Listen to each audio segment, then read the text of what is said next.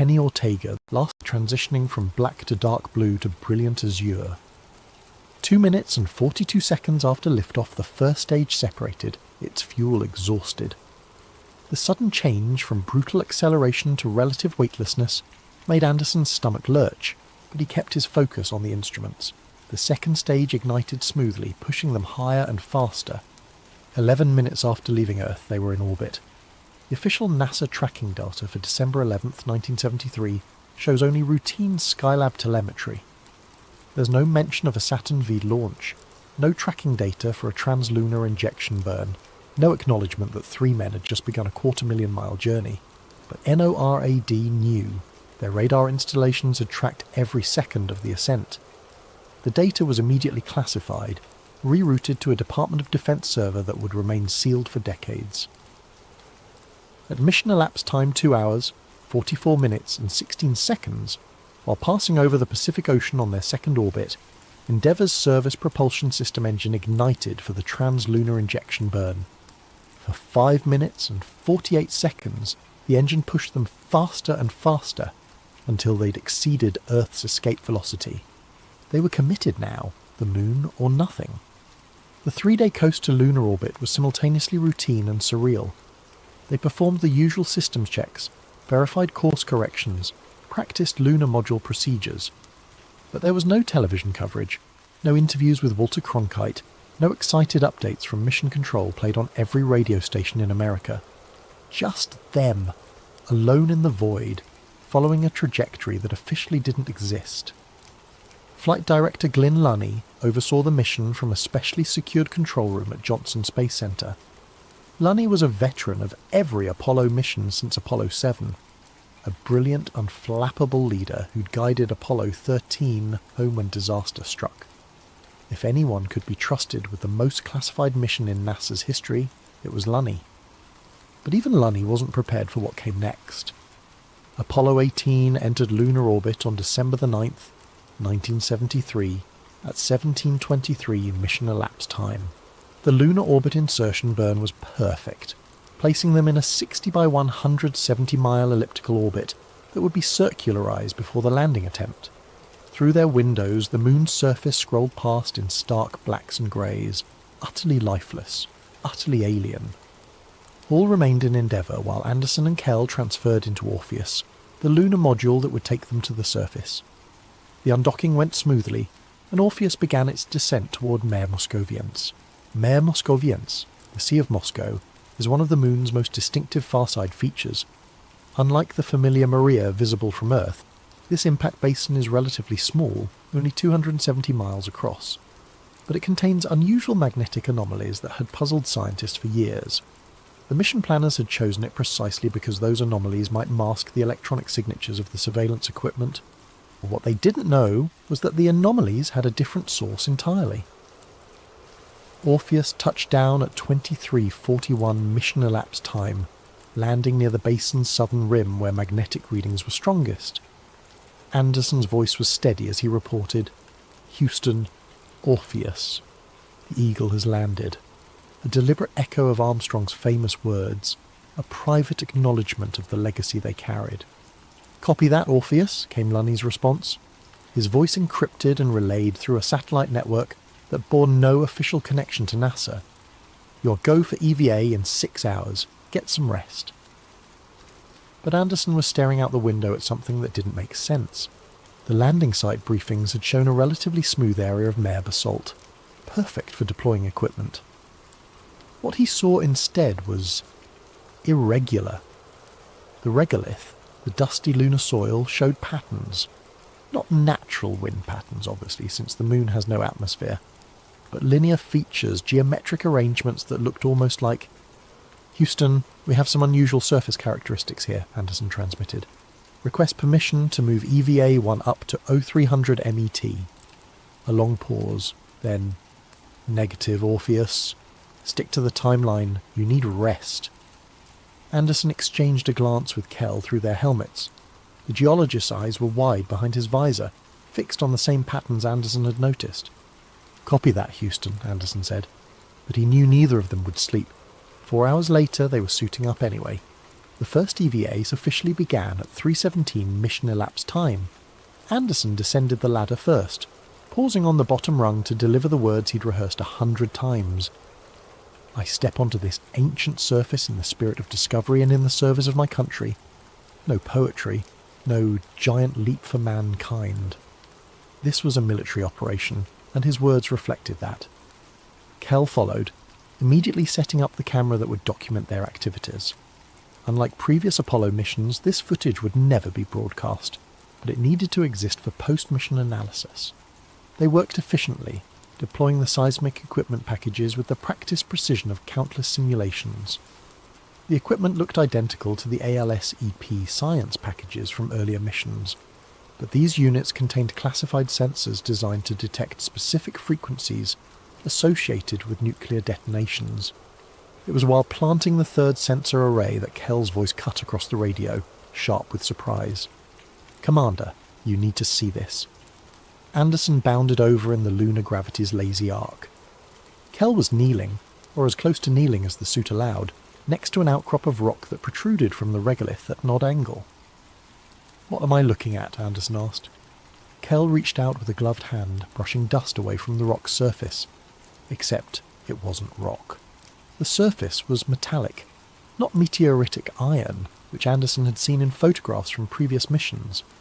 This was processed metal, showing what looked like machining marks, precise angles that didn't occur in nature. "Houston," Kell transmitted, his voice carefully controlled despite the excitement Anderson could hear underneath. "Surface sample at Station 3 shows unusual characteristics. Structure appears engineered, not geological. Recommend immediate sample collection and detailed photography." The response from Houston was immediate.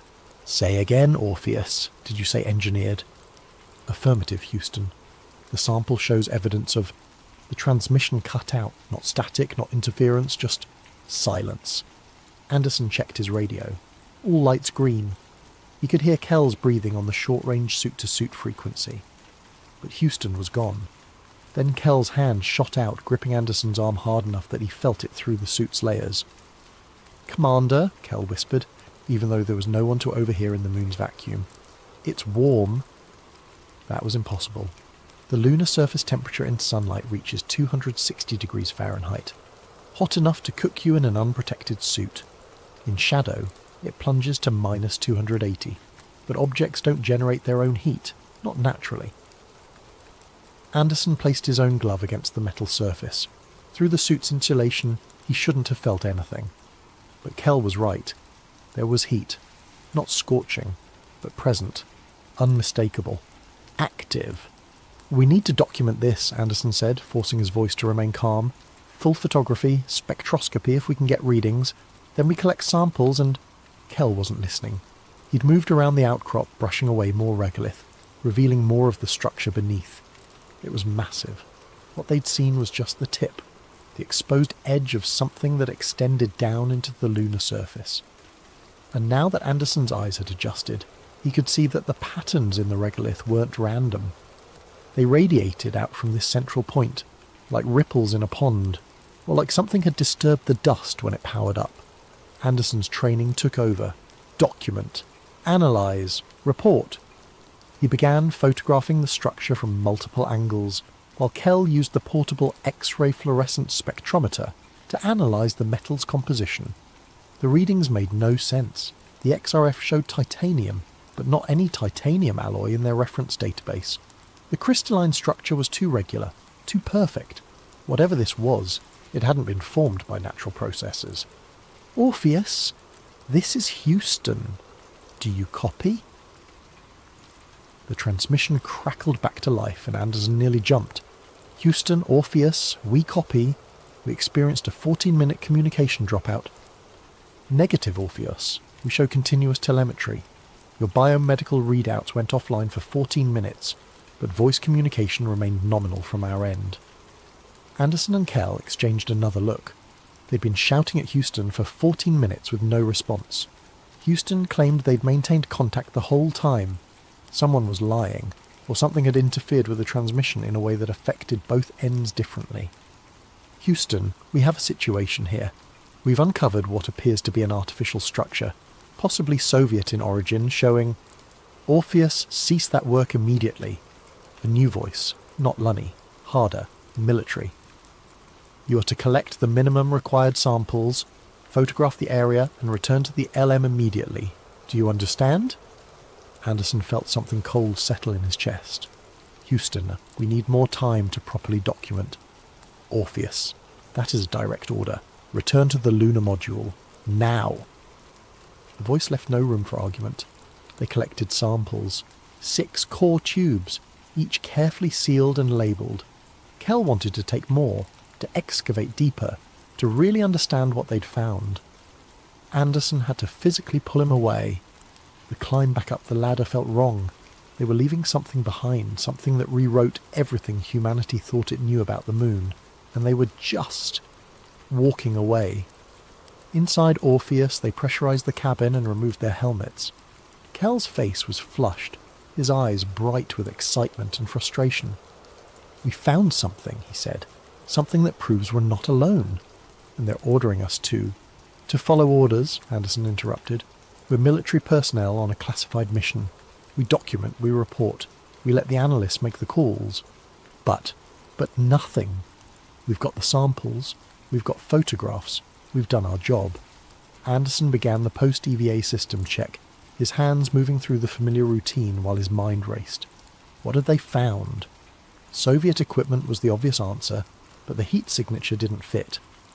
The Soviets had landed lunar probes in the region, but those were automated samplers, not powered installations, and the metal composition was wrong for Soviet manufacturing, which left possibilities that Anderson didn't want to think about. The return to orbit was scheduled for 16 hours later, giving them time to rest and prepare, but neither man could sleep. They sat in the cramped cabin, occasionally glancing at the sample containers, each lost in their own thoughts. It was Kel who finally broke the silence. "What if it's not Soviet?" Anderson didn't answer. Think about it. The magnetic anomalies in this region have been documented since the early orbital surveys.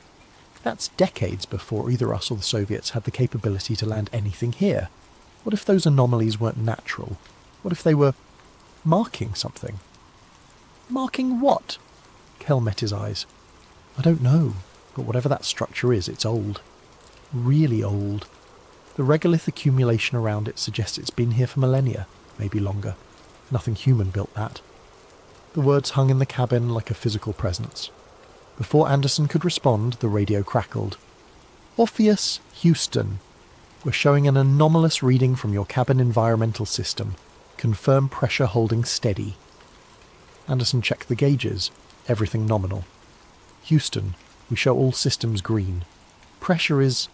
He stopped. The cabin pressure gauge was dropping. Not rapidly, but definitely dropping. "We have a leak," he said, his voice flat with the kind of calm that comes from years of training for disasters. "Rate is approximately 0.3 psi per minute. Beginning emergency leak check procedures." They worked systematically, checking every seal, every valve, every fitting. The leak wasn't in any of the obvious places, and the rate was increasing. Kel found it first. The primary hatch seal, which had been perfect before EVA, now showed signs of degradation. The rubber gasket looked corroded, eaten away by something. "Houston, we found the leak source. Primary hatch seal shows unexpected deterioration. We're going to need to execute early ascent before we lose too much atmosphere." Another new voice from Houston, this one with a slight Texas accent. "Orpheus, this is Flight Surgeon. Your biomedical readouts are showing elevated heart rates and core temperatures. Are you experiencing any unusual symptoms, dizziness, nausea, visual disturbances?" Anderson did a mental inventory. He felt fine. Anxious certainly, but that was justified given their situation. "Negative, Houston. We feel nominal." "Copy that, Orpheus. Be advised, we're seeing markers in your blood chemistry that weren't present pre-EVA. We'll need detailed post-flight medical analysis." Something in the samples, Anderson thought. Something from the structure. It had gotten into their suits, into their gloves. Microscopic particles that were now in the cabin with them. "Houston, request immediate return to orbit. We need to rendezvous with Endeavour as soon as possible." "Copy, Orpheus. You are go for immediate ascent. Hall is manoeuvring into position now." The launch from the lunar surface was violent and brief. Orpheus's ascent stage engine fired, blasting them away from the descent stage and back toward orbit. Through the window, Anderson caught one last glimpse of the landing site, the disturbed regolith, the exposed structure that was already being buried again by dust their ascent engine had kicked up. Evidence vanishing beneath lunar soil, perhaps never to be seen again, the rendezvous went perfectly. Hall had positioned Endeavour precisely, and the docking was textbook smooth. But when Anderson opened the tunnel between the two spacecraft, Hall immediately sealed his helmet. "Don't come through," Hall said, his voice tight. "Not yet. Jim, we need to transfer the samples and—" "I said not yet." Hall's eyes were hard. "Houston gave me direct orders. You two stay in the LM until we've run full biological protocols." Kell's laugh was bitter. "Biological protocols? We're in a vacuum. There's nothing alive on the moon." "Then you won't mind waiting while we make sure." Hall disappeared from the tunnel, and they heard the hatch seal from Endeavour's side. They were quarantined in space, 250,000 miles from home. The next 6 hours were a nightmare of waiting. Houston ran them through endless medical checks, drawing blood samples using the onboard medical kit, analysing biomarkers for anything unusual. The results kept coming back with the same message: anomalous proteins, unknown compounds, cellular changes that shouldn't be possible. Finally, Hall's voice came through the radio. "Houston is ordering you to jettison the sample containers." "What?" Kell exploded. "No! Those samples are the whole reason we're here. Those samples are contaminated with something that Houston's medical team can't identify. They pose an unacceptable biological risk." Anderson felt something inside him crack. They'd risked everything, found something that rewrote human understanding of the cosmos, and now they were being ordered to throw it into space like radioactive waste. "Houston, this is Commander Anderson. Request clarification. Are you ordering us to destroy evidence of possible extraterrestrial intelligence?" The silence stretched for 15 seconds. Then, "Negative. Orpheus? We're ordering you to protect the Earth from potential contamination. You don't know what you brought back. Neither do we, and we can't risk it reaching the atmosphere. We have containment protocols. The sample containers are sealed."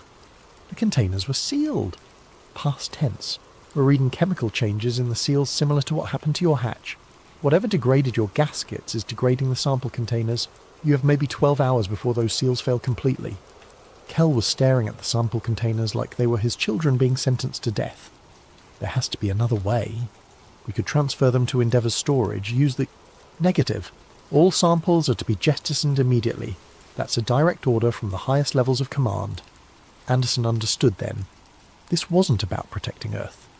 This was about protecting a secret.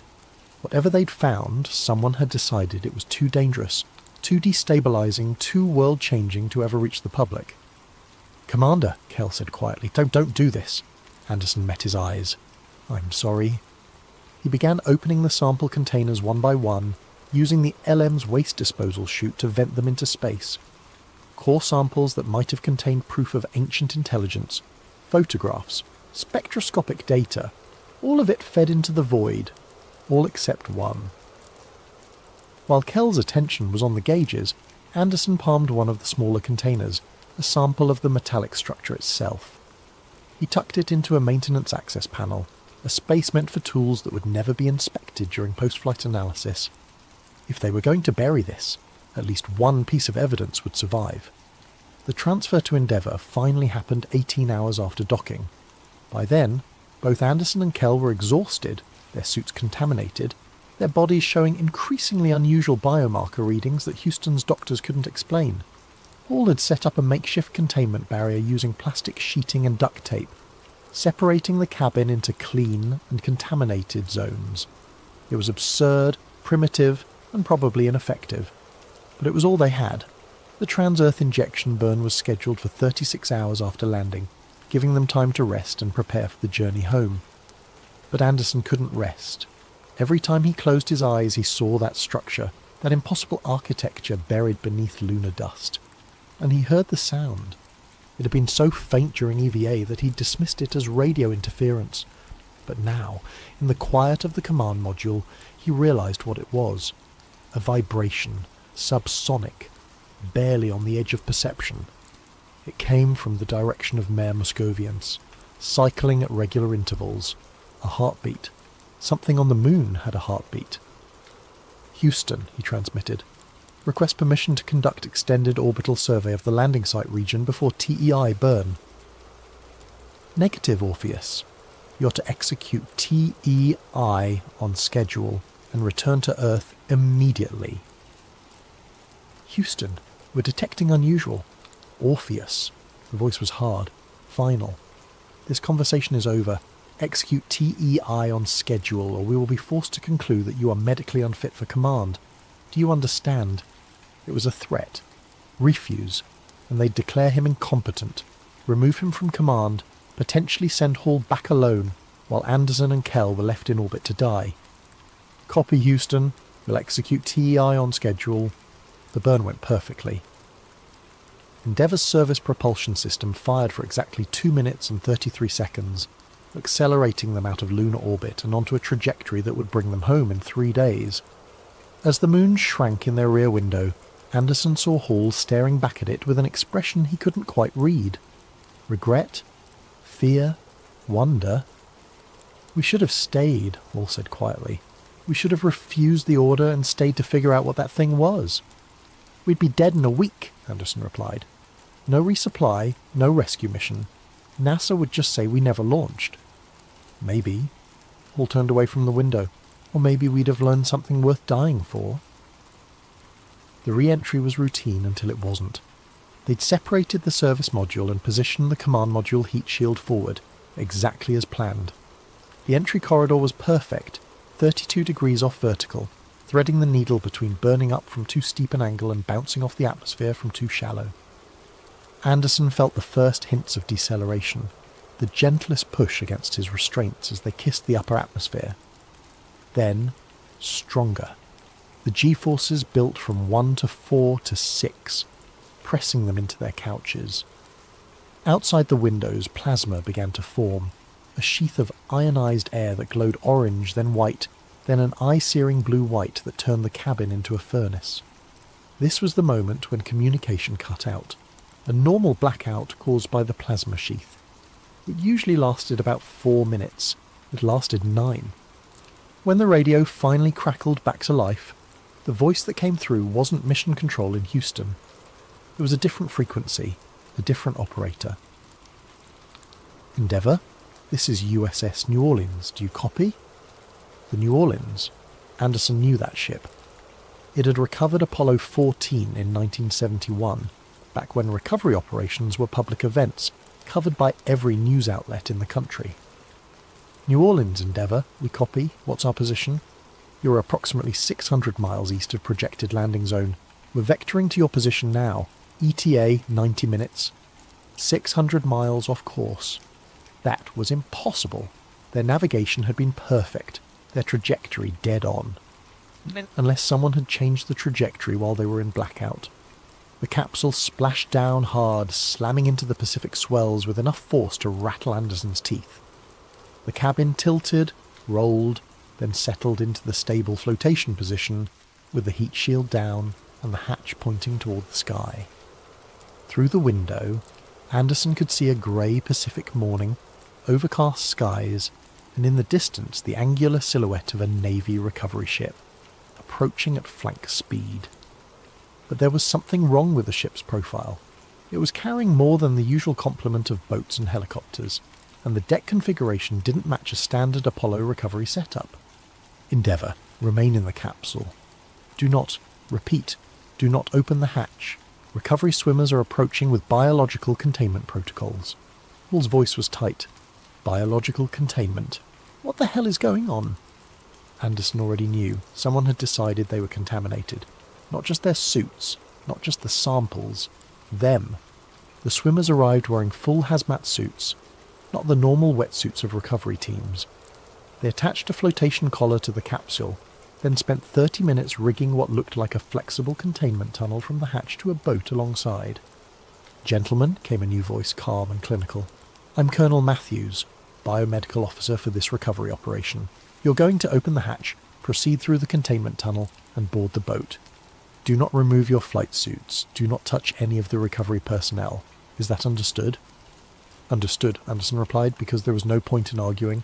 The transfer was surreal. They shuffled through a plastic tunnel that swayed with every wave, climbed into a boat where personnel in hazmat suits directed them to sealed benches, then rowed in silence to the New Orleans. The ship had been modified. An entire section of the deck had been enclosed with plastic sheeting and negative pressure ventilation units. They were led through multiple decontamination chambers, each one more thorough than the last. Showers, chemical rinses, medical examinations that lasted hours. Finally, they were placed in isolation chambers, essentially hospital rooms sealed behind airlocks. They could see each other through thick glass windows, but they couldn't talk, couldn't touch, couldn't share the experience of what they'd witnessed. Anderson spent 3 days in that room before the visit started. Men in suits.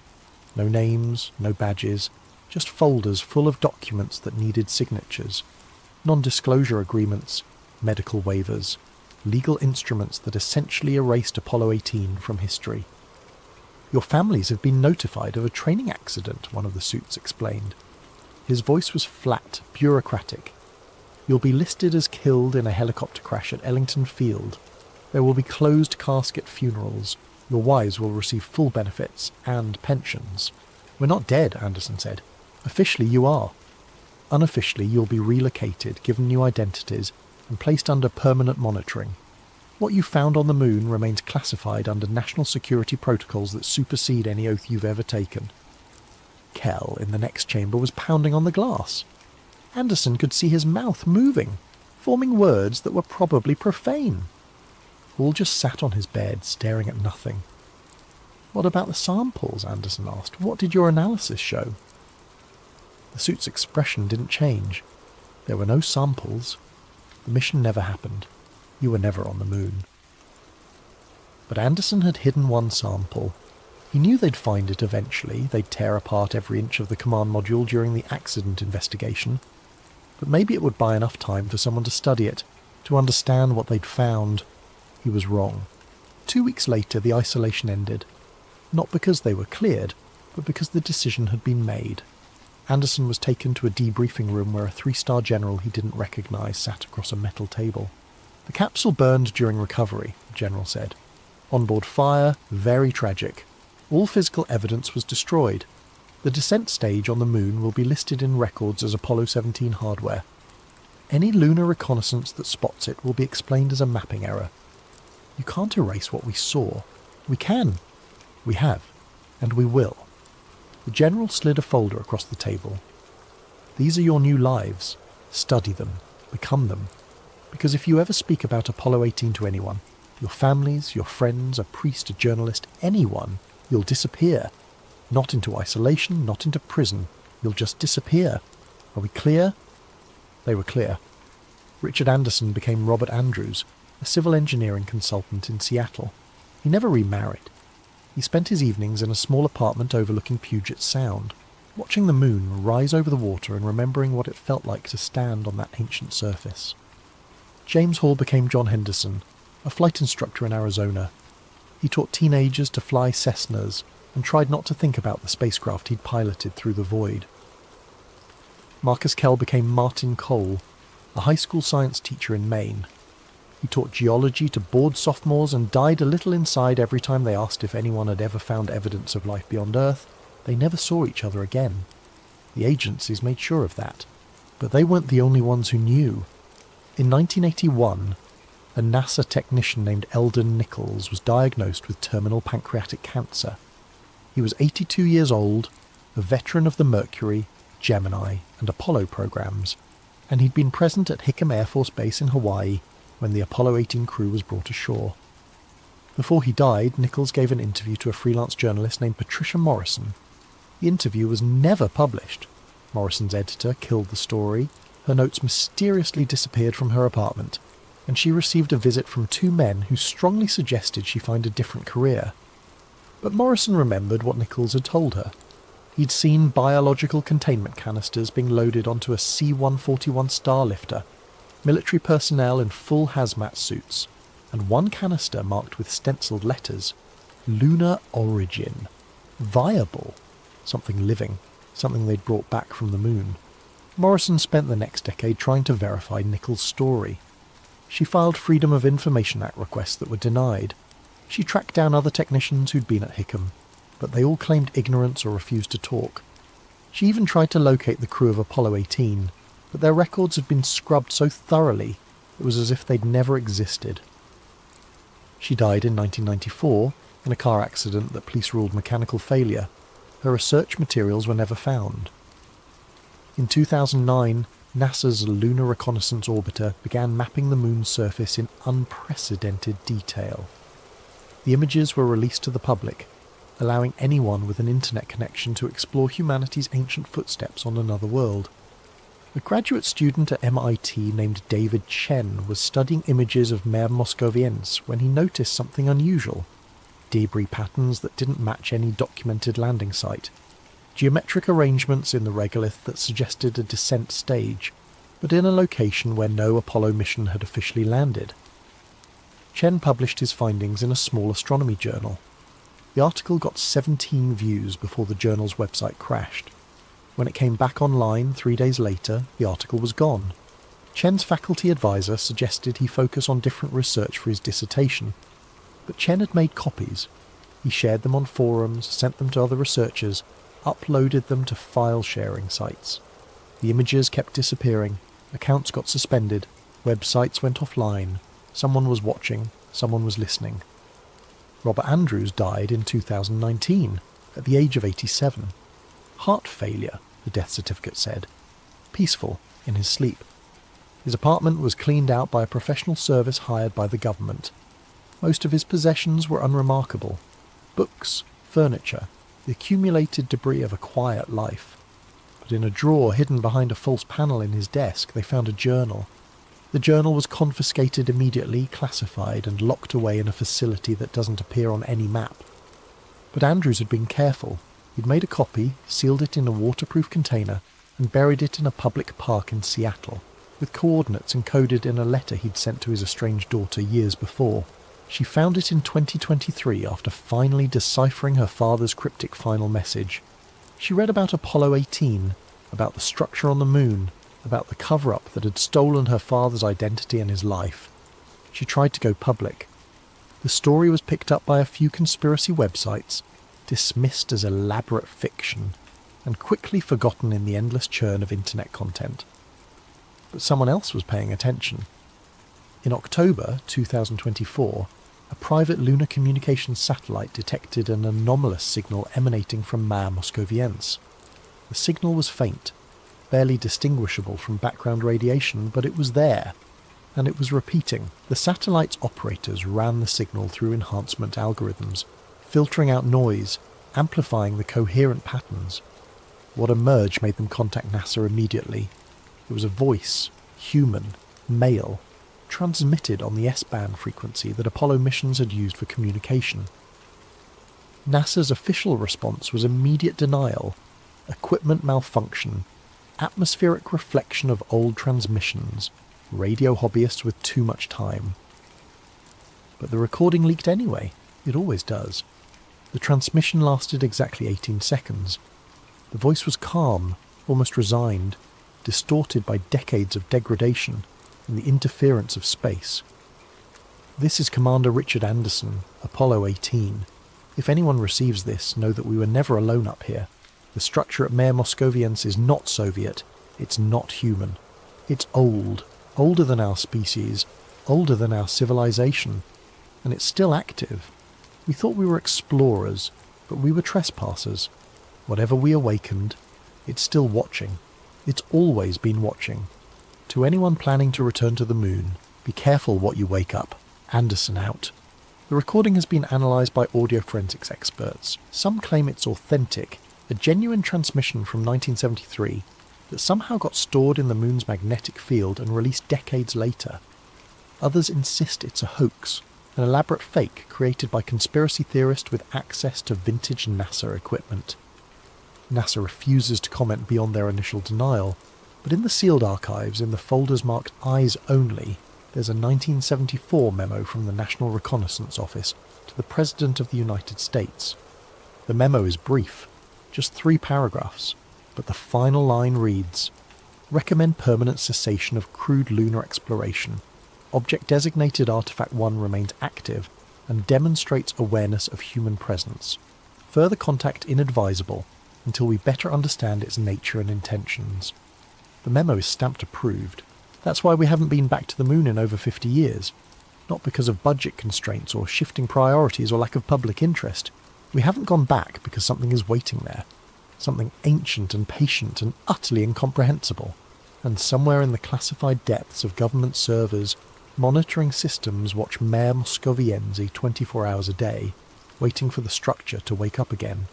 Waiting for the signal that will tell us whether that first contact was a greeting or a warning.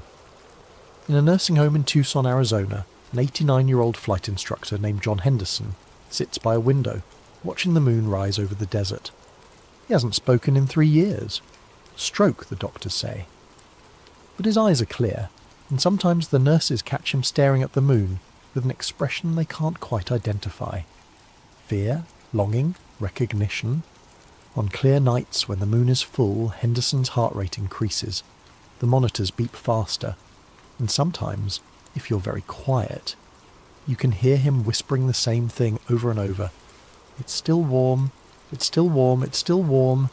No one knows what he means, but somewhere on the moon, in a basin named for a city most people have never seen, something ancient stirs in the dust, waiting, watching. Remembering the day 3 humans came, discovered its existence and fled back to their distant blue world. Next time, it won't let them leave.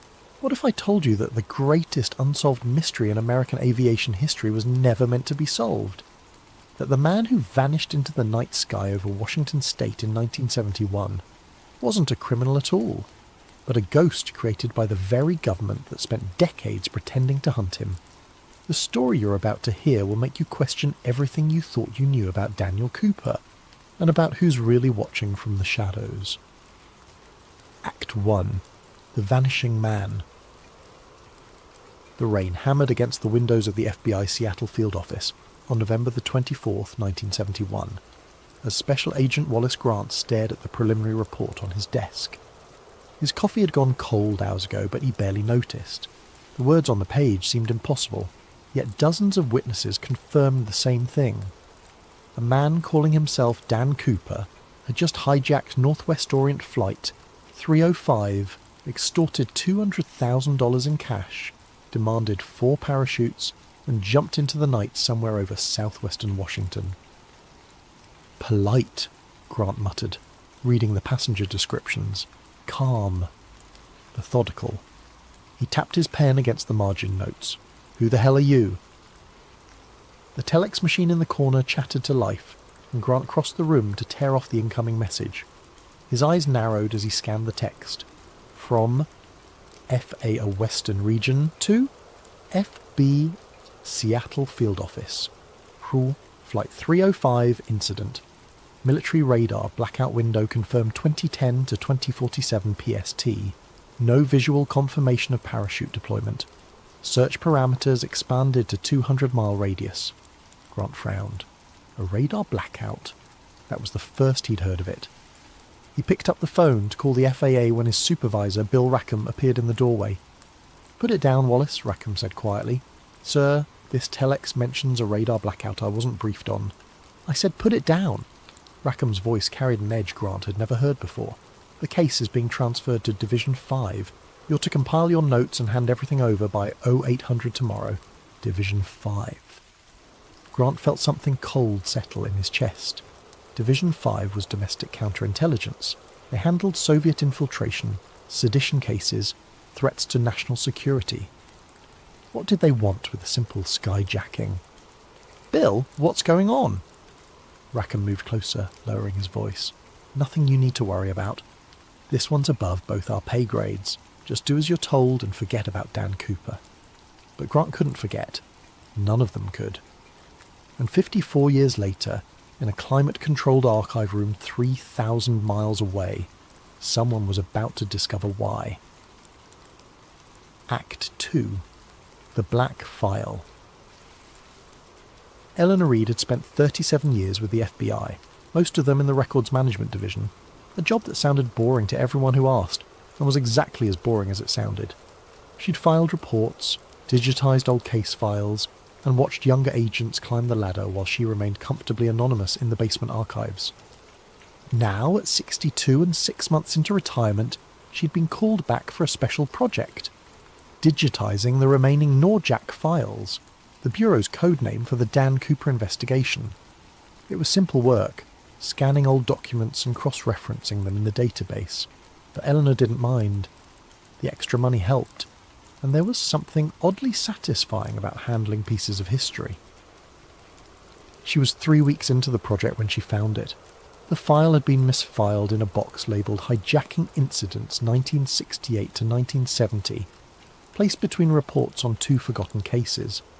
The folder itself was unremarkable. Standard manila, slightly yellowed with age, but the stamp across the front made Eleanor's pulse quicken. Project Cooper Directive. Eyes only, classification. Top secret authorised personnel only. Eleanor glanced toward the archive room door. She was alone, as usual.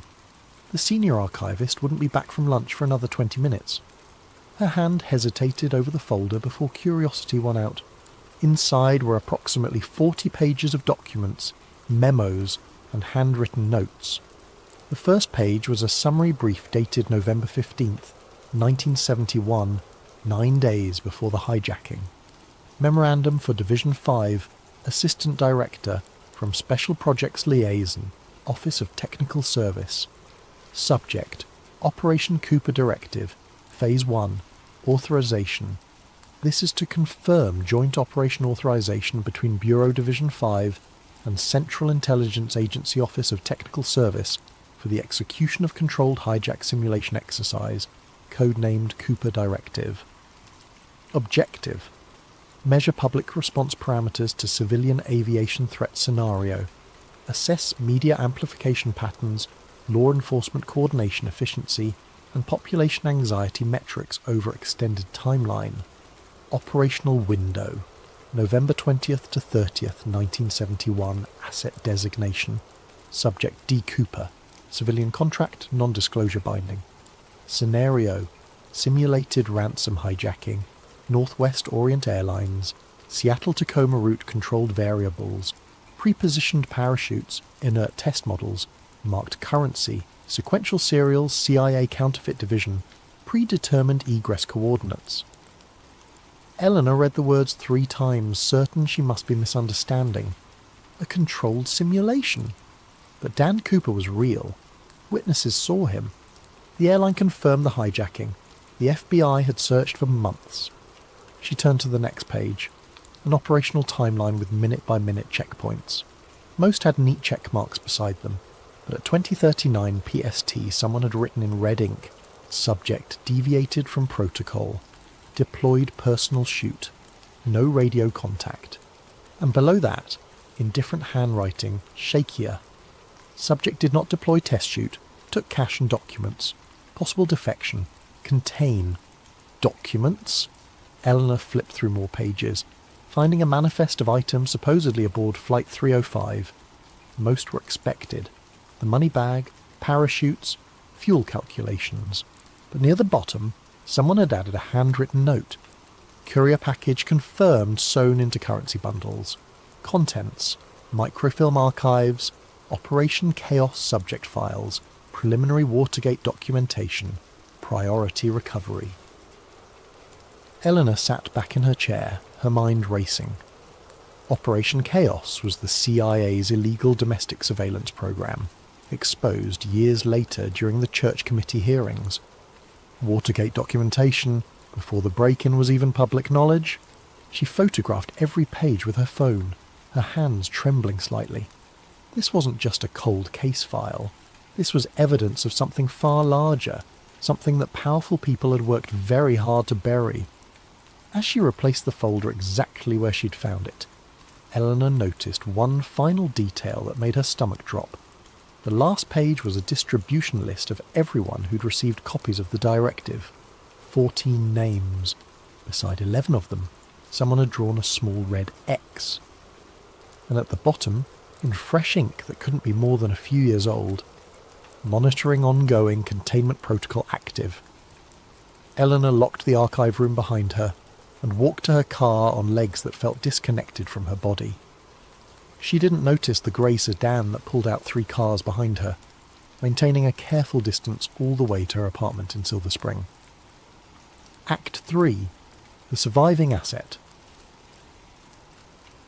Thomas Harkins lived in a modest ranch house outside Olympia, Washington, surrounded by towering Douglas firs that blocked most of the sunlight. Eleanor had tracked him down through the operational files. He'd been an airfield technician at McCord Air Force Base in 1971, one of the few names on the distribution list without a red X. When he opened the door, she saw a man who'd aged far beyond his 87 years. His hands shook slightly, and his eyes held the haunted look of someone carrying secrets too heavy to bear alone. "Mr. Harkins, my name is Eleanor Reed. I worked for the FBI Records Division, and I need to ask you about something that happened in November 1971. His face went pale. "You should go. Please. I found the Cooper directive files. I know it was a simulation. I know something went wrong." Harkins gripped the doorframe. "If you found those files, you're already in danger. They don't let people like you just walk away with that kind of knowledge." "Then help me understand what I'm walking away from." For a long moment he said nothing. Then he stepped aside. 5 minutes. That's all you get. His living room was sparse. A worn couch, a television, photos of grandchildren on the mantel. Harkins didn't offer her a seat. Instead, he moved to the window and peered through the curtains at the empty street. "I was just a technician," he began, his voice low. 23 years old, fresh out of technical school. In early November, they brought me into a secure hangar and told me I'd been selected for a classified logistics assignment. All I had to do was prepare 4 parachutes according to very specific modifications. What kind of modifications? 2 of them were real, standard military reserve chutes, fully functional. The other 2 were test models, inert. They'd open, but they weren't designed to support a person's weight for more than a few seconds, just long enough to make it look real if anyone happened to spot the drop. Eleanor felt sick. They were going to kill him! "No," Harkins shook his head. "That's what I thought at first too. But the asset, Cooper, he was supposed to take the inert chutes. He knew which ones they were. The whole plan was for him to jump with an inert chute, deploy it for visual confirmation, then cut away and deploy his personal rig. He'd land at predetermined coordinates where a recovery team was waiting. Clean extraction, controlled environment, perfect psyop to study public response to aviation terror. But he didn't follow the plan. He took the real chutes, and he took something they didn't expect him to take." Harkins returned to the window, his paranoia evident. The money wasn't the prize. Inside the currency bundle sewn into the fabric of the money bag itself was a courier package. Microfilm. Dozens of rolls containing names, addresses and photographs of deep-cover CIA operatives working domestic assignments. People who'd been exposed by intelligence leaks inside the agency. Why would they transport something like that on a civilian flight? Because no one would think to look there. It was supposed to be a quick handoff. Cooper gets the money bag, jumps, recovery team secures the package, case goes into the books as an unsolved mystery. But Cooper realised what he had. Those weren't just names on film. Those were leverage, insurance, proof that the agency was running illegal operations on American soil. He defected. That's one word for it. I'd say he made a business decision. Someone inside the operation tipped him off about what was really in that bag. He grabbed the intel and vanished, and the people who designed the whole thing couldn't exactly file a police report saying their fake hijacker stole their illegal surveillance records. Eleanor pulled out her phone and showed him the photo of the distribution list. 11 of these people are dead, marked with red X's. Harkins barely glanced at it. 12 now. Martin Kellerman died 3 months ago. Heart attack, they said. He was 59 and ran marathons. His jaw tightened. Everyone connected to the directive has been systematically eliminated over the past 2 decades. I'm alive because I was nobody. A technician who prepared parachutes and kept his mouth shut. But you found the file, which means someone made a mistake, and mistakes get corrected. I need to know who's doing the correcting. You're asking the wrong question. You should be asking why they're still correcting mistakes from an operation that's 50 years old. He finally met her eyes. The Cooper case never closed because it was never supposed to close. Think about it.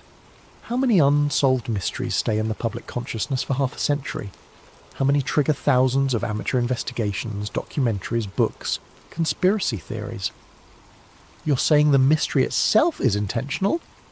I'm saying the mystery is the experiment. They wanted to see how long they could keep a story alive through cultural reinforcement. No closure, no resolution, just perpetual speculation. The perfect case study in long-term social engineering. Dan Cooper isn't a person anymore, he's a phenomenon. And someone is still managing that phenomenon. Eleanor's mind reeled. Who? I don't know names. But after I left McCord, I did some digging, found references to something called Operation Horizon Wing, a continuation program funded through discretionary intelligence budgets. Its mandate was behavioural containment following hijack simulation incident. That was in 1973. It's been refined, privatised, and expanded since then. Last I heard, it was being run through a DARPA contractor specialising in psychological operations and narrative control. That's insane. That's classified. He handed her a slip of paper with an address. There's someone who knows more than I do. Greg Larson, investigative journalist, specialises in government transparency cases. If anyone can help you make sense of this, it's him. But Eleanor, understand something. The moment you go public with this, you become a loose thread. And they're very good at trimming loose threads. She tucked the paper into her pocket. Why are you helping me? For the first time, something like a smile crossed his weathered face. Because I'm 87 years old and I'm tired of being afraid. Maybe it's time someone finally cut the strings. Act 4, The Shadow Investigation. Greg Larson worked out of a converted warehouse in Portland's industrial district, surrounded by filing cabinets, conspiracy corkboards, and enough encryption equipment to make the NSA nervous. When Eleanor arrived with her documentation, he spent 3 hours verifying the files before he said a single word. Finally he sat back and removed his reading glasses. This is real. I know. No, I mean this is really real. I've chased government ghosts for 15 years and most of it's smoke and mirrors. But this? He gestured at the document spread across his desk. This is actionable, verifiable, court-admissible evidence of a domestic psyop. Do you understand what you found? I understand that people have died to keep it buried. Then you understand we need to be extremely careful. He pulled up several databases on his computer. I've been tracking anomalies in the Norjack case for years. There are inconsistencies that never made sense until now. He showed her aerial photographs from 1980, when a young boy found $5,800 of Cooper's ransom money, partially buried along the Columbia River at Bar. The FBI made a big deal about this discovery. They said it proved Cooper died in the jump and the money washed downstream. But look at the serial numbers. Eleanor leaned closer. They matched the currency manifest. Except they shouldn't exist. Greg pulled up another file. I obtained records from the CIA's Technical Services Division through a FOA request 6 years ago. Buried in thousands of pages of budgetary documentation was a line item for currency reproduction services provided to Fort Belvoir in late 1971. Fort Belvoir is where the Army runs its counterfeit detection and production facility. They made fake bills with the same serial numbers. Test bills, for training purposes, officially. But here's the thing. The money found at Bar was weathered, but not consistently. Some bills showed severe degradation, others were barely affected. That's not how natural exposure works. The weathering was staged. They planted Cooper's money to close the case, to stabilise the narrative. By 1980, the story was getting stale. They needed a development to keep it alive, to make it feel like progress was being made. A small discovery, enough to generate headlines, but not enough to actually solve anything. It's brilliant in a deeply disturbing way. Eleanor felt the pieces aligning in her mind. Harkins mentioned Operation Horizon Wing, a behavioural containment program. Greg's fingers flew across his keyboard. Let me check something. He accessed what appeared to be a classified database, Eleanor didn't ask how.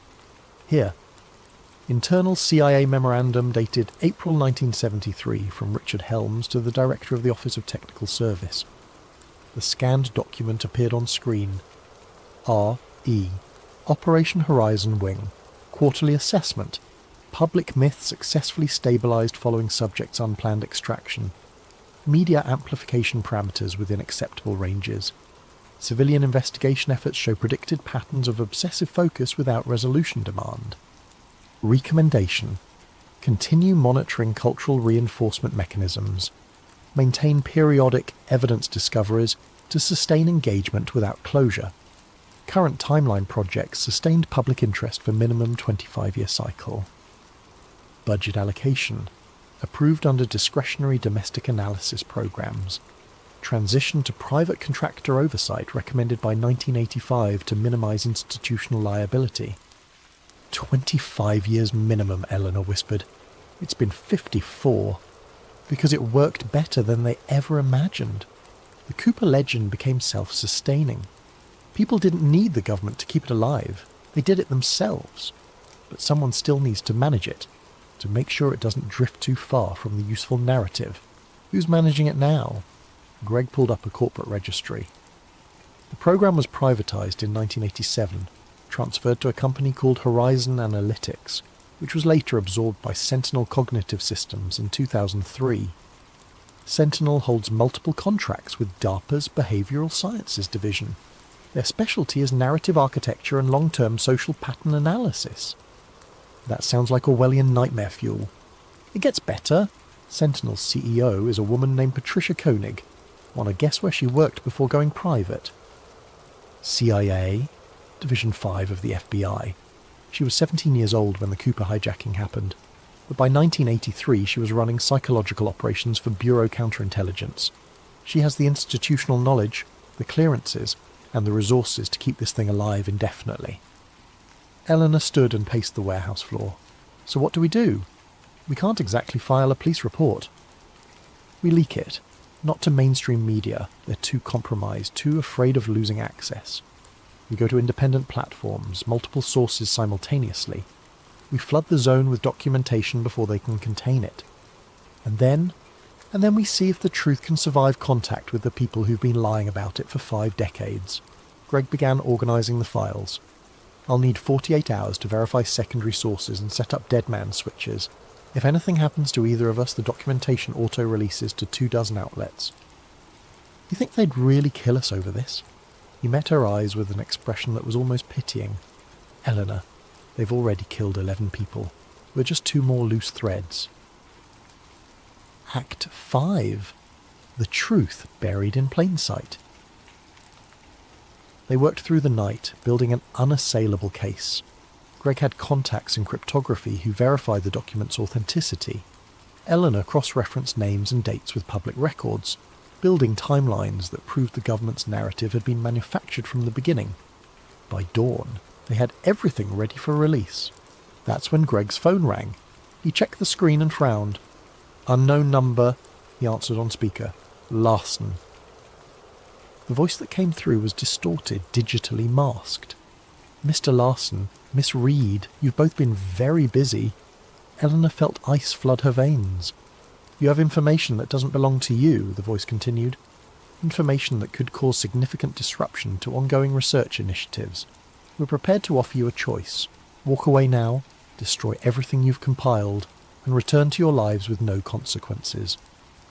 Or proceed with your planned disclosure and face legal action for theft of classified materials, conspiracy to violate the Espionage Act, and unauthorized disclosure of national defense information." Greg leaned toward the phone. "Who is this?" "I'm someone who appreciates thoroughness, Mr. Larson. Your investigation has been impressive, but you're missing the larger picture. The Cooper Directive wasn't a mistake or a conspiracy. It was research, valuable research that continues to produce actionable intelligence on social behavioural patterns. You're admitting the government staged a hijacking and has been manipulating the public for 50 years. I'm admitting that understanding how populations process, remember, and mythologize unsolved events is crucial to national security. The The Cooper case has provided decades of data on collective memory, conspiracy theory formation, and the relationship between mystery and cultural identity. That research has applications far beyond a single hijacking. It informs counter-terrorism strategy, disinformation detection, and crisis communication protocols. Eleanor found her voice. People died. 11 people on that distribution list were murdered to protect your research. Natural causes, accidents, and unfortunate timing. You're seeing patterns that don't exist, Miss Reed. Confirmation bias is a powerful thing, as our research has repeatedly demonstrated. Then you won't mind if we publish what we found. A pause. You'll find that difficult without your documentation. Greg's face went white. He pulled up his encrypted drives. Empty. The cloud backups. Gone. Every file they'd compiled, every photograph Eleanor had taken, wiped clean as if they'd never existed. How? Did you really think we wouldn't notice a retired FBI archivist accessing restricted files? That we wouldn't monitor a journalist with a history of investigating classified programs? You were never in control of this investigation, Mr. Larson. We simply allowed you to believe you were, so we could assess your methodology and identify any other potential security breaches. Eleanor pulled out her phone. The photos were gone. Even the originals, backed up to her personal cloud, deleted. The files in the archive room, she said desperately. The Cooper Directive folder was removed from the National Archives 3 days ago and appropriately reclassified. There is no record of its existence. There is no record of this conversation. In approximately 90 seconds, this phone will disconnect and all trace of this call will be erased. You can't just erase the truth. Miss Reed, we've been erasing, reshaping and managing truth for longer than you've been alive. The Cooper case is just one of hundreds of ongoing social research programs. Every major unsolved mystery of the past century has been carefully studied for its psychological impact. Some occur naturally. Some we engineer. All of them teach us something valuable about human nature. The line crackled with static. 60 seconds. I suggest you both return to your normal lives. Mr. Larson, your next article on municipal corruption will be well received. Miss Reed, enjoy your retirement, but understand, you're now part of our research database. Any future attempts to investigate this matter will be noted and addressed accordingly. Wait, Greg started. The line went dead. They sat in stunned silence for a long moment. Greg immediately tried to verify what the caller had said, checking and rechecking his drives, his backups, his fail-safes. Everything was gone. Not just deleted, erased at a level that suggested direct access to his systems despite multiple layers of encryption. This is impossible, he muttered. I had these files distributed across 6 different networks. They couldn't have accessed all of them. Unless they'd been monitoring from the beginning, Eleanor thought. Unless every move they'd made had been observed, catalogued, and allowed to proceed just far enough to identify any security weaknesses. She walked to the window and stared out at the grey Portland morning. Somewhere in this city, in this country, people were going about their lives completely unaware that their government had spent half a century running psychological experiments on them disguised as unsolved mysteries. They win, she said quietly. No, Greg's voice was firm. They don't get to win. We have no evidence, no files, no proof of anything. If we try to tell this story, we sound like conspiracy theorists. We have nothing. We have our testimony. We have what we saw, what we learned. We can still what? Get dismissed as crazy. Get disappeared. They're monitoring us, Greg. They've made that clear. The moment we become more trouble than we're worth, we end up like the other 11 people on that list. He wanted to argue. She could see it in his face, but he knew she was right. They'd lost. Act 6. The final broadcast. Eleanor returned to her apartment that afternoon, feeling hollowed out. The grey sedan was gone. They didn't need to follow her anymore. She was contained, neutralised, no longer a threat. She made tea she didn't drink and sat by the window watching the street below. Normal people doing normal things, unaware that the reality they lived in was being carefully curated by people in windowless rooms who viewed human behaviour as data points to be collected and analysed. The mailbox buzzer startled her from her thoughts. She took the elevator down to the lobby, expecting bills or junk mail. Instead, she found a small padded envelope with no return address, just her name written in block letters. Inside was a USB drive. No note, no explanation, just the drive and a paper label that read, Flight 305, recovered audio.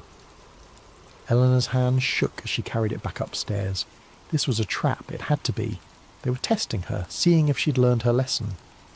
But she couldn't stop herself from plugging it into her laptop. A single audio file. She clicked play. Static filled her speakers, the harsh crackle of old radio transmission. Then, through the noise, a voice. Ground control, this is Cooper. Confirming egress at designated coordinates. More static. Then a different voice, calm and professional. Negative, Cooper. You're not at designated coordinates. Abort extraction. Repeat, abort extraction and proceed to... Negative, ground control. I'm exactly where I need to be. Cooper, you're in violation of operational protocol. Return to dash dash. Protocol? The voice that had to be Cooper laughed. Let me tell you about protocol. The people you work for just tried to kill me with faulty equipment. The people I work for just tried to buy me with someone else's secrets. I don't work for anyone anymore. Cooper, listen carefully. The cargo you're carrying is classified beyond your clearance level. If you do not return it immediately, you will be designated a hostile asset and what? You'll what exactly?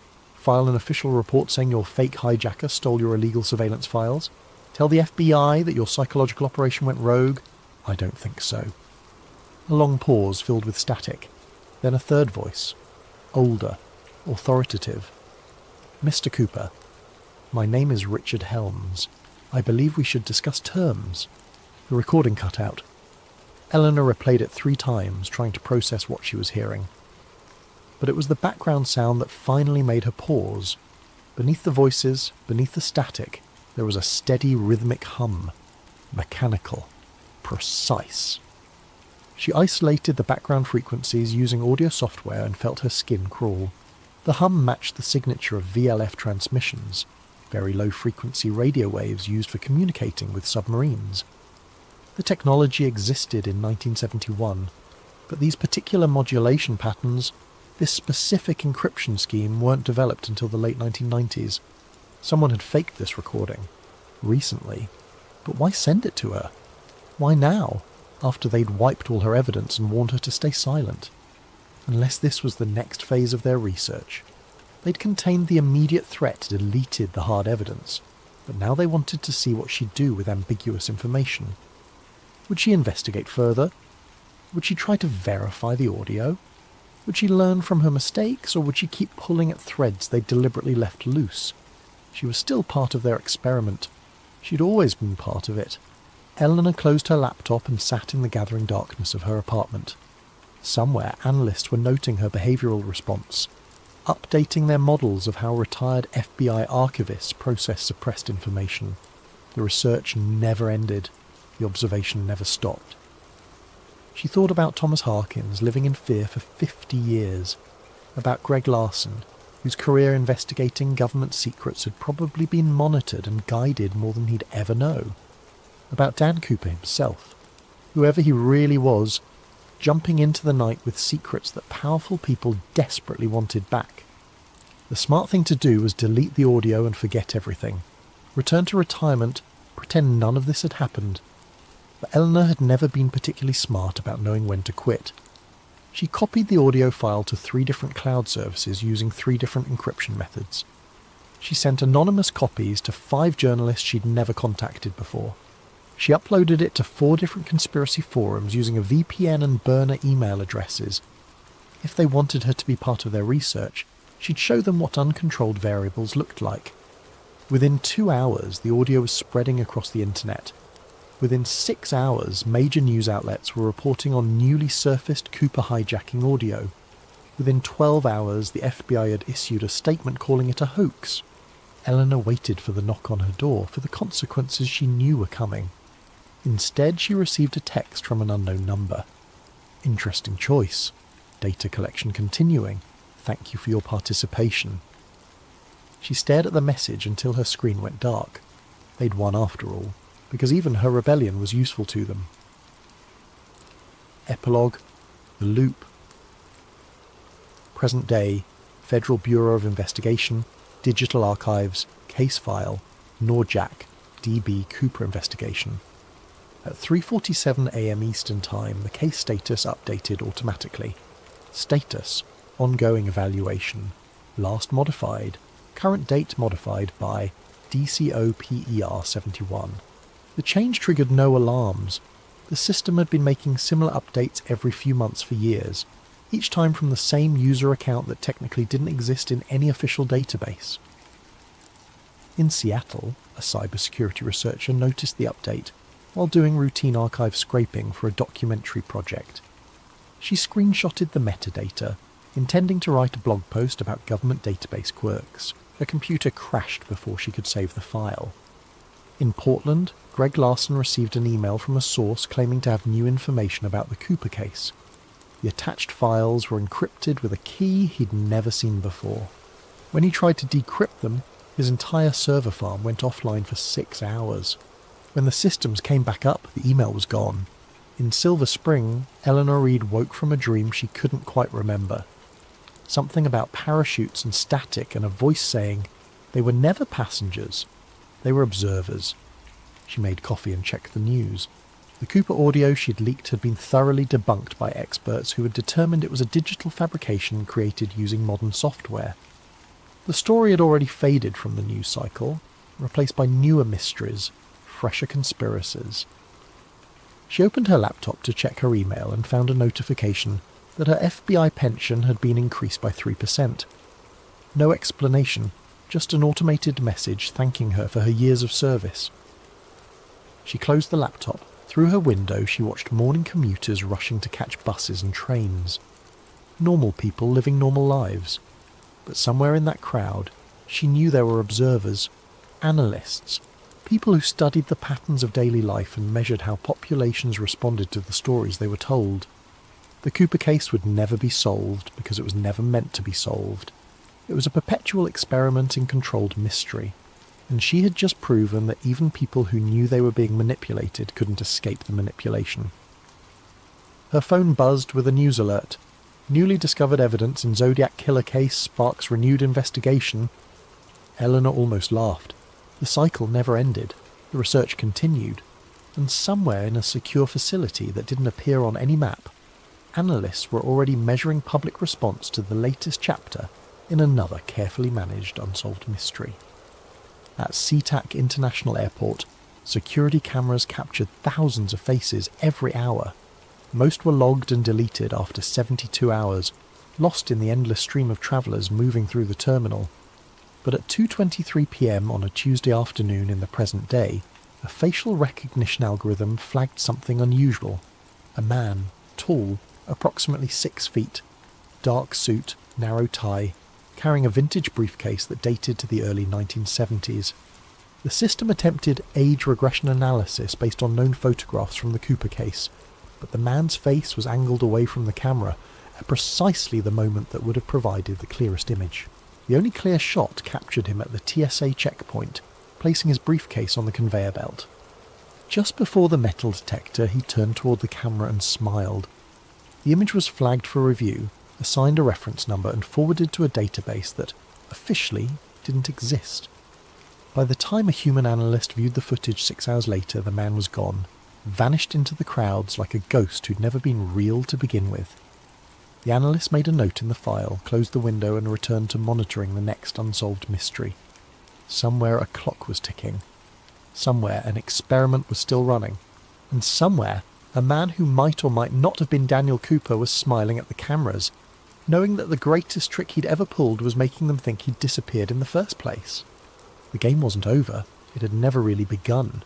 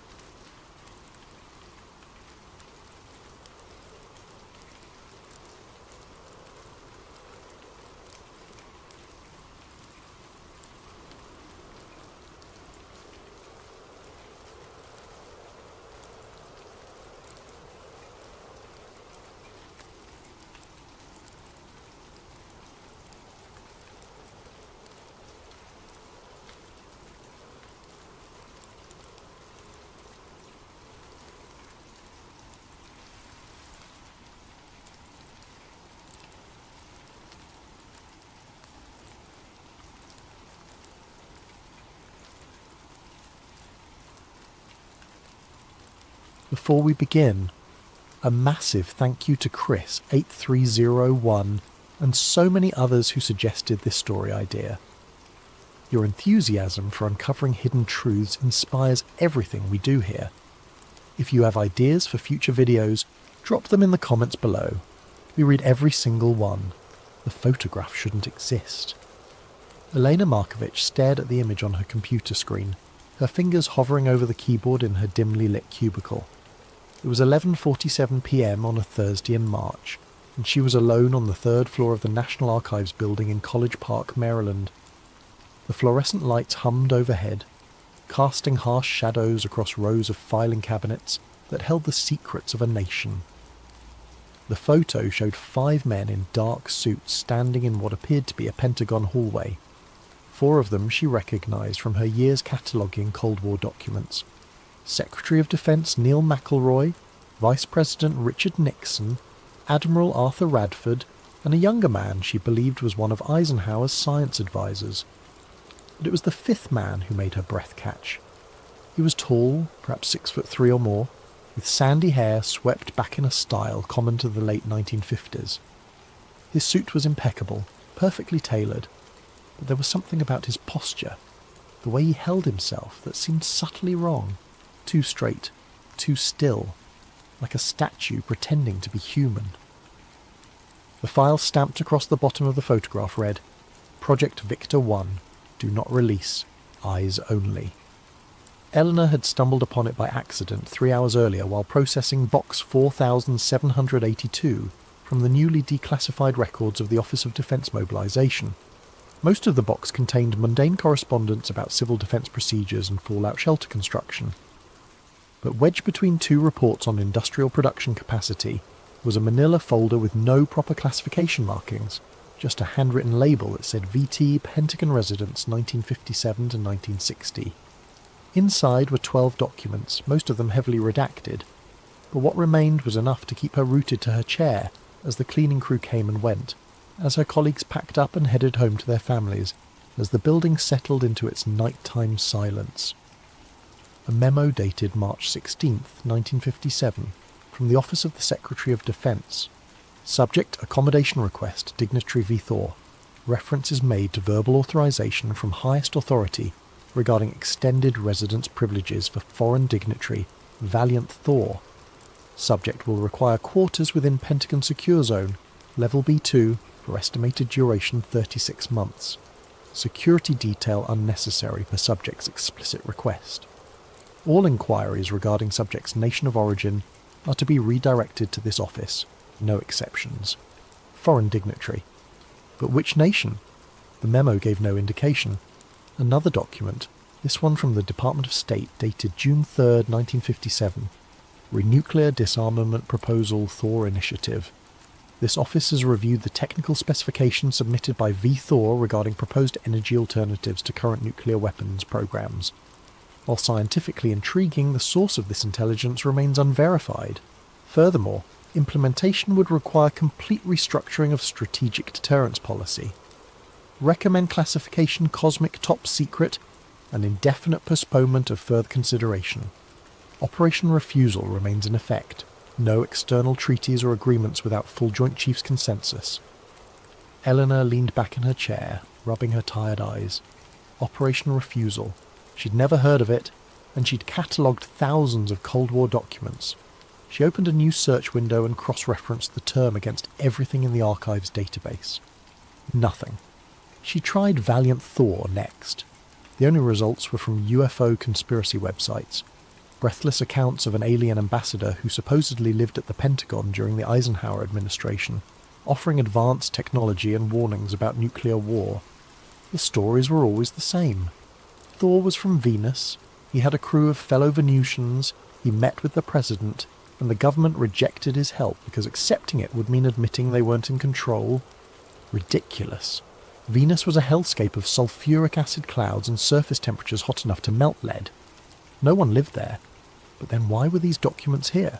Why were they classified at all? Eleanor pulled up the photo again, zooming in on the tall man's face. His expression was pleasant but distant, like someone posing for a portrait they knew would never be displayed. she noticed something else. While the other 4 men cast clear shadows on the polished Pentagon floor, his shadow was fainter, less defined. Probably just the camera angle. Old film could be temperamental. She checked the metadata. The photo had been taken on September 14th, 1958, at 2:17 p.m. by a military photographer named Thomas Becker. Eleanor made a note to search for Becker's other work. Maybe there were more images in his collection. A sound echoed from the hallway outside her cubicle. Footsteps. Eleanor glanced at the clock. 11:53 p.m. The building should be empty except for security, and they typically stayed on the ground floor unless making rounds. The footsteps stopped outside her door. She minimised the photo and pulled up a random spreadsheet, trying to look busy with mundane work. The door didn't open. After 30 seconds of silence, she heard the footsteps retreat down the hallway. Probably just security doing their rounds, after all. She waited another minute before maximising the photo again. This time she noticed something she'd missed before. A handwritten notation in the margin, barely visible. She enhanced the contrast. Subject departed Pentagon residence March 16th, 1960. No forwarding address. No exit logged. All electronic security systems operational. No breaches detected. Room found empty during routine inspection. Someone had added below it, in different handwriting, impossible. Recommend investigation. And below that, in a third hand, investigation closed per OSD directive. File and seal. Eleanor felt a chill that had nothing to do with the building's aggressive air conditioning. A man lived in the Pentagon for 3 years, then vanished without using any of the exits, and instead of launching a major security probe, they just closed the file. She needed to know more about Thomas Becker, the photographer. She needed to find out if any of the officials in the photo had written about this in their memoirs or personal papers. She needed to understand what Operation Refusal really was. But it was almost midnight, and she had work in the morning. Real work. The kind that came with deadlines and performance reviews. This was supposed to be a simple cataloguing job. Process the declassified documents, create proper finding aids, move on to the next box. Eleanor stared at the photograph for a long moment, then did something she'd never done in 7 years at the archives. She pulled out her phone and took a picture of her computer screen. Then she took photos of each document in the folder, being careful to capture every detail, every notation, every mysterious redaction. She would figure this out. Even if it was just a bizarre Cold War prank or some kind of psychological operation, the historian in her needed to understand the full story. What Elena couldn't know, was that taking those photographs had just made her visible to people who'd spent 68 years keeping Valiant Thor's visit buried under layers of bureaucracy, misdirection, and strategic ridicule. In a windowless office 7 miles away, a computer algorithm flagged her employee ID number. The system noted the unusual late-night access, the search term she'd entered, the amount of time she'd spent on files that were supposed to have been fully reviewed and cleared years ago. A report generated automatically. Within minutes, it appeared on the secure terminal of a man who hadn't thought about Project Victor 1 in almost a decade. He read the report twice, then picked up a phone that didn't go through the regular network. "We have a problem," he said quietly. "Someone's found the Thor files." Eleanor woke to 17 missed calls. She'd silenced her phone before bed, exhausted from her late night at the archives. Now, at 6:47 a.m, she stared blearily at the screen as she sat up in bed. 4 calls from her supervisor, Margaret Chen. 3 from the archives security office, 10 from a number she didn't recognise. Before she could decide which to return first, her phone buzzed with an incoming call. Margaret. "Eleanor, thank God. Where are you?" "At home. I was about to get ready for work. What's wrong?" "Don't come in." Margaret's voice was tight, stressed. "Your access badge has been suspended pending a security review." Elena's stomach dropped. "What? Why?" "I don't know the details." "I got a call from HR at 6:15 this morning. They said it's routine, probably just updating background checks, but they need you to stay home until it's resolved." "Margaret, I've worked here for 7 years. I have a top-secret clearance. What could possibly—" I know. I'm sure it's nothing. But protocol is protocol. I'll call you as soon as I know more." The line went dead. Eleanor sat frozen, her mind racing. This wasn't routine. Routine security reviews were scheduled weeks in advance with plenty of notice. They didn't happen overnight. They didn't result in immediate suspension. This was about the Thor files. It had to be. She pulled up the photos she'd taken last night, making sure they were backed up to her cloud storage. Then she created a second backup on a thumb drive she kept in her nightstand. If someone was going to make those documents disappear, at least she'd have proof they existed. Her phone buzzed again. The unknown number. Against her better judgment, she answered. "Miss Markovich?"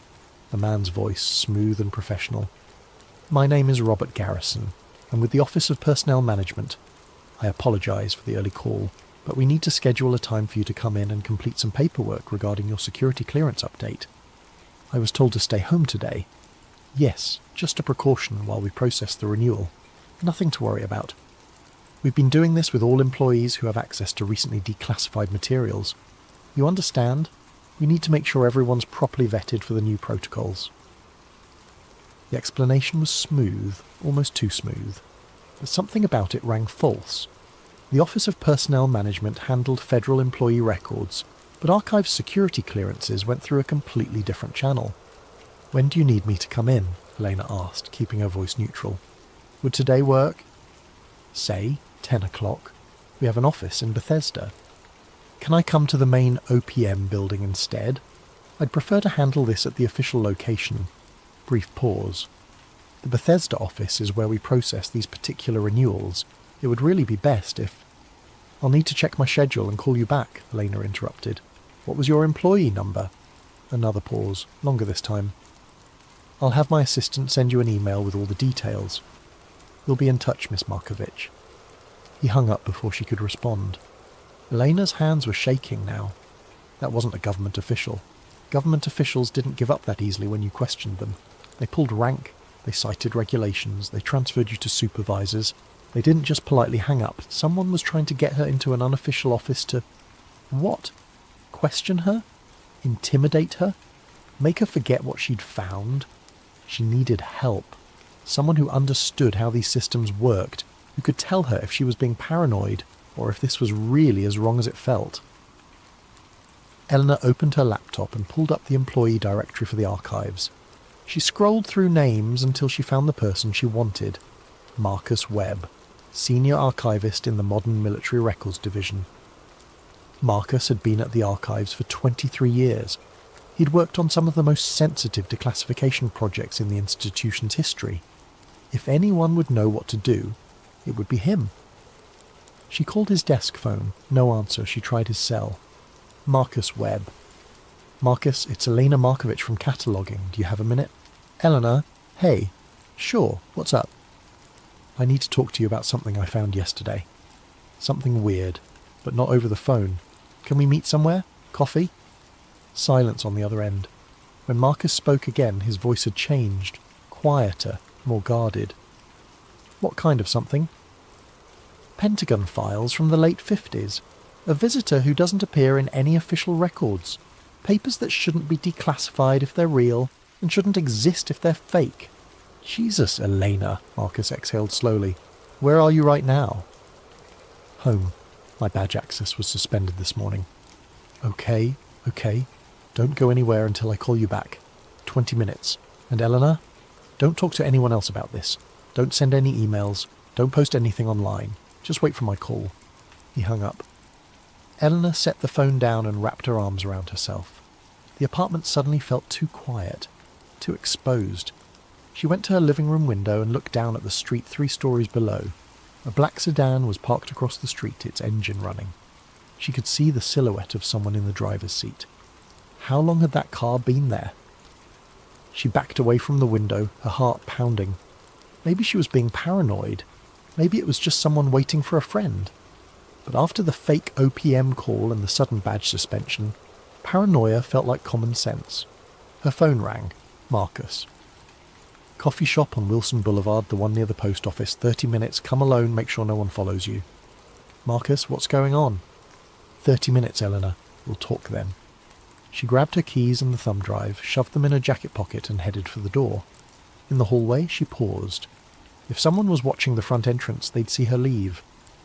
But her building had a back exit through the parking garage. Eleanor took the elevator to the basement level and walked quickly through the dim garage to the rear stairwell. It opened onto an alley that connected to the next street over.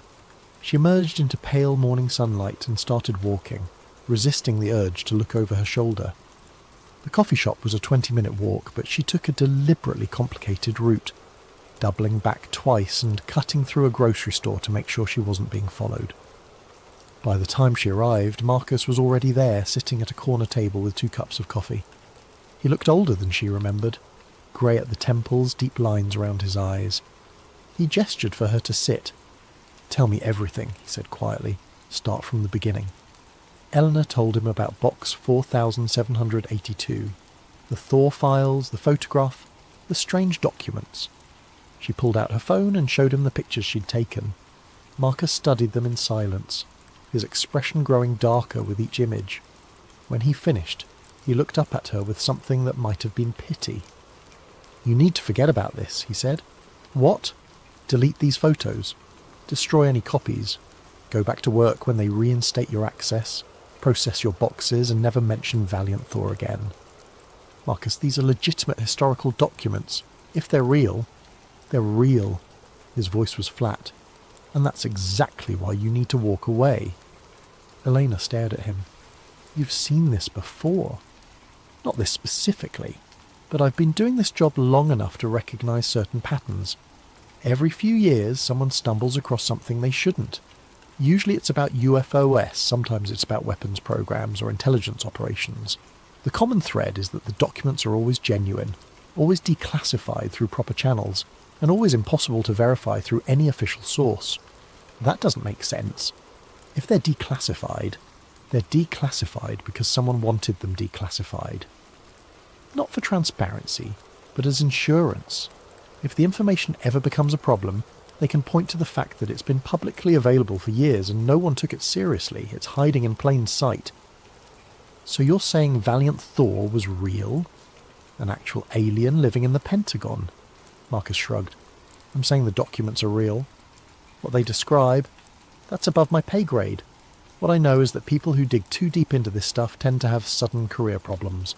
Audits, security violations, transfers to dead-end positions. I've seen it happen. So we just let it go? Pretend we never saw evidence of the most important event in human history? You're assuming disclosure would be a good thing." Marcus leaned forward. "Think about it. If the government admitted tomorrow that an alien visitor spent 3 years at the Pentagon in the 1950s, what happens? Mass panic? Economic collapse? The complete erosion of institutional trust? Maybe the people who buried this did it for good reasons. Or maybe they did it because admitting we're not alone would mean admitting they're not in control." Marcus smiled grimly. "Probably a bit of both. Either way, it's not our call to make. We're archivists, Elena. We preserve records. We don't decide which truths the public can handle." "That's exactly what we do," Elena shot back. "Every time we decide which documents to highlight in an exhibition, which finding aids to prioritise, which stories to tell, we're making those decisions. We shape what people know about their history. Then shape it carefully, because the people who want this story buried have resources we can't imagine." As if on cue, Eleanor's phone buzzed. An email from an address she didn't recognise. eleanor.markovich.personal@gmail.com. The subject line read, "Regarding your research interests." She opened it. "Miss Markovich, we appreciate your dedication to historical accuracy. However, the documents you accessed yesterday are part of an ongoing review process and should not have been available for general cataloguing. They have been removed from circulation pending final declassification decisions. Your security clearance suspension is purely routine and will be resolved within 48 hours. In the meantime, we strongly encourage you to focus on your assigned responsibilities and avoid pursuing inquiries into materials outside your current project scope. Thank you for your understanding and cooperation. Robert Garrison, Deputy Director, Information Security Oversight Office." Elena showed the email to Marcus. He grimaced.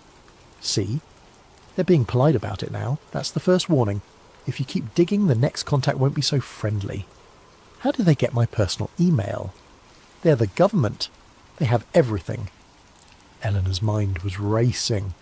The smart play was obvious. Delete the photos, forget she'd ever seen the Thor files, go back to her safe, boring job cataloguing civil defence records. She'd keep her clearance, her career, her peaceful life. But she couldn't stop thinking about that photograph, about valiant Thor standing with men who'd shaped the modern world, offering them something, knowledge, technology, help, and being turned away because accepting it would mean admitting Earth wasn't the centre of the universe. If it was true, people deserved to know. I need to find Thomas Becker, she said. Who? The photographer who took that picture. Military photographer, Pentagon assignment in the late 50s. If he's still alive, he might remember what he saw. Marcus closed his eyes. You're not going to let this go, are you? Would you? He was quiet for a long moment. When he opened his eyes, there was a mix of resignation and something else. Maybe respect, maybe concern. Thomas Becker died in 1991, Marcus said. But he had a daughter, Laura Becker Hammond. She lives in Alexandria. I helped her donate some of her father's papers to the archives about 5 years ago, mostly Vietnam-era photography work. But I remember she mentioned he'd kept a lot of his earlier stuff private, said it was too classified to share. Do you have her contact information? Eleanor, I really think... Please. Marcus sighed and pulled out his phone. He scrolled through his contacts, then wrote a number on a napkin. This is her landline. But if you contact her, you didn't get this from me. And if anyone asks, we never had this conversation. Elena took the napkin. Thank you. Don't thank me yet. You might end up wishing you'd listened when I told you to walk away. She left the coffee shop and walked 3 blocks before calling the number. It rang 4 times before a woman answered. Hammond residence. Hello? Is this Laura Hammond? Speaking. My name is Elena Markovich. I'm an archivist at the National Archives. I'm doing research on Pentagon photography during the Cold War, and I was hoping I could ask you a few questions about your father's work. Silence. Then, what specifically are you researching? Elena chose her words carefully. I found some images from 1957 through 1960. Pentagon interior shots, mostly official portraits and meetings. Your father's name was in the metadata. I wanted to understand more about the context of those photographs. More silence. Eleanor could hear breathing on the other end, could almost feel the woman deciding whether to hang up or continue the conversation. The archives already has my father's donated papers, Laura finally said. I know, but I got the impression from the collection notes that he kept some materials private. I'm particularly interested in anything from his assignment at the Pentagon during the late Eisenhower administration. Why? Because I think he photographed something important, something that was buried. The silence stretched so long that Elena thought the call had disconnected. Then, come to my house tomorrow morning, 9 o'clock. Don't bring anyone with you, and don't tell anyone where you're going. Laura gave her the address and hung up before Elena could respond. Elena stood on the sidewalk, her heart pounding. She was really doing this. She was investigating something that powerful people wanted to stay hidden, meeting with a stranger who clearly knew more than she was saying over the phone, and ignoring every professional instinct that told her to step back and protect her career. But she was also potentially on the edge of discovering proof of the most profound secret in human history. She walked back to her apartment, constantly checking over her shoulder.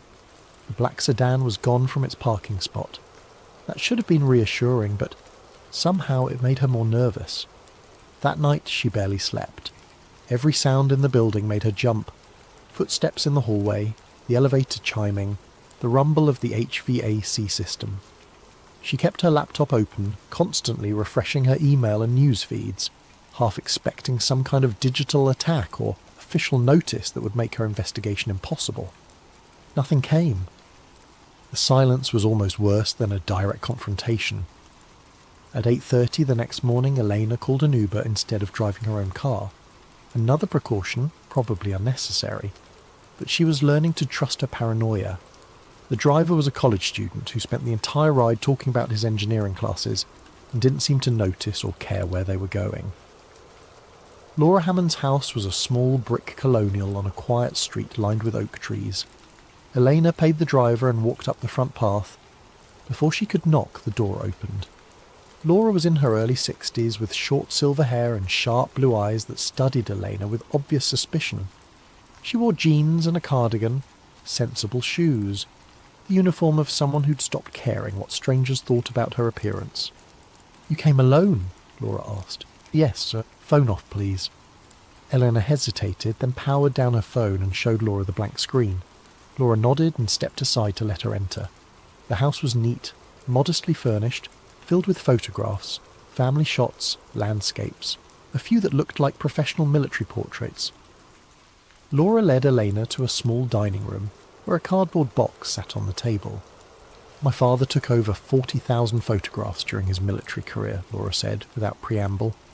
"Most of them are in official archives, museums, or my donation to your institution. But there were some he would never let anyone see. He kept them in a safe deposit box and made me promise to never share them until certain people were dead." "What people?" "Richard Nixon died in 1994, Admiral Radford in 1973, Secretary McElroy in 1976. The last one on my father's list was James Killian, Eisenhower's science advisor. He died in 1988. After that, Dad said I could do whatever I wanted with the photos, but he recommended I burn them. But you didn't." "I was going to." "But then I started looking through them, and I realised they weren't just pictures. They were evidence. And even if no one would believe it, even if it sounds crazy, I think people deserve to know the truth." Laura opened the box and carefully removed a leather portfolio. Inside were dozens of black and white photographs, each preserved in archival plastic sleeves. The first photo showed the same scene Eleanor had found in the archives, the 5 men in the Pentagon hallway. But this print was uncropped, showing more of the corridor, more detail in their faces. Valiant Thor's expression was clearer here. He looked tired, sad even. The second photo showed Thor sitting in what appeared to be a Pentagon office, engaged in conversation with 3 men in military uniforms. A chalkboard behind him was covered in mathematical equations. The third showed him in what looked like a private apartment or quarters, probably the residence mentioned in the documents. He was reading a book. The camera had caught him unaware, and in that unguarded moment his face showed something Elena couldn't quite identify. Homesickness. Loneliness. There were more. Thor walking through Pentagon corridors. Thor in meetings. Thor standing outside the building, looking up at the sky with an expression of profound melancholy. And then the final photograph stopped Elena's breath. It showed Thor shaking hands with President Eisenhower in what appeared to be the Oval Office. The president looked grave. Thor looked resigned. Standing behind them was Vice President Nixon, his famous jowly face frozen in what might have been fear or awe. "My father was assigned to document a special foreign delegation," Laura said quietly. "That's what they told him. A representative from a nation that wanted to establish diplomatic relations but needed to keep the negotiations secret for security reasons. Dad was supposed to take official portraits, meeting photos, the kind of images they'd use for press releases once the relationship was made public. But it never was made public. No, because after 3 months my father started to realise this wasn't a normal diplomatic visit. The visitor never left the Pentagon. He had no security detail, no diplomatic staff, no official itinerary. And the people he met with, these were not the officials you'd assign to a routine trade negotiation. These were the people who controlled America's nuclear arsenal." Elena studied the Oval Office photograph. "Did your father ever say who Thor was?" "He said Thor told him he was from a place called the Solar Guard. Not a country. Not Venus, like the UFO stories claim." Dad laughed at that nonsense. "Thor said the Solar Guard was responsible for monitoring developing civilizations, and Earth had caught their attention when we started detonating nuclear weapons." "Monitoring from where?" Dad didn't know. He asked once, and Thor just smiled and said, "Closer than you think, but farther than you'd believe."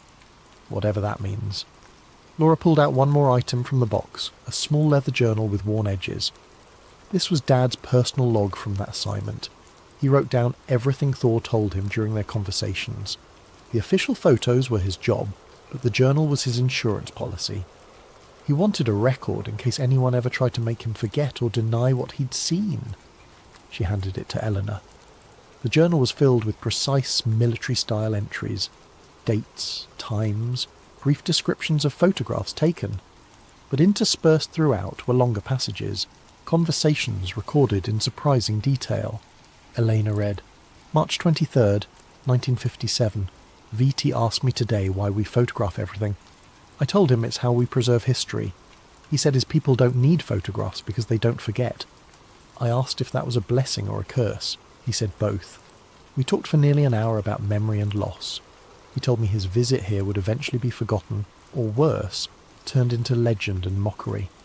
He seemed sad about that, but not surprised. He said Earth isn't ready to join the wider community because we're still children fighting over toys. The toys just happen to be capable of destroying our entire world. Another entry from July 1958. Photographed VT in meeting with Joint Chiefs today. They wanted to know about defensive capabilities, what weapons his people possessed, whether they'd share military technology. VT told them they had no weapons because they had no enemies. The chiefs didn't believe him. General LeMay actually laughed and said, "Everyone has enemies." VT replied, "Only if you choose to make them." The meeting ended badly. I could see the frustration in VT's face afterward. He knows he's failing. And a final entry from March 1960. VT is leaving tomorrow. He told me his mission was unsuccessful. The leadership doesn't want what he's offering because accepting help would mean admitting we need it. Pride, he said. Earth's defining characteristic is pride. Before he left, he gave me a small device. It looked like a metallic sphere, perfectly smooth. He said if I ever wanted to remember what's truly important, I should hold it and think about humanity's future. Then he smiled and said I'd probably never use it because most people prefer comfortable lies to uncomfortable truths. I think he was right. I've kept the sphere in my desk drawer for 3 years and never once taken it out. Elena looked up at Laura. Where is it? The sphere? Laura reached into the box one more time and placed a small object on the table. It was roughly the size of a golf ball, made of some silvery metal that seemed to shift colour slightly in the light. Blue, then green, then back to silver. The surface was perfectly smooth, without any visible seams or markings. I've had it since Dad died, Laura said. I've held it a few times like he described. Nothing happens, it's just a metal ball. But it doesn't tarnish, doesn't scratch, doesn't respond to magnets. I took it to a metallurgist friend once, asked him what it was made of. He said the structure was wrong. The molecular arrangement didn't match anything in the periodic table. He thought I was pranking him with some kind of computer-generated hoax data. Elena reached out slowly and picked up the sphere. It was lighter than it should be and warm to the touch despite sitting in a cool room. As her fingers closed around it, she felt a strange sensation. Not quite vibration, but something similar. A subtle resonance. And then, for just a moment, she saw something. Not a vision exactly, but an impression. A feeling of vast distance and infinite patience. A sense of being watched over by something old and kind and impossibly far away. It passed in an instant, leaving her slightly dizzy. "What was that?" she whispered. "I don't know," Laura admitted. "I felt it too the first time I held it. Like someone was listening, waiting. I stopped picking it up after a while because it scared me." Eleanor set the sphere down carefully. "Why are you showing me all this? You could have destroyed it like your father suggested." "Because someone needs to know, and because something's happening again." "What do you mean?" Laura pulled out her laptop and opened a browser. She navigated to a government contracting database and searched for Aurora Consulting Group. Dozens of entries appeared. Contracts for advanced aerospace research, propulsion systems, energy technology. The company had been awarded over $2 billion in contracts over the past 10 years, almost all of them classified. "I started researching them 6 months ago," Laura said. "Aurora Consulting doesn't have a public website, no press releases, no corporate leadership listed anywhere. But if you dig through patent filings and university research partnerships, you find something interesting. She pulled up a patent document. The abstract described a field propulsion system utilising quantum vacuum fluctuations for thrust generation. The technical drawings looked like something from a science fiction movie. This patent was filed in 2019, Laura continued, but look at the date of the initial research proposal that led to it. She scrolled down. The proposal was dated 1959 from something called Project Refusal, Alternative Energy Research Initiative. Elena felt cold. Operation Refusal, that was in the Thor documents. Exactly. Someone took the technology Thor offered, classified it at the highest possible level, and has been slowly developing it in secret for over 60 years. Aurora Consulting is just the latest front company. Before that it was Hughes Aircraft. Before that it was Bell Labs. Before that a dozen other contractors. But the chain goes all the way back to 1960. Why keep it secret? If we have this technology, because releasing it would destabilise everything. Energy companies, military hierarchies, global power structures, all of it based on scarcity and control. Free energy, propulsion that doesn't need fuel, technology that makes borders meaningless. That's not just revolutionary, it's apocalyptic for anyone in power. Eleanor stared at the patent documents, her mind reeling. So we turned down the aliens' help, then spent 60 years trying to reverse engineer it anyway. Human pride and human ingenuity. We didn't want a gift, but we were perfectly happy to steal the idea and claim it as our own invention. Can I photograph all of this? The journal, the patents, the photos? Laura nodded. That's why I invited you here. But Elena, you need to understand what you're getting into. My father spent the last 30 years of his life looking over his shoulder. He was audited 9 times. His house was broken into twice. Nothing stolen, but files disturbed. He had a heart attack in 1991 at age 63, and I've never been convinced it was natural causes. You think they killed him? I think they made sure he stayed quiet, and if you make this public, they'll do the same to you. Eleanor thought about the suspended badge, the fake OPM call, the black sedan outside her apartment. They were already working on making her quiet. I have to try, she said. If this is real, if we've been lied to for 68 years about the most important moment in human history, people deserve to know. Even if they won't believe you? Especially then. Truth doesn't stop being true just because it's inconvenient. Laura smiled sadly. You sound like my father. He said the same thing right before he sealed all this away. Eleanor spent the next 2 hours photographing everything. The journal entries, the patents, every photo in the collection, the metallurgist's analysis of the sphere. Laura let her take the sphere itself, wrapped carefully in cloth. If things go bad, Laura said at the door, if they come after you too hard, just walk away. This truth has waited 68 years.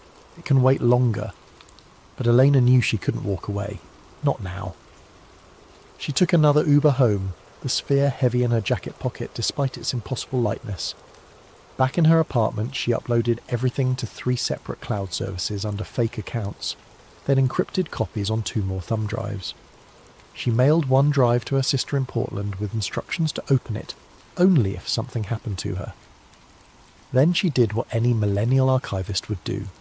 She created an anonymous account on a document-sharing platform and uploaded everything. The response was immediate and predictable. Within hours, the photos were trending on conspiracy forums and fringe websites. Mainstream media ignored it completely. By the second day, professional debunkers had declared the photos obvious fakes, the journal a creative writing exercise, the patents misunderstood civilian technology. The story died within a week, buried under celebrity scandals and political controversies. Eleanor's badge access was restored with a terse email apologising for the administrative error. She returned to work to find box 4782 had been removed from her queue. Margaret wouldn't meet her eyes. Marcus stopped by her cubicle on her 3rd day back. You okay? He asked quietly. They won everything, Elena said. I gave the world proof and nobody cared. Maybe that was the point. Maybe they knew the best way to hide the truth wasn't to suppress it, but to let it get lost in the noise. drown it in so much information that it becomes invisible. So what was the point? Marcus smiled slightly. You know the truth. Laura knows. The people who read those documents know, even if they don't believe them. Truth is like a seed. Sometimes it takes a long time to grow. 3 months passed. Elena processed boxes, wrote finding aids, lived her quiet life. The sphere sat in her apartment, on a shelf between books, looking like an odd piece of abstract art. Then, on a Friday in June, her supervisor assigned her to a new project, cataloguing recently declassified State Department cables from the 1970s. In box 47, between routine diplomatic correspondence, she found a memo dated July 12, 1977. Re-confirmation of secondary contact, Project Victor 2, subject matching physical description of V. Thor, see classified file 1957 to 1960, observed in meeting with Ambassador Young at UN headquarters. Subject identified himself as Valiant and requested private consultation regarding human rights initiatives. Security footage confirms subject entered building through main entrance but no exit recorded. Ambassador Young has been debriefed and instructed to classify encounter. Recommend continued monitoring. Pattern suggests periodic verification visits. Subject appears unchanged from previous documented encounters. Eleanor's hands trembled as she photographed the memo. She searched the rest of the box and found 2 more references, one from 1983, another from 1994. Each time, someone matching Thor's description appeared, had a brief conversation with a government official about pressing global issues, then vanished. He was still visiting, still trying, still hoping humanity would eventually listen. She looked up from her desk and saw Marcus watching her from across the room. He nodded slightly, understanding in his eyes. The truth was bigger than she'd imagined. This wasn't about one visit in 1957. It was about a commitment that spanned decades, maybe centuries. Someone out there cared enough about humanity to keep checking on us, keep offering help, keep waiting for us to be ready. That evening Elena rode the metro home during rush hour. The train was packed with exhausted commuters staring at phones, lost in their private worlds. She found a seat near the back and pulled out a book, trying to look unremarkable. At the Foggy Bottom station, a man boarded the crowded car. He was tall, wearing an unfashionable suit that looked like it belonged to a different era. Sandy hair, kind face, impossibly straight posture. Eleanor's breath caught. He moved through the car with practiced ease despite the crush of bodies and took a position near the door, holding the overhead rail with one hand while reading a folded newspaper with the other. Their eyes met for just a moment. His expression was gentle, knowing, sad. He smiled.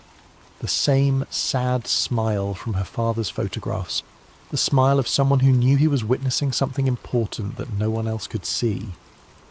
Elena's hand moved to her jacket pocket, feeling the outline of the sphere she had started carrying everywhere. The train pulled into Roslyn. The doors opened. The tall man stepped onto the platform, then turned back to look at her one more time. He touched 2 fingers to his forehead in a small salute, then folded his newspaper and set it on an empty seat before the doors closed. Eleanor grabbed the paper as the train lurched forward. It was today's Washington Post, folded to the international news section. One article was circled in blue ink. UN Climate Summit reaches historic agreement. Nations pledge unprecedented cooperation on environmental crisis. Beneath it, in neat handwriting, small steps. Keep watching. Keep remembering. The choice is still yours. The newspaper trembled in Elena's hands.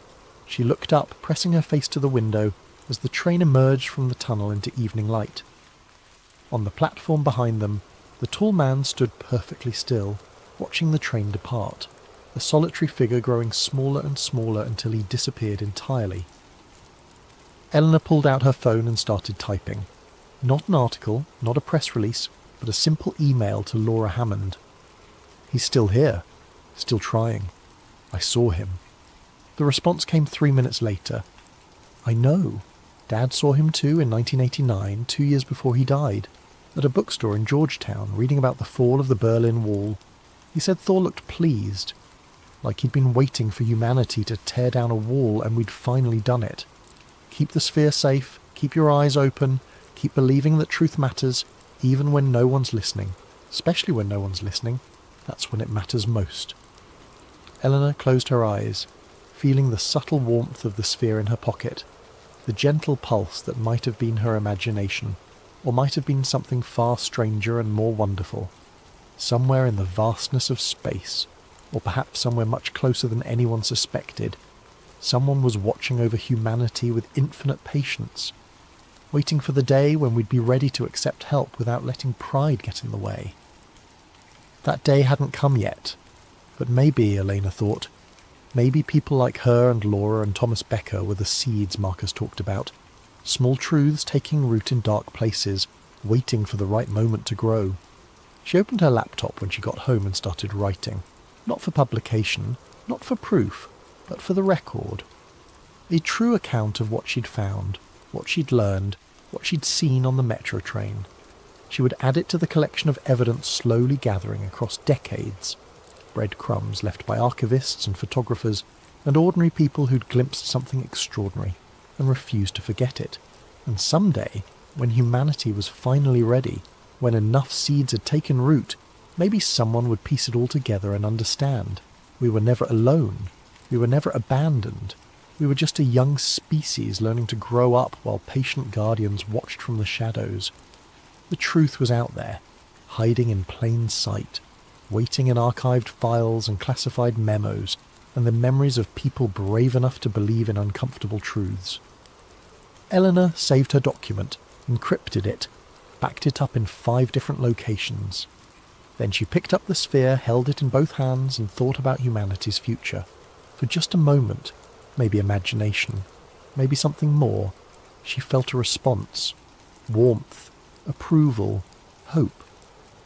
And somewhere far above, or perhaps very close by, valiant Thor smiled and continued his endless vigil, waiting for the day when Earth would finally be ready to join the wider universe as equals rather than children.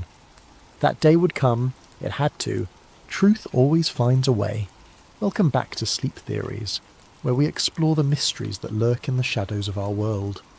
Tonight's tale comes from the classified depths of military black sites, where miraculous healing technology and alien exchanges collide with secrets that powerful forces would kill to protect.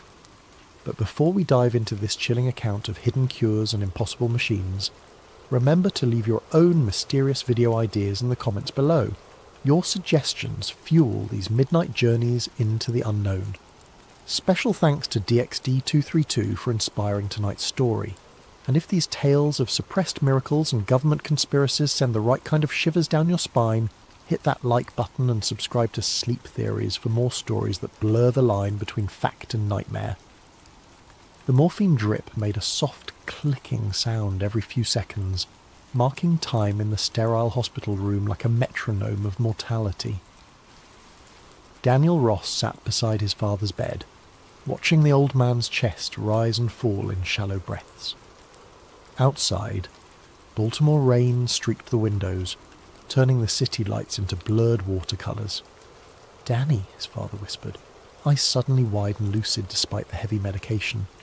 Colonel James Ross had served 30 years in the Air Force Medical Corps, seen things most doctors never would. But this look in his eyes was different. Not pain, not fear, something else. "I'm here, Dad." Daniel leaned closer, taking his father's cold hand. "There are machines," the Colonel's voice cracked. "Machines that can fix anything, but you'll never see them. They keep them locked away." Daniel squeezed his father's hand gently. "It's okay, Dad. Just rest." "No." The intensity made Daniel flinch. "Listen to me." "Right, Patterson. Level 7. The pods. They heal everything. Everything, Danny. But they'll never let us have them. Never let the people know." The heart monitor began its irregular beeping. Nurses rushed in. Daniel was pushed back as they worked, his father's final words echoing in his mind. Within minutes, Colonel James Ross was gone, taking his secrets with him. For months afterward, Daniel told himself it was just the morphine talking. deathbed hallucinations. His father had been a practical man, a man of science. The idea of miracle healing machines hidden away by the government was conspiracy theory nonsense. But sometimes, late at night in his apartment, Daniel would remember the absolute certainty in his father's eyes, and he would wonder. Chapter 1. The Leak. 18 months after his father's death, Daniel Ross found himself in a place he'd never imagined. Deep underground, beneath a nondescript office building in Bethesda, Maryland. His biomedical engineering firm had landed a defence subcontract. Upgrade the cooling systems for server farms at various government facilities. Boring work, but it paid well.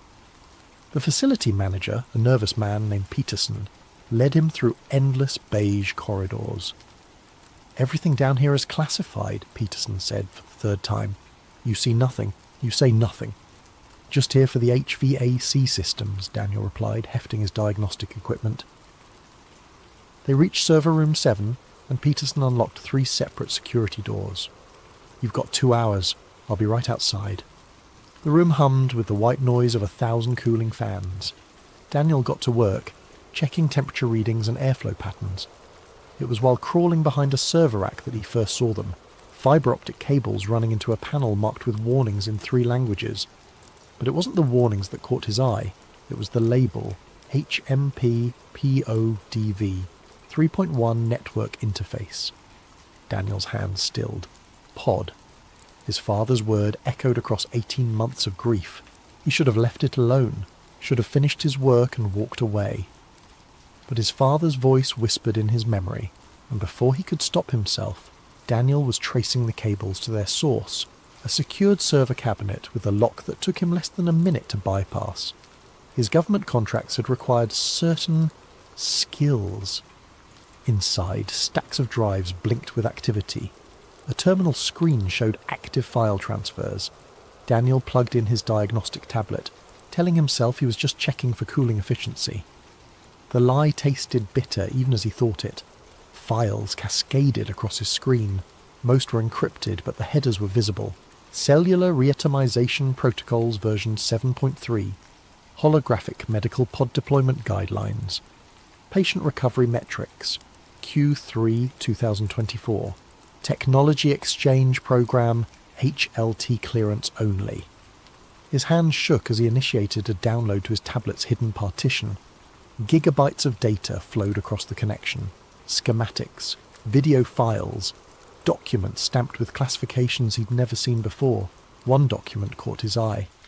Initial Technology Transfer Agreement. October 1971. The header bore no agency logo, just 3 letters, HLT. The document detailed the acquisition of non-terrestrial medical rehabilitation systems and their integration into select defence medical facilities. Non-terrestrial. Daniel's mouth went dry. The video file finished downloading. Against every instinct screaming at him to stop, he opened it. The timestamp showed last week. A medical facility, all white walls and clean lines. A soldier, no, what was left of a soldier, was wheeled into frame. IED victim, the chart notation read. Missing right arm, severe burns covering 60% of his body. They placed him in something that looked like a large capsule made of frosted glass. Blue light emanated from within, and Daniel could see something happening to the man's body. The footage was time-lapsed, 4 hours compressed into 30 seconds. When the pod opened, the soldier stepped out. Whole, not healed, not scarred, whole, as if the injuries had never happened. "What are you doing?" Daniel spun around. Peterson stood in the doorway, face drained of colour. "I was checking the dash. You were checking nothing." Peterson's hand moved to his hip, where Daniel now noticed a sidearm. "Step away from the terminal." "Now!" Daniel raised his hands, tablet tucked against his palm. "Look, I didn't mean to." "Shut up!" Peterson pulled out a phone, never taking his eyes off Daniel. "This is Station 7. We have a breach. Level 4, send a containment team." He hung up and gestured with the gun. "Sit down. Don't move, don't speak. Maybe you'll live through this." Daniel sat, mind racing. The tablet pressed against his palm. its hidden partition full of impossible secrets. In 5 minutes, maybe less, men in black suits would arrive. He'd disappear into some hole, or worse, unless... "My tablet," Daniel said quietly. "It's uploading everything to an encrypted server. Has been for the last 10 minutes. If I don't enter a code every hour, it all goes public." Peterson's face went from pale to grey. "You're lying." "Graham Technologies Level 9 server farm. Partition 77 Alpha. Check it yourself." Daniel met his eyes steadily. "Or we can make a deal." "What kind of deal?" "I walk out of here. You report a false alarm. Nobody has to know what I saw." "They'll never." "They will if you sell it right. Power surge triggered the alarm. You responded per protocol. Everything's secure." Daniel stood slowly. "Or we can wait for your containment team, and I can tell them about the 3 terabytes of classified data about to hit WikiLeaks in 52 minutes. Peterson's gun wavered. Above them, footsteps echoed, multiple sets, moving fast. "Decide," Daniel said. "Now." For a long moment they stared at each other. Then Peterson holstered his weapon and grabbed his radio. "Station 7. False alarm. Repeat. False alarm. Power surge in server room 7 triggered security protocol. Scene is secure." The footsteps above slowed, stopped. A garbled response came through the radio. "Copy that," Peterson said. "Returning to normal operations." He turned to Daniel, face twisted with fear and fury. "Get out! Now. If I ever see you again..." Daniel didn't wait to hear the threat. He grabbed his equipment and walked. Didn't run. Walked. Out of the server room, up the stairs, through the lobby. Only when he reached his van did he allow himself to breathe. The tablet burned against his palm. 3 terabytes of impossibilities. 3 terabytes of proof. His father had been right. Chapter 2. Chasing Proof. Daniel's apartment in Silver Spring had never felt smaller. He'd covered the windows with blackout curtains, disabled his internet router, and pulled the battery from his phone. The tablet lay on his kitchen table like a live grenade, its screen dark but somehow still radiating menace. For 3 days he didn't touch it.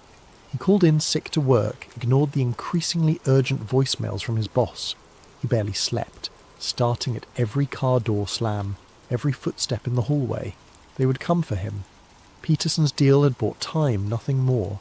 But on the 4th night, with a bottle of whiskey for courage and his sister's photo for motivation, Daniel finally powered on the tablet. He had to know, had to understand what his father had died trying to tell him. The files painted a picture that defied belief. The medical holographic pods, med beds, as some documents called them, had been in limited use since 1971. The technology's origin was carefully obscured, referenced only as Technology Exchange Program, with that recurring HLT classification. But it was the capabilities that made Daniel's hands shake.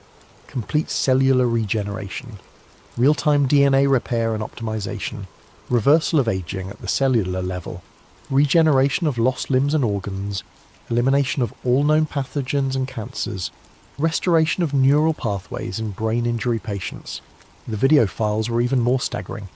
Paralyzed patients walking, terminal cancer victims restored to perfect health, a woman who appeared to be in her 70s entering a pod and emerging looking 30 years younger, her medical scans confirming the impossible. Her telomeres had actually lengthened. One document outlined the locations, Wright-Patterson Air Force Base, as his father had said, a facility beneath Cheyenne Mountain, another in a sub-basement of Walter Reed, dozens of sites, each with between 2 and 10 operational pods. Another file made his stomach churn. Population impact projections.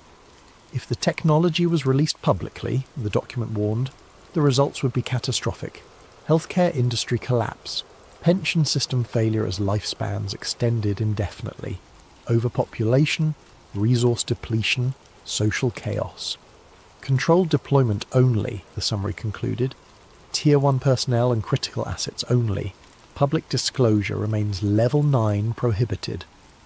Daniel poured another whiskey, his mind reeling. They had the cure for everything, and they were keeping it locked away. How many people had died while these machines sat idle? How many had suffered? His sister's face stared at him from the photo. Emma, 3 years younger, diagnosed with ALS 6 months ago. The doctors gave her 2 years, maybe 3. Traditional medicine offered nothing but management of symptoms, a slow decline into paralysis and death. But these machines... Daniel opened his laptop, routing through multiple VPNs and proxy servers. He had to know if anyone else knew, if there were others who had seen behind the curtain. The surface web yielded nothing but conspiracy theories and New Age nonsense. But deeper, in forums that required special browsers and passwords bought with cryptocurrency, he found whispers. A thread titled, "Has anyone else seen the pods?" caught his eye. The original poster claimed his uncle had worked maintenance at Wright-Patterson in the 80s. He said there were rooms that required special clearance just to clean. Once a door was left open. He saw someone wheeled in on a gurney, missing both legs from an accident. Came out walking an hour later. They transferred him the next day, told him he'd imagined it. Another user, handle DeepThroat77, wrote, "Friend of mine worked private security for a billionaire. Guy was diagnosed with pancreatic cancer, given 3 months. Flew to Switzerland, came back 2 weeks later completely clean. Doctors couldn't explain it. My friend said they didn't go to any hospital, just some underground facility in the mountains." Daniel created an account, Truthseeker34. He posted carefully, vaguely. "I've seen documentation suggesting advanced medical technology being withheld. Looking for others with direct knowledge. Serious inquiries only." Within an hour, his encrypted inbox had 3 messages. 2 were clearly paranoid fantasies, but the third... "I know what you've seen," it read. "My name is Marcus Brady. I worked level 7 medical at Wright-Patterson from 2018 to 2023. I've used the pods. I've seen what they can do. And I know why they'll never let us have them. Meet me tomorrow, noon, Lincoln Memorial. Come alone. Look for the man feeding pigeons near the reflecting pool." Daniel stared at the message. It could be a trap. Probably was a trap. But if this Marcus was real, if he had actually worked with the pods... He thought of Emma growing weaker each day, thought of his father's dying words. He had to take the chance. The next morning, Daniel took every precaution he could think of. Changed metro lines 3 times, doubled back through Georgetown, wore a baseball cap and sunglasses, kept his head down. By the time he reached the Lincoln Memorial, his shirt was soaked with nervous sweat.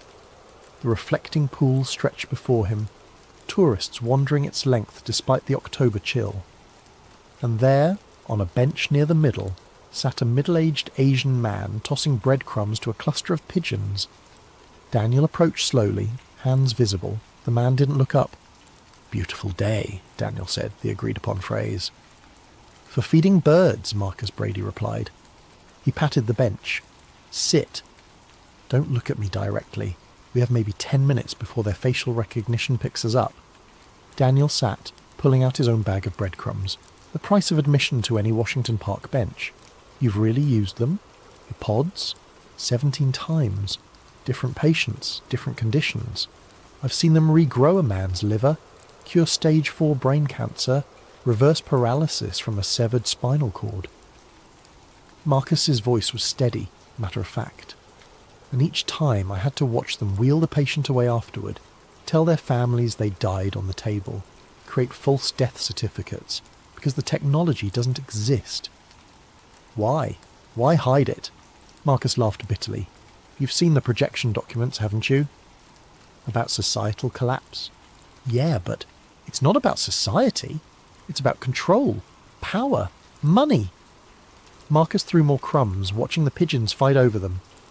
What happens to a $2 trillion healthcare industry when disease becomes obsolete? What happens to pharmaceutical companies when one session in a pod replaces a lifetime of medications? What happens to the insurance industry, the medical device industry, the entire economic ecosystem built on human suffering? People are dying. The wrong people, according to them.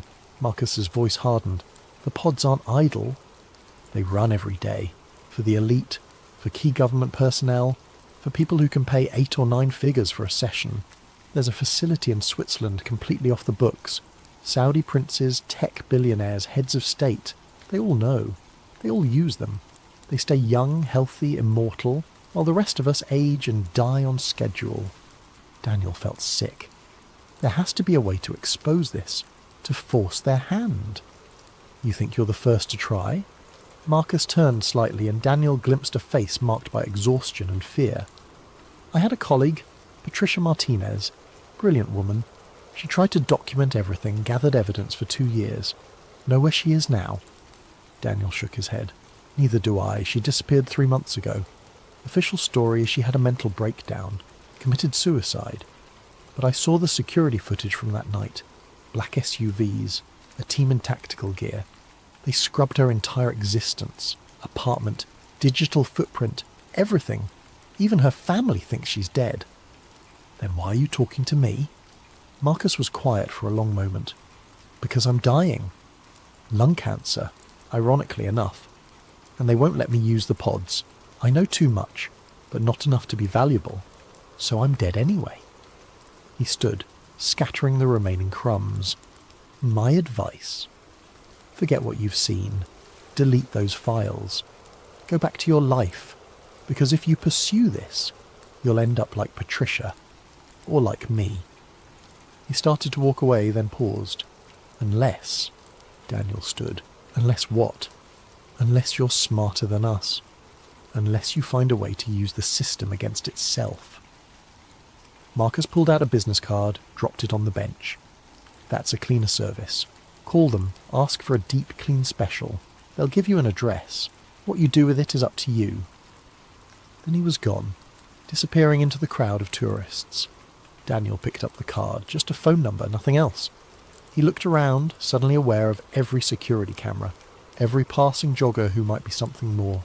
10 minutes. Marcus had said they had 10 minutes before facial recognition picked them up. Daniel pulled his cap lower and walked quickly toward the metro, the card burning in his pocket. Behind him, the pigeons fought over the last of the breadcrumbs, oblivious to the weight of the secrets that had just been shared. That night, Emma called. Her voice was weaker, words slightly slurred. The disease was progressing faster than expected.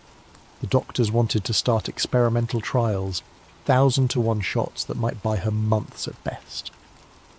Daniel held the phone, listening to his sister try to sound optimistic, and made his decision. He would find a way into one of those facilities.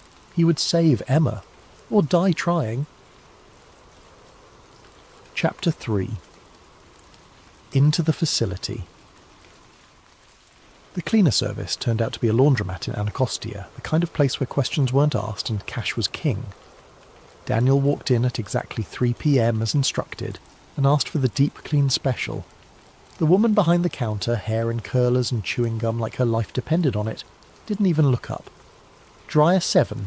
Your clothes will be ready in an hour. Daniel found dryer 7 running empty.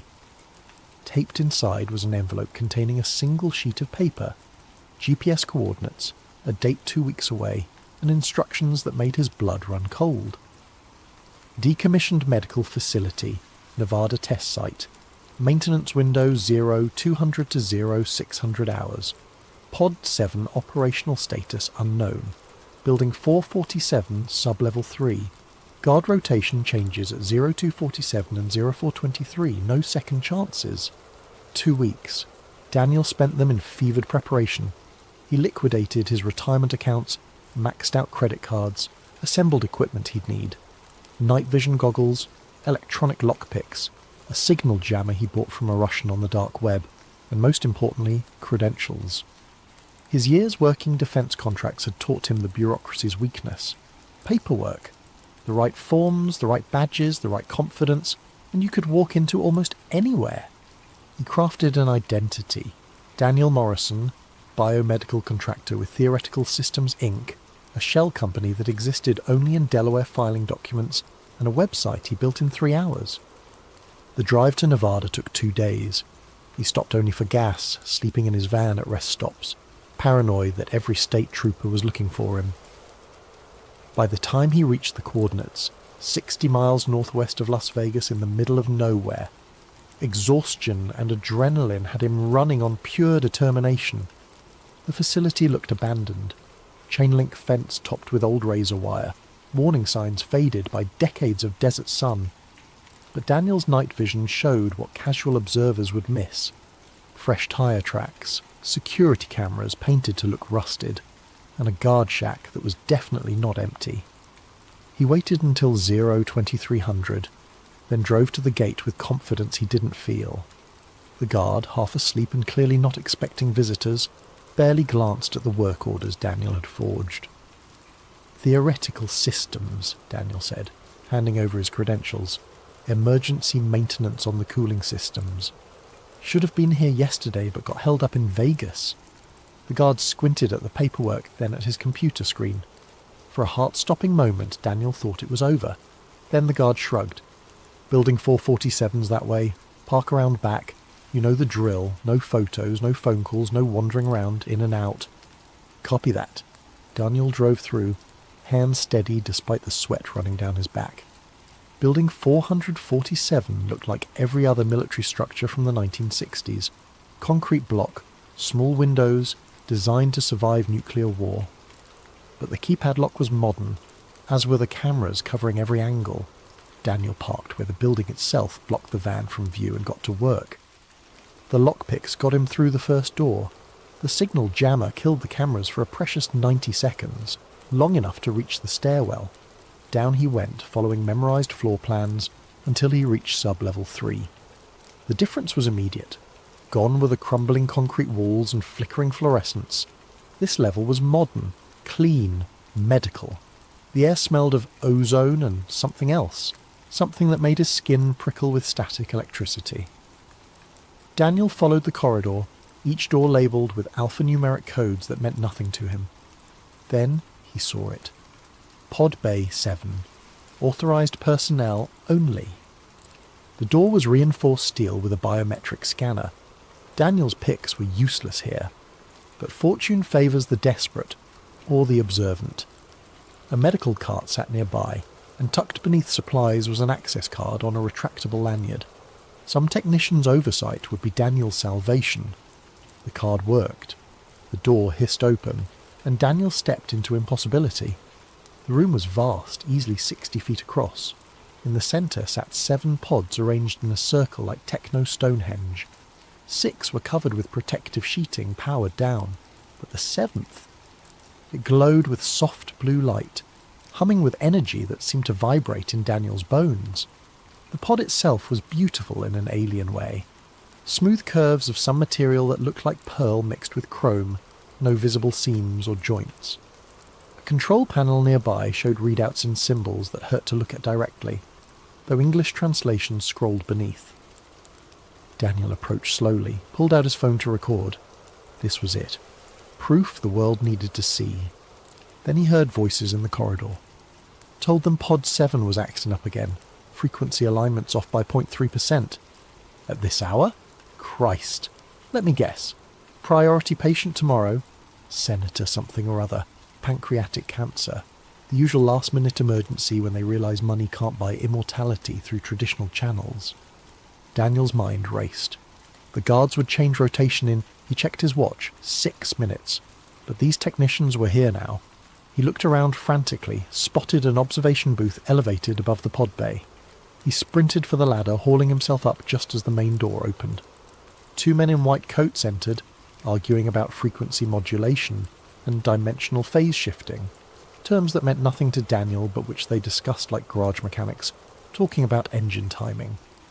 They approached Pod 7, one pulling out what looked like an oversized tablet covered in those same painful symbols. "There's the problem," one said. "The crystalline matrix is misaligned. Must have happened during the last age regression session. Those always stress the system. How long to fix? 20 minutes, maybe 30. Good thing we caught it. Another day and it might have started randomly teleporting patients again." Randomly teleporting? Daniel filed that impossibility away with all the others. For 20 minutes he watched them work, recording everything. They opened panels on the pod that revealed internal components unlike anything in his engineering experience. Geometries that shouldn't exist. Materials that seemed to phase in and out of visibility. energy patterns that made his eyes water. Then one of them said something that made his blood freeze. "Hey Richardson, you smell that?" "Smell what?" "Like sweat." B.O. When's the last time anyone cleaned in here? They both looked around, faces suspicious. Daniel pressed himself flat against the booth floor, not daring to breathe. Below, one technician walked the perimeter of the room while the other continued working. "Probably just the ventilation system," Richardson said finally. "This whole building's falling apart, except for our little miracle machines, of course." They finished their work, ran diagnostics that lit up the pod with patterns of light that seemed to reach into dimensions Daniel couldn't name. Then, finally, they left. Daniel waited another 5 minutes before climbing down.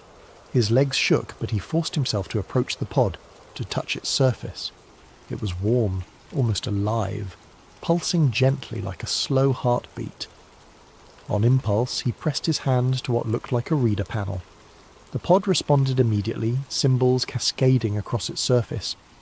One resolved into English. "Scan complete. Subject shows 17 cellular anomalies. Treatment time 4.7 hours. Initiate 17 anomalies." Daniel thought of every ache, every pain, every minor health issue he'd ignored over the years. The pod knew them all from a single touch. For a moment he almost pressed yes, almost climbed inside to see what miracles felt like. Then he thought of Emma dying by degrees in a hospital bed. This wasn't for him. But maybe... Daniel yanked out his phone, started photographing everything. The control panels, the pod itself, serial numbers, anything that might help him understand how to get Emma here. Or better yet, how to get one of these pods to her. He was so focused on documenting that he almost missed the soft chime from the door, almost missed the sound of footsteps. "I told you someone would come eventually." Daniel spun around. A woman stood in the doorway, mid-50s, silver hair in a neat bun, wearing a white coat with no identification. She didn't look surprised to see him. "Mr. Ross," she continued, stepping into the room. "Oh yes, we know who you are.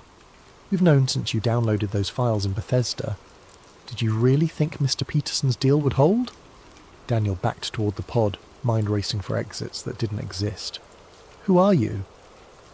"Dr. Elizabeth Kane. I run this facility and several others." She moved with calm confidence, no fear of the intruder in her domain.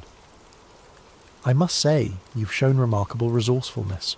Most people who stumble onto our secrets simply disappear. But you're different. If you're going to kill me..." "Kill you?" She laughed, a sound like silver bells. "Mr. Ross, why would we kill someone with your skills, your determination, your very personal motivation?"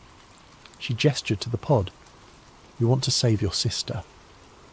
We understand that drive better than you might think. Then let me use it. Just once. Please." Kane studied him with eyes that seemed older than her face suggested. "The pods aren't just medical devices, Mr. Ross. They're, let's call them bridges, to technologies and capabilities that human minds weren't designed to understand. Each use requires precise calibration, careful monitoring. One mistake and your sister doesn't just die. She gets scattered across dimensions we don't have names for. But it can save her. Oh yes, complete cellular reconstruction, perfect health. She could live another century, maybe 2. Kane moved to the control panel, fingers dancing across symbols. "But everything has a price." "I have money. Not that kind of price." The pod hummed louder, responding to her commands. "Tell me, Mr. Ross, what do you know about the technology exchange program?" "Just references in the files. Non-terrestrial origin, 1971. 1971 was when we formalized it, but contact began earlier. They came to us, beings from elsewhere, offered us technologies beyond imagination, medical pods, energy systems, propulsion methods that make rockets look like stone wheels." She turned to face him. "All they wanted in exchange was test subjects." Daniel felt his stomach drop. Test subjects? Nothing sinister. They needed to understand human physiology, our DNA, our potential for evolution. Every person who uses a pod contributes data to their research. In exchange, we get to heal, to extend life, to touch godhood, if only briefly. And the public? Would panic, would demand access, would destroy the careful balance we've maintained for 50 years. Kane's expression hardened. 7 billion people with access to immortality? The planet would be stripped bare in a generation. Wars over resources would make our current conflicts look like playground squabbles. No, Mr. Ross, the pods remain controlled. They must. So you'll let the wrong people die to save the right ones. We let nature take its course for most. We intervene when the greater good demands it. Leaders who maintain stability, scientists on the verge of breakthroughs, artists whose work elevates humanity. She paused. And occasionally, we make exceptions. The pod's hum reached a crescendo, then settled into a rhythm like breathing. Kane nodded, satisfied. Your sister, she said. Emma Ross, ALS, stage 2. Perhaps 18 months before complete paralysis. 6 months after that. She shrugged eloquently. Don't! Daniel's voice cracked. Just don't. I'm offering you a choice. Your sister can use Pod 7. Full treatment, complete restoration. She'll wake up healthier than she's been in years, with no memory of the procedure. As far as she knows, it will be a miracle recovery. Spontaneous remission. It happens. What's the catch? You work for us, your engineering skills, your ability to think outside conventional paradigms, your proven discretion. We need people like you. You'll help maintain the pods, upgrade their systems, perhaps even expand the network. In exchange, Emma lives. You get a generous salary, and eventually access to the pods yourself. Daniel stared at her, then at the waiting pod. And if I refuse? Then you leave here with your photos and videos. You try to expose us. Maybe you upload some files before we stop you. A few thousand people believe, the rest mock you as another conspiracy theorist. Meanwhile, your sister dies slowly, painfully, knowing her brother could have saved her but chose his principles instead. The silence stretched between them. Daniel thought of his father, dying with the truth on his lips, of Marcus Brady, cast aside when no longer useful, of all the people who'd suffered and died while these miracles hummed in secret bunkers. Then he thought of Emma, her laugh, her fierce determination even as her body betrayed her, the way she'd held his hand at their father's funeral and whispered, "At least the pain is over." When? He asked quietly. Kane smiled, victory and perhaps sympathy in her expression. Tomorrow night. We'll arrange her transfer here. A specialist consultation in Las Vegas. All very routine. She'll wake up in a private clinic. Diagnosis reversed. Doctors baffled but delighted. And you'll report to our facility in Maryland on Monday to begin your new career. She held out a tablet. Standard employment contract. Sign here. Daniel took the tablet with numbed fingers. The contract was dozens of pages of legal terminology, but the key points were clear. Lifetime employment, top secret clearance, penalties for disclosure that started at imprisonment and got worse from there. At the bottom, a single line awaited his signature. He thought of all the people who would continue to suffer, all the lies that would continue to be told, all the principles he was about to betray. Then he signed his name. Kane took the tablet back, nodding with satisfaction. Welcome to the program, Mr. Ross. Your orientation packet will arrive tomorrow. For now, security will escort you out. Best if you're not here when the morning shift arrives. As if summoned, 2 guards appeared in the doorway. Not threatening, just present.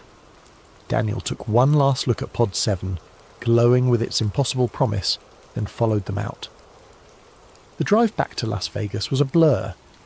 By dawn, he was on a plane home, the events of the night feeling like someone else's dream. But the email on his phone was real enough. Consultation scheduled for E. Ross, October 15th, 8 p.m. Transport will arrive at 6 p.m. Please have patient ready. Tomorrow, Emma would enter a pod, and exit healed.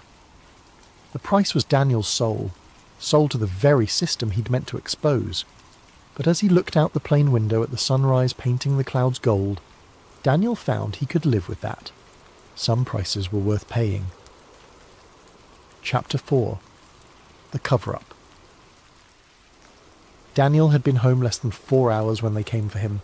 He was sitting at his kitchen table staring at the email about Emma's consultation when the lights flickered. His laptop screen went dark. The refrigerator's hum ceased. Then, with choreographed precision, his apartment door exploded inward. 6 figures in tactical gear stormed in, weapons raised, laser sights painting red dots across Daniel's chest. He raised his hands slowly, mind reeling. This wasn't part of the deal. Daniel Ross! The lead operative's voice was muffled by a tactical mask. Stay seated. Hands visible.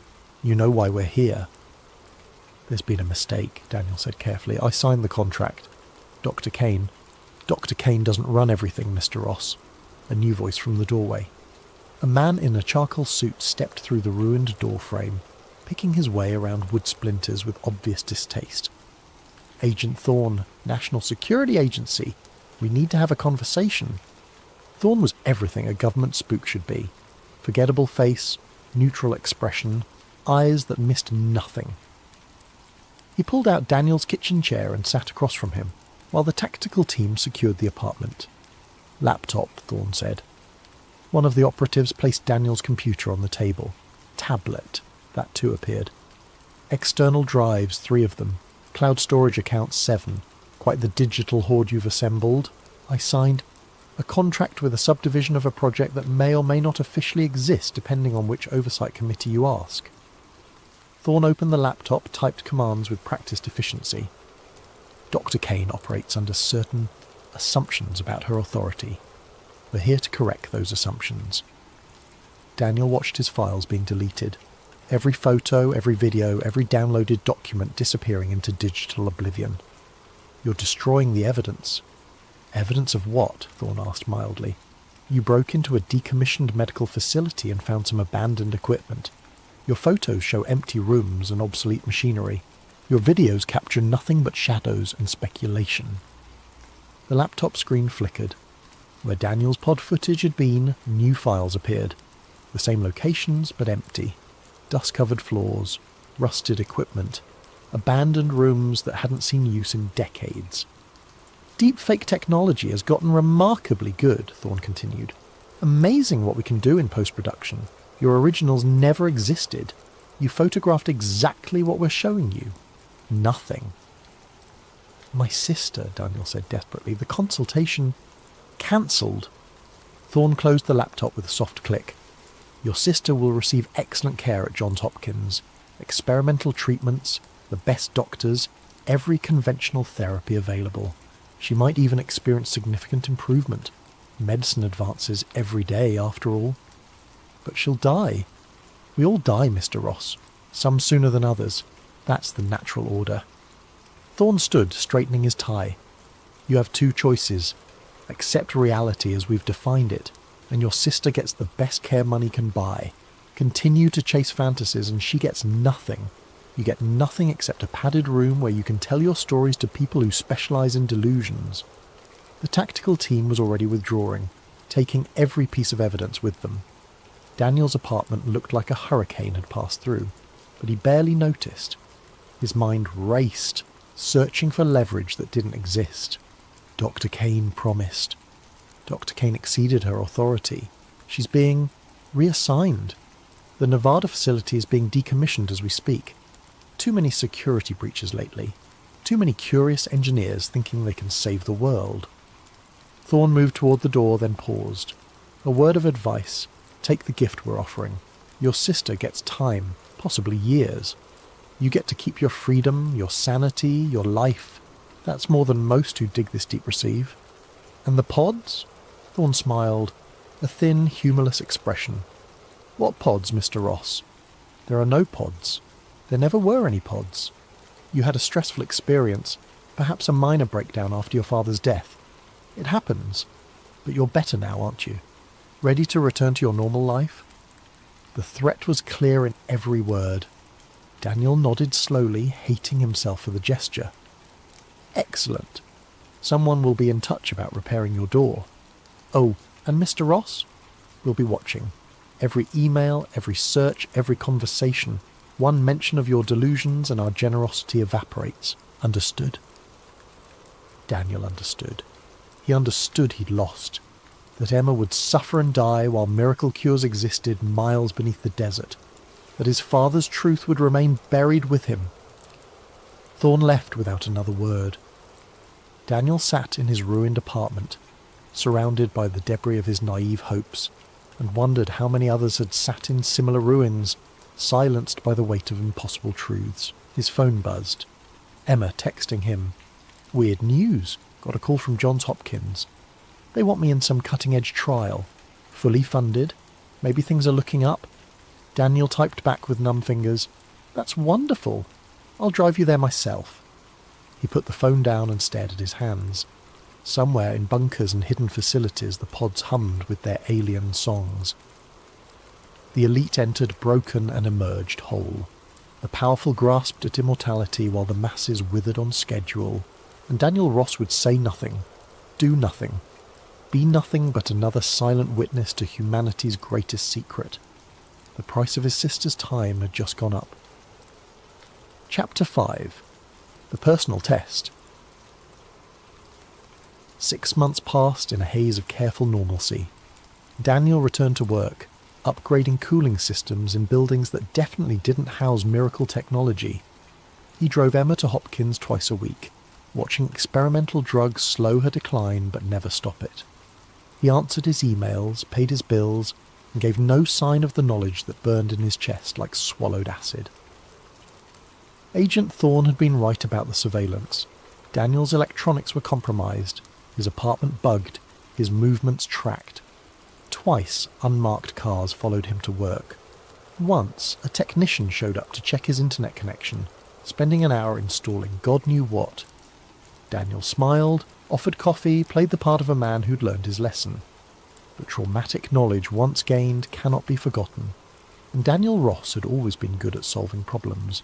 Started small, research conducted on library computers, different locations each time, cash purchases of electronics from pawn shops, conversations with homeless veterans who'd seen things at military bases they couldn't explain.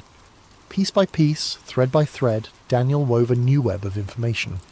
The pods were real.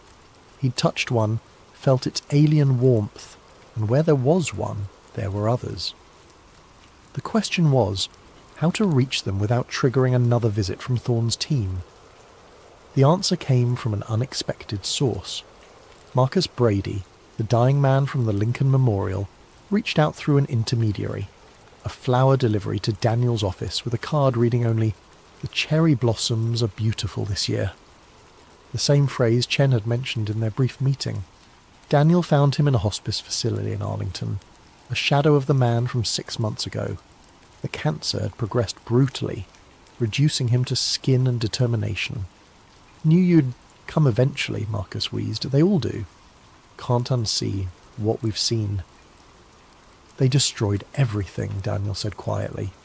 "Threatened my sister." Standard playbook. Marcus coughed, specks of blood staining his lips. "But they're not omnipotent. Just careful. And sometimes careful creates patterns." He gestured weakly to a drawer. Inside, Daniel found a single sheet of paper covered in what looked like random numbers and letters. "Transportation logs," Marcus explained. "Took me 3 years to compile. When they move patients to the sites, they use specific vehicles, specific routes. Bureaucracy demands documentation, even for secrets." Daniel studied the paper. Slowly, patterns emerged. Vehicle identification numbers that repeated, GPS coordinates that clustered around certain areas, times and dates that suggested regular schedules. "Tomorrow night," Marcus continued with effort. "Emergency med flight. Baltimore to classified location. Senator's wife. Ovarian cancer. Terminal. Another coughing fit. You want to save someone? That's your window. Security will be minimal. They rely on secrecy, not force. 1 patient, 1 doctor, 2 EMTs, private hangar, signature aviation, flight plan lists, medical facility in Richmond. But they'll divert. They always divert." Daniel memorized every detail, then burned the paper in Marcus's presence. The dying man smiled. "Do what I couldn't," he said. "Save 1 person. Prove it's possible. Maybe that's enough. Marcus Brady died 2 days later. The obituary mentioned his service at Wright-Patterson, nothing more. Another keeper of secrets taken to his grave. But his final gift lived on in Daniel's mind. A chance. A real chance. The next night found Daniel at Baltimore's signature aviation facility, dressed in stolen EMT uniform, credentials forged with skills sharpened by desperation. The private hangar buzzed with quiet activity. Rich people fleeing to richer places, their jets fueled by money and privilege. And there, in Hangar 7, a medical transport jet sat waiting. Daniel watched from the shadows as they wheeled her in. A woman in her 60s, unconscious, cancer carving her into a living skeleton. Her husband followed, a senator Daniel recognized from CSPAN, face etched with grief and desperate hope. 2 EMTs, as Marcus predicted. 1 doctor, a pilot who stayed with the plane. Daniel waited until the EMTS stepped out for a smoke break, complaining about another midnight run to nowhere. "I swear, these terminal cases all end up at the same place," one said, "but the overtime's killer, so who's asking questions?" Daniel stepped out of the shadows, syringe in hand. "Sorry about this." The sedative worked fast. Both EMTs crumpled before they could cry out. Daniel dragged them behind a fuel truck, took the taller one's jacket and credentials. His hands shook as he boarded the jet. The doctor looked up from the patient. "About time. We're wheels up in 5. Daniel nodded, kept his head down, busied himself with equipment he half understood. The senator sat in the back, staring at his dying wife. He never even looked at the help. The jet lifted off into the night. Daniel watched Baltimore shrink below, knowing he'd crossed a line he could never uncross. But in the medical berth, a dying woman breathed shallow breaths, and somewhere ahead, a pod waited that could save her. He just had to figure out how to save Emma too. The flight took 2 hours. As Marcus had predicted, they diverted, first to Richmond as filed, then west into the mountains of West Virginia. The pilot descended toward what looked like empty forest, until runway lights suddenly blazed to life, revealing a landing strip carved into the mountainside. "Arrival at Mountain Site Echo," the pilot announced. "Medical team stand by for patient transfer." They were met by more medical staff, faces hidden behind surgical masks. The senator was led away by someone in a suit. "Standard intake procedures, sir, you understand." The patient was wheeled toward a building that looked like a ski lodge from outside, but hummed with hidden power. Daniel followed, playing his part until they reached the medical bay. And there they were, 3 pods, identical to the one in Nevada, glowing with that same impossible light. "Which one?" the doctor asked. "Pod 2 is optimal for cellular reconstruction," a technician answered. "Calibrated for oncological intervention. 4 hours for complete remission." They transferred the senator's wife into the pod with practiced efficiency. Daniel watched the displays light up. DNA analysis, cellular mapping, treatment protocols in that painful symbolic language. The pod sealed with a soft hiss, and the woman inside was bathed in blue radiance. "Always gives me the creeps," one of the techs muttered. "Like watching someone get rebuilt from scratch." "Because that's exactly what's happening," the doctor replied. "Every cell analysed, corrected, perfected. She'll walk out of there 20 years younger, biologically speaking." 4 hours! Daniel had 4 hours before they discovered he wasn't supposed to be there. 4 hours to figure out how to get Emma here, or better yet, how to steal one of these pods. He excused himself, bathroom break, and slipped deeper into the facility. His stolen credentials got him through 2 checkpoints before he found what he was looking for. A storage area filled with pod components, spare parts, diagnostic equipment, and there, covered in protective plastic, a partially assembled pod marked Unit 12, pending installation. It would take a truck to move it, teams of technicians to assemble it, power sources he couldn't begin to understand. But as Daniel examined the components, a different plan formed. Not theft, that was impossible, but sabotage? Creating a crisis that demanded emergency evacuation of patients. He was reaching for his phone to photograph the pod specifications when a hand fell on his shoulder. "Mr. Ross, we really must stop meeting like this." Daniel turned to find Dr. Kane, looking no different than she had 6 months ago. If anything, she looked younger. The pods, he realised. She used them regularly. "Security flagged you the moment you boarded," she continued conversationally. "Facial recognition is quite sophisticated these days. Though I must say, the EMT disguise was well done. Poor Marcus would be proud." "You knew Marcus?" "I know everyone who knows about us. It's a very small community." She gestured to armed guards who had materialised in the doorway. "The question is what to do with you now. Agent Thorne would insist on permanent solutions, but I've always been more creative." She led him back to the medical bay where the senator's wife still floated in Pod 2, cancer being methodically erased from her existence. The senator himself stood watching, tears streaming down his face. "Hope is a powerful thing," Kane mused. "He'll pay anything, do anything to save her, just as you would for Emma." She turned to Daniel. "So I'm going to make you the same offer, with modifications. Work for us. Help us expand the network, and Emma gets treated. Refuse, and, well, Thorne's team is already en route. ETA 20 minutes. You tried this before. I offered employment before. Now I'm offering partnership." Her eyes glinted. "You've proven you can't be contained, can't be threatened into silence. So instead, we make you complicit. Give you what you want most. Tie you so deeply into the program that exposing us means destroying yourself." Daniel looked at the pod, at the dying woman being reborn inside. "And Emma?" "Can be here tomorrow. Full treatment, complete restoration. All you have to do is say yes, then help us build more. The demand is growing, you see. Too many senators' wives, too many CEOs with terminal diagnoses. We need to expand carefully, quietly. Someone with your skills would be invaluable. Building pods for the elite while everyone else dies.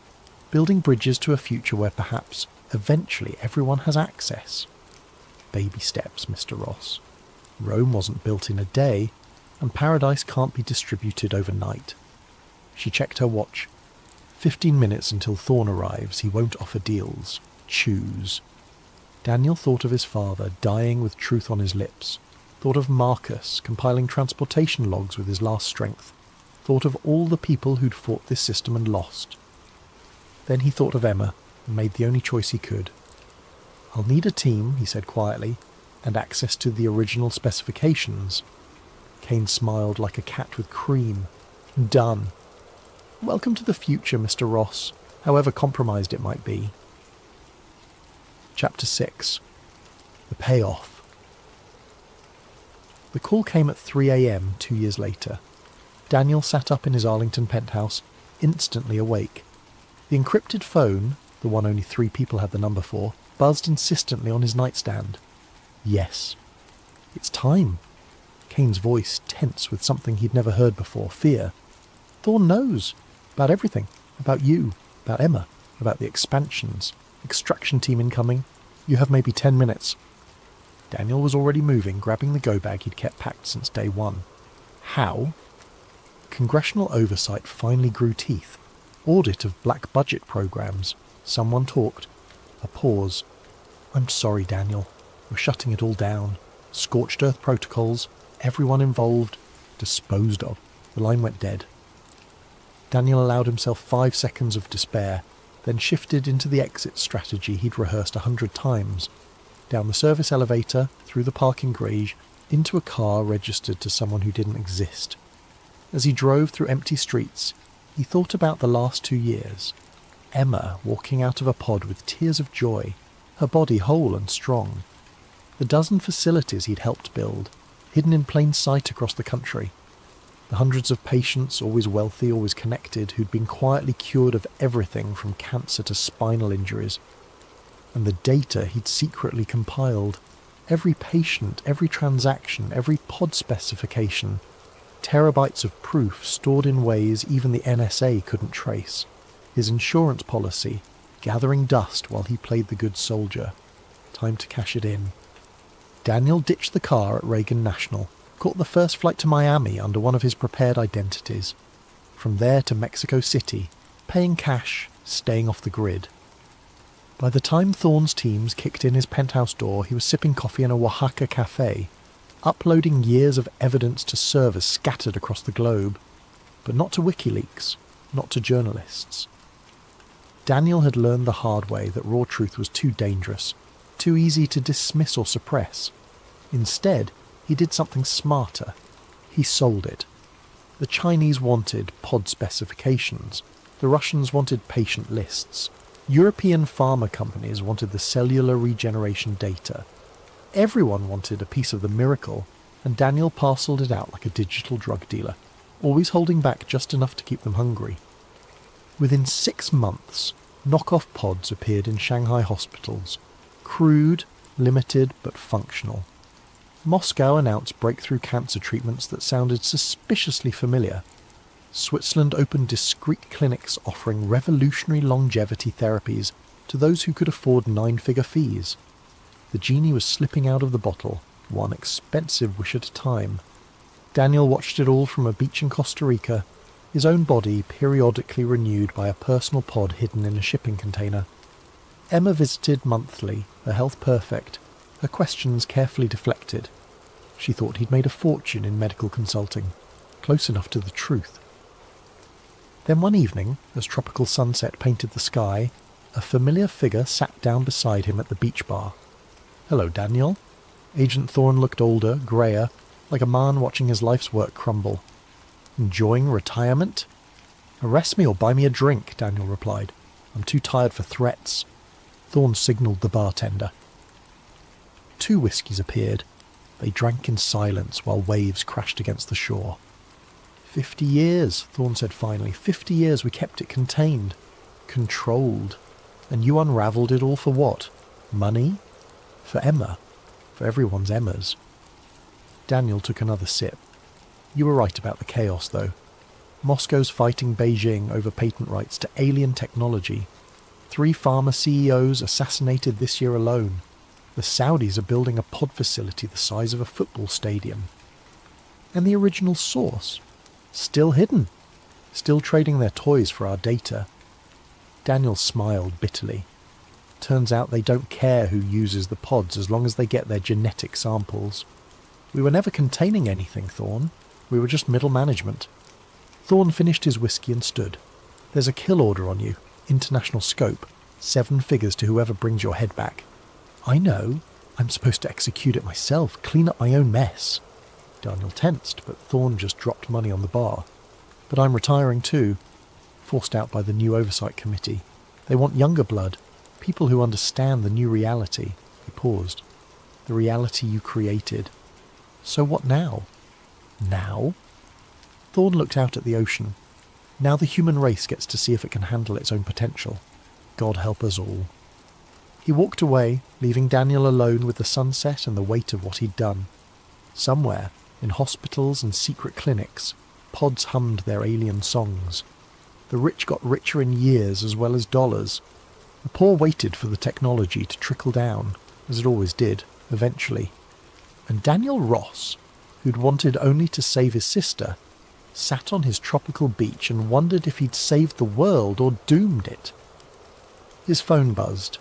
Emma texting pictures from her rock climbing trip. Alive, healthy, happy, worth any price. Daniel ordered another whiskey and watched the stars come out. Tomorrow, another buyer would call. Another piece of paradise would be sold to the highest bidder. The future would inch closer, one transaction at a time. The cure for everything existed. It always had. Now, finally, people knew. What they did with that knowledge would determine if humanity's greatest secret became its salvation or its epitaph. But that wasn't Daniel's problem anymore. He'd played his part, for better or worse. The rest was up to them. Epilogue, 5 years later. The 60 Minutes interview would later be called The Moment Everything Changed. "So you're saying these so-called med beds have been in use for over 50 years? Leslie Stahl's voice carried the perfect mix of skepticism and intrigue. The woman across from her, face digitally obscured, voice modulated, nodded. "Since 1971, hidden in military installations, private clinics, underground facilities, used exclusively by the elite while millions died from curable diseases. And you know this because I used them, maintained them, helped expand the network. A pause. My name is Dr. Elizabeth Kane, and I ran the American MedBed program for 12 years. Daniel nearly choked on his coffee. He sat forward in his Swiss hotel room watching the impossible unfold. Kane had gone public. The technology was given to us, she continued. Part of an exchange program with entities from elsewhere. In return for limited use of their medical technology, we provided genetic data from human subjects. Aliens! Stahl's tone flattened. You're claiming alien technology. I'm claiming non-terrestrial origin. Call them what you like. The point is, we've had the ability to cure any disease, reverse aging, regenerate lost limbs, and we kept it secret. Kept it exclusive. Let billions suffer and die to maintain economic and social control. The interview continued for another 40 minutes. Kane provided documents, video footage, patient testimonies. She named names, senators, CEOs, foreign leaders who'd been quietly cured while publicly supporting the pharmaceutical status quo. She explained how the technology worked in terms that university physicists would spend years trying to understand. And she revealed why she'd finally come forward. The others, the source of the technology, they're done with the exchange. They have what they needed from us. They're pulling out, taking their pods with them. Unless we act now, unless we reverse engineer what we have, we'll lose this technology forever. The interview ended with a bombshell. I've established a foundation. We're building open source pods, sharing the specifications globally. It will take time, years, perhaps decades, to match the original technology. But we will do it. We have to. Humanity's survival depends on it. Daniel's phone rang. Emma, are you watching this? Her voice shook with emotion. Is this why I got better? Did you know about this? He closed his eyes. Yes. Silence then. Thank you. Emma, no. Whatever you did, however you did it, thank you. And now, help them. Help her. Help everyone. She hung up. Daniel stared at the phone, then at the TV where analysts were already debating, politicians were already denying, and the world was already changing. His encrypted phone buzzed, a text from an unlisted number. Time to come home, Mr. Ross. Your country needs you. Full immunity in exchange for your expertise. Thorn. Daniel laughed. Actually laughed. The old spy master had survived after all, and now wanted him to help democratize the very technology they'd killed to protect. He started packing. Costa Rica had been nice, but history was calling. The secret was out, the genie unleashed, and humanity would either rise to transcendence or tear itself apart trying. Either way, Daniel Ross would be there, building pods, training technicians, trying to give everyone the miracle that had saved Emma.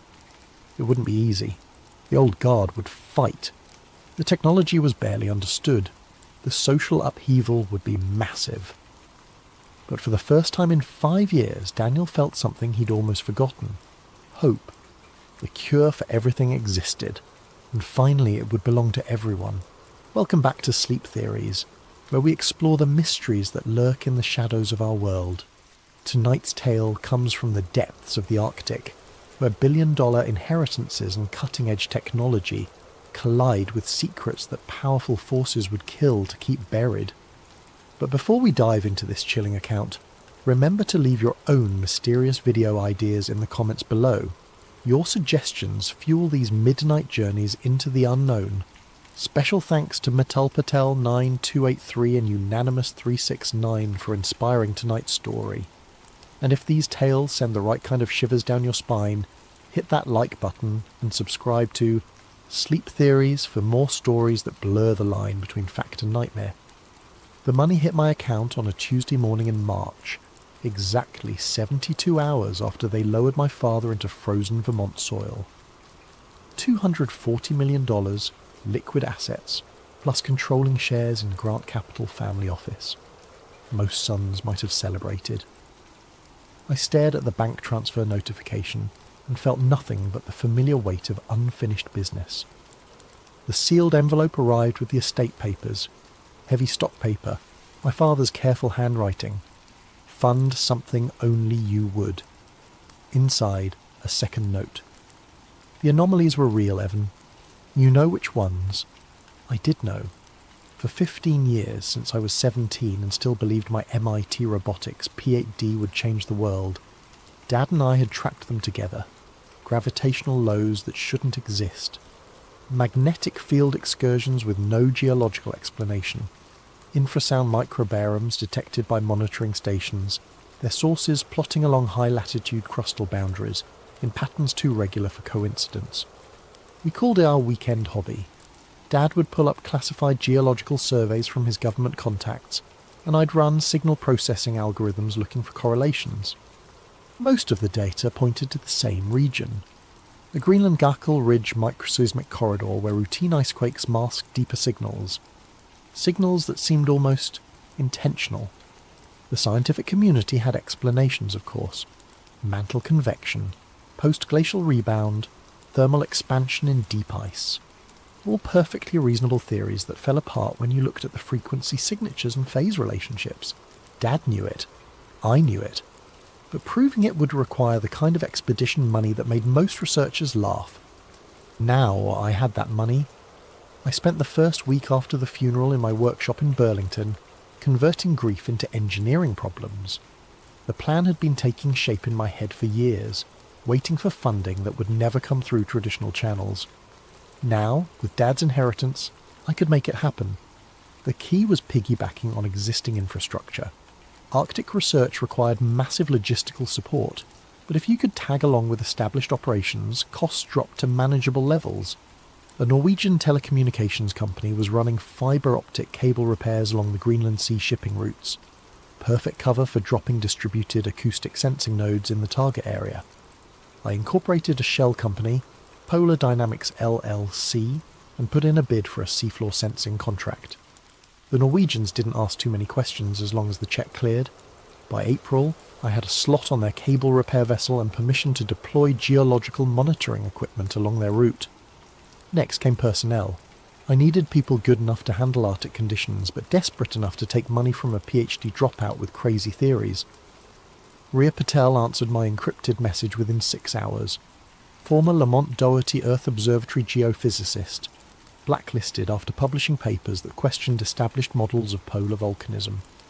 Her research had suggested large-scale thermal anomalies beneath Arctic ice sheets, anomalies that didn't match known geothermal sources. The academic community buried her work in bureaucratic reviews until she quit in frustration. "Your message mentioned gravitational lows," she said during our first video call. "Which specific coordinates?" I shared the data sets Dad and I had compiled. She was quiet for a long time, studying the displays. "These readings," she shook her head. "They're not possible. The mass deficit implied here would require cavities thousands of meters across. That's what we think too." "We?" "My father and I. He died last month." "I'm sorry," she paused. "What kind of equipment are you proposing?" I outlined the sensor package: military-grade distributed acoustic sensing, deep-sea magnetometers, thermal imaging arrays. Everything needed to map subsurface structures with unprecedented resolution. "You're talking about technology worth millions of dollars. Money isn't an issue. It never is, until it is." But I could hear the interest in her voice. "When do we deploy?" For logistics, I tracked down Holt. No first name, just Holt, through Navy veteran networks.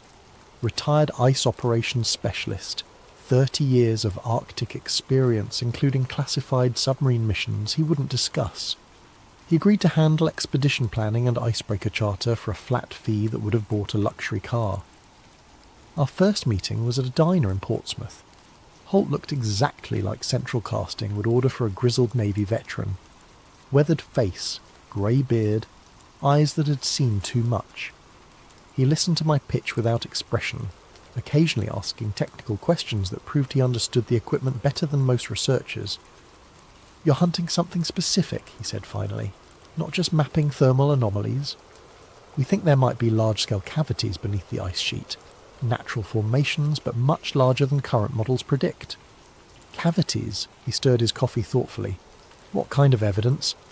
I showed him the acoustic data, the gravitational anomalies, the magnetic field disruptions. He studied each display with professional attention. Seen stranger things under the ice, he said. When do we ship out? The legal complications came from Mara Ling, the family office counsel Dad had trusted with everything. She reviewed the expedition contracts with the enthusiasm of someone defusing a bomb. Export controls will be an issue, she warned during our meeting in the Grant Capital offices overlooking Boston Harbour. Half this sensor equipment falls under international traffic in arms regulations. Getting export permits for Arctic deployment could take months. What if the equipment never technically leaves US territorial waters? Explain. The cable repair vessel operates under Norwegian flag, but it carries mixed international crew. If our sensors are operated by US personnel, they remain under US jurisdiction regardless of deployment location. Mara made notes. Complicated, but workable. What about the target coordinates? Any territorial water conflicts? I pulled up the charts showing our planned survey area. International waters, more than 200 miles from any national boundary. But, I hesitated. But what? The area falls under NOTAM and NOTMAR restrictions. Notice to airmen and maritime advisories. Military training exercises, mostly classified. How classified? Classified enough that asking questions gets you referred to other people who also can't answer questions. Mara leaned back in her chair. Evan, are you absolutely certain about this expedition? Because once we trigger export control reviews and international logistics contracts, there's no quietly backing out. I thought about Dad, about 15 years of weekend anomaly hunting, about the gravitational lows that violated everything we thought we knew about planetary geology. I'm certain. The equipment build took 2 months. Most components came from established scientific suppliers, but the centerpiece, my autonomous deep-sea submersible, required custom fabrication. I'd been designing Odin 3 in my head since graduate school.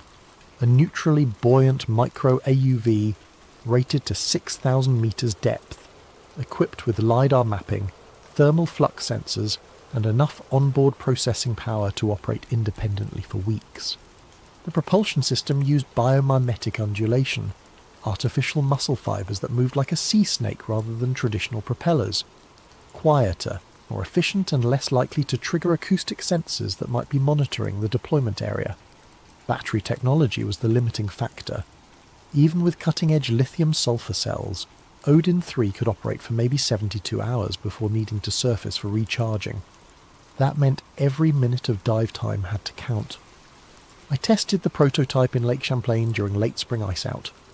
Odin 3 performed flawlessly, mapping the lake bottom with centimetre resolution while maintaining perfect depth control. The biomimetic propulsion drew curious lake trout that followed the submersible like a mechanical Pied Piper. Beautiful work, Rhea said, reviewing the test footage. When do we head north? June 15th. The cable repair vessel reaches our coordinates on the 20th. Weather window? 4 days, maybe 5 if we're lucky. After that, storm systems move in, and we won't have another opportunity until August. Holt had chartered the Norwegian icebreaker Nordkapp through contacts in the commercial shipping industry. The vessel was overkill for summer Arctic operations, but its dynamic positioning system could hold station precisely over our target coordinates regardless of ice conditions. Captain's reliable, Holt reported. 30 years ice experience doesn't ask questions about cargo as long as the charter fee's clear on time. What about support equipment? Portable diamond wire ice cutting rig for creating deployment holes. Thermal tent for equipment staging. Emergency shelter rated to -40. Medical kit for remote operations. He paused. And firearms. Firearms? Polar bears aren't the only thing that might want to discourage visitors in that part of the Arctic. I decided not to ask what he meant. The flight to Longyearbyen, Svalbard, took 18 hours with connections. Rhea met me at the tiny airport with news that our equipment shipment had cleared Norwegian customs without issues. The distributed acoustic sensing nodes deployed perfectly, she reported. Initial data streams are clean. No interference from the cable repair operations. What about background acoustic conditions? quiet, almost too quiet. Normal Arctic regions show constant low-level seismic activity, thermal expansion, ice settling, small crustal movements. This area is dormant. We spent 2 days in Longyearbyen finalising logistics and monitoring the DAS network. The acoustic data revealed exactly what Dad and I had hoped to find. A repeating 0.9 to 1.2 Hz tremor pattern with phase relationships that didn't match any known geological process. It's not mantle convection, Rhea confirmed, studying the frequency analysis. The phase lead is all wrong. This signal originates much closer to the surface. How much closer, if I had to guess? Less than 2 kilometres depth, maybe much less. The Nordkap reached our coordinates on schedule, arriving at a polynya that shouldn't have existed given seasonal ice conditions. The open water area stretched nearly 3 kilometres across, with thermal imaging showing warm upwelling at the centre. Water temperature is 4 degrees above ambient, reported Captain Eriksson. There's a significant thermal source beneath this opening. Holt was already assembling the diamond wire cutting rig on deck. We'll need a deployment hole at least 2 metres diameter for clean submersible operations. The ice here looks thin, maybe 8 metres. How thin should it be? This time of year? 20 metres minimum. Something's been keeping this area warm. I helped Rhea deploy additional magnetometer arrays while Holt's crew cut our access hole. The magnetic data was even more striking than the acoustic signatures. A sharp ring discontinuity approximately 600 metres in diameter, with field strength dropping by 30% inside the boundary. It's like there's a massive void just below us, Rhea said, checking readings for the 3rd time. A cavity large enough to significantly disrupt local magnetic fields. Large enough for what? I don't know. I've never seen readings like this.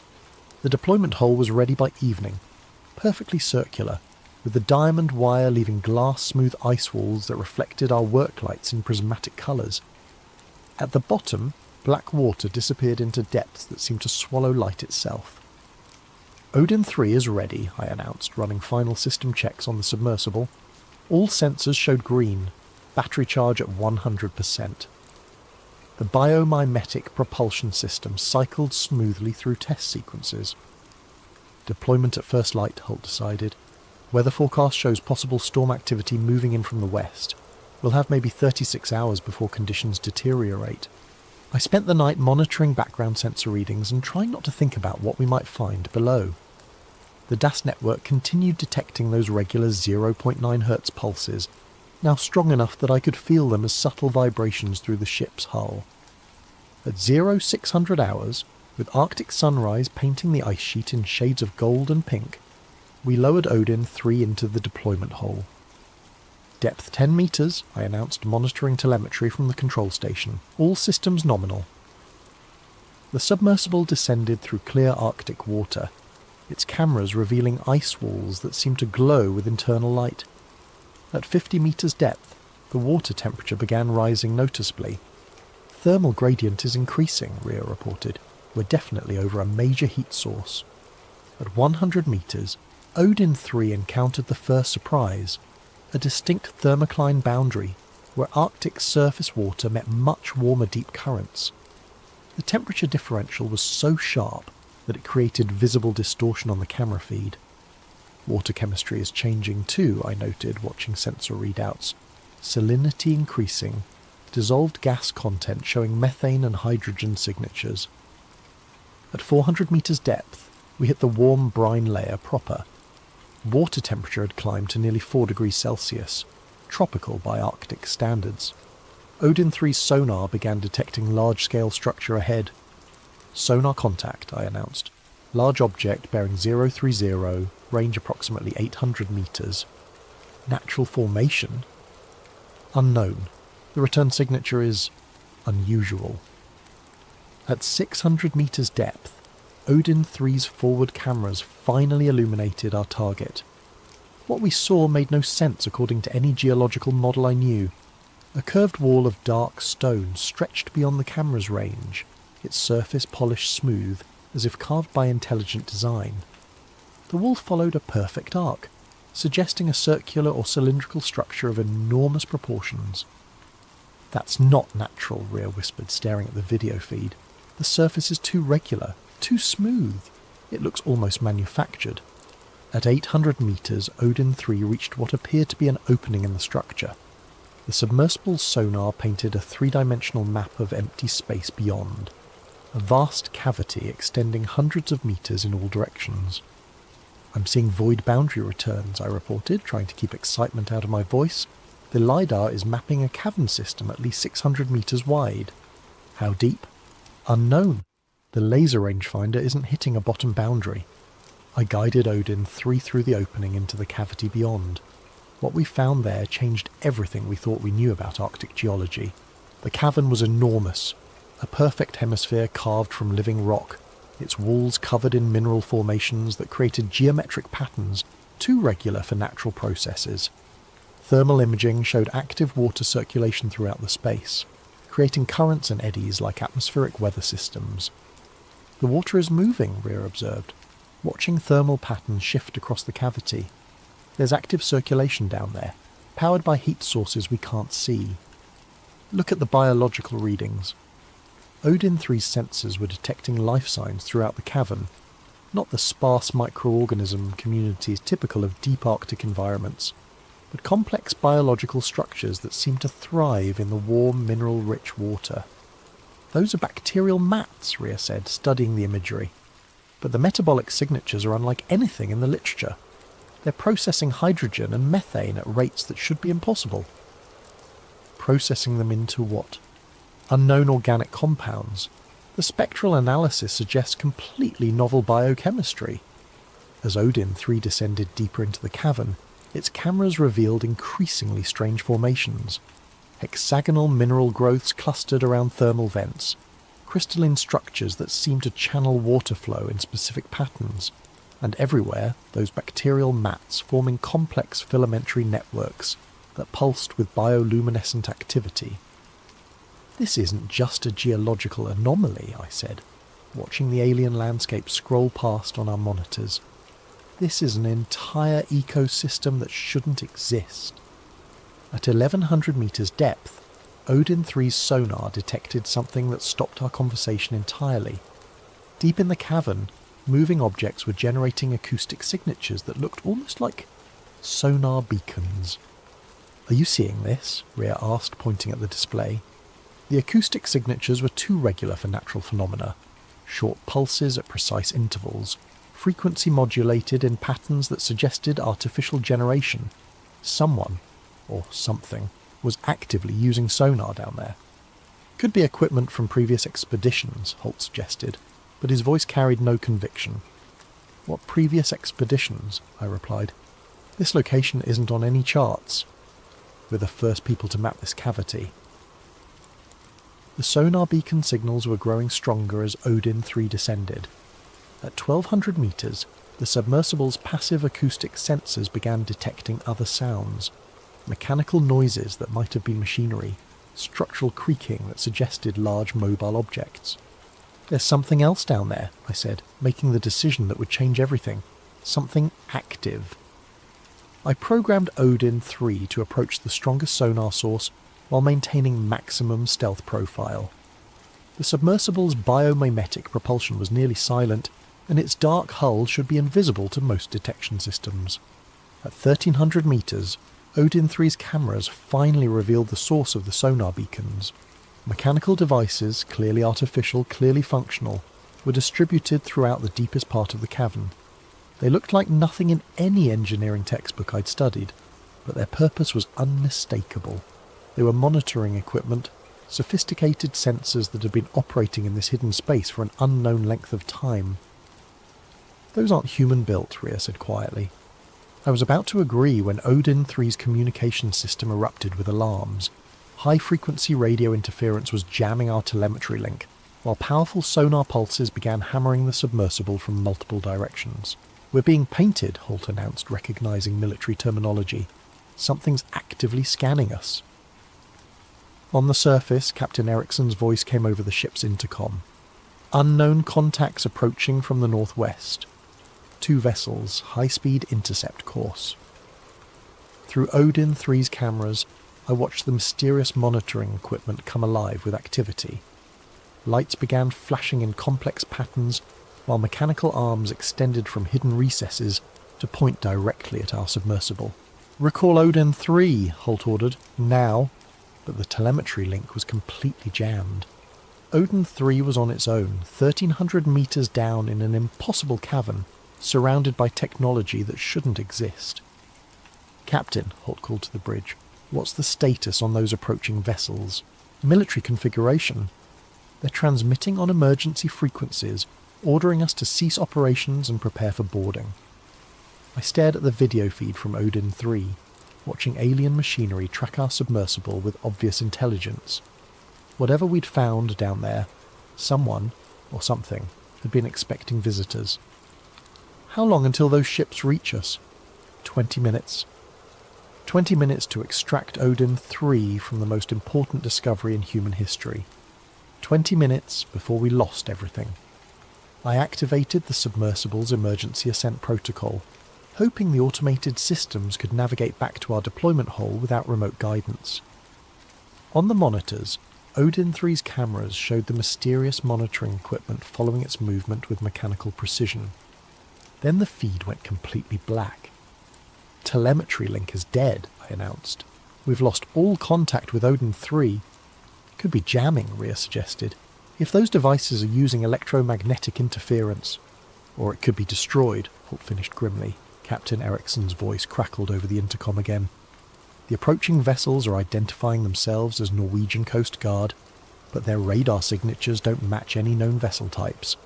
They're requesting immediate cessation of all underwater operations. Tell them we're conducting authorised scientific research in international waters." I tried. They're not interested in discussing authorization. I ran emergency calculations in my head. Odin 3's automated ascent would take approximately 40 minutes from 1,300 metres depth, assuming the submersible was still functional and could navigate the complex cavern geometry without remote guidance. The approaching vessels would reach us in 15 minutes. We need to buy time, I decided. "Captain, can you move us away from the deployment hole while maintaining dynamic positioning?" "How far?" "Just enough to look like we're complying with their orders while keeping the hull within Odin 3's navigation range." The Nordkap began moving slowly away from our position, its powerful thrusters maintaining precise station keeping, despite increasing wind and wave activity. On sonar, I could see the two approaching vessels changing course to intercept. "Military hulls," Captain Ericsson reported. "Definitely not standard Coast Guard configuration. These ships are built for Arctic operations." At 12 minutes to intercept, something extraordinary happened. The deployment hole began glowing. "Thermal bloom," Rhea announced, watching her instruments spike. "Massive heat signature rising from depth." Through binoculars, I could see the water in our cutting hole beginning to bubble and steam. Whatever was happening in the cavern below, it was generating enormous amounts of thermal energy. "Could be a volcanic event," Captain Ericsson suggested. "Or something else," I replied, thinking about those mysterious monitoring devices. At 8 minutes to intercept, Odin 3 broke the surface.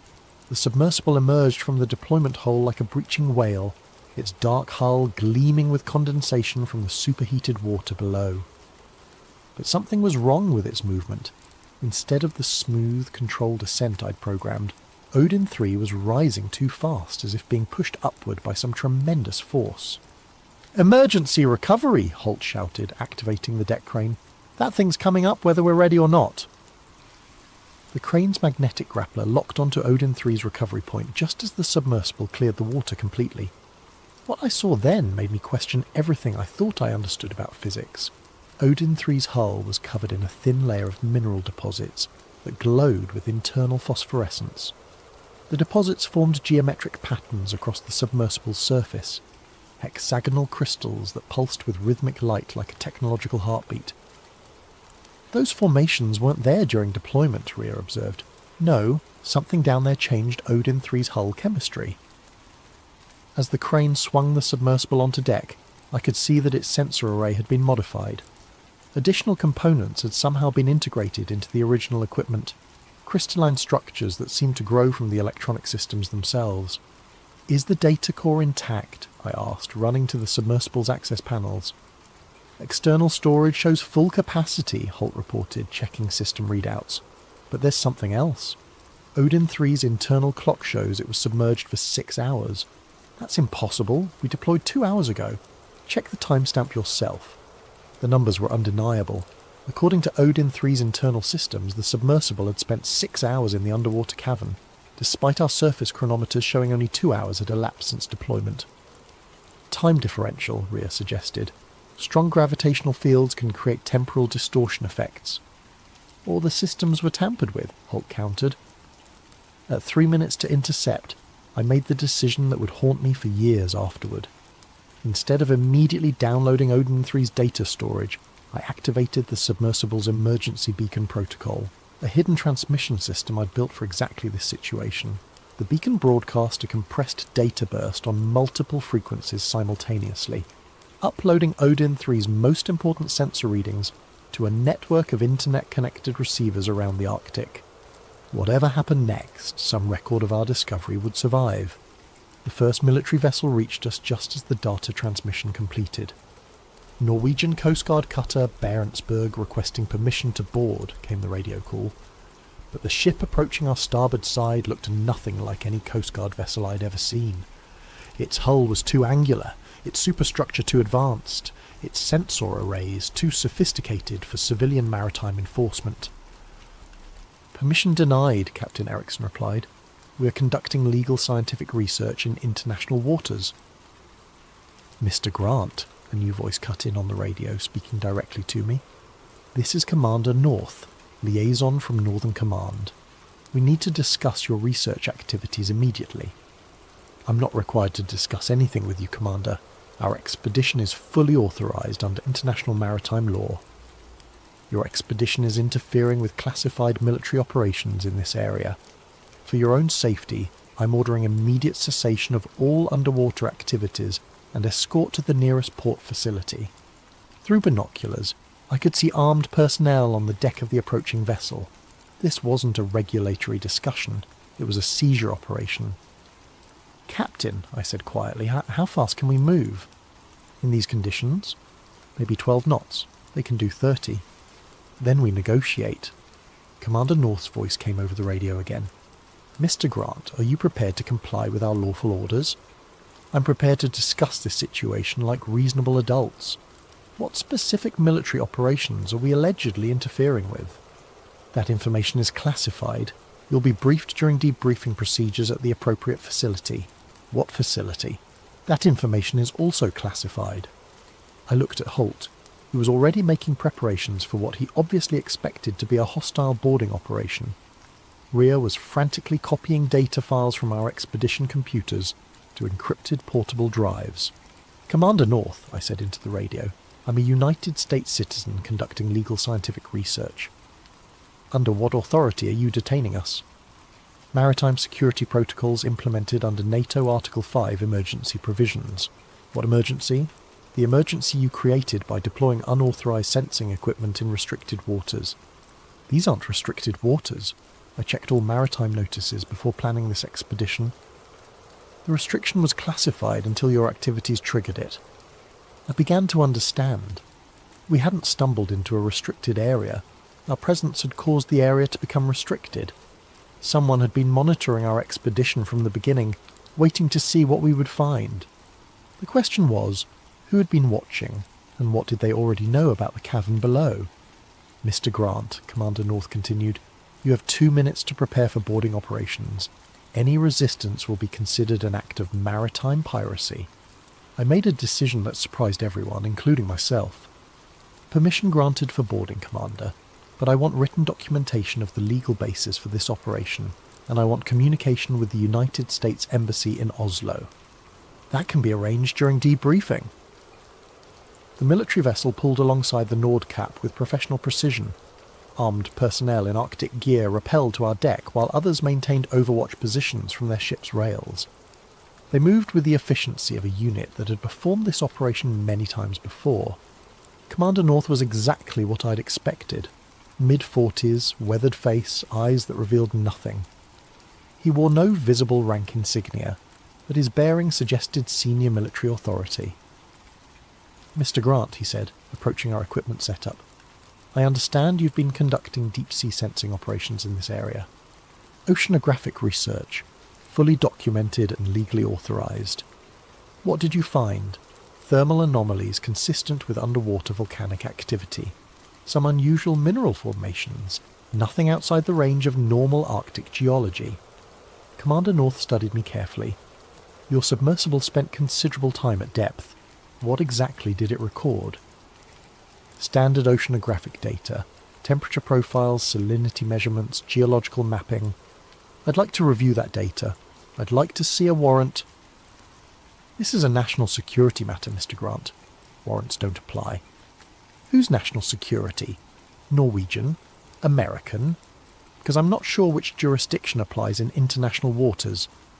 Commander North gestured to one of his personnel, who immediately began connecting portable equipment to our computer systems. "All data storage devices will be impounded pending security review." "On what grounds?" "On the grounds that your research activities have uncovered materials relevant to ongoing classified operations." "What materials?" "That information is classified."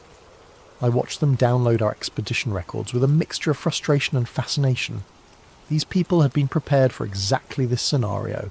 They knew what we were looking for, and they knew we'd find it. "Commander," I said, "how long have you been monitoring this area?" "That information is classified." "How long have you known about the underwater structures?" "That information is also classified." "Then let me ask you something that isn't classified. What happens to us now?" Commander North paused in his review of our equipment.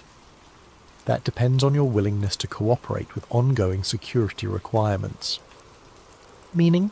"Meaning you have two options. Option 1, we impound all your equipment and data under maritime security provisions. You're detained pending investigation, and your expedition personnel face charges for unauthorized sensing activities in restricted waters. What's option 2? Option 2, you accept a consulting agreement with appropriate compensation.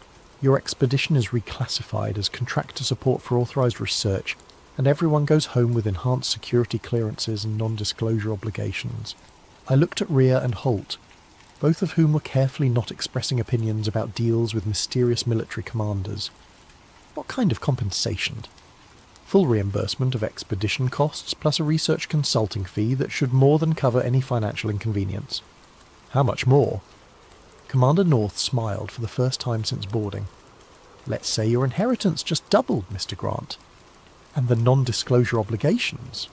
"Standard classified research protocols. You don't discuss your findings with unauthorized personnel. You don't publish without security review. And you don't conduct follow-up research without appropriate coordination. For how long?" "Indefinitely." I thought about Dad, about 15 years of weekend anomaly hunting, about gravitational lows that had led us to the most important discovery in human history. Then I thought about spending the rest of my life in a military detention facility for asking the wrong questions. "I'll need the terms in writing." "Of course. My legal team will have contracts ready by the time we reach port." "What about my expedition team?" "Separate agreements, tailored to their individual involvement levels." Commander North's personnel had finished downloading our computer systems. One of them approached with a tablet showing the data transfer summary. "Complete copy acquired," he reported. "All storage media secured." "What about the submersible?" I asked. "Odin 3 will be transported to appropriate facilities for detailed analysis. You'll receive a full technical report once security review is complete." "When?" "That timeline is classified." I realized we were negotiating the terms of our own capture, but the alternative was probably worse. Whatever we'd found in that underwater cavern, it was important enough to trigger immediate military response and substantial financial incentives for silence. "I'll take option 2, I decided. Excellent choice, Mr. Grant." The voyage back to Longyearbyen took 18 hours. Commander North's personnel maintained polite but constant supervision, while his legal team prepared our consultation contracts via satellite communication. By the time we reached port, I had a 40-page document that essentially made me a classified contractor for unspecified research activities. The compensation was exactly as promised. Full expedition reimbursement plus a consulting fee that added another $240 million to my bank account. In exchange, I agreed to discuss our Arctic findings only with authorised personnel and to conduct no further research in the area without explicit approval. Ria and Holt received similar agreements scaled to their involvement levels, both signed without lengthy deliberation. 30 years in the Navy, Holt said as we prepared to fly back to civilization, and I've never seen anything like what happened down there. What do you think it was?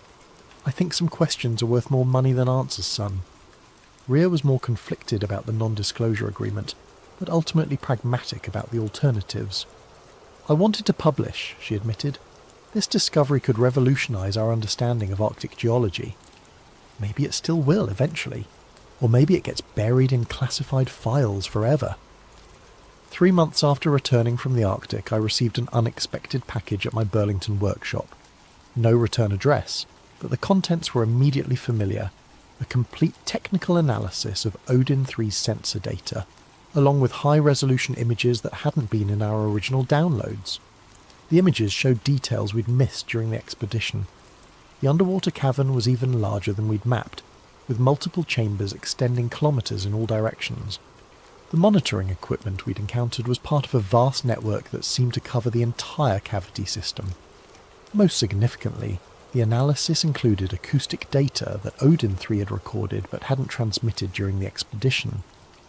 Structured sound patterns that suggested not just artificial generation, but something approaching communication protocols. The final page of the technical report contained a handwritten note. Your father's second letter. Check the family office safe. I drove to Boston that same day. The Grant Capital offices were exactly as Dad had left them, including his personal safe behind the conference room oil painting. Inside, along with various family documents, I found an envelope marked Open After Arctic Expedition. Dad's familiar handwriting. If you're reading this, you found what we were looking for. The frequency codes below match signals detected at the target coordinates in 1987, 1994 and 2003. Previous expeditions were discontinued for national security reasons. The anomalies are real, Evan. They're also not natural. Use this information wisely. Below the note, a series of numeric codes that exactly match the acoustic signatures Odin-3 had detected from those mysterious monitoring devices.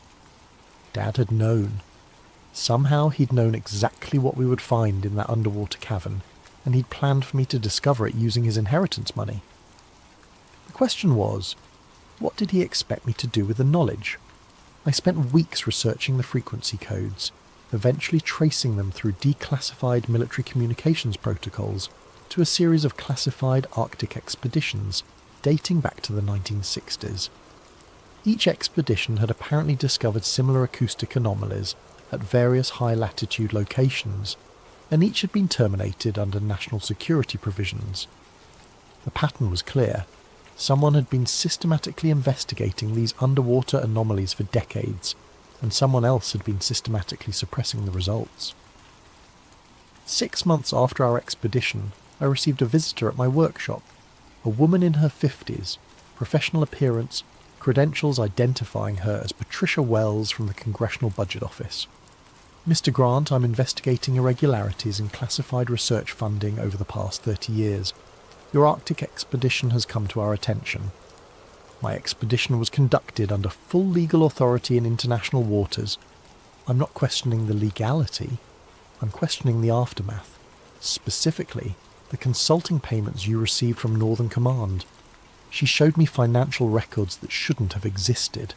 Details of the compensation agreement, the non-disclosure terms, even classified excerpts from Odin-3 sensor data. These payments appear to be part of a pattern of suppressing civilian research into Arctic anomalies. We've identified 17 similar incidents over the past 20 years. What do you want from me? Information? What did you actually find down there? I studied her credentials again, ran them through government verification databases, confirmed her identity and authority.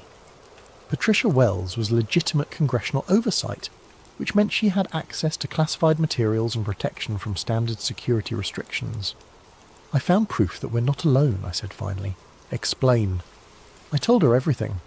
The underwater cavern, the monitoring equipment, the time differential, the frequency codes that matched Dad's historical data. She listened without interruption, taking detailed notes. The acoustic signatures suggest active intelligence, I concluded. Something has been operating in these Arctic caverns for decades, possibly centuries, and our government has been covering it up. Not just our government. This appears to be a coordinated international effort involving NATO partners, and probably others. Why? That's what we're trying to determine. Patricia Wells left me with a secure communication device and instructions to document everything I could remember about the expedition. 2 weeks later, she returned with information that changed my perspective entirely. The monitoring equipment your submersible encountered wasn't suppressing your research, she explained. It was facilitating it. Someone down there wanted you to find them. Based on what evidence? Based on this. She showed me a photograph that made my hands shake. Odin-3, sitting in some kind of maintenance facility, but not any facility I recognised. The submersible had been modified extensively, upgraded with technology that looked decades ahead of current capabilities. Where was this taken? We're not entirely sure, but we believe your submersible was returned to the surface intentionally, with enhanced capabilities and a message. What message? The mineral deposits on Odin-3's hull weren't random formations. They're a mathematical sequence, prime numbers arranged in a spiral pattern that corresponds to galactic coordinates. Coordinates to what? That's classified above my level, but congressional oversight has determined that the suppression protocols are counterproductive. We're recommending full disclosure and open research collaboration.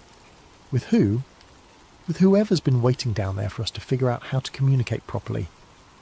1 year after our Arctic expedition, the official story broke simultaneously in major newspapers worldwide. The headlines varied, but the content was consistent. Scientists discover advanced technology in Arctic Ocean. International expedition confirms non-human intelligence. Government reveals decades of contact protocols. My role in the discovery was publicly acknowledged, along with RIA's geological analysis and Holt's logistical expertise. The non-disclosure agreements were officially voided as part of the Transparency Initiative. 6 months after disclosure, I received an invitation that would have seemed impossible 2 years earlier. The newly established Arctic Research Coordination Centre requested my participation in the first official joint expedition to what they now called the Cavity Network, a system of underwater chambers that apparently extended throughout the Arctic Ocean basin. We've identified 47 separate cavity systems, explained Patricia Wells, now serving as civilian oversight coordinator for the project. Each contains a monitoring equipment similar to what you encountered, and all are broadcasting the same mathematical sequences. Are they responding to communication attempts? Yes, we've established basic mathematical exchanges with 17 sites.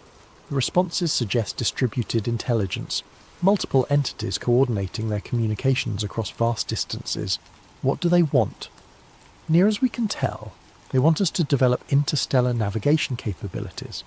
The coordinate sequences they're transmitting point to potentially habitable systems within 50 light-years of Earth. They're giving us directions. They're giving us an invitation. The second expedition launched in October, 18 months after our original discovery.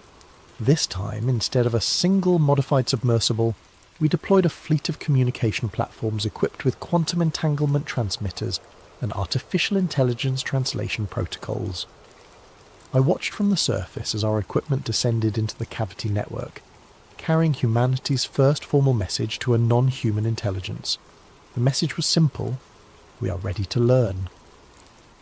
The response came within minutes, not as acoustic signals or mathematical sequences, but as a direct quantum data stream that bypassed all our recording equipment and spoke directly to human consciousness. The voice, if it could be called that, carried concepts rather than words. Welcome. Long waiting. Time for next journey. Stars calling. Ready together? Standing on the deck of our research vessel, watching Aurora Borealis dance across the Arctic sky, I thought about Dad and his weekend anomaly hunting, about gravitational lows that had led to the most important moment in human history. Yes, I whispered to the Arctic night. We're ready. deep below us, in caverns that had waited centuries for this conversation, ancient intelligences began preparing for humanity's introduction to a galaxy that was far more crowded, far more wonderful, and far more welcoming than we had ever dared imagine. The real journey was just beginning.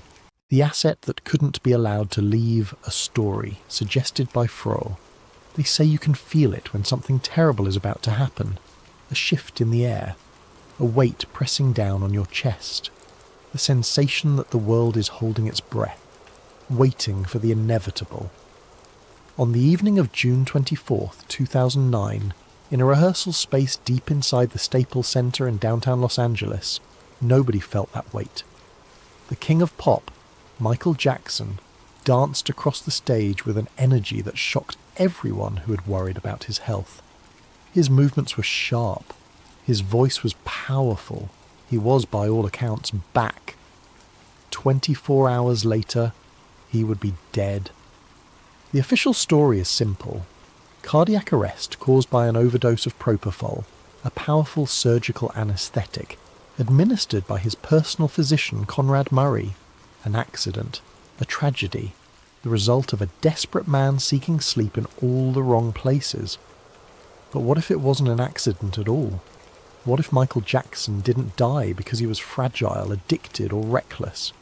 What if he died because he was worth more dead than alive, and more dangerous alive than dead? What if the numbers that governed his life demanded his death? Part 1. The final 24 hours. The rehearsal that changed everything. June 24th, 2009, 11:30 at night. Inside the cavernous space of the Staples Center, Michael Jackson stood under blazing stage lights. His thin frame was draped in a black shirt and loose pants, his signature fedora perched on his head. Around him, dozens of dancers, musicians and technicians watched as he ran through numbers for his upcoming This Is It tour, a series of 50 concerts scheduled to begin in London just weeks away. The rumours about Michael's health had been swirling for months. People whispered that he was too frail, too sick, too broken to pull off a comeback. There were photos of him looking gaunt, his skin stretched tight over his bones. Tabloids speculated that he was dying, that he'd never make it to opening night. But that night, inside that rehearsal space, those rumours seemed absurd. Kenny Ortega, the tour director, would later tell investigators that Michael was on fire. He hit every mark. He sang with power. He moved with the precision and grace that had made him a legend. At one point, Michael stopped mid-song and called out technical notes to the crew, his mind sharp and focused. This wasn't a man on the edge of death. This was a man preparing to reclaim his throne. Travis Payne, one of the choreographers, stood watching from the wings. He'd worked with Michael for years, seen him at his highest and lowest points. That night, Travis felt something he hadn't felt in a long time. Hope. "He's ready," Travis said to a colleague standing beside him. "He's really ready." The rehearsal wrapped just after midnight. Michael thanked his crew, told them he'd see them tomorrow, and disappeared into the back of a black SUV. The vehicle pulled away from the Staples Center and began the drive north toward Holmby Hills, where Michael was renting a mansion on North Carrollwood Drive. It was the last time most of them would see him alive. The hours no one can explain what happened between 1 in the morning on June 25th and 12:30 in the afternoon, when emergency services received the call, would become the subject of intense scrutiny, conflicting testimonies, and questions that remain unanswered to this day. According to Conrad Murray, Michael's personal physician, Michael arrived home and couldn't sleep. This was nothing new. Michael had struggled with insomnia for years, a condition worsened by the pressures of fame, years of performing under grueling schedules, and the constant surveillance of the media. Murray claimed that Michael begged him for propofol, a drug Michael called his milk because of its milky white appearance. Propofol is not a sleep aid. It is a general anaesthetic used in operating rooms to render patients unconscious during surgery. It works by depressing the central nervous system so profoundly that patients stop breathing on their own and require mechanical ventilation. In hospitals, propofol is administered by anesthesiologists with crash carts and full resuscitation equipment standing by. It is never, under any circumstances, used in a private home. Yet Murray claimed he had been giving Michael propofol nearly every night for weeks. Murray said that on the morning of June 25th, he tried to wean Michael off the drug by giving him smaller doses of sedatives, lorazepam, midazolam. Nothing worked. Finally, around 10:40 in the morning, Murray administered a small dose of propofol through an intravenous line. Michael, he said, finally fell asleep. Murray claimed he left Michael alone for just 2 minutes to use the bathroom. When he returned, Michael wasn't breathing. What happened next is where the timeline becomes suspicious. According to phone records, Murray made several calls between 11:18 and 12:12. He called Michael's assistant. He called a friend in Houston. He called his clinic. What he did not do was call 911. When he finally ordered security to call emergency services, it was 12:21. More than 20 minutes had passed since Murray claimed to have found Michael unresponsive. 20 minutes during which Michael's brain was being starved of oxygen. 20 minutes during which any chance of revival was slipping away. The 911 call itself was bizarre. The caller, Alberto Alvarez, Michael's head of security, sounded calm, almost detached. He described a 50-year-old male not breathing. He did not say it was Michael Jackson. The dispatcher asked if Murray was performing CPR. Alvarez said yes, but here's the problem. Murray later testified that he performed CPR on Michael while he was still on the bed, a medically ineffective technique. CPR requires a hard surface beneath the patient to compress the chest properly. Any doctor knows this. Any first responder knows this. Yet Murray, a trained cardiologist, allegedly spent precious minutes performing compressions on a soft mattress. When paramedics arrived at 12:26, they found Michael on the bed, his eyes half open, his body cool to the touch.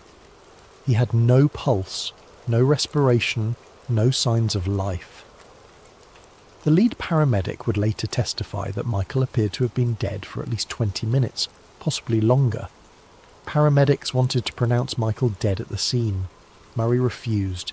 He insisted they continue resuscitation efforts and transport Michael to UCLA Medical Center. Why?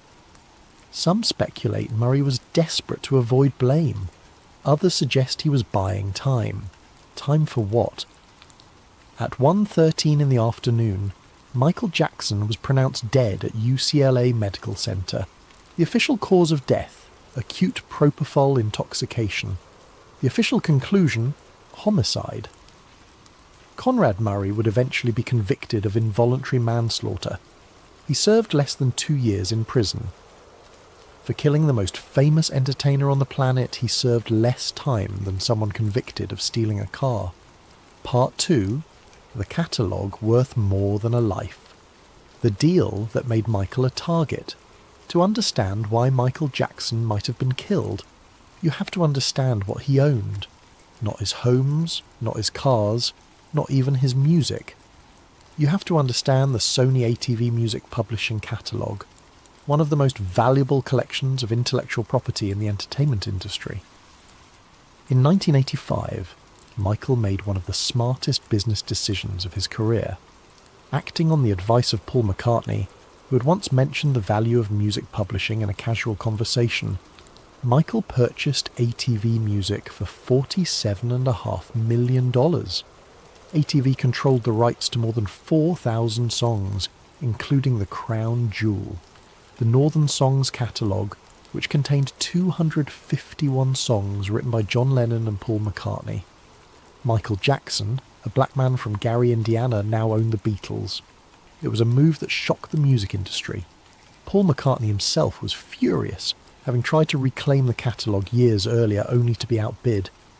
McCartney had casually mentioned to Michael years before that owning publishing rights was where the real money in music existed. Michael, always a shrewd businessman despite his public persona as a naive Peter Pan figure, took the advice to heart. When ATV Music went up for sale, Michael moved quickly and decisively. The catalogue wasn't just valuable, because it contained Beatles songs. It represented a shift in power within the music industry. Traditionally, artists were at the mercy of record labels and publishers. They created the content but rarely owned it. Michael, by purchasing ATV, had broken that model. He was both a performer and a publisher, both creator and owner. It gave him leverage that few artists in history had ever possessed. Over the next 2 decades, Michael expanded the catalogue. He acquired rights to songs by Little Richard, Sly and the Family Stone, and countless others. When Sony approached him in the mid-1990s about merging their publishing divisions, Michael negotiated from a position of strength. He knew what he had, he knew its value, and he made sure he kept control. The 1995 merger created Sony ATV Music Publishing, instantly making it one of the largest music publishers in the world.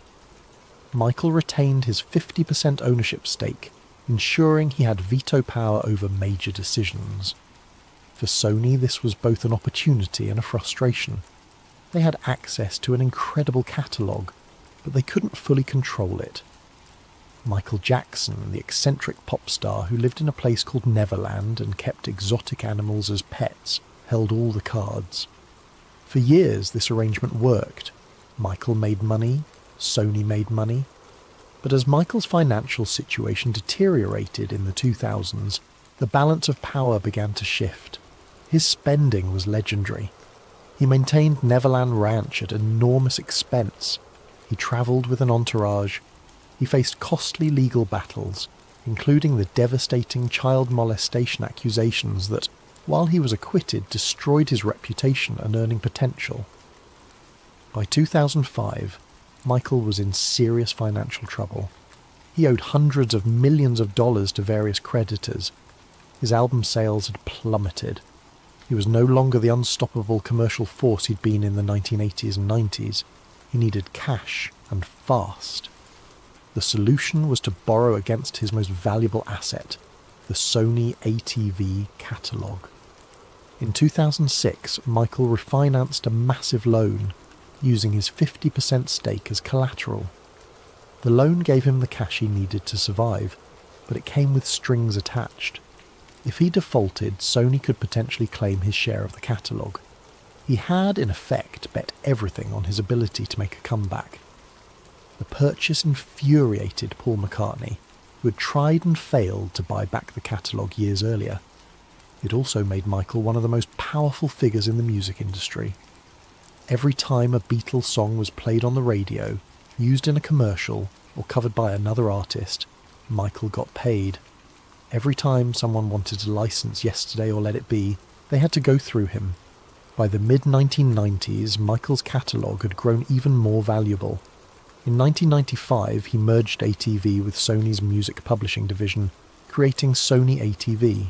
Under the deal, Michael retained 50% ownership. The partnership gave him access to even more songs, including hits by Elvis Presley, Bob Dylan and Eminem. By 2009, Sony ATV was worth well over $1 billion. Some estimates put it closer to $2 billion. Michael's 50% stake alone was worth hundreds of millions. But there was a problem. Michael needed cash. Despite his wealth on paper, Michael was drowning in debt. Years of extravagant spending, a shrinking income from album sales, and costly legal battles had left him financially overextended. In 2006, he refinanced a $300 million loan, using his share of Sony ATV as collateral. This put Sony in a powerful position. If Michael defaulted on the loan, they could potentially seize his half of the catalogue. But there was a complication. As long as Michael was alive, he had full control over his share. He could veto sales, licensing deals, and major decisions. He was, in essence, a blockade to Sony's total ownership. Industry insiders knew that Sony wanted the catalogue. They'd wanted it for years. But as long as Michael was alive and in control, there was no clear path to acquisition. Then Michael did something that may have sealed his fate. He started planning his exit. The tour that was supposed to set him free. In March 2009, Michael announced his This Is It tour. 50 concerts at London's O2 Arena, a triumphant return to the stage after years away from the spotlight. The announcement was met with scepticism. Could Michael still perform? Would fans even care? The press conference where Michael announced the tour was held at the O2 Arena itself. Thousands of fans gathered outside, desperate for a glimpse of the reclusive star. When Michael finally appeared on stage, dressed in a glittering jacket and sunglasses, the crowd erupted. He spoke briefly, promising these would be his final shows in London, his curtain call. "This is it," he said, and the words became the tour's name. Behind the scenes, the tour represented far more than just a series of concerts. For AEG Live, the promoting company, it was a massive financial gamble. They were reportedly putting up tens of millions of dollars in production costs, betting that Michael could still fill arenas and generate revenue. For Michael, it was his chance to prove he was still relevant, still the king of pop, still capable of commanding a stage. But most importantly, the tour was Michael's ticket to freedom. He planned to use the earnings to pay off his debts and regain control of his financial life. Associates say Michael saw This Is It as the beginning of a new chapter. After the tour, he wanted to focus on film projects, building a new Neverland and spending time with his children. He talked about starting his own label, where he could mentor young artists without the corporate interference that had plagued his own career. The answer came almost immediately. All 50 shows sold out in hours.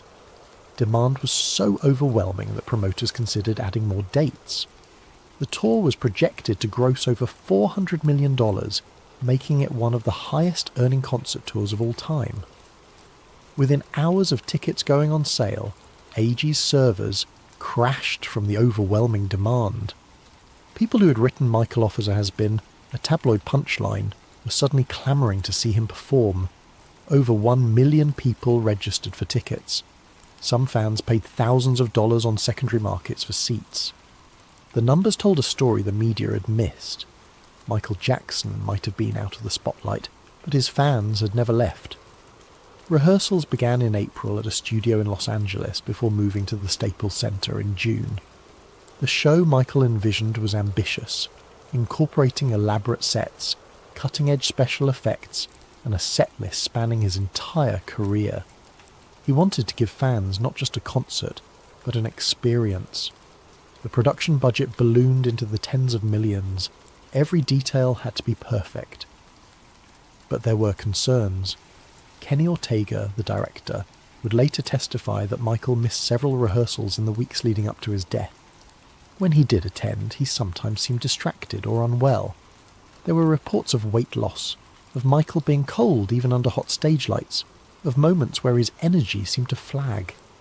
AEG executives were reportedly worried. They had hundreds of millions of dollars on the line. If Michael couldn't perform, the entire tour would collapse. Insurance might not cover all their losses. Lawsuits from disappointed fans could follow. The pressure on Michael to prove he could do it was immense. It was in this context that Conrad Murray entered Michael's life. Murray was a cardiologist practicing in Las Vegas and Houston. He had met Michael briefly years earlier and treated one of Michael's children. In 2009, Michael asked Murray to be his personal physician for the tour. AEG agreed to pay Murray $150,000 per month, a staggering sum that dwarfed Murray's normal income. Murray saw it as a lifeline. He was facing financial ruin, child support obligations, a house in foreclosure, medical practices hemorrhaging money. The contract with AEG would solve all his problems, but it came with an implicit understanding: keep Michael healthy and performing, whatever it took. But This Is It wasn't just a comeback.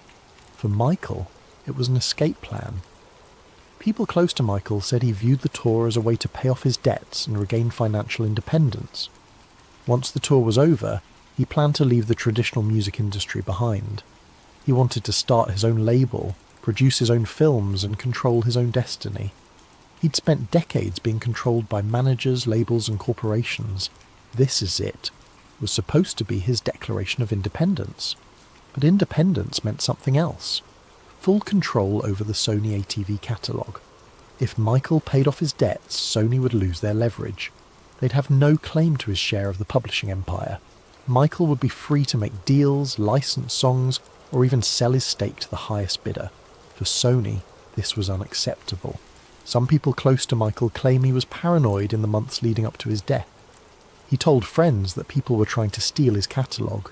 He fired multiple business managers and lawyers, convinced they were working against him. He even mentioned feeling watched, followed, and threatened. In 2002, during a speech in London, Michael publicly accused Sony of racism and corruption. Standing in front of a cheering crowd, he said the words that would echo for years. "They want my catalogue. They will kill me for it." At the time, people dismissed it as the ranting of an eccentric celebrity. But after his death, those words took on a chilling new meaning. Part 3. The warnings he left behind. The words no one wanted to hear. Michael Jackson was not shy about his fears. In interviews, private conversations, and public statements, he repeatedly voiced concerns that powerful people wanted him dead. The pattern began years before his death.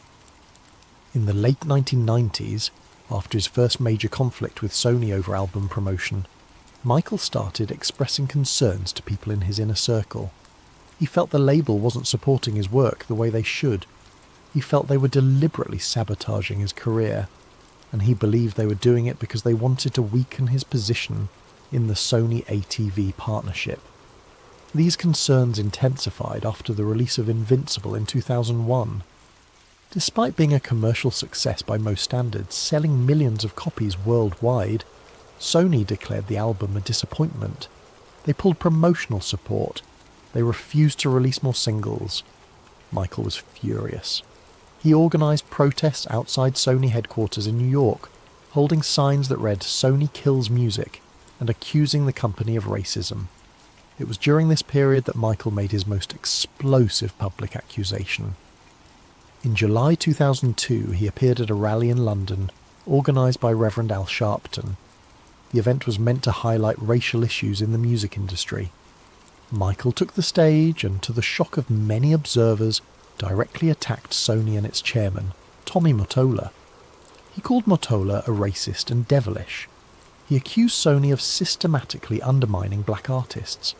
And then he said the words that would echo for years. The record companies really do conspire against the artists. They steal, they cheat, they do whatever they can, especially against the black artists. He paused, looked directly at the camera and added, "They want my catalogue. They're going to kill me for it." At the time, many dismissed the statement as hyperbole or paranoia. Michael had always been dramatic.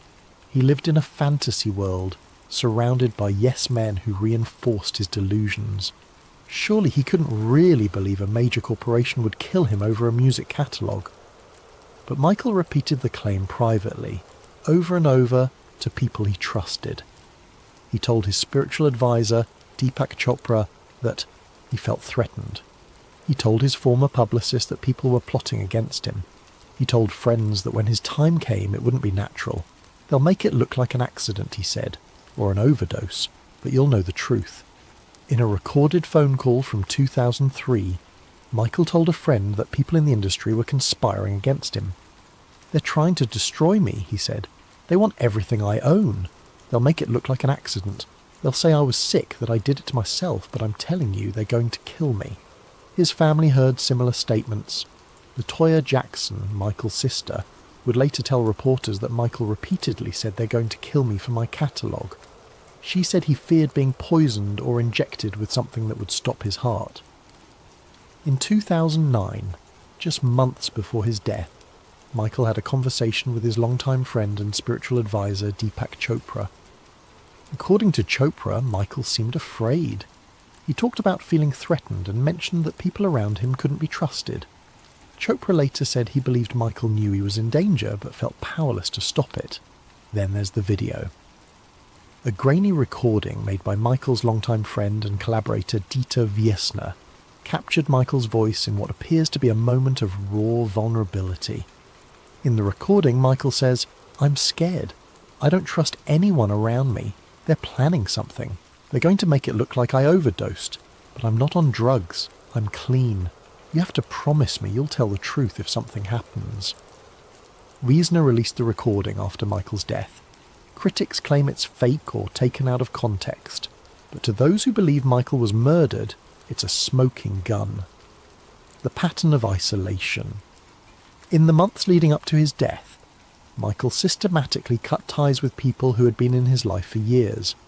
He fired managers, he dismissed advisors, he ended business relationships that had lasted decades. Some people saw this as paranoia, others saw it as self-preservation. Michael told friends he didn't know who was working for him, and who was working against him. He suspected people were reporting his activities to executives at Sony and AG, the company promoting his tour.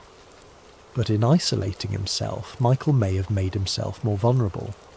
By the time he died, his inner circle had shrunk to a handful of people, including Conrad Murray, a physician Michael barely knew before hiring him. Murray, it would later be revealed, was in severe financial trouble. He owed child support. He was facing foreclosure on his house. His medical practice was failing. When AG offered to pay him $150,000 a month to serve as Michael's personal physician, Murray accepted immediately.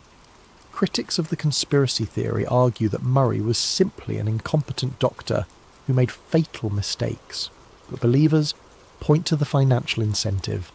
A man desperate for money, installed in the home of the world's most valuable entertainer, with unsupervised access to lethal drugs. To them, it's not hard to imagine how such a situation could be exploited. Part 4. The suspicious timeline. The evidence that doesn't add up. If Michael Jackson's death was truly an accident caused by medical negligence, then the timeline and the physical evidence should support that conclusion. But when you dig into the details, nothing quite fits. First, there's the delay in calling 911. Murray claimed he found Michael unresponsive around 11 a.m, but the emergency call wasn't placed until 12:21. That's over an hour gap.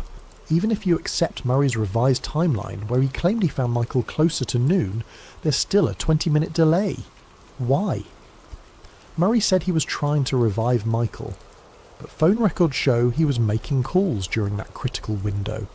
He called his girlfriend in Houston, he called his clinic, he even sent text messages. What he didn't do was call for help.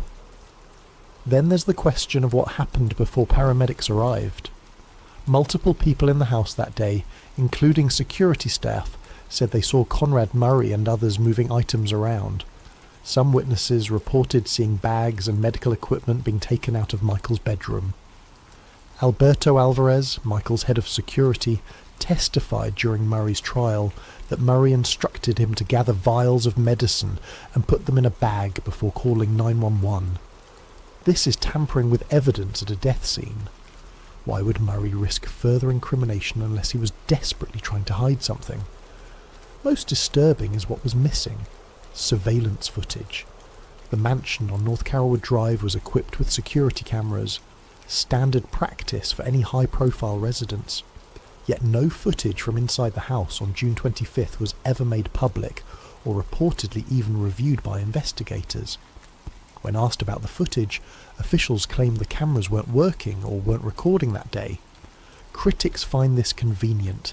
A mansion rented for $100,000 a month, housing one of the most famous people on earth, just happened to have non-functional security cameras on the day he died.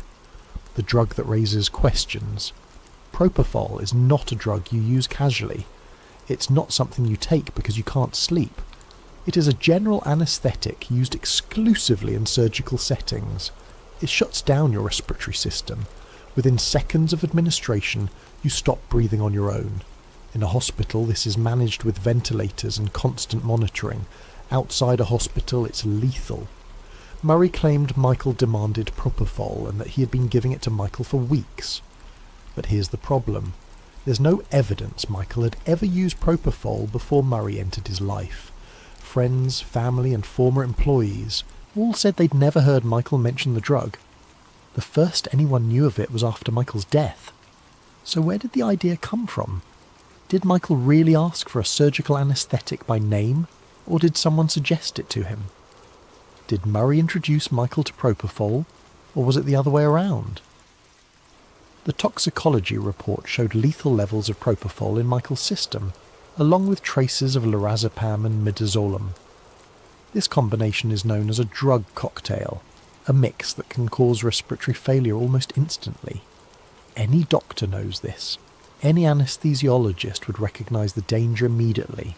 Yet Murray, a trained cardiologist, allegedly gave Michael this exact combination in a private home with no monitoring equipment, no ventilator, and no backup medical staff. Was it gross negligence, or was it intentional? Part 5. The money that moved too fast. The billion-dollar death. Within days of Michael Jackson's death, something extraordinary happened. His music sales exploded. Albums that hadn't charted in years shot to number 1. Thriller, released in 1982, returned to the top of the Billboard charts. Digital downloads of his songs broke records.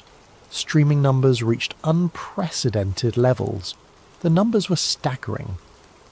In the first week after his death, Michael's catalogue sold over 8 million tracks and 3 million albums in the United States alone.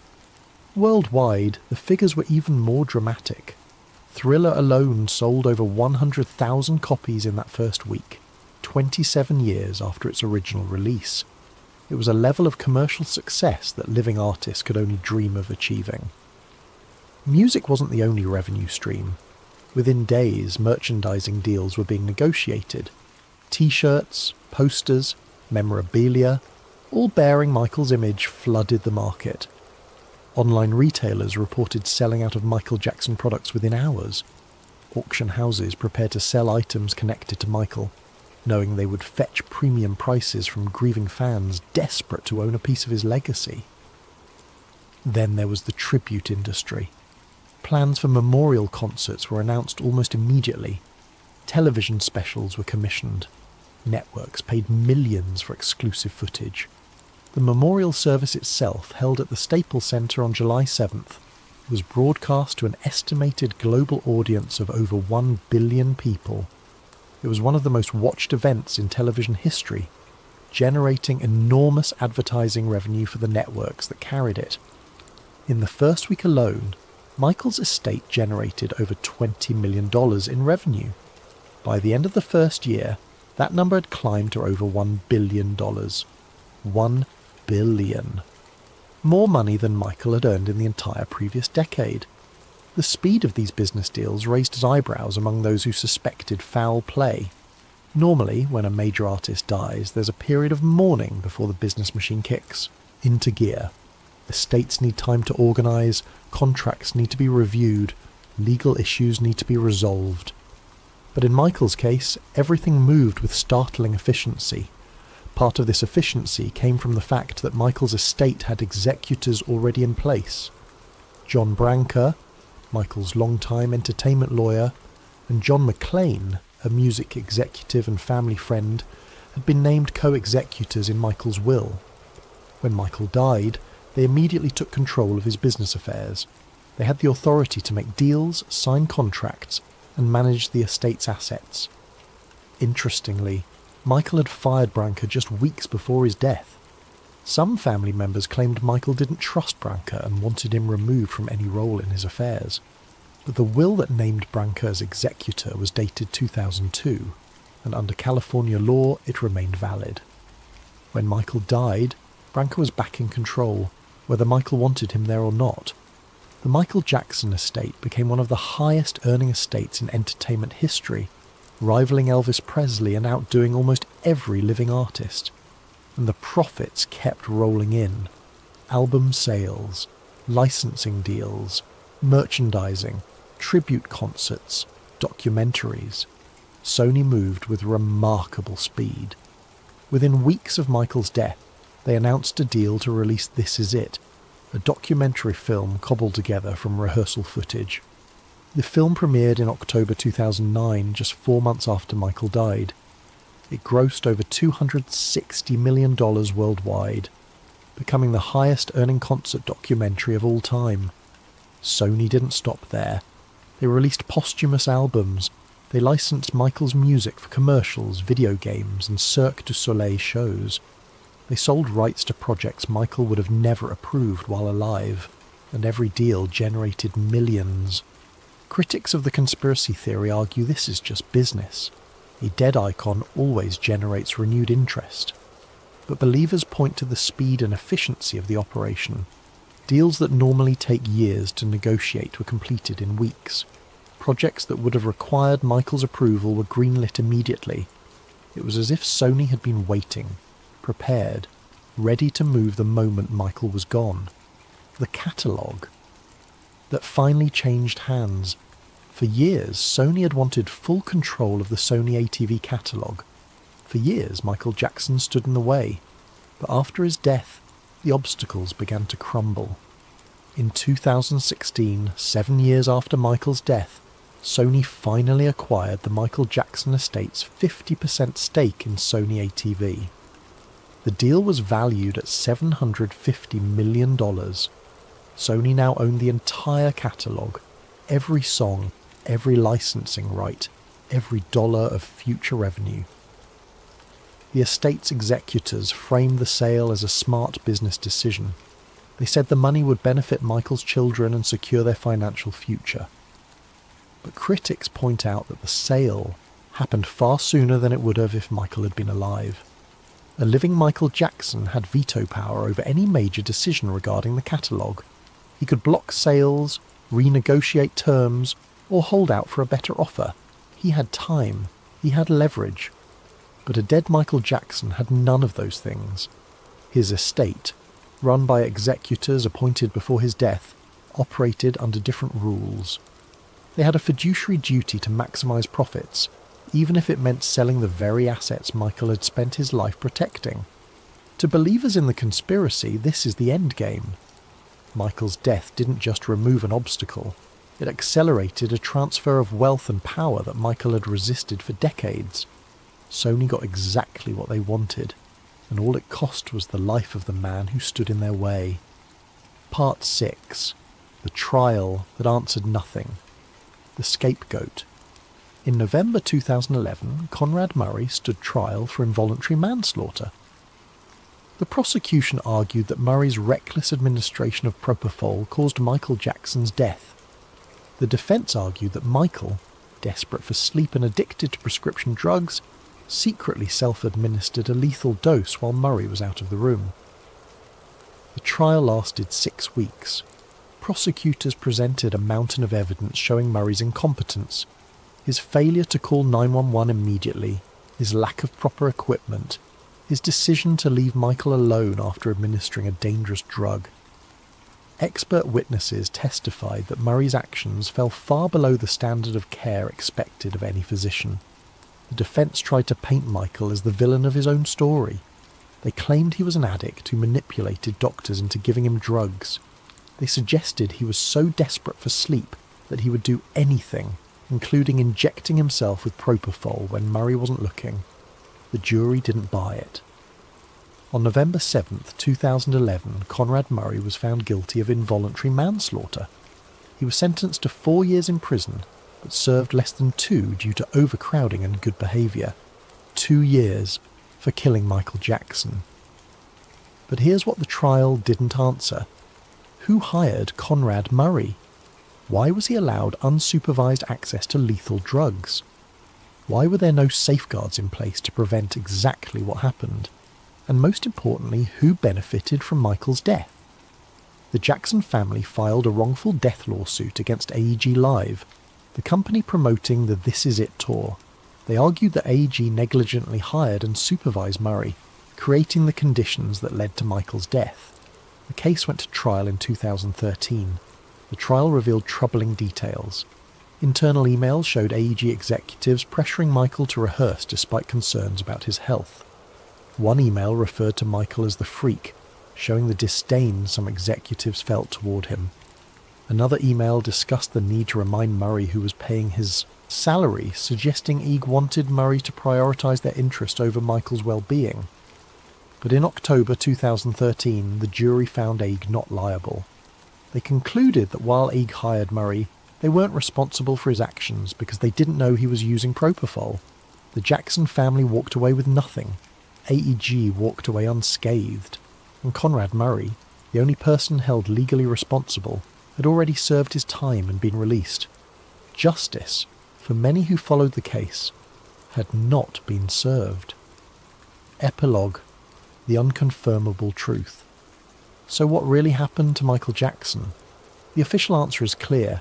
He died from acute propofol intoxication, administered by a negligent doctor.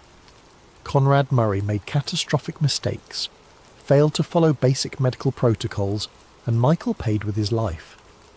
It's a tragedy born of incompetence, desperation, and poor judgment. This explanation has the benefit of being simple and requiring no vast conspiracy.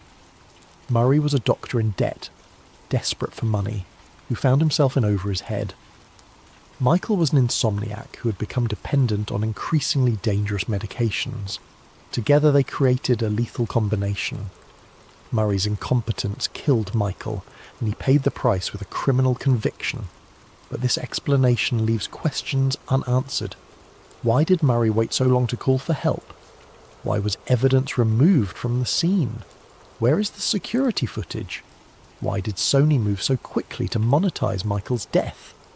Why did the catalogue end up in Sony's hands exactly as Michael had predicted? For those who believe in the conspiracy, these questions point to a darker truth. They see a pattern. Financial pressure applied to Michael through the loan against his catalogue. A doctor with massive debts placed in his home by a tour promoter with billions at stake. A drug regimen that no responsible physician would ever prescribe. Delays in emergency response that ensured Michael couldn't be revived. And a corporate machine that immediately capitalised on his death. They point to Michael's own words, spoken years before his death, warning that this exact scenario would play out. They point to the fact that Michael's death solved problems for multiple powerful entities. Sony got a path to the catalogue, AG's tour insurance paid out, and the estate generated more money in 1 year than Michael had made in the previous 10. The conspiracy theory argues that Michael didn't need to be murdered in a traditional sense. No one needed to sneak into his room and inject him with poison. All that was needed was to create the conditions where his death became inevitable. Place a desperate, financially compromised doctor in his home. Ensure he has access to lethal drugs. Apply pressure to make sure Michael keeps working despite health concerns. Then step back and wait. Whether through direct action or willful negligence, the result is the same. Michael Jackson died at 50, years old, just weeks before a comeback tour that might have given him financial independence. He died with propofol in his system, exactly as he had feared. He died, and his catalogue eventually ended up in Sony's hands, exactly as he had predicted. The truth, whatever it is, remains elusive. No smoking gun has emerged. No whistleblower has come forward with definitive proof of a murder plot. Conrad Murray maintains he was simply trying to help Michael sleep. Sony insists they conducted business ethically. AEG was cleared of wrongdoing in court. The official record stands.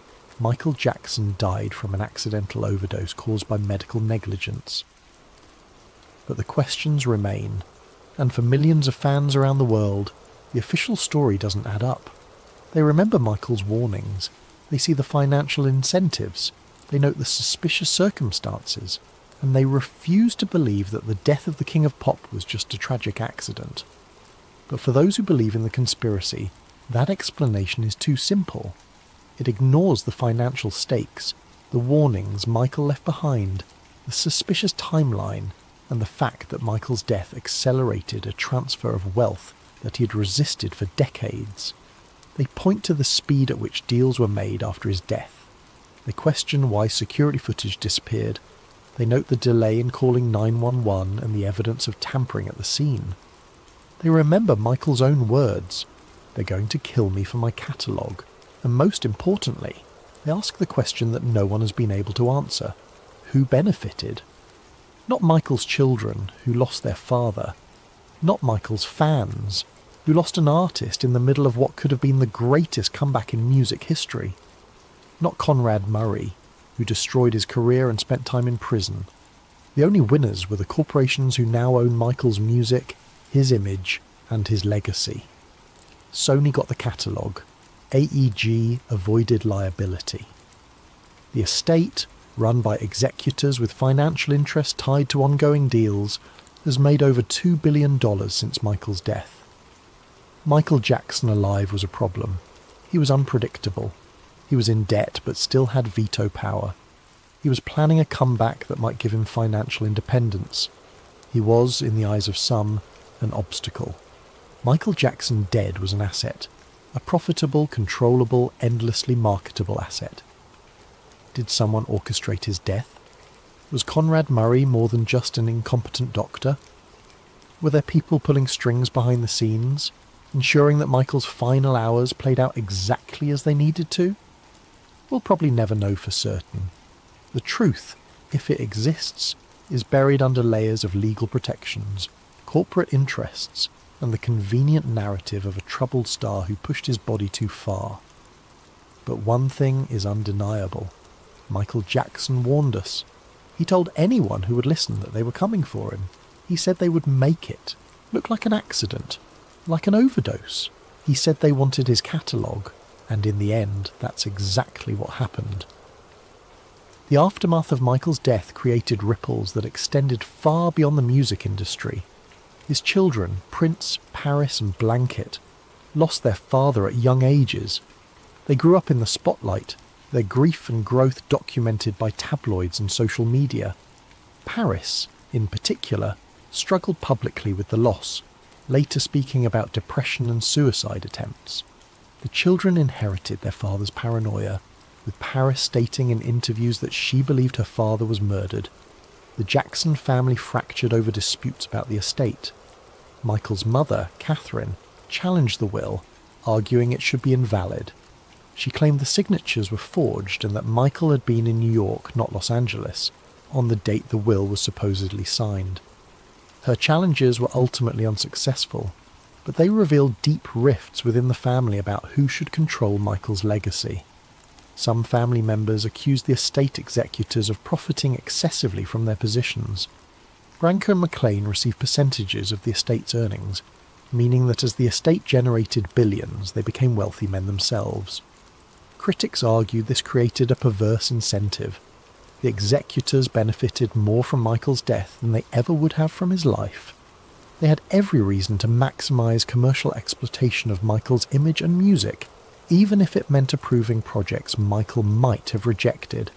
For the fans, Michael's death created a void that could never be filled. He had been more than an entertainer. He was a symbol, an icon, a figure who transcended music to become part of global culture. His death felt personal to millions who had never met him. They mourned not just the man, but what he represented. Artistic genius, childlike wonder, the belief that one person could change the world through music and dance. And for those who believe he was murdered, Michael's death became a rallying cry.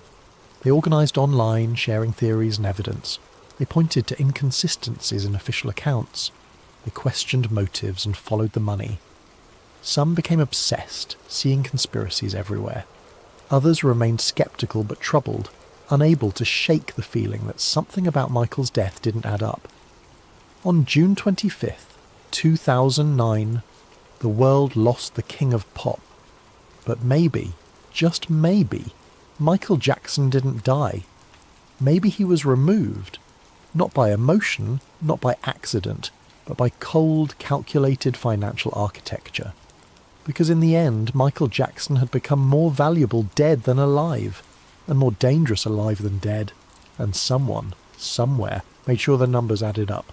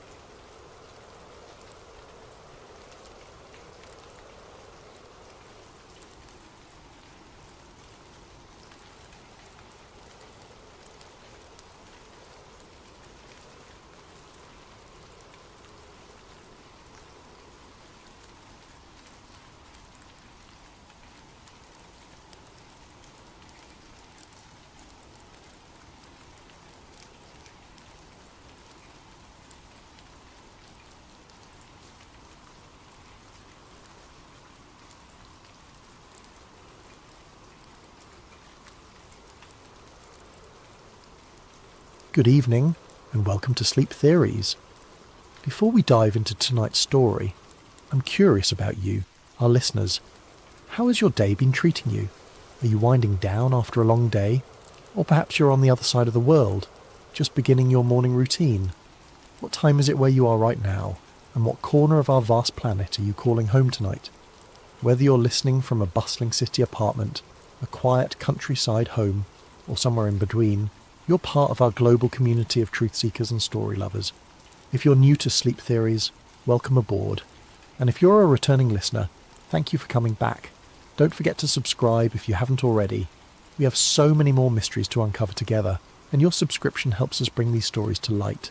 Now, settle in, get comfortable, and prepare yourself for a tale that will make you question everything you thought you knew about one of history's most famous disasters.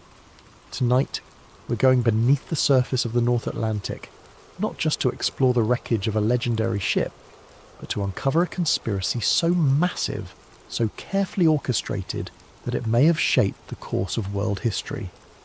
This is the story of the Titanic switch, the theory that suggests the ship that sank on that fateful April night in 1912 was never the Titanic at all. April 14th, 1912. Picture this night in your mind. The North Atlantic stretches endlessly in every direction, a black mirror reflecting nothing but stars. There is no moon to illuminate the waters, leaving the ocean in an almost supernatural darkness. The temperature has dropped to just below freezing, and the sea is unusually calm, so still that veterans of these waters would later describe it as eerily unnatural. Cutting through this obsidian expanse is the largest moving object ever created by human hands. The RMS Titanic, all 882 feet of her, pushes through the water at nearly 23 knots. Her 4 massive smokestacks pierce the star-filled sky, sending columns of smoke and sparks into the night. From her decks, the warm glow of electric light spills out onto the water, creating the only source of illumination for miles in any direction. Inside this floating palace, over 2,000 souls are living what many believe to be their final hours, though they don't know it yet. In the first-class dining saloon, passengers in evening wear are finishing their 10-course dinner, completely unaware that they are dining aboard what will become history's most famous maritime disaster.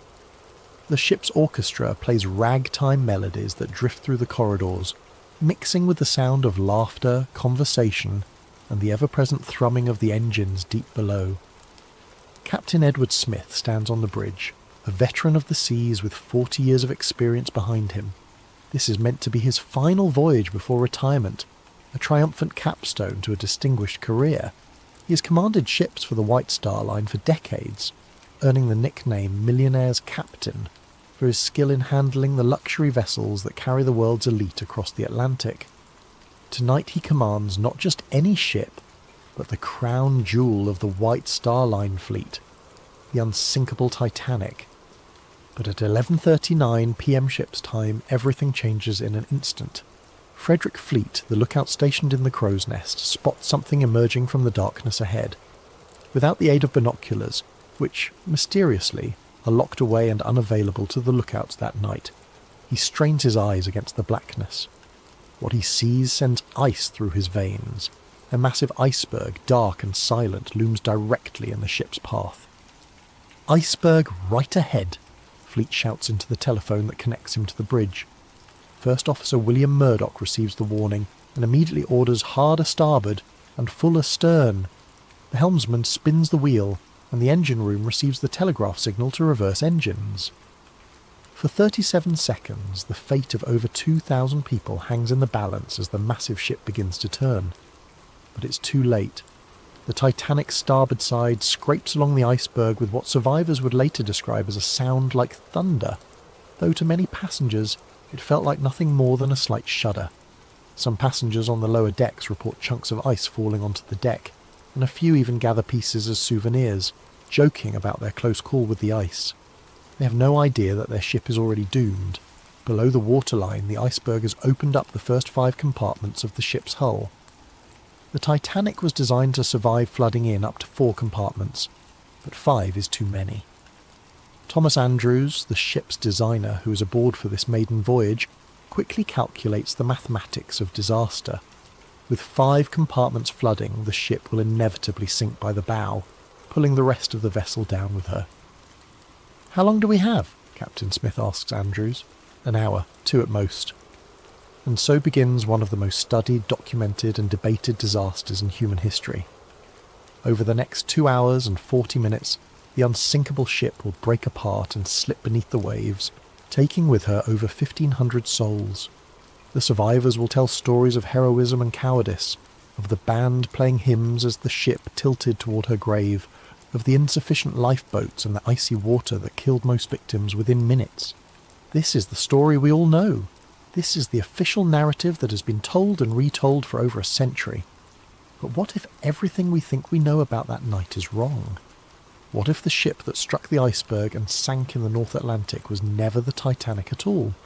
What if the real conspiracy began not in the aftermath of the disaster, but months before, in the shipyards of Belfast, where 2 sister ships sat side by side, and where a desperate plan was hatched to save a failing company from financial ruin?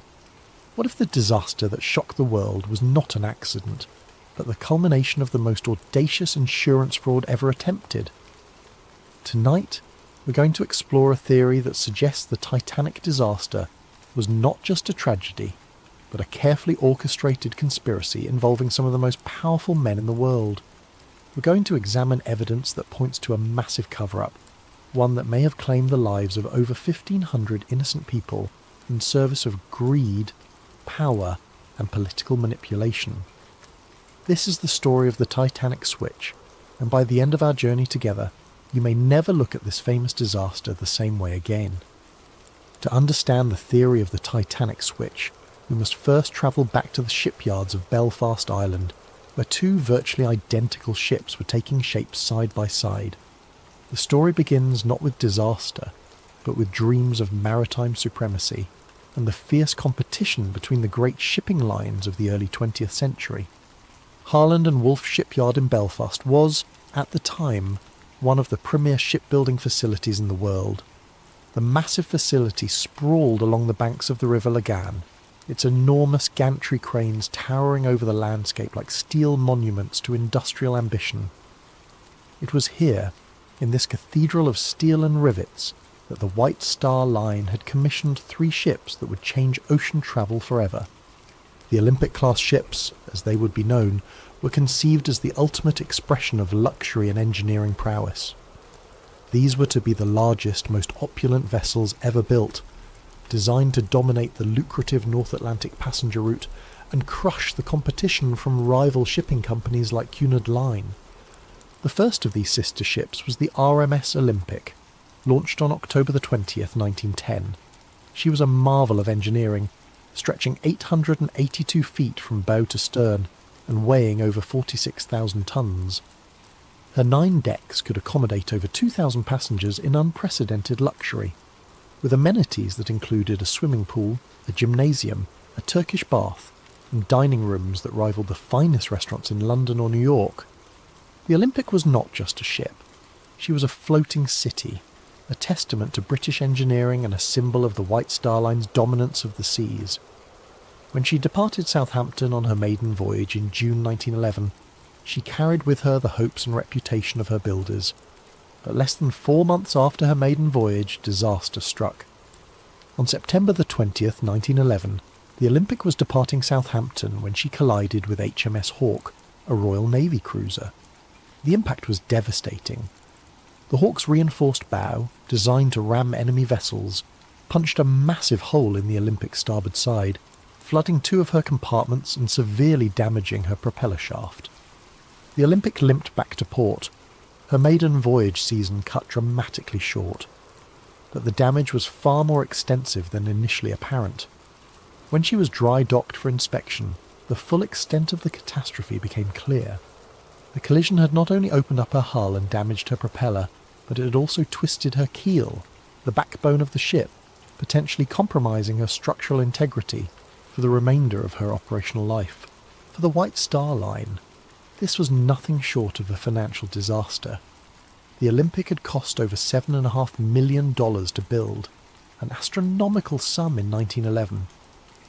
Now she faced months of expensive repairs, and even after those repairs, questions would remain about her seaworthiness and insurability. But the problems went deeper than just the cost of repairs. The collision with HMS Hawke had occurred under circumstances that placed the Olympic at fault. Captain Edward Smith, yes, the same Captain Smith who would later command the Titanic on her fatal voyage, had been in charge of the Olympic when the accident occurred. The subsequent Admiralty Court inquiry found the Olympic to blame for the collision, meaning that the White Star Line would receive no insurance compensation for the damage. This left the company facing a nightmare scenario. They had an expensive ship that needed costly repairs, no insurance money to pay for those repairs, and serious questions about whether insurance companies would be willing to fully cover the vessel in the future. The Olympic had gone from being the crown jewel of the White Star Line fleet to a massive financial liability virtually overnight. Meanwhile, in the same Belfast shipyard where the Olympic was undergoing her repairs, work was proceeding on her sister ship, the RMS Titanic. The Titanic was planned to be virtually identical to her older sister, with only minor modifications and improvements. From a distance, even expert ship observers would have difficulty telling the two vessels apart. They shared the same basic dimensions, the same general layout, the same distinctive four-funnel silhouette that had become the signature of the White Star Line's premium vessels. This similarity, according to the switch theory, was not coincidental. It was the key to a plan that would solve the White Star Line's financial crisis, while simultaneously eliminating a massive liability. The theory suggests that sometime in late 1911 or early 1912, a decision was made at the highest levels of the White Star Line's ownership. Rather than spend millions repairing the Olympic and then operating her under a cloud of doubt about her structural integrity and insurability, they would swap the identities of the two ships. The damaged Olympic would be given the identity of the Titanic and sent out on what was ostensibly the new ship's maiden voyage. But this voyage would not be intended to reach New York. Instead, the disguised Olympic would be deliberately sunk, allowing the White Star Line to collect the full insurance value of a new undamaged vessel while simultaneously eliminating the financial burden of the real Titanic's damaged sister. Meanwhile, the real Titanic, now disguised as the Olympic, would quietly slip into service, her true identity hidden from the world. To understand why such a plan might have been attractive, we must consider the financial pressures facing the White Star Line in 1912. The company was owned by the International Mercantile Marine Company, a shipping trust controlled by American financier J.P. Morgan. Morgan had invested enormous sums in his shipping empire, but the business was facing increasing competition and declining profitability. The White Star Line needed the Titanic to be a success. They needed her to capture public imagination, dominate the headlines, and establish the company's supremacy on the North Atlantic route. But they also needed to resolve the Olympic problem before it bankrupted the entire operation. According to the switch theory, the solution was as elegant as it was terrible. Switch the ships, sink the damaged one while pretending it was the new one, collect the insurance money, and use the real new ship to rebuild the company's reputation and finances. The theory suggests that the work done on both ships during the winter of 1911 and 1912 was not routine maintenance and completion, but rather an elaborate process of swapping their identities. Features that differed between the ships would need to be altered. Documentation would need to be changed or destroyed. Most importantly, the workers involved would need to be either brought into the conspiracy or kept unaware of what they were truly doing. Harland and Wolff employed thousands of workers, and the shipyard was a maze of activity with multiple vessels under construction and repair simultaneously. In such an environment, it would be possible to make alterations to both ships without arousing suspicion, especially if the changes were explained as routine modifications or improvements. The workers who might notice discrepancies could be told they were simply upgrading the Olympic to match improvements made to the Titanic design, or vice versa. Only a handful of people at the very top of the hierarchy would need to know the true purpose of the work being done.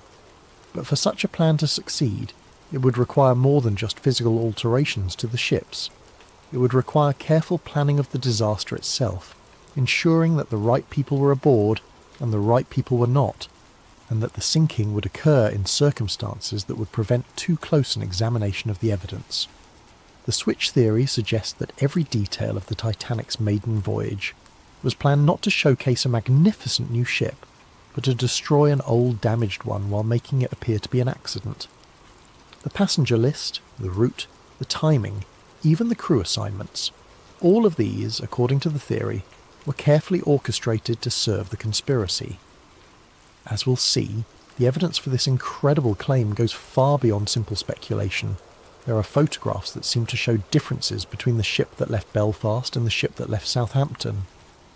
There are testimony from shipyard workers who noticed unusual modifications being made.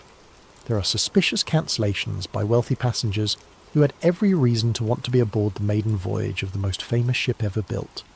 Most tellingly, there are the financial motivations of the men who controlled the White Star Line. Men who stood to lose millions if the Olympic problem was not resolved, and who stood to gain millions if a carefully planned disaster could eliminate their problems while simultaneously collecting insurance payments. But before we examine that evidence, we need to understand exactly who these men were and just how much money was at stake in 1912. We need to understand the insurance motive that may have driven over 1,500 people to their deaths in the icy waters of the North Atlantic. Money. In the end, according to the switch theory, that's what the Titanic disaster was really about.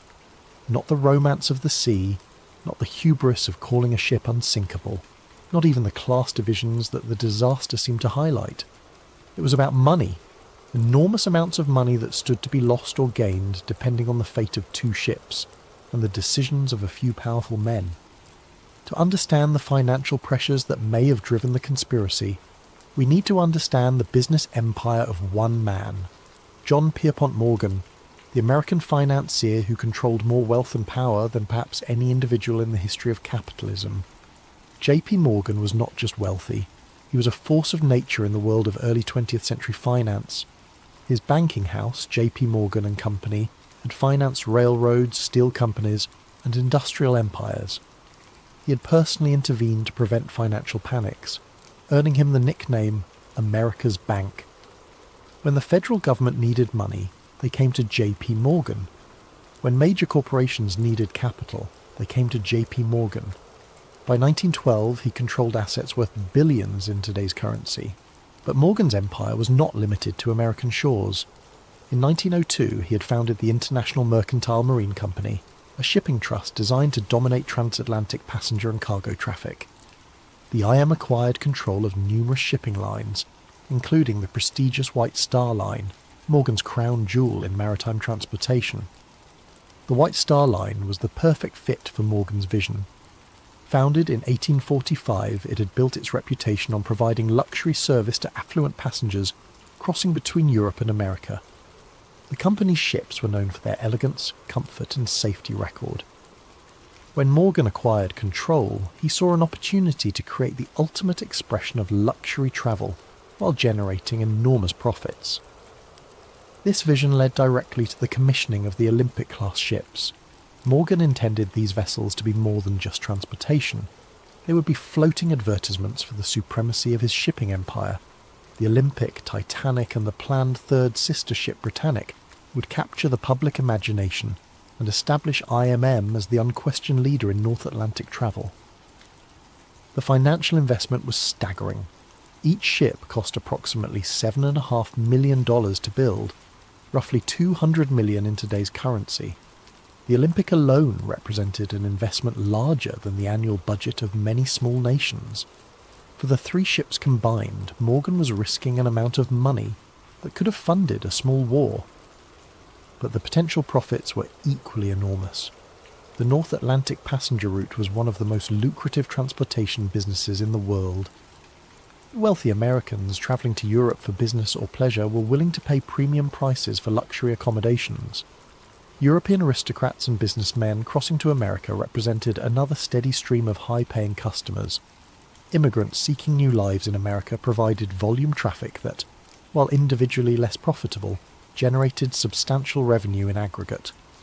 Morgan calculated that the Olympic-class ships would not only dominate this market but expand it. By offering unprecedented luxury and reliability, he could charge premium prices while attracting new customers who had never before considered ocean travel. The ships would pay for themselves within a few years and then generate enormous profits for decades to come. This was the dream. The reality, as we've seen, was somewhat different. When the Olympic collided with HMS Hawke in September 1911, Morgan's carefully calculated investment began to unravel. The ship that was supposed to be generating revenue was instead sitting in dry dock, requiring expensive repairs.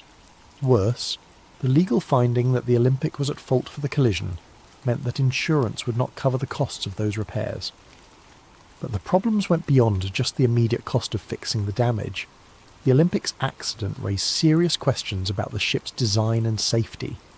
If one of these supposedly superior vessels could be so easily damaged in a collision with a smaller ship, what did that say about their construction? More importantly for Morgan's business model, what did it say about their insurability? Insurance was critical to the economics of ship operation. No shipping company could afford to operate vessels worth millions of dollars without comprehensive insurance coverage. But insurance companies were in the business of managing risk, and a ship that had already demonstrated vulnerability might be difficult to insure at reasonable rates. The switch theory suggests that by late 1911, Morgan and his associates realized they faced a potential disaster that went far beyond the cost of repairing one ship. If insurance companies began to question the safety and reliability of the Olympic-class design, it could affect the insurability and profitability of the entire fleet. The Titanic, still under construction, might face higher insurance premiums or coverage limitations based on her sister ship's problems. Even worse, if the Olympic's structural damage was more extensive than initially apparent, the ship might prove to be uneconomical to operate even after repairs. A ship with a damaged keel might suffer from ongoing problems with stability, fuel efficiency, or structural integrity. She might require more frequent and expensive maintenance, reducing her profitability and potentially shortening her operational life. In this context, the switch theory proposes the idea of swapping the ship's identities became attractive, not just as a way to collect insurance money, but as a way to solve multiple problems simultaneously. By sinking the damaged Olympic while disguised as the Titanic, the conspiracy would eliminate the problematic vessel while collecting insurance payments based on the value of a new, undamaged ship. The insurance money would not only compensate for the Olympic's construction costs, but would also provide capital to complete the real Titanic and put her into profitable service. Meanwhile, the real Titanic, now operating under the Olympic's identity, would begin generating revenue immediately. Any questions about the Olympic's performance could be explained away as improvements made during her repair period. The beauty of the plan, from a financial standpoint, was that it transformed a major liability into a substantial asset. Instead of losing money on repairs and operating a damaged ship of questionable profitability, the conspiracy would collect full insurance value for a total loss while simultaneously putting an undamaged vessel into service. But for such a plan to work, the insurance aspects would need to be carefully managed. The Titanic was insured for £650,000, approximately $75 million in today's currency. This was a substantial amount, but it was less than the ship's actual construction cost, partly because insurance values were typically set below replacement cost to discourage fraudulent claims. However, the insurance money would still represent a significant recovery of Morgan's investment. Combined with the revenues that the real Titanic could generate while operating as the Olympic, the financial benefits of the switch could potentially exceed the total cost of both ships. The theory also suggests that the conspiracy would have additional financial benefits beyond the immediate insurance recovery. By eliminating the Olympic's problems, Morgan could proceed with his plans for the third sister ship, Britannic, without the cloud of questions about the class's design and safety. The successful maiden voyage of the Titanic would generate publicity and confidence that would benefit the entire White Star Line fleet. But perhaps most intriguingly, the switch theory proposes that the financial motive may have extended beyond simple insurance fraud. Some versions of the theory suggest that the disaster was timed to coincide with other events that would benefit Morgan's broader financial interests. In 1913, just 1 year after the Titanic disaster, the United States Federal Reserve System was established. This new central banking system fundamentally changed how American finance operated, and J.P. Morgan was one of its strongest supporters. The Federal Reserve centralized control of American monetary policy and created new opportunities for the kind of large-scale financial manipulation that Morgan specialized in. However, Morgan faced opposition to the Federal Reserve from some quarters, including wealthy Americans who preferred the existing decentralized system. Some of these opponents happened to be aboard the Titanic when she sank. Benjamin Guggenheim, heir to a mining fortune and a vocal critic of centralized banking, went down with the ship. Isidor Straus, co-owner of Macy's department store and another Federal Reserve opponent, died along with his wife. John Jacob Astor IV, one of the wealthiest Americans and a skeptic of Morgan's financial schemes, also perished in the disaster. Meanwhile, J.P. Morgan himself, who had booked passage on the Titanic's maiden voyage, cancelled his trip at the last minute citing illness. Several of Morgan's business associates and political allies also cancelled their bookings while his opponents sailed to their deaths. This aspect of the theory suggests that the Titanic disaster may have served multiple purposes for Morgan. Not only did it solve his immediate problem with the Olympic and provide insurance money, but it also eliminated some of his most powerful opponents in the debate over American financial policy. Whether or not this political dimension was part of the original plan, the financial motive alone would have been sufficient to drive such a conspiracy. Morgan stood to lose millions if the Olympic problem was not resolved, and he stood to gain millions if a carefully orchestrated disaster could eliminate his problems while collecting insurance payments. The amounts of money involved were so large that they could influence the decisions of governments and the fate of thousands of people. In the world of early 20th century finance, where a handful of men controlled wealth comparable to entire national budgets, the lives of 1,500 passengers might have seemed like acceptable collateral damage in service of a larger financial strategy. But money and motive alone do not prove a conspiracy. For the switch theory to be credible, there must be physical evidence that the ships were actually swapped. There must be documentation, photographs, and testimony that support the claim that the vessel that sank was not the Titanic but her damaged sister. As we'll see in the next chapter, proponents of the switch theory claim that such evidence exists, hidden in plain sight in photographs, construction records, and the testimony of those who were present when the conspiracy was allegedly carried out. The human eye, they say, can be deceived. Photographs, however, do not lie. They capture reality with mechanical precision, preserving details that witnesses might forget or misremember. For proponents of the switch theory, photographic evidence forms the backbone of their case that the ship which sank on April 15th, 1912, was not the Titanic, but her sister ship, the Olympic. To understand this evidence, we must first appreciate just how similar the Olympic and Titanic actually were. Both ships were built from virtually identical blueprints, with the same overall dimensions, the same basic layout, and the same distinctive four-funnel profile. From a distance, even maritime experts would have difficulty distinguishing between them. However, they were not absolutely identical. The Titanic incorporated several design improvements based on experience gained from the Olympic's early service. More importantly, she included modifications specifically requested by passengers and crew who had sailed on the Olympic and identified areas for improvement. These differences, while minor, were distinctive enough that they could be identified by careful observers. And according to switch theory proponents, photographs of the ship that left Southampton on April 10, 1912, show features that match the Olympic rather than the Titanic. The most frequently cited difference involves the porthole arrangements on a deck, the ship's uppermost passenger deck. The original Titanic plans showed 16 portholes along the forward section of this deck. The Olympic, however, had been built with only 15 portholes in the same area. When the Olympic was being repaired after her collision with HMS Hawke, the damaged area included part of this porthole arrangement. Photographs taken of the Olympic during her repair period show workmen modifying the porthole configuration in this section.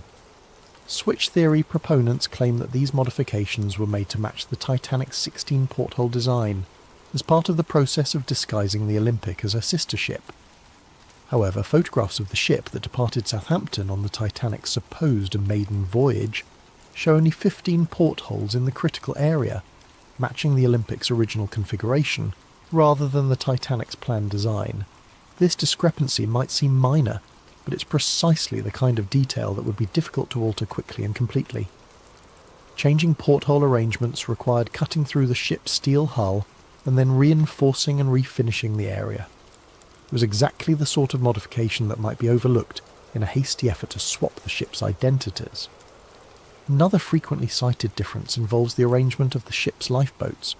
The Olympic and Titanic were built with slightly different davit systems, mechanical devices used to lower lifeboats into the water.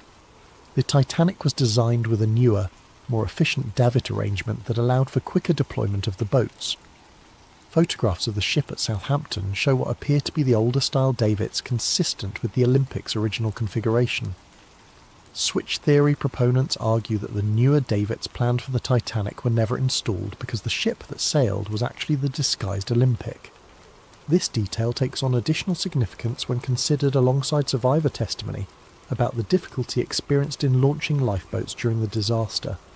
Several witnesses reported problems with the davit mechanisms, delays in getting boats into the water, and confusion about the operation of the launching equipment. If the ship was actually the Olympic with her old davit systems, such problems might explain some of the difficulties experienced during the evacuation. More controversial is evidence related to the ship's propeller systems. The Olympic suffered significant damage to her centre propeller shaft during the collision with HMS Hawke.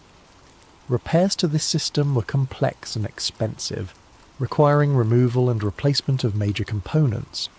Some switch theory proponents claim that rather than properly repairing the Olympic's propeller system, the damaged components were simply patched or temporarily fixed.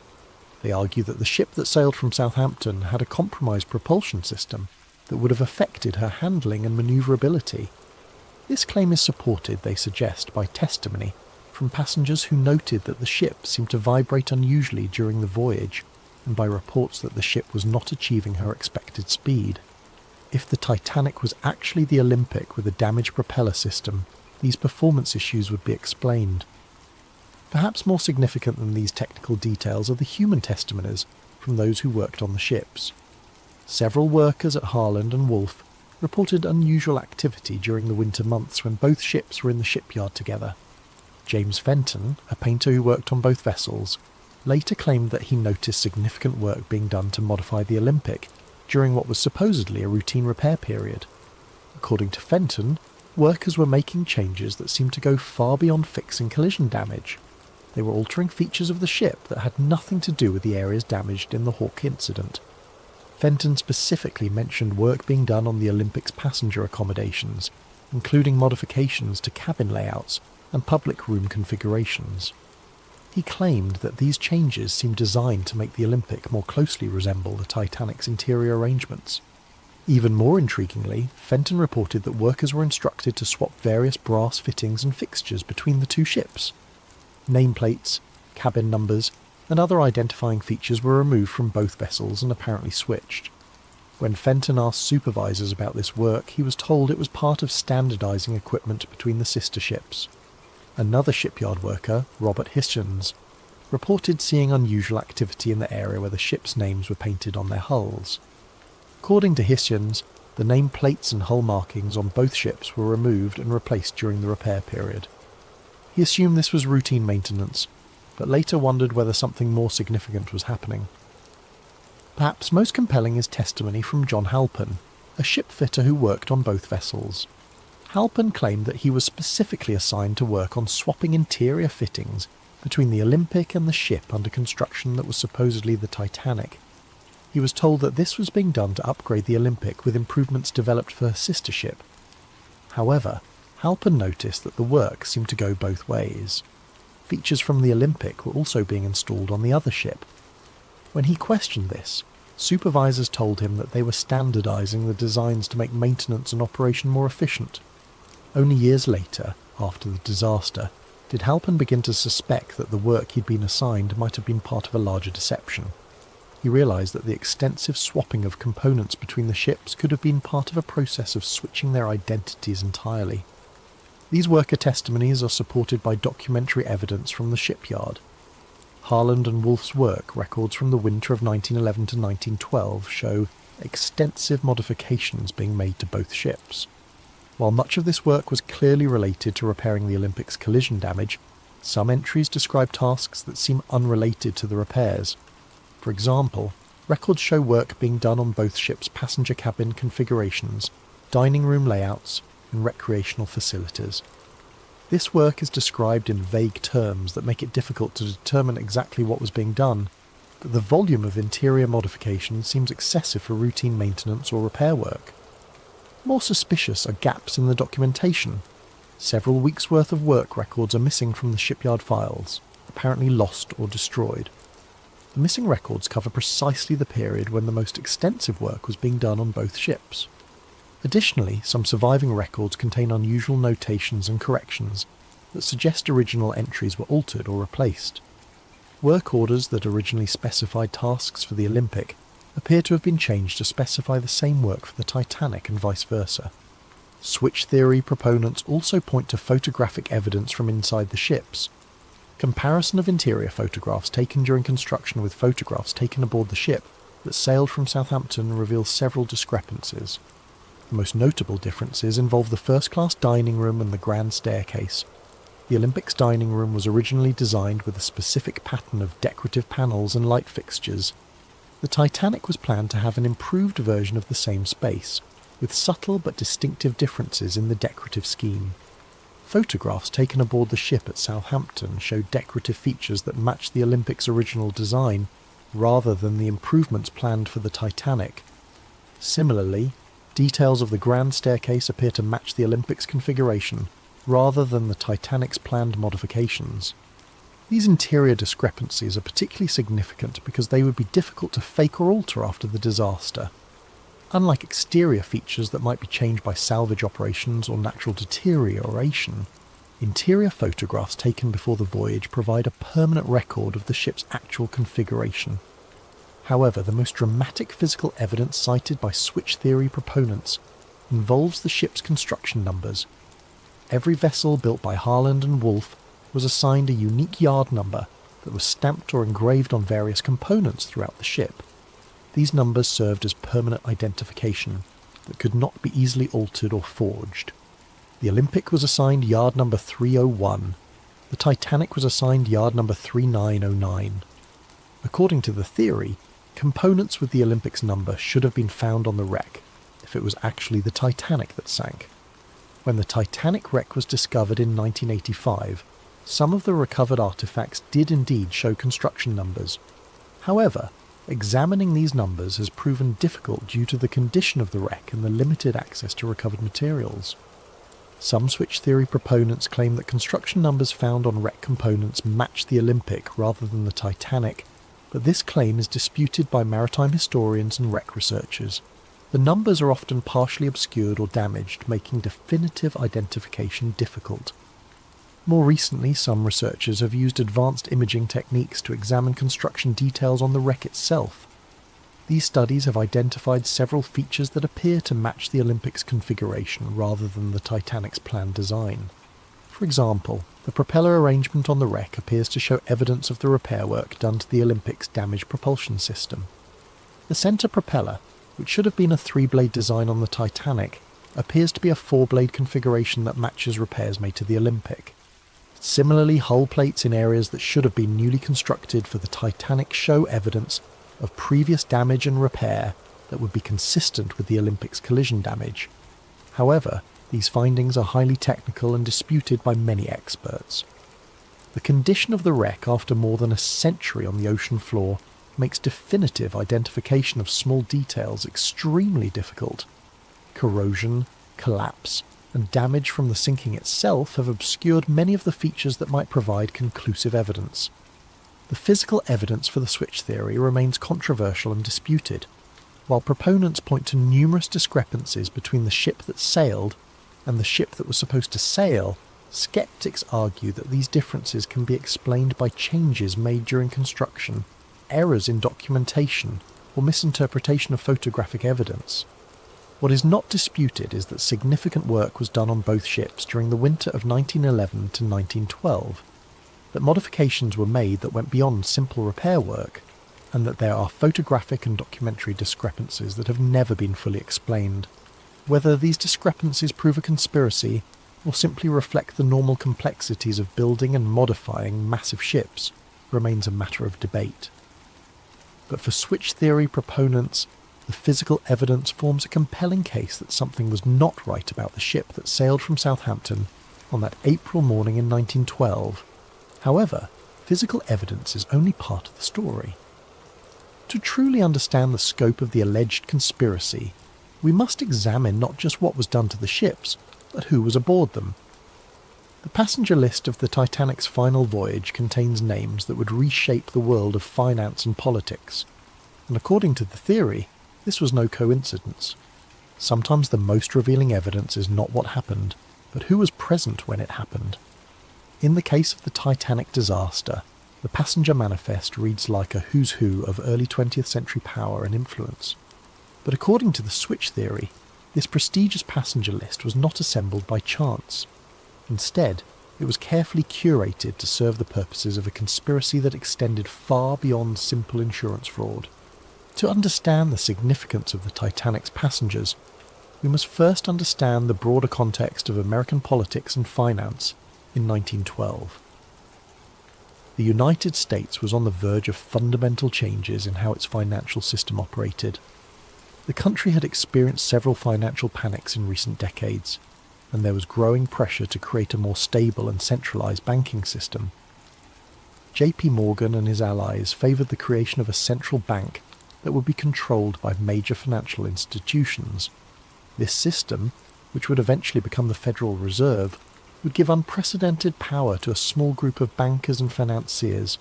They would control the nation's money supply, interest rates, and credit availability. However, this plan faced significant opposition from wealthy Americans who preferred the existing decentralized system. These opponents feared that a central bank controlled by Morgan and his associates would concentrate too much financial power in too few hands. They argued for maintaining a system where multiple independent banks could compete and where no single institution could dominate the nation's finances. The debate over banking reform was not merely academic. Billions of dollars in wealth and decades of political power hung in the balance. If Morgan's vision prevailed, he and his allies would control the financial destiny of the United States.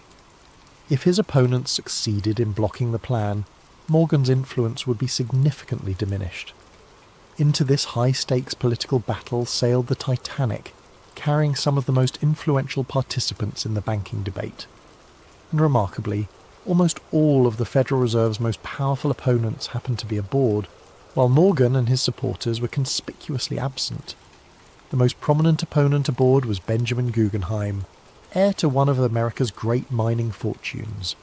The Guggenheim family controlled vast mineral resources and had accumulated enormous wealth through copper, silver and gold mining operations around the world. Benjamin was not just wealthy but politically influential, serving on the boards of multiple corporations and maintaining extensive connections in Washington. Guggenheim had been a vocal critic of Morgan's banking proposals. He argued that a centralized system would stifle competition and innovation in American finance. He favored maintaining the existing system of independent banks and opposed giving any single institution the power to control the nation's money supply. On the night of April 14th, as the Titanic began to sink, Benjamin Guggenheim reportedly dressed in his finest evening clothes and told fellow passengers, "We are prepared to go down like gentlemen." His body was never recovered. Also aboard was Isidor Straus, co-owner of Macy's department store and another influential voice in American business. Straus had built his retail empire through careful management and conservative financial practices. He distrusted the kind of financial manipulation that Morgan specialized in and opposed the creation of a central bank that would facilitate such practices. Straus was particularly concerned about the impact of centralized banking on smaller businesses. He argued that a Morgan-controlled central bank would favour large corporations at the expense of independent merchants and entrepreneurs. His opposition to the Federal Reserve Plan was well known in political circles. When the Titanic began to sink, Isidore and his wife Ida were offered places in a lifeboat. According to witnesses, Ada refused to leave her husband, saying, "We have lived together for 40 years. Where you go, I go." They were last seen sitting together on deck chairs as the ship tilted toward her final plunge. Neither body was ever found. Perhaps most significant was the presence of John Jacob Astor IV, one of the wealthiest Americans and a man whose financial influence rivaled Morgan's own. Astor had inherited a vast real estate empire and had expanded it into hotels, railroads, and other investments. His personal fortune was estimated at over $87 million, roughly $2 billion in today's currency. Astor was not merely wealthy, but politically sophisticated. He understood the implications of Morgan's banking proposals and opposed them on both economic and political grounds. He argued that giving Morgan's group control over the nation's banking system would create a financial oligarchy that would undermine American democratic institutions. More than any other individual, Astor had the wealth and influence to effectively oppose Morgan's plans. His opposition carried weight in Congress and in the financial community. If anyone could have blocked the creation of the Federal Reserve, it was John Jacob Astor IV. Astor was travelling on the Titanic with his pregnant young wife, Madeline. When the ship began to sink, he helped her into a lifeboat but was refused passage himself under the Women and Children First protocol. His body was recovered days later, reportedly with his gold watch still in his pocket and over $2,000 in cash.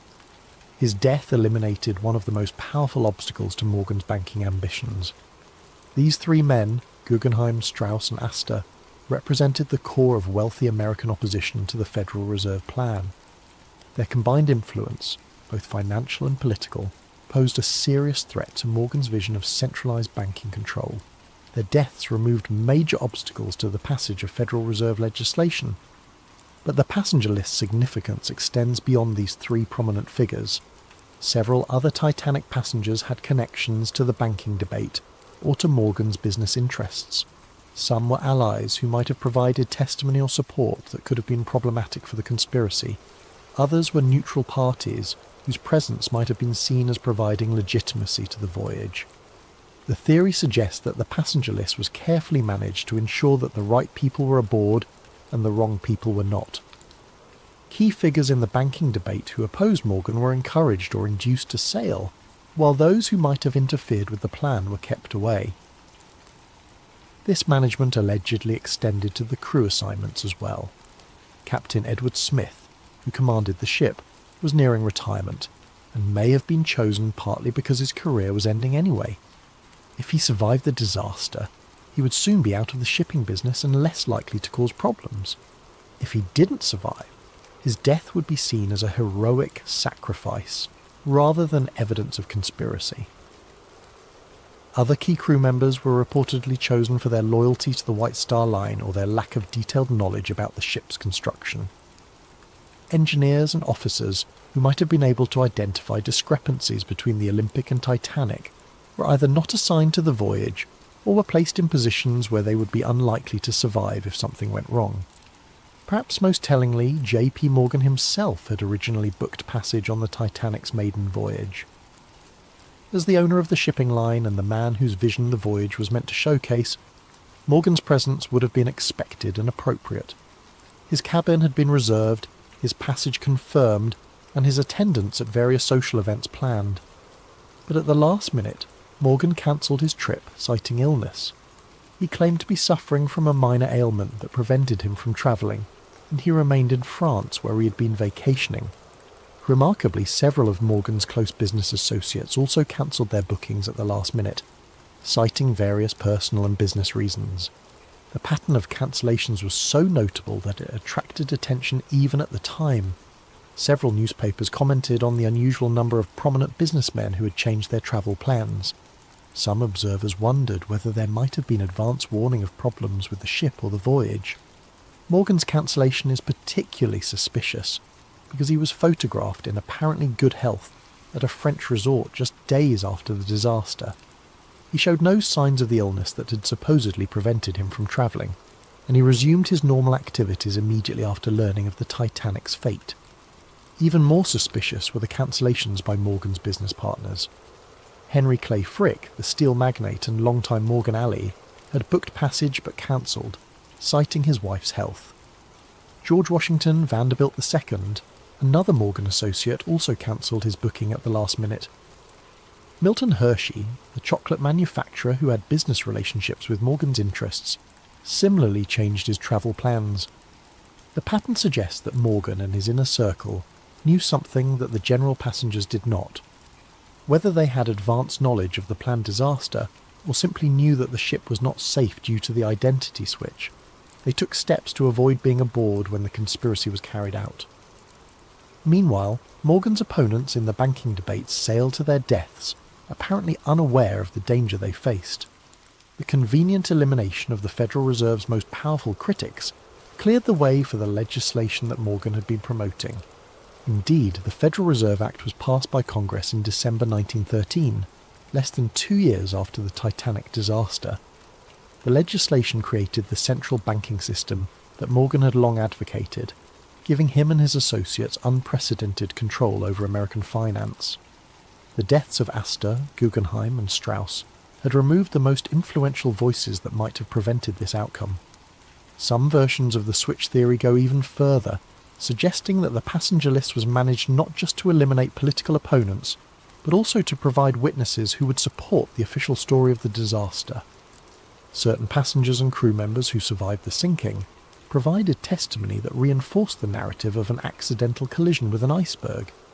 These survivors described the impact, the flooding, and the sinking in ways that supported the insurance claims and deflected suspicion from the possibility of sabotage or deliberate destruction. Their accounts helped establish the official version of events that has persisted for over a century. However, other survivors provided testimony that was less helpful to the official narrative. Some reported hearing explosions before the ship began to sink, suggesting possible sabotage. Others described unusual behaviour by crew members or problems with the ship's equipment that might have indicated advanced planning of the disaster. These problematic testimonies were reportedly suppressed or discredited during the official investigations. Survivors who told inconvenient stories found their credibility questioned or their testimony excluded from the final reports. The investigation focused on technical questions about ship design and safety procedures rather than examining the possibility of deliberate destruction. The passenger list evidence is compelling but circumstantial. The coincidence of having so many Federal Reserve opponents aboard while Morgan and his allies stayed away is remarkable, but it could be explained by factors other than conspiracy. The timing of the banking legislation might have been influenced by the victims' deaths, but correlation does not necessarily prove causation. However, when combined with the physical evidence and the financial motives, the passenger list adds another layer to the case for the switch theory. The pattern of who was aboard and who wasn't suggests a level of planning and coordination that goes beyond simple insurance fraud. If the theory is correct, the Titanic disaster was not just about swapping damaged ships or collecting insurance money. It was about reshaping the American financial system and eliminating opposition to a plan that would concentrate enormous power in the hands of a few men. But such an ambitious conspiracy would require more than just manipulating passenger lists and switching ships. It would require control over the disaster itself, ensuring that the sinking occurred under circumstances that would support the official story while achieving the conspiracy's goals. As we'll see in the next chapter, proponents of the switch theory believe that every aspect of the sinking was carefully planned and executed. The final act of any great conspiracy must be the most carefully orchestrated. If the switch theory is correct, then the night of April 14th to 15th, 1912 represented not a tragic accident, but the culmination of months of planning designed to create the appearance of disaster while achieving very specific goals. Every detail of how the ship encountered the iceberg, how she sank, and how the rescue efforts unfolded would need to serve the larger purpose of the conspiracy. To understand how the sinking might have been deliberately orchestrated, we must first examine the unusual circumstances that made the disaster possible. The night of April 14th was characterised by conditions that maritime experts describe as extraordinarily rare and dangerous. The sea was unusually calm, so still that there were no waves breaking against icebergs to make them visible from a distance. The night was moonless, creating darkness so complete that lookouts had virtually no natural illumination to aid their watch. Most unusually, the atmosphere was clear and cold, creating temperature inversion conditions that could cause unusual optical effects, making distant objects appear closer or farther than they actually were. These conditions, while natural, were so unusual that many experienced sailors reported they had never encountered anything like them. Captain Smith himself, with 4 decades of experience on the North Atlantic, had never commanded a ship through such treacherous natural circumstances.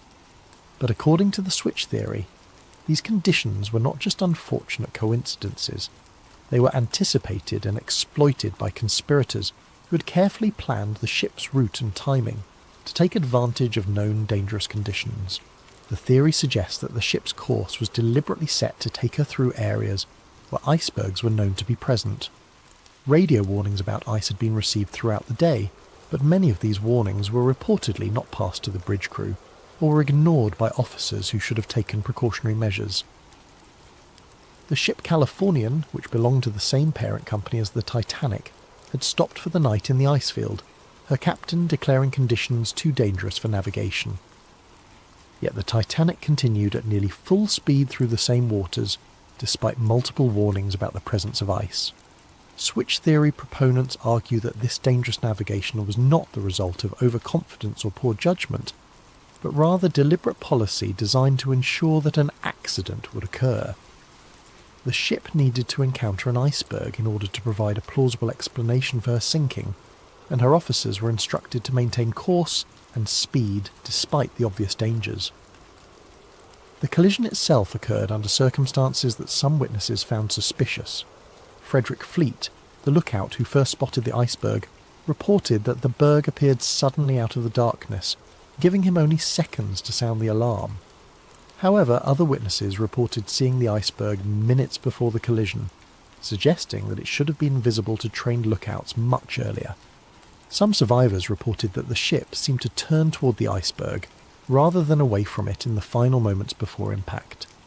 While this could be explained by the physics of large ship manoeuvring, it raises questions about whether the collision was truly accidental or was deliberately engineered to ensure maximum damage. More suspicious were reports of explosions aboard the ship shortly after the collision. Multiple witnesses, including passengers and crew members, reported hearing loud bangs and feeling vibrations that seemed separate from the impact with the iceberg. These explosions were officially attributed to boilers bursting as cold water flooded the engine rooms, but some witnesses believed they occurred too soon after the collision to be explained by flooding alone. The switch theory suggests that these explosions may have been caused by deliberately placed charges designed to ensure that the ship would sink quickly and completely. If the collision with the iceberg was not sufficient to guarantee the ship's destruction, additional sabotage might have been necessary to achieve the conspiracy's goals. The pattern of flooding also struck some observers as unusual. While the official investigation concluded that the iceberg had opened 5 compartments to the sea, causing fatal flooding, some witnesses reported that water seemed to be entering the ship from multiple locations, not just the area of the supposed iceberg damage. Crew members working in areas far from the collision reported rapid flooding that seemed inconsistent with damage caused by scraping along an iceberg. Some suggested that the ship's hull might have been weakened in advance, either through the supposed identity switch or through deliberate sabotage, making her more vulnerable to catastrophic damage. The behaviour of some crew members during the disaster also raised questions. While many officers and crew performed heroically, trying to save as many passengers as possible, others seemed strangely unprepared for the emergency or reluctant to take action that might have saved more lives. The ship's wireless operators continued sending routine commercial messages even after the collision, delaying distress calls that might have brought rescue ships more quickly. Some officers seemed confused about the severity of the damage or uncertain about proper emergency procedures, suggesting that they might not have been fully briefed on the ship's actual condition or capabilities. Most suspiciously, the ship's lifeboats were launched with far fewer passengers than their capacity allowed. While this was officially attributed to panic and poor training, some witnesses reported that crew members actively prevented passengers from entering boats that had space available. The switch theory suggests that this was not incompetence but deliberate policy designed to ensure that specific passengers would not survive. If the conspiracy's goal was to eliminate certain individuals while allowing others to live, controlling access to lifeboats would be an effective method of determining who lived and who died. The nearby ship Californian adds another layer of suspicion to the night's events. This vessel, owned by the same International Mercantile Marine Company that controlled the White Star Line, had stopped for the night approximately 20 miles from the Titanic's position. Her captain, Stanley Lord, claimed that conditions were too dangerous for navigation and that his ship would remain stationary until dawn. However, the Californian's crew reported seeing rockets and distress signals from the direction of the Titanic throughout the night. Despite these obvious signs of a ship in distress, Captain Lord chose not to investigate or offer assistance. He claimed that he believed the signals were routine communications or celebrations, not emergency distress calls. This explanation seems implausible given that the Californian's crew were experienced sailors who should have recognized distress rockets when they saw them. The switch theory suggests that the Californian was positioned deliberately to provide rescue services for the conspiracy's chosen survivors while maintaining plausible deniability about why she didn't help the others. According to this theory, the Californian was meant to arrive at the scene early enough to rescue specific passengers, but late enough to allow the ship to sink and eliminate the unwanted victims. However, a miscommunication or timing error prevented this plan from working properly, leaving the Californian too far away to effectively participate in the rescue. Instead, the rescue was carried out by the Carpathia, a ship belonging to a different company that responded to the Titanic's distress calls and arrived at the scene several hours after the sinking. The Carpathia's captain and crew were not part of the conspiracy and performed genuine rescue work, saving over 700 survivors. But the delay in rescue efforts, whether planned or accidental, ensured that the ship sank completely and that most of her passengers and crew died in the frigid waters. This served the conspiracy's purposes by eliminating witnesses who might have been able to identify discrepancies between the Olympic and Titanic, while also removing the political opponents whose deaths were part of the larger plan. The sinking itself was remarkably complete and thorough. Unlike many shipwrecks, which settle on the ocean floor largely intact, the Titanic broke apart as she sank, scattering debris over a wide area and making subsequent examination of the wreck extremely difficult. This destruction could have been the result of natural forces acting on a ship not designed to sink at such an angle, but it also served to obscure evidence that might have revealed the ship's true identity. The complete loss of the ship meant that investigators had to rely on survivor testimony and limited physical evidence to reconstruct what had happened. Since many of the most knowledgeable witnesses had died in the disaster, and since the survivors had been through a traumatic experience that might have affected their memories, establishing definitive facts about the sinking proved difficult. This uncertainty served the conspiracy's purposes by preventing too close an examination of the evidence. Questions about the ship's identity, the cause of the sinking, or the behaviour of the crew could be deflected by pointing to the lack of conclusive evidence and the confusion inherent in any major disaster. The official investigations that followed the disaster focused primarily on technical questions about ship design and safety procedures. While these investigations identified important problems with lifeboat capacity, crew training and emergency procedures, they did not seriously examine the possibility that the sinking had been deliberately caused. The British Board of Trade inquiry and the US Senate investigation both concluded that the disaster was the result of excessive speed in dangerous conditions, combined with design flaws that made the ship vulnerable to the type of damage caused by the iceberg collision. These findings supported the official narrative of an accidental tragedy, while deflecting attention from possible evidence of conspiracy. However, some evidence presented to these investigations was inconsistent with the official conclusions. Witnesses testified about explosions, unusual flooding patterns, and crew behaviour that suggested advanced knowledge of the disaster. This testimony was generally dismissed or explained away, but it remained part of the official record for those who knew where to look for it. The investigations also revealed suspicious gaps in the documentary evidence. Ship logs, construction records, and other documents that might have provided definitive information about the vessel's identity or condition were missing or had been destroyed. While this was officially attributed to the chaos of the disaster, it prevented investigators from definitively establishing key facts about the ship and her voyage. Perhaps most tellingly, the investigations made no serious attempt to examine the financial aspects of the disaster. The insurance arrangements, the ownership structure of the shipping companies, and the business relationships between key figures were not considered relevant to understanding why the ship sank. This focus on technical rather than financial questions served the conspiracy's purposes by avoiding examination of the motives that might have driven such an elaborate deception. The investigations treated the disaster as a tragic accident rather than a possible crime, and their conclusions reinforced the official narrative that has persisted for over a century. But if the switch theory is correct, the sinking of the Titanic was not just a crime, but a nearly perfect crime. The destruction of evidence, the elimination of witnesses, and the misdirection of official investigations created a cover-up so complete that the truth has remained hidden for more than 100 years.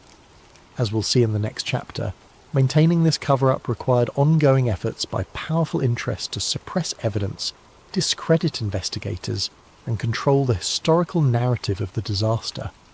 In the aftermath of any major conspiracy, the cover-up often proves more challenging than the original crime. Evidence must be suppressed, witnesses must be silenced or discredited, and investigators must be misdirected away from uncomfortable truths. If the switch theory is correct, the years following the Titanic disaster saw one of the most comprehensive and successful cover-ups in modern history. The cover-up began almost immediately after news of the disaster reached shore. Within hours of the Carpathia's arrival in New York with the Titanic survivors, powerful interests were already working to control the narrative of what had happened and to prevent inconvenient questions from being asked.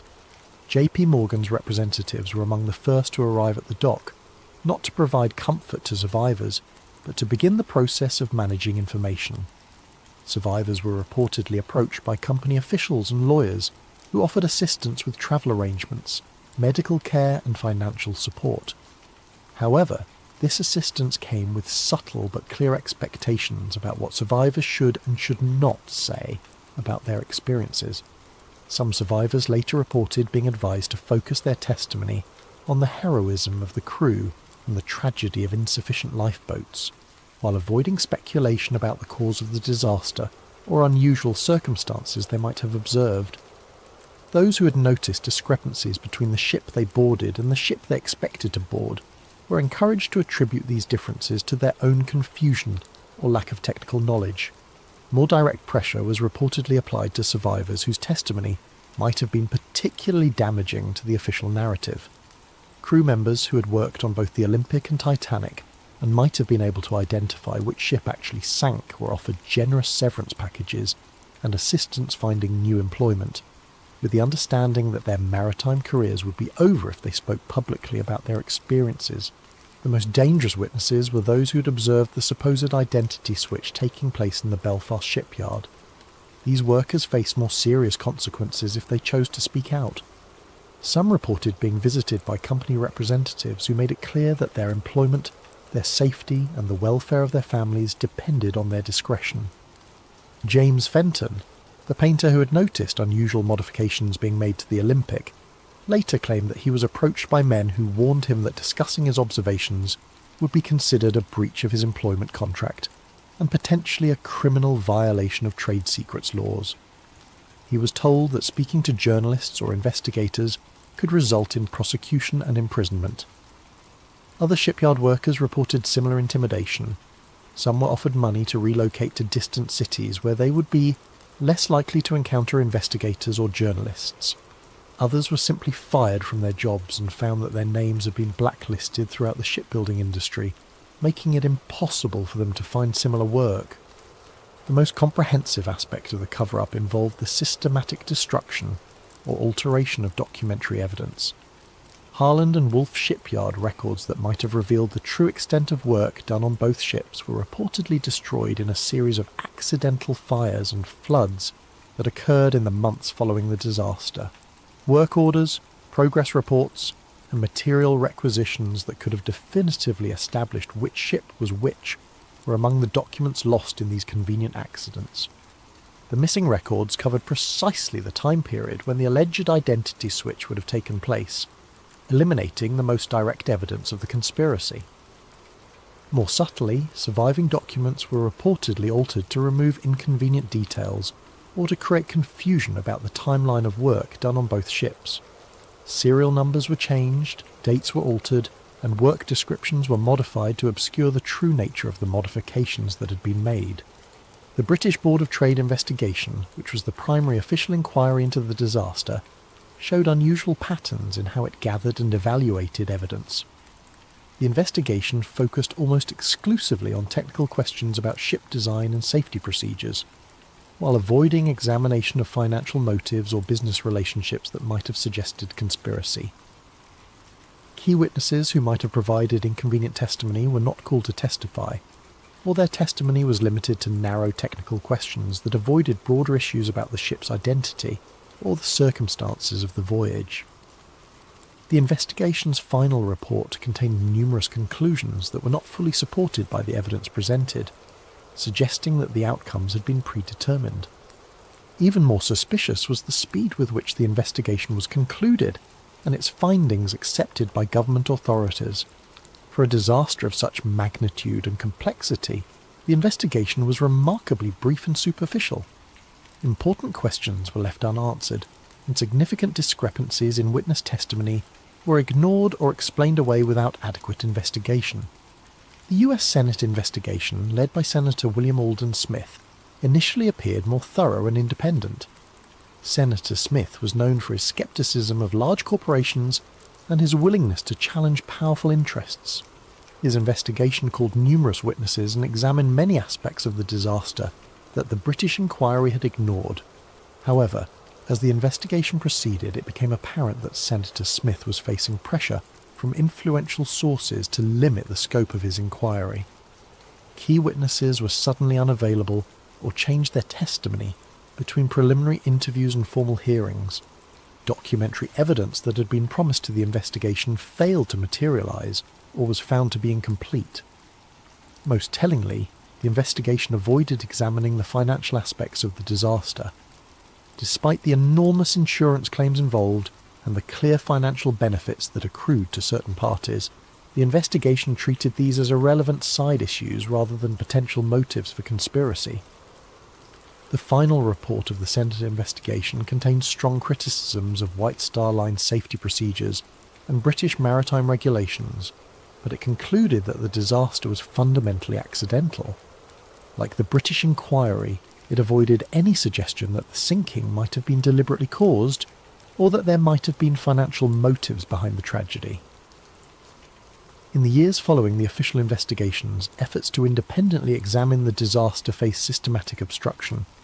Journalists who attempted to investigate discrepancies in the official story found their sources drying up and their access to information restricted. Maritime historians who raised questions about the disaster's circumstances found their work discredited or their employment threatened. Perhaps most remarkably, several independent investigators who had begun to uncover evidence supporting the switch theory died under suspicious circumstances.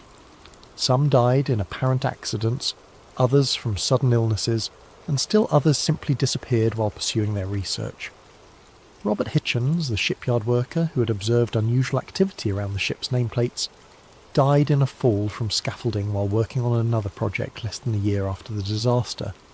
The accident occurred despite Hitchens' reputation as an experienced and safety-conscious worker who had never before been injured on the job.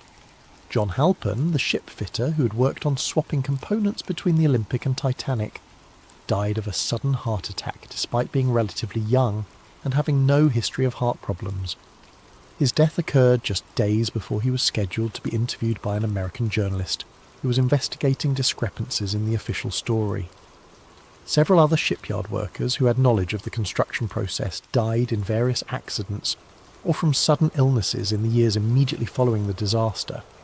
While these deaths could be coincidental, the pattern suggests a systematic effort to eliminate witnesses who might have provided inconvenient testimony. The cover-up also extended to controlling the physical evidence from the disaster. When bodies were recovered from the ocean, they were processed through facilities controlled by White Star Line representatives. Personal effects were catalogued and returned to families, but items that might have provided clues about the ship's true identity were reportedly lost or misdirected. More significantly, efforts were made to prevent independent examination of the wreck site. In the early decades after the disaster, technology did not exist to reach the wreck on the ocean floor, but White Star Line and its successors took steps to ensure that when such technology became available, access to the wreck would be controlled. Legal claims were filed asserting ownership rights over the wreck and its contents. These claims were designed to prevent independent researchers from examining the evidence without permission from the companies that had controlled the ships. By controlling access to the wreck, these interests could ensure that any examination would be conducted under their supervision and that inconvenient findings could be suppressed. The most sophisticated aspect of the cover-up involved shaping the cultural memory of the disaster. Rather than simply suppressing evidence, the conspiracy's beneficiaries actively promoted a specific narrative about the Titanic that emphasized heroism, tragedy, and the lessons learned about maritime safety. Books, articles, and eventually films about the disaster focused on human interest stories, rather than technical questions about the ship's identity or the circumstances of the sinking. The narrative of the brave band playing hymns as the ship sank, of the noble sacrifice of men who gave their lives so that women and children could survive, and of the hubris of calling any ship unsinkable, became the dominant cultural memory of the disaster.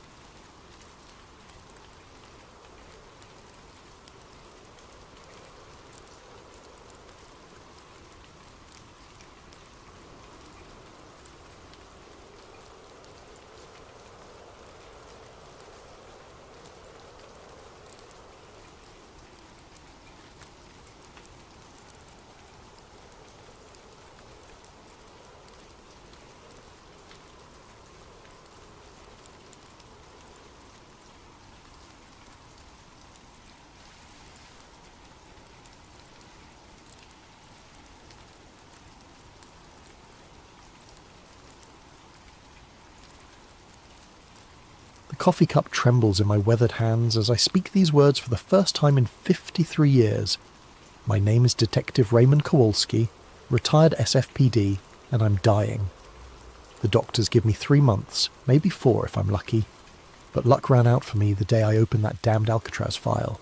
They said Frank Morris and the Anglin brothers drowned in the frigid waters of San Francisco Bay on June 11th, 1962. The FBI closed the case. The warden slept easy. America's most infamous prison maintained its perfect record.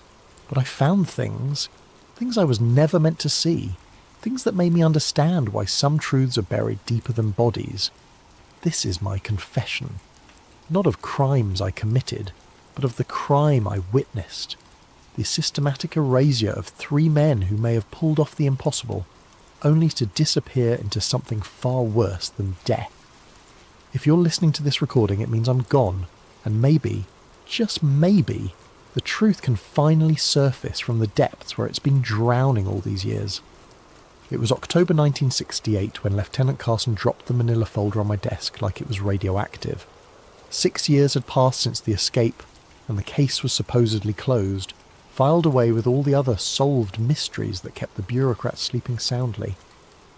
"Formality, Kowalski," Carson said, not meeting my eyes. "Washington wants a final review of the Alcatraz evidence. Dot the I's, cross the T's, confirm what we already know. They're fish food at the bottom of the bay." I should have known something was wrong by the way he said it. Carson was a straight shooter, the kind of cop who looked you in the eye when he talked. But that day, he stared at the wall behind me like the words might crawl off it and bite him. The file was thinner than I expected for the most famous prison break in American history. Basic escape details, witness statements from guards, the makeshift raft materials found on Angel Island. Nothing I hadn't read in the newspapers. Too clean, too neat. "Why me?" I asked. Carson finally looked at me then, and I saw something in his eyes I'd never seen before. Fear. "Because you're thorough, maybe too thorough. They want this done right." He left me with those cryptic words and a growing certainty that this formality was anything but routine. I started with the obvious inconsistencies.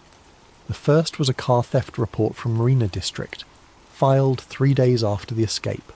A 1959 Chevrolet, stolen from outside a boarding house. The owner, Mrs. Eleanor Hutchins, told police she saw 3 men walking away from the vehicle, heading toward the waterfront. When she called out to them, one turned and tipped his hat. "Polite as you please." "They had manners," she told the responding officer. "Real gentlemen. You don't expect that from criminals." The report was buried on page 47 of miscellaneous incident files. No follow-up, no investigation, no mention in the official Alcatraz case summary. Then there was the paddle, a crude wooden oar carved from driftwood, found by a fisherman near Richmond Bridge, 20 miles upriver from where the currents should have carried any debris. The fisherman, Miguel Santos, reported it to park rangers, who logged it as miscellaneous beach debris. No connection made to the escape, despite the timing and craftsmanship that clearly showed prison workshop techniques. But it was the witness statement that made my blood run cold. A night security guard at Fisherman's Wharf reported seeing 3 men in work clothes boarding a small fishing boat around 4 a.m. on June 12th. One of them had distinctive ears, prominent, almost pointed, just like John Anglin's mugshot description. The guard's statement was taken, filed, and apparently forgotten. When I tried to interview him, I learned he'd quit his job 2 weeks after the incident and moved back to Oregon. No forwarding address. "Don't dig too deep on this one, Ray," Carson warned me when I briefed him on my preliminary findings. "Some stones are better left unturned." That's when I knew I was onto something bigger than a prison break.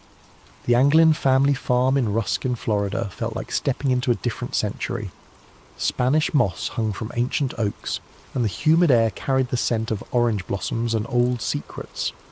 Robert Anglin, the surviving brother, met me on the front porch with the wary eyes of a man who'd been expecting bad news for 6 years. "Federal agents been by here 4 times, he said without preamble, each time asking the same questions, getting the same answers. "My brother's drowned. That's what you want to hear, ain't it?" But his wife, Marie, had different ideas. After Robert went to tend the cattle, she pulled me aside in her kitchen, glancing nervously at the windows. "Christmas cards," she whispered, her voice barely audible above the ticking grandfather clock. "Every year since '63, no return address, just signed J&C in handwriting that looks mighty familiar." She showed me a shoebox filled with holiday cards, generic drugstore variety, postmarked from different cities: San Francisco, Los Angeles, Phoenix, Mexico City. The handwriting was careful, disguised, but there were telltale loops and slants that matched samples I'd obtained from the prison records. "Why haven't you told the FBI?" I asked. Marie's laugh was bitter. "You think we haven't tried? First agent said they were hoaxes. Second one confiscated them as evidence. Third one threatened to charge us with obstruction if we kept spreading false hope. These here are copies I made before they took the originals." Photographs came out next. 3 pictures, slightly blurry, showing 2 men in work shirts standing outside what appeared to be a South American cantina. The faces were partially obscured by shadows and hat brims, but the bone structure, the posture, the way one man favoured his left leg, it all matched the Anglin brothers' physical profiles. Woman from church. Her daughter married a missionary. Sent these from Brazil in '65, Marie explained. Said these 2 Americans worked construction jobs, paid cash, kept to themselves, spoke English with Florida accents. I studied the photos with a magnifying glass. The man on the left had a distinctive scar on his forearm, a scar I remembered from Clarence Anglin's prison medical records, sustained in a workshop accident at Atlanta Federal Penitentiary. "FBI says they're look-alikes," Marie continued. "Coincidence, but a mother knows her son's detective. Even in shadows, even across oceans, those are my boys." The fear in her eyes wasn't the fear of grief or false hope. It was the fear of someone who knew more than she was saying, someone who'd been warned to keep quiet. As I left the farm that evening, I noticed a dark sedan parked down the country road, 2 figures visible in the front seats. When I drove past, they turned away, but not before I caught a glimpse of federal license plates. The Anglins were being watched. After 6 years, the dead men's family was still under surveillance. That night in my motel room, I spread out everything I'd gathered so far. The car theft, the paddle, the witness statements, the cards and photographs. Individually, they could be dismissed as coincidence or wishful thinking. Together, they painted a picture that made my hands shake as I wrote my preliminary report. Frank Morris and the Anglin brothers hadn't drowned in San Francisco Bay. They'd made it to shore, stolen transportation, and somehow managed to disappear into the wind. The question that kept me awake until dawn wasn't whether they'd survived the escape. It was why the government was so determined to pretend they hadn't. The National Archives building in Washington, D.C., has the kind of institutional grandeur designed to make visitors feel small and insignificant. As I walked through its marble corridors in November 1968, carrying my credentials and a growing list of questions, I felt exactly as intended.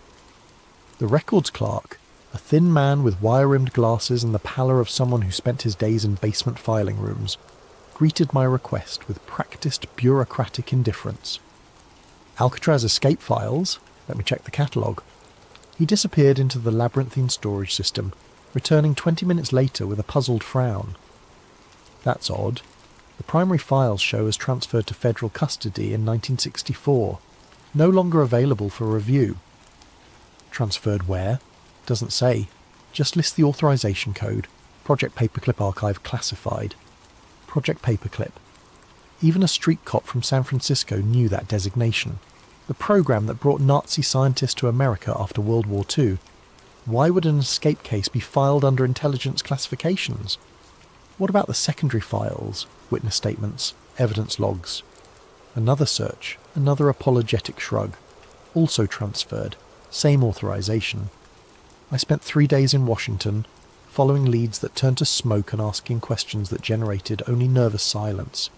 At FBI headquarters, my request for case consultation was politely denied. At the Bureau of Prisons, I was told the relevant personnel were unavailable for comment. Even my police credentials and Lieutenant Carson's authorization letters seemed to carry no weight. It was Agent Patricia Hendricks, a bureau analyst I'd worked with on a previous case, who finally gave me the truth over drinks in a Georgetown bar. She waited until we were alone, until the other patrons had cleared out, until even the bartender was busy with inventory in the back room. "Ray, you need to drop this," she said quietly, her usual professional demeanour replaced by genuine concern. "The Alcatraz case isn't cold, it's radioactive." What does that mean? Patricia glanced around the empty bar before continuing. Internal memo came down in 65. Any agent pursuing Alcatraz leads beyond the official drowning conclusion would be transferred to Alaska or worse. 3 agents have been quietly reassigned since then. Good agents, career agents, all because they asked too many questions about 3 supposedly dead men. Why? If they drowned like the report says, what's the threat? Her laugh was hollow. That's the million-dollar question, isn't it? All I know is that certain people in very high places want Frank Morris and the Anglin brothers to stay dead, and they're willing to destroy careers to keep it that way. She slid an envelope across the table. I couldn't get you the files, but I managed to copy some of the index pages before they were sealed. Names, dates, reference numbers. Maybe you can piece together what we're not supposed to know. The documents were fragmentary, frustratingly incomplete, but they told a story that made my blood run cold. Cross-references to CIA front companies, mentions of asset recovery protocol, transfer authorization signed by officials whose names I recognised from the intelligence community. Most disturbing was a memo dated July 1962, just 1 month after the escape. Subjects may possess operational value. Recommend immediate field assessment rather than standard fugitive protocols. Operational value, not the language you'd use for bank robbers and car thieves. That night, in my Washington hotel room, I called Lieutenant Carson to report my findings. The conversation was brief and cryptic. "Ray, you need to come home. Now. I've got leads here, Lieutenant. Real leads. The leads will be there when you get back. If you get back. There are people asking questions about your questions, and those people have resources we don't. Come home." The line went dead. I packed quickly, checking the hallway twice before leaving my room. During the taxi ride to the airport, I noticed the same black sedan in my mirrors that had followed me from the archives building 3 days earlier. Back in San Francisco, Carson met me at the airport personally, something he'd never done before. His first words were a warning. "Your hotel room was searched yesterday. Professional job.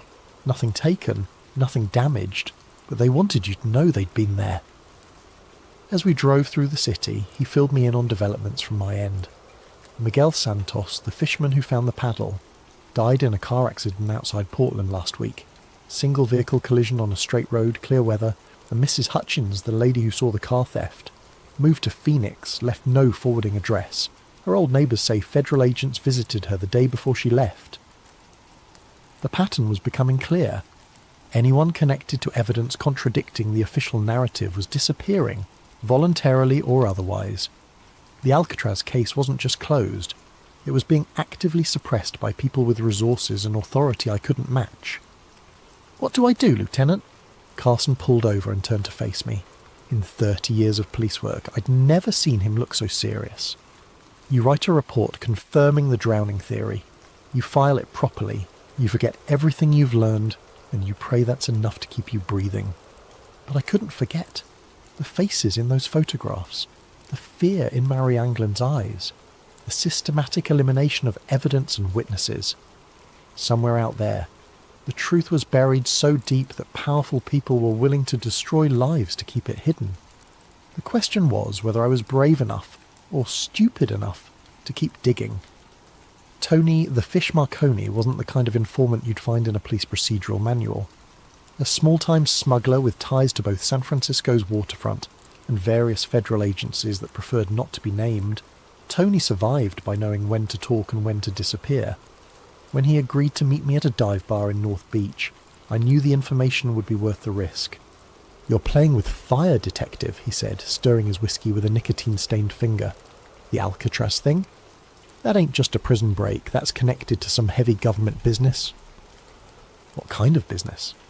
Tony glanced around the dim bar, noting the exits, the other patrons, the bartender's attention. Old habits from a life lived in the shadows. "You ever hear of something called the Prometheus Group?" I shook my head. "Private contractors, black budget operations, the kind of people who make problems disappear for Uncle Sam. Word on the street is they were running recruitment out of the Bay Area in the early 60s, looking for specific types, intelligent, adaptable, morally flexible, men who'd already proven they could operate outside the law." The implications hit me like a physical blow. You're saying Morris and the Anglins were recruited? I'm saying Morris had an IQ of 133 and a talent for planning that impressed even the prison psychologists. The Anglin brothers were mechanical geniuses who could improvise solutions from scrap metal and determination. During the Cold War, those were valuable skills. Tony drained his whiskey and signalled for another. Think about it. 3 men plan the perfect escape from America's most secure prison.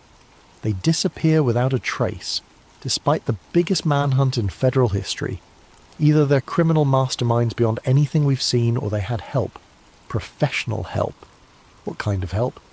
The kind that comes with new identities, transportation, and assignments in places where questions aren't asked. South America was crawling with intelligence operations in the 60s. Cuba, Chile, Brazil. All potential flashpoints that needed experienced operators who couldn't be traced back to Washington. The theory was insane, but it explained the evidence I'd uncovered. The systematic suppression of information, the classified file transfers, the fear I'd encountered at every level of government. If the Alcatraz escape had been a recruitment operation disguised as a prison break, then admitting the men survived would expose a covert program that violated everything America claimed to stand for. There's another possibility, Tony continued, his voice dropping to barely above a whisper. Maybe they weren't recruited.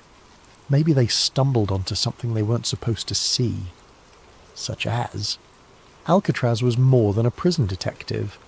It was a research facility, mind control experiments, interrogation techniques, pharmaceutical trials, the kind of work that required subjects who couldn't complain to their congressman.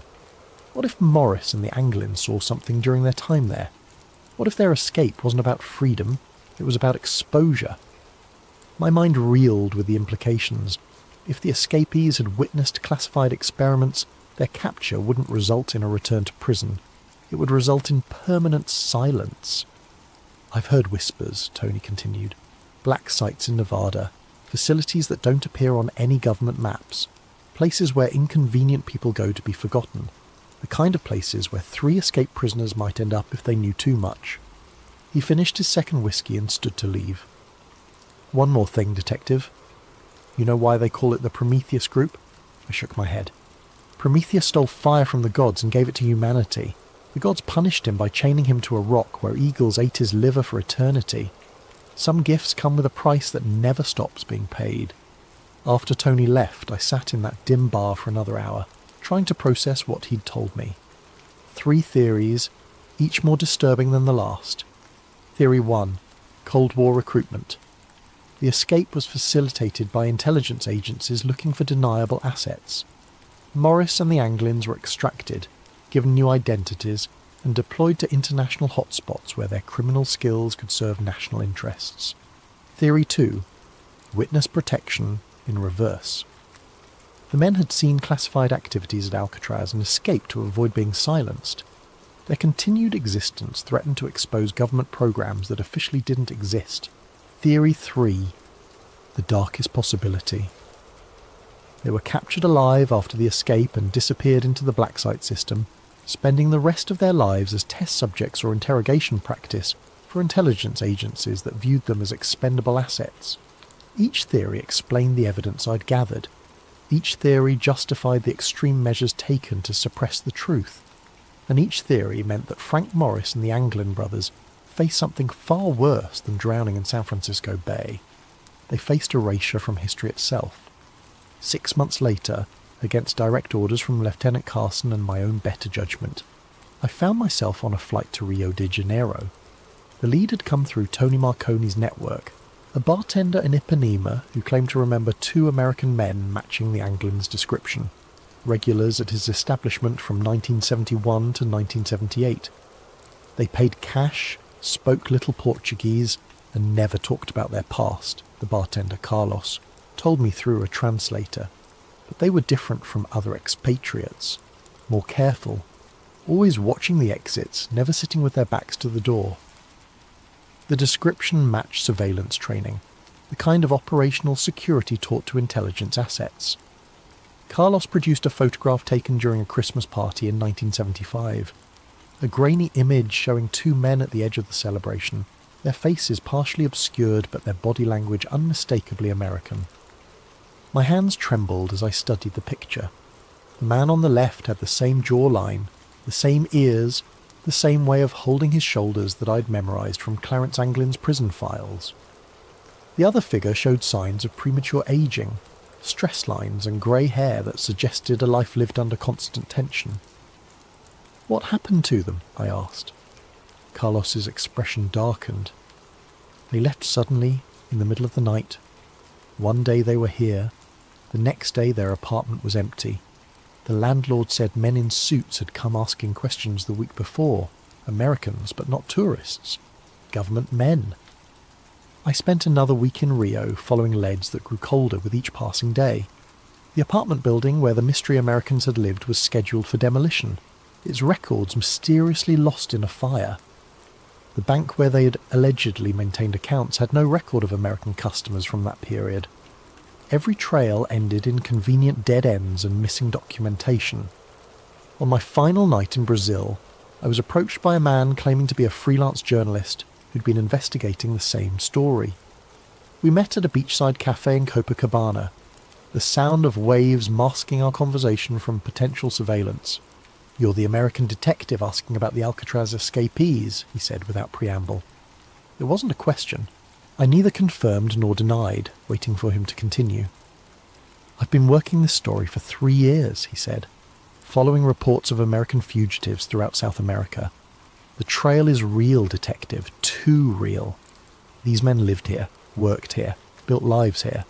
But every time I get close to proof, the sources disappear, witnesses relocate, documents vanish. I've had my hotel room searched, my phone tapped, my sources intimidated." He slid a manila envelope across the table. "This is everything I've gathered. Photographs, witness statements, financial records, hidden in different locations for 3 years, copied and recopied to prevent loss. It's yours now." "Why?" "Because I'm done."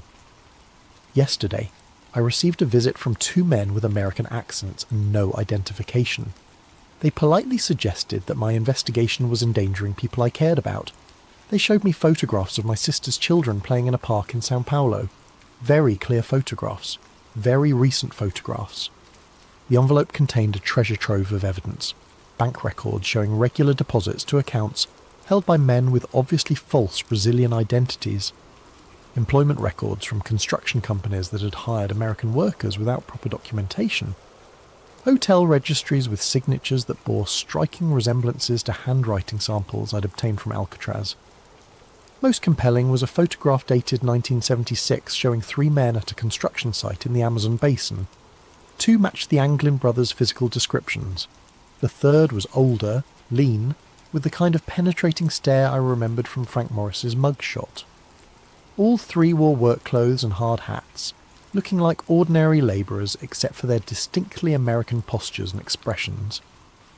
But like every other lead I'd followed, this one ended in frustration and fear. When I tried to contact the construction company, I learned it had been dissolved in 1979. The site where the photograph was taken was now underwater, flooded by a dam project that had relocated the entire local population. The pattern was always the same. Evidence of survival followed by systematic elimination of that evidence. Either I was chasing ghosts or someone with vast resources was staying one step ahead of every investigation. My flight back to San Francisco was delayed by mysterious mechanical problems. During the 6-hour layover in Mexico City, I noticed the same 2 men in different locations throughout the terminal. Always at a distance, always watching, never making direct contact. When I finally boarded the plane, they weren't among the passengers. Lieutenant Carson met me at San Francisco International with news that made my blood run cold. "Federal marshals raided your apartment yesterday, Ray. Warrant signed by a judge I've never heard of, for evidence in a case they wouldn't specify. They took everything. Your files, your notes, your photographs, everything connected to Alcatraz." In the car ride home, he handed me an official-looking document. "Transfer orders, effective immediately. You're being reassigned to the robbery division. Your Alcatraz investigation is officially terminated." "On whose authority?" "Authority high enough that questioning it would end both our careers." Carson's voice carried a weight I'd never heard before. "Ray, I've been a cop for 28 years. I've seen corruption, cover-ups and conspiracies, but I've never seen anything like this. The pressure to shut you down is coming from levels of government I didn't know existed." He pulled over in a secluded area of Golden Gate Park and turned to face me directly. "Whatever you found down there, whatever you think you know, it's not worth your life. These people have made careers disappear for asking the wrong questions. They can make people disappear too." As he spoke, a black sedan with government plates drove slowly past us, its occupants clearly visible through tinted windows that somehow allowed us to see their faces while hiding their expressions. The message was unmistakable. We were being watched, our conversation monitored, our future actions carefully noted. That night, alone in my ransacked apartment, I realised the full scope of what I was up against. This wasn't just a cover-up of a prison escape. It was the systematic suppression of a truth so dangerous that the most powerful government in the world was willing to destroy lives to protect it. Frank Morris and the Anglin brothers hadn't just escaped from Alcatraz. They'd escaped into a shadow world where truth became enemy of the state, where survival meant accepting lies, and where the greatest prison of all was the silence that surrounded their fate. But silence, I was beginning to understand, has its own way of speaking to those willing to listen. 25 years passed like pages torn from a calendar and scattered by the wind. I worked robbery division, collected my pension, and tried to convince myself that some truths were better left buried. The Alcatraz case became a ghost that haunted my dreams, 3 faces staring at me from the depths of San Francisco Bay, asking why I'd abandoned the search for their story. Then came January 2013, and a letter that changed everything. The History Channel documentary was running old Alcatraz footage when the phone rang. It was my former partner, Jimmy Chen, now working cold cases for the FBI. His voice carried the excitement of a man who'd stumbled onto something extraordinary. "Ray, you need to see this. Someone sent a letter to the Bureau claiming to be John Anglin. Says he's dying of cancer, wants to make a deal. Information about the escape in exchange for medical treatment." My hands shook as I read the photocopied letter Jimmy brought to my house that evening. The handwriting was shaky with age and illness, but certain flourishes matched the Christmas cards Marie Anglin had shown me decades earlier. The details were specific, accurate, insider knowledge that only someone who'd lived through the escape could possess. "It's a hoax," Jimmy said, watching my reaction. "Has to be. FBI handwriting analysis says inconclusive. Could be authentic, could be someone who studied the case extensively." But I knew better. The letter wasn't just about the escape. It mentioned details that had never been made public, references to guard rotation patterns that were classified, descriptions of cell modifications that weren't in any official report, knowledge that could only come from someone who'd been there, who'd lived through those final months of preparation. "There's more," Jimmy continued. "The letter mentions a meeting place, coordinates in the Bay Area, where supposedly Frank Morris left something hidden before the escape. Information that was too dangerous to carry. The writer claims it's still there, waiting for someone brave enough to look."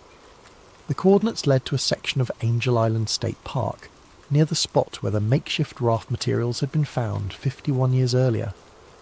Against every instinct for self-preservation I'd developed, I found myself hiking those trails the following weekend, searching for something I couldn't name.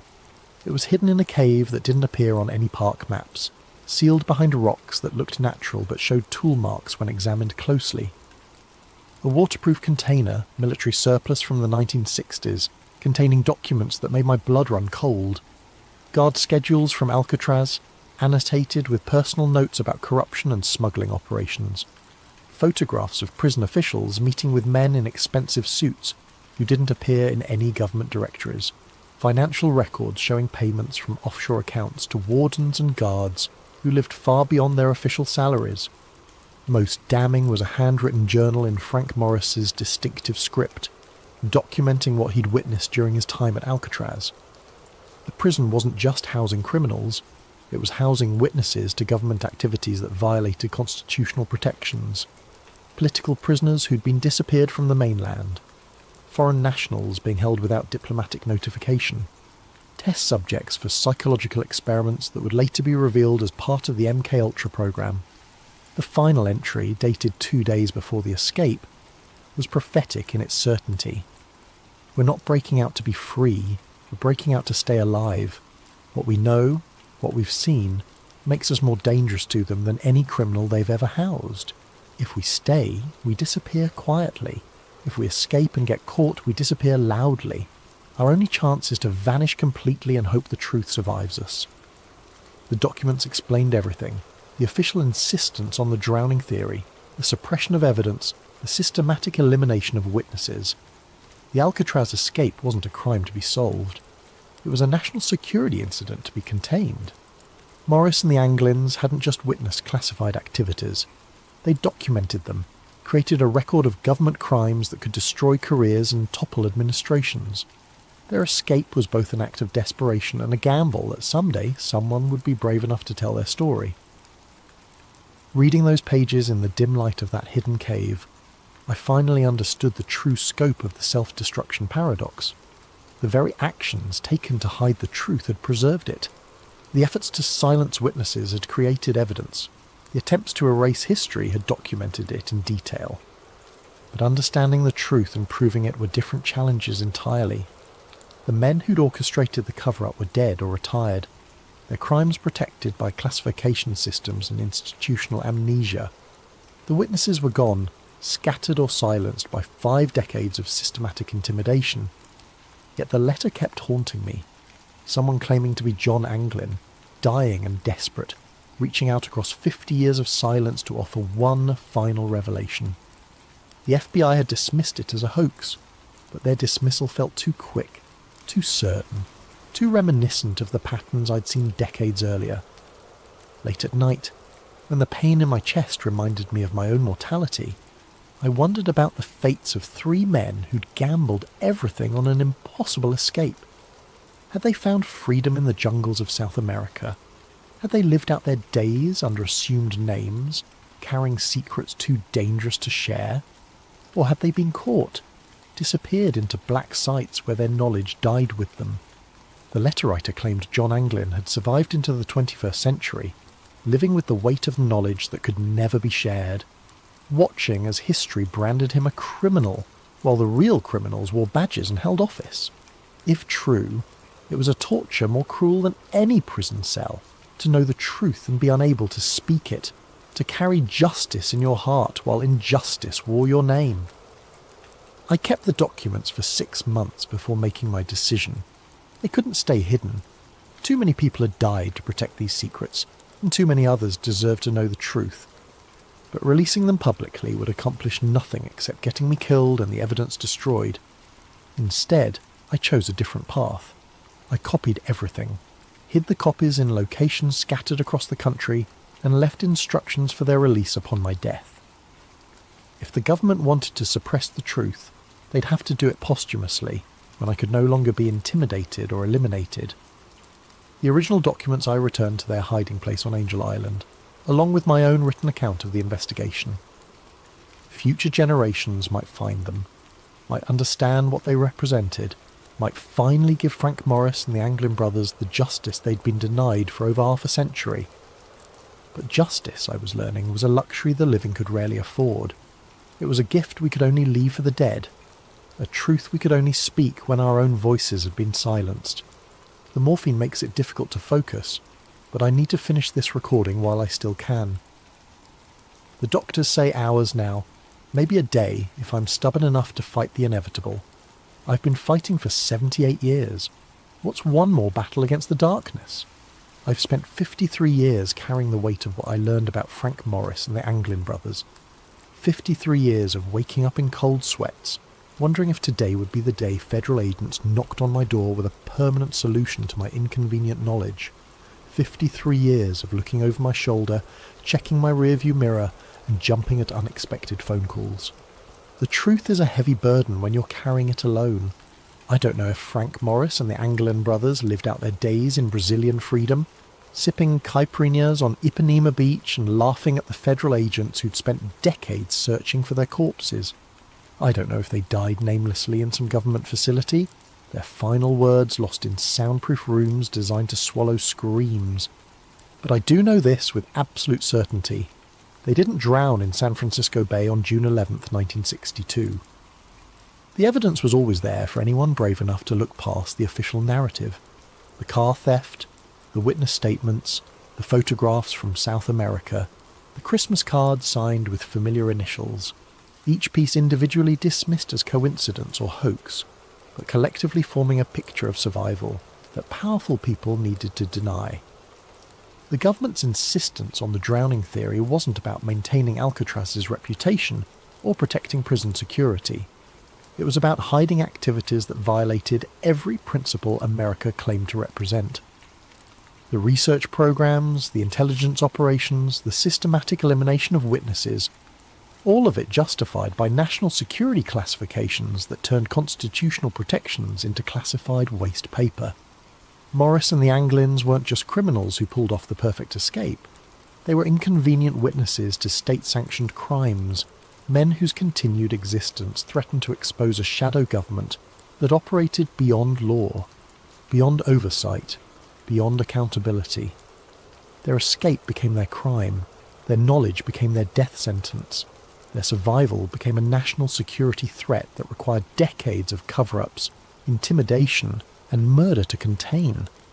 I've left evidence of everything I'd discovered, hidden in multiple locations protected by legal arrangements that will trigger automatic release upon my death. Some truths are too important to die with the men who discover them. The morphine is winning now, and the room is getting darker. But before I fade away, I want to leave you with this final thought. Alcatraz was never escape-proof because its walls were too high or its waters too cold. It was escape-proof because the government made survival more dangerous than imprisonment, freedom more terrifying than captivity. The greatest prison isn't built with stone and steel. It's built with silence and fear, with official denials and convenient accidents, with careers destroyed and witnesses disappeared. Frank Morris and the Anglin brothers didn't die in San Francisco Bay.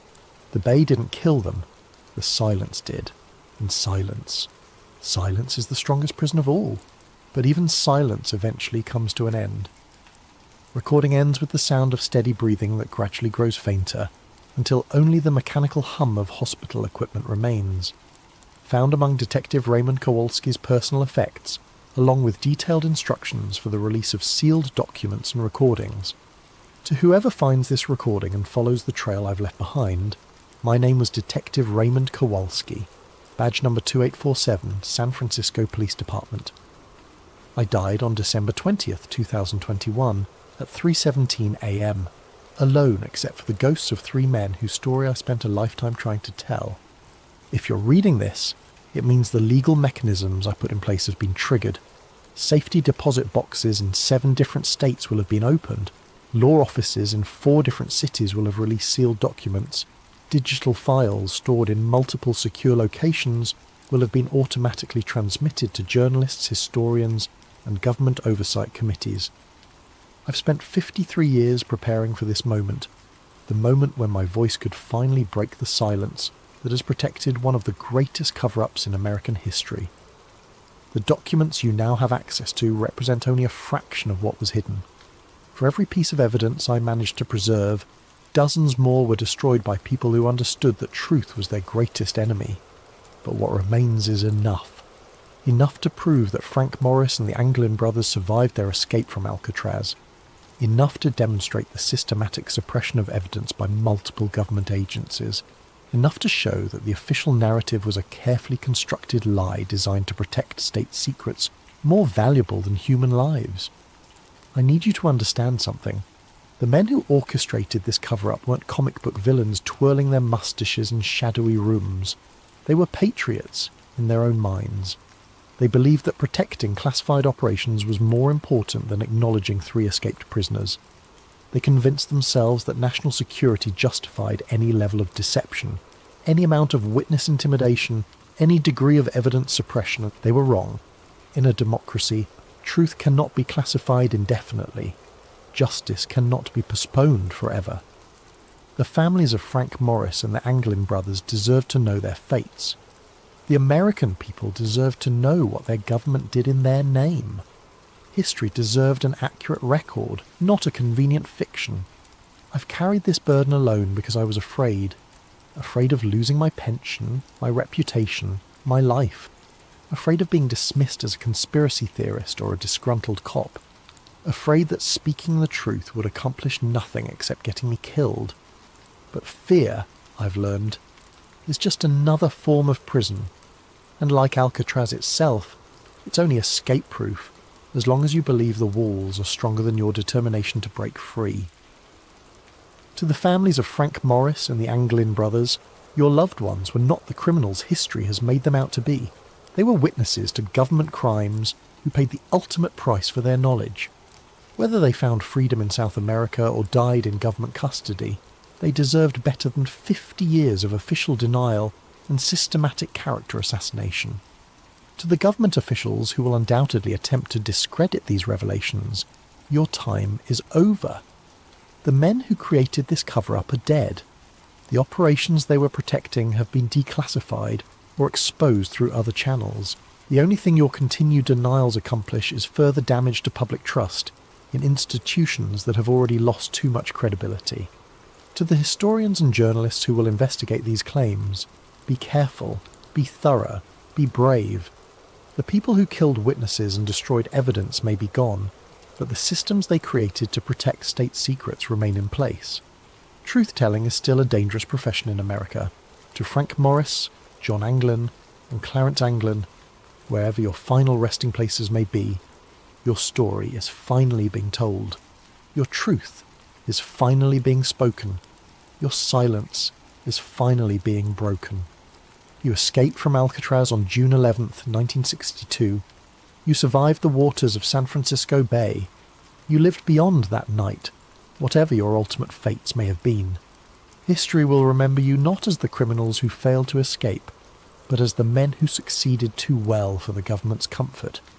Your greatest escape wasn't from prison. It was from the official narrative that tried to erase you from history. That escape, at least, was permanent. Final statement for the record. I, Detective Raymond Kowalski, being of sound mind and facing imminent death, do hereby swear under oath that every statement in this recording and its accompanying documents represents the truth as I discovered it through my official investigation into the Alcatraz escape of 1962. I have knowingly risked my career, my safety, and my life to preserve this information. I have done so not for personal gain or professional advancement, but because I believe that in a democracy, truth belongs to the people, not to the bureaucrats who find it inconvenient. If my death occurs under suspicious circumstances, if these documents are somehow suppressed or discredited, if this recording mysteriously disappears, let it stand as evidence that the cover-up I've documented continues to claim lives.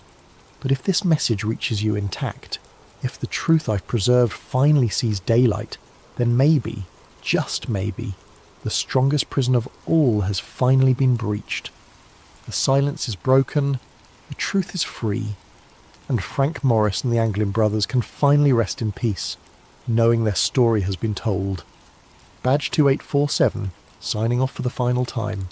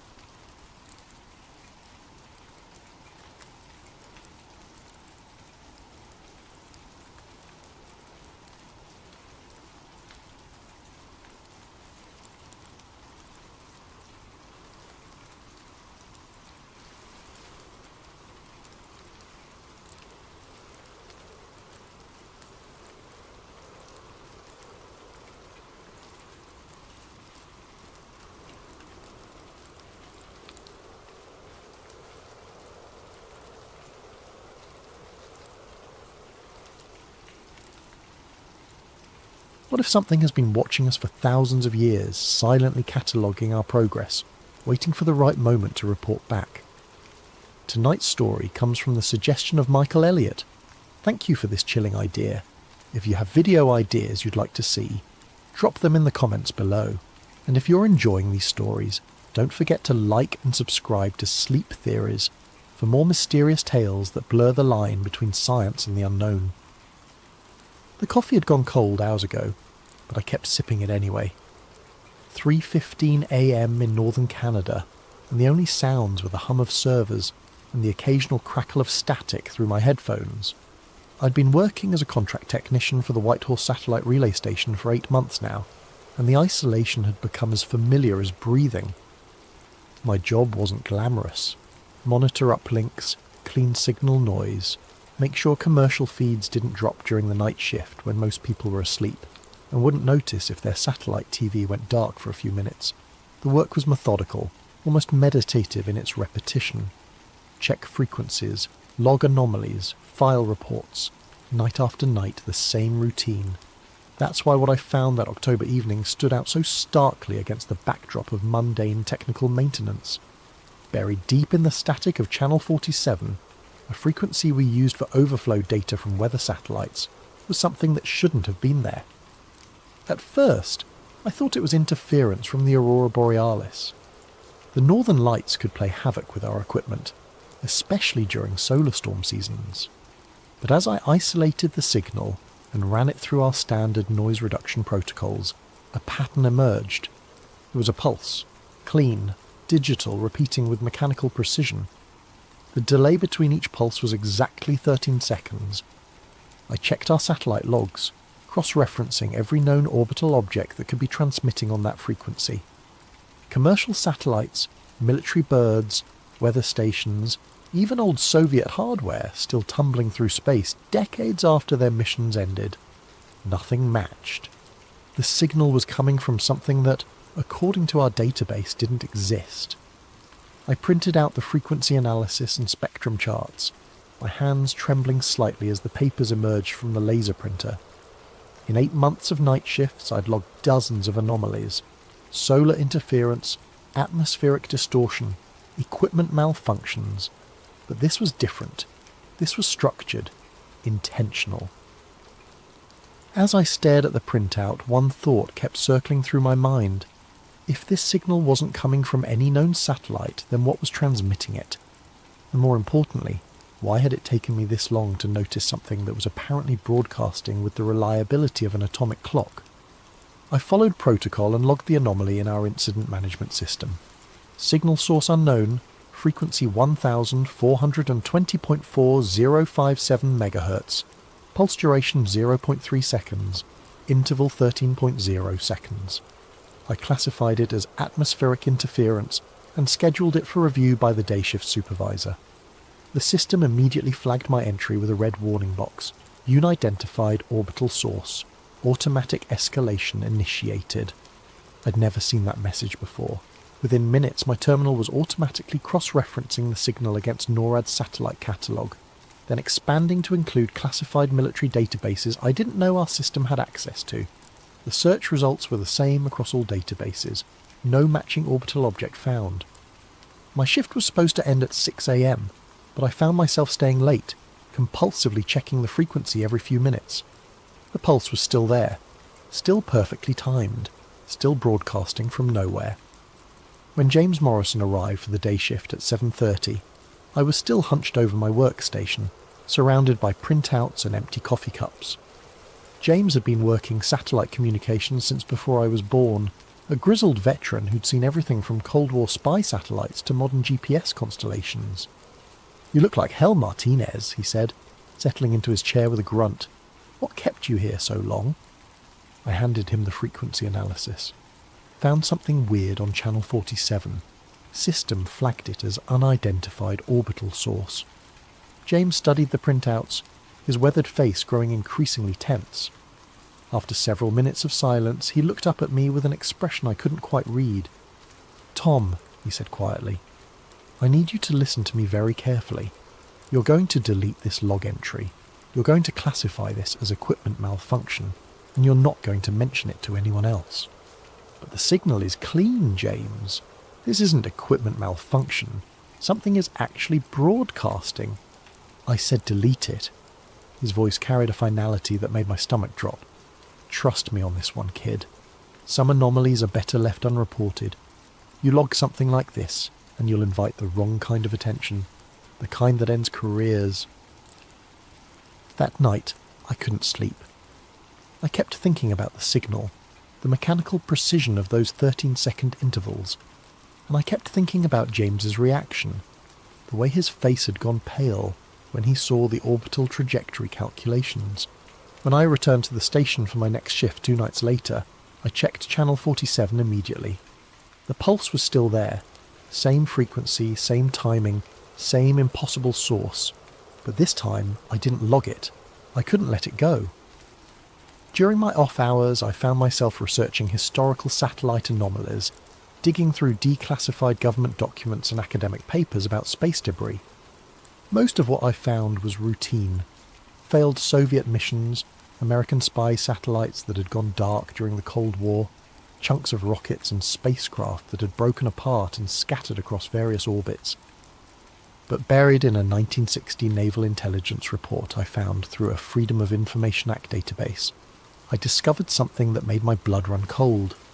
The document was heavily redacted, whole paragraphs blacked out with thick marker, but what remained was enough to confirm that I wasn't the first person to detect an unidentifiable signal from space. Classified, Eyes Only Naval Intelligence Division. Date, March 15th, 1960. Subject, anomalous orbital object. Ground-based radar stations have detected an object in polar orbit approximately 460 kilometers above Earth's surface. Object exhibits regular orbital characteristics, but does not match any known US or Soviet launch vehicle. Radio telescopes at Redacted have detected intermittent signals from the object. Pattern analysis suggests artificial origin. Object designation, Project Black Knight. Orbital inclination, 79 degrees, retrograde. Period, 104.5 minutes. Signal frequency, redacted. Signal pattern, redacted. Initial assessment, object, not of US or Soviet origin. Monitoring continues. Note, object appears to have been in stable orbit for redacted years prior to first detection. Analysis of historical astronomical records suggests possible earlier observations dating back to redacted. The report ended with a line that sent chills down my spine. Recommend classification level cosmic. Potential implications for national security. Require immediate suppression of public disclosure.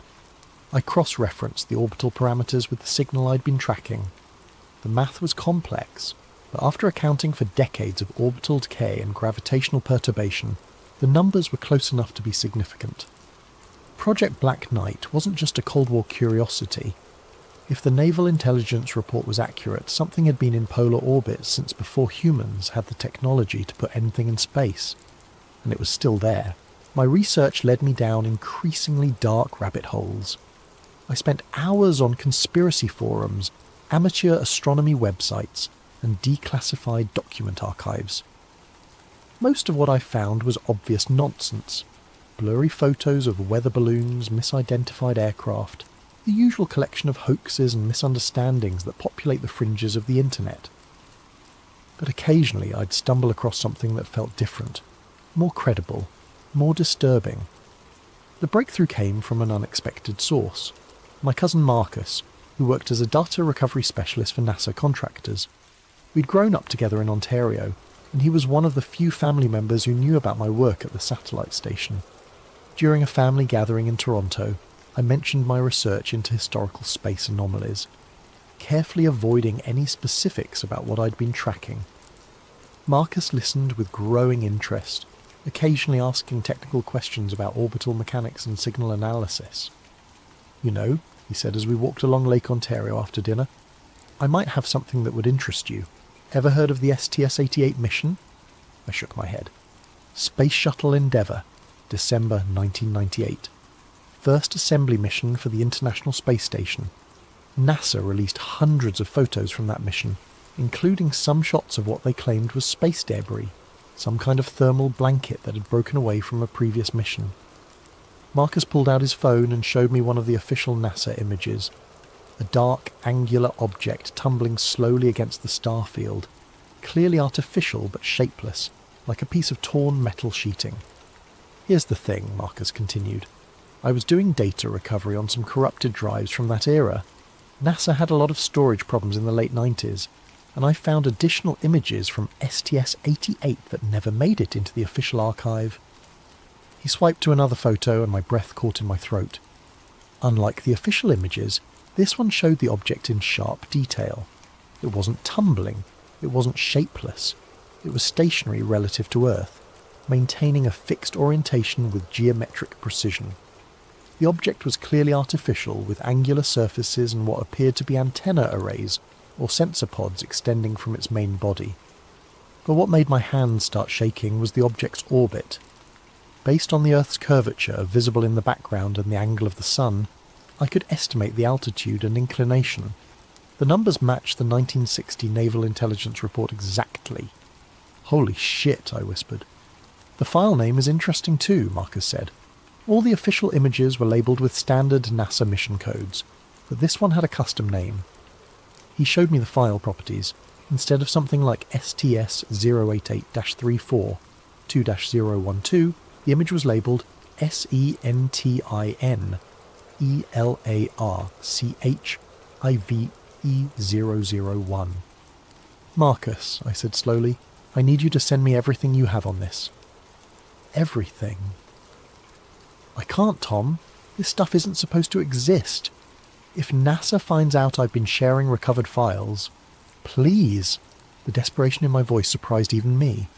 This is connected to something I'm working on. Something important. Marcus studied my face for a long moment, then sighed. I'll see what I can do. But you never got this from me, understand? And if anyone asks, we never had this conversation. 3 days later, a compressed file appeared in my personal email account, sent from an obviously fake address. The archive contained 17 high-resolution images of the object, taken from different angles and distances. Each photo showed the same thing, a clearly artificial construct maintaining a perfect polar orbit, its surfaces reflecting sunlight with the consistency of polished metal. But it was the last file in the archive that changed everything. Not an image, but a text document containing spectral analysis data from the shuttle's radio equipment. During the STS-88 mission, Endeavour's communications array had detected a repeating radio signal from the object. The signal was weak, barely above background noise, but the pattern was unmistakable. A pulse repeating every 13 seconds, broadcasting on a frequency of 1420.4057 MHz. The same signal I'd been tracking at the White Horse Station. For 37 years, this thing, whatever it was, had been broadcasting the same message. I became obsessed. Sleep became optional. Food was something I consumed mechanically while staring at spreadsheets and signal analysis software. I'd converted one corner of my apartment into a makeshift research station with multiple monitors displaying frequency analysis, orbital calculations, and historical documents. The breakthrough came during a particularly frustrating all-nighter in November. I'd been trying to decode the pulse pattern using standard cryptographic methods, looking for hidden messages in the timing variations, frequency modulations, anything that might reveal meaning in what appeared to be a simple, repetitive beacon. Nothing worked. The signal was maddeningly consistent. 13 seconds between pulses, no variation in frequency, no embedded data that I could detect with any conventional analysis tools. Then I had what felt like an epiphany, or maybe just the delirium of too much caffeine and too little sleep. What if I was overthinking this? What if the message wasn't in the complexity of the signal, but in its simplicity? I opened a binary converter and began transcribing the pulse pattern as ones and zeros. Each pulse was a 1, each 13-second gap was a 0. After an hour of careful logging, I had several hundred digits of binary code. The first few conversions gave me gibberish, random numbers that meant nothing. But then I tried interpreting the binary as coordinates, using different projection systems and datum references. That's when the pattern emerged. The binary string wasn't random. It was a sequence of latitude and longitude coordinates, encoded in a base 13 numerical system. 13 seconds between pulses, base 13 encoding. The mathematical symmetry was too perfect to be coincidental. I plotted the first set of coordinates on Google Earth, 29.9792 degrees north, 31.1342 degrees east, the Great Pyramid of Giza. My hands were shaking as I decoded the next set, 51.1789 degrees north, 1.8262 degrees west. Stonehenge. The coordinates continued, each one marking a location I recognised from archaeology textbooks and ancient history documentaries. Teotihuacan in Mexico, Machu Picchu in Peru, Angkor Wat in Cambodia, Easter Island, Newgrange Island, the Nazca Lines. Dozens of ancient sites spread across every continent, connected by nothing except their age and the enduring mysteries that surrounded their construction. But it was the header data.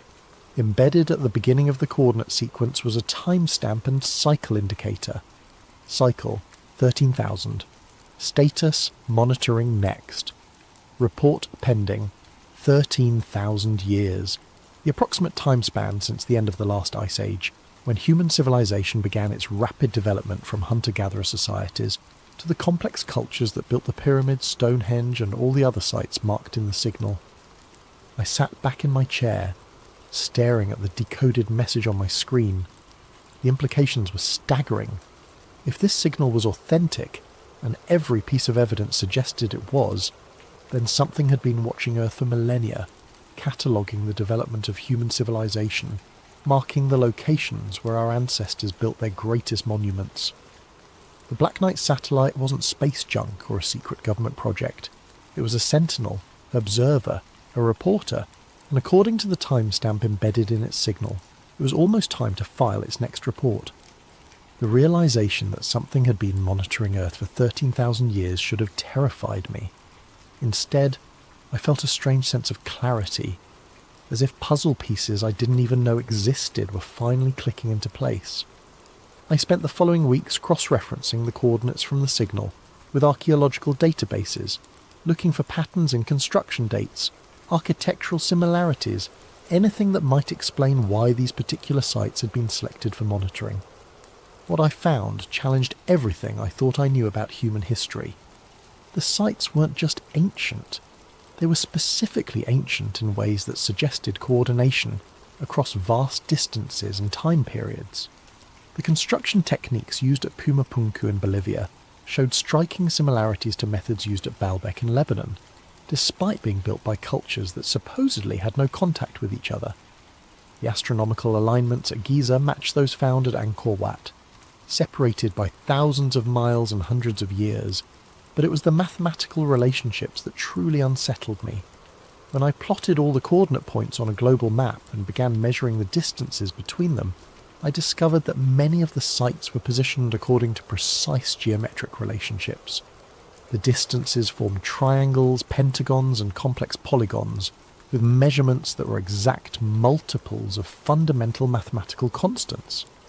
It was as if the entire planet had been surveyed by a single intelligence, with monitoring stations established according to a master plan that spanned continents and millennia.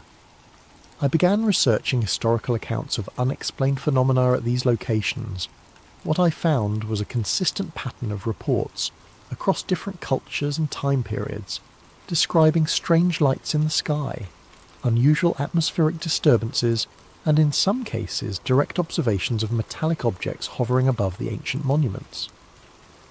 A medieval chronicle from Salisbury described a star that moved against the heavens, appearing above Stonehenge during the winter solstice of 1244. Mayan codices contained references to the eye that watches from the void in connection with observations at Chichen Itza. Aboriginal Dreamtime stories from Australia spoke of sky spirits that visited Uluru at regular intervals to count the changes in the world below. The accounts were separated by thousands of years and thousands of miles, recorded by cultures that had no knowledge of each other's existence, but the descriptions were remarkably consistent. periodic appearances of artificial objects in the sky, always in connection with the ancient sites, always described as watching or observing rather than interacting. As December approached, I found myself checking the signal obsessively. The pulse pattern remained unchanged, but I'd begun to notice subtle variations in signal strength that seemed to correlate with the satellite's position relative to specific coordinate points. When the Black Knight passed over the Giza complex, the signal strengthened. When it crossed above Stonehenge, the pulse became more defined, cleaner. It was conducting active scans. Then, on December 21st, the winter solstice, everything changed. I was monitoring Channel 47 during my regular shift when the 13-second pulse pattern suddenly stopped. For 17 minutes, there was nothing but empty static. I thought I'd lost the signal, that decades of consistent transmission had finally come to an end. Then it returned, but different. The pulse timing had changed from 13 seconds to 12. The frequency had shifted slightly higher, and embedded in the binary stream was new data, not coordinates this time, but what appeared to be measurement readings, environmental data, population estimates. The Black Knight was no longer just monitoring, it was compiling a report, and based on the mathematical progression I was seeing in the data stream, it was preparing to transmit that report somewhere else. The signal that had been broadcast into Earth for decades was about to be redirected outward, towards some destination in deep space. The 13,000-year observation cycle was coming to an end. Over the following days, I watched as the Black Knight's transmission pattern evolved from simple monitoring pulses to complex data streams. The binary information was now flowing almost continuously, with only brief pauses between what appeared to be different sections of the report. Using the decoding methods I'd developed, I began translating portions of the transmission. What I found was simultaneously fascinating and terrifying, a comprehensive analysis of human civilization from the perspective of something that had been watching us develop for millennia.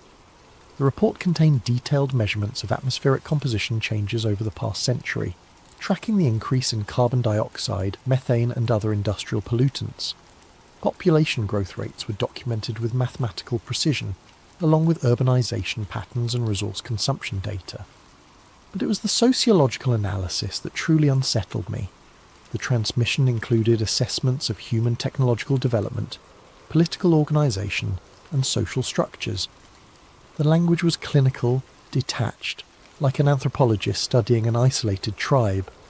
Species, status, transitional technology, level, type 0.7, civilization population, pressure, critical environmental impact, severe aggressions index, high probability, matrix, self-termination, 75% intervention, threshold, exceeded. The implications were staggering. Whatever intelligence was behind the Black Knight didn't just observe, it made judgments. It assessed civilizations and apparently had protocols for intervention when certain thresholds were crossed.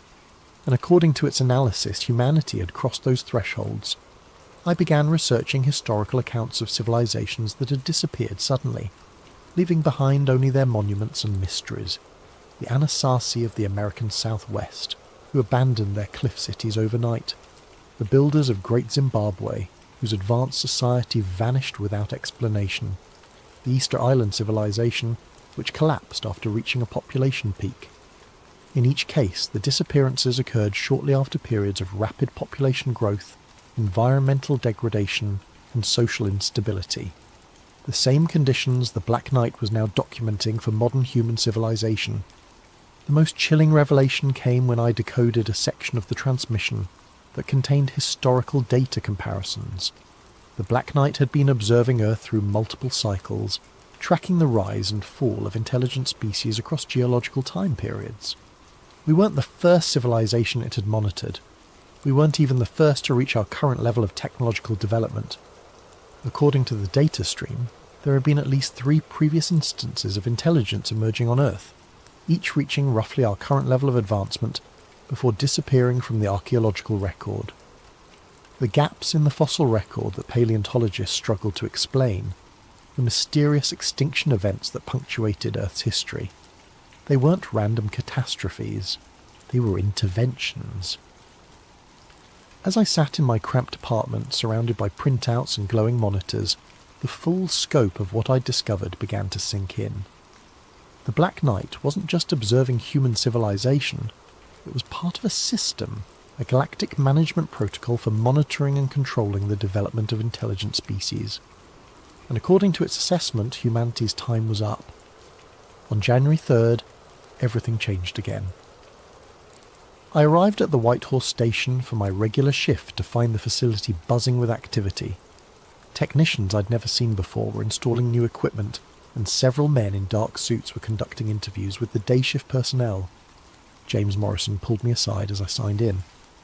"They're from the Communication Security Establishment," he said quietly, referring to Canada's Electronic Intelligence Agency.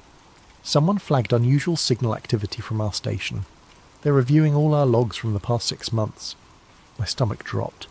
Despite James's warnings, I'd continued monitoring the Black Knight signal, keeping detailed personal records of its evolution from simple pulses to complex data streams. If CSE investigators found evidence of what I'd been tracking... "Did you delete those anomaly reports like I told you to?" James asked. "Yes," I lied. "Classified everything as equipment malfunction." "Good. Keep it that way. Answer their questions honestly, but don't volunteer any information they don't specifically ask for." The interview was conducted by a woman named Agent Collins, who looked to be in her early 40s with the kind of sharp, analytical gaze that made me feel like she could read my thoughts. She asked about my background, my work procedures, any unusual signals or anomalies I might have detected. I stuck to James's script, denying any knowledge of unidentified transmissions. But as the interview progressed, I began to realise that Agent Collins already knew more than she was letting on. "Mr. Martinez," she said, consulting a tablet, "our analysis shows that you've been accessing frequencies outside your normal monitoring responsibilities. Specifically, Channel 47 has shown unusual activity during your shifts." "I check all channels as part of my routine maintenance," I said carefully. "Sometimes commercial satellites drift off their assigned frequencies due to hardware malfunctions. And have you detected any persistent anomalies on Channel 47? The way she emphasised the word persistent made it clear that this wasn't a fishing expedition. CSE knew about the Black Knight signal. They'd known about it long before I stumbled across it. "No," I said. "Nothing that wasn't explained by standard atmospheric interference or equipment issues." Agent Collins studied me for a long moment, then made a note on her tablet. "Thank you for your cooperation, Mr. Martinez. We may need to speak with you again." That night I tried to access the Black Knight frequency through the station's equipment. The signal was gone, not reduced or relocated, completely absent.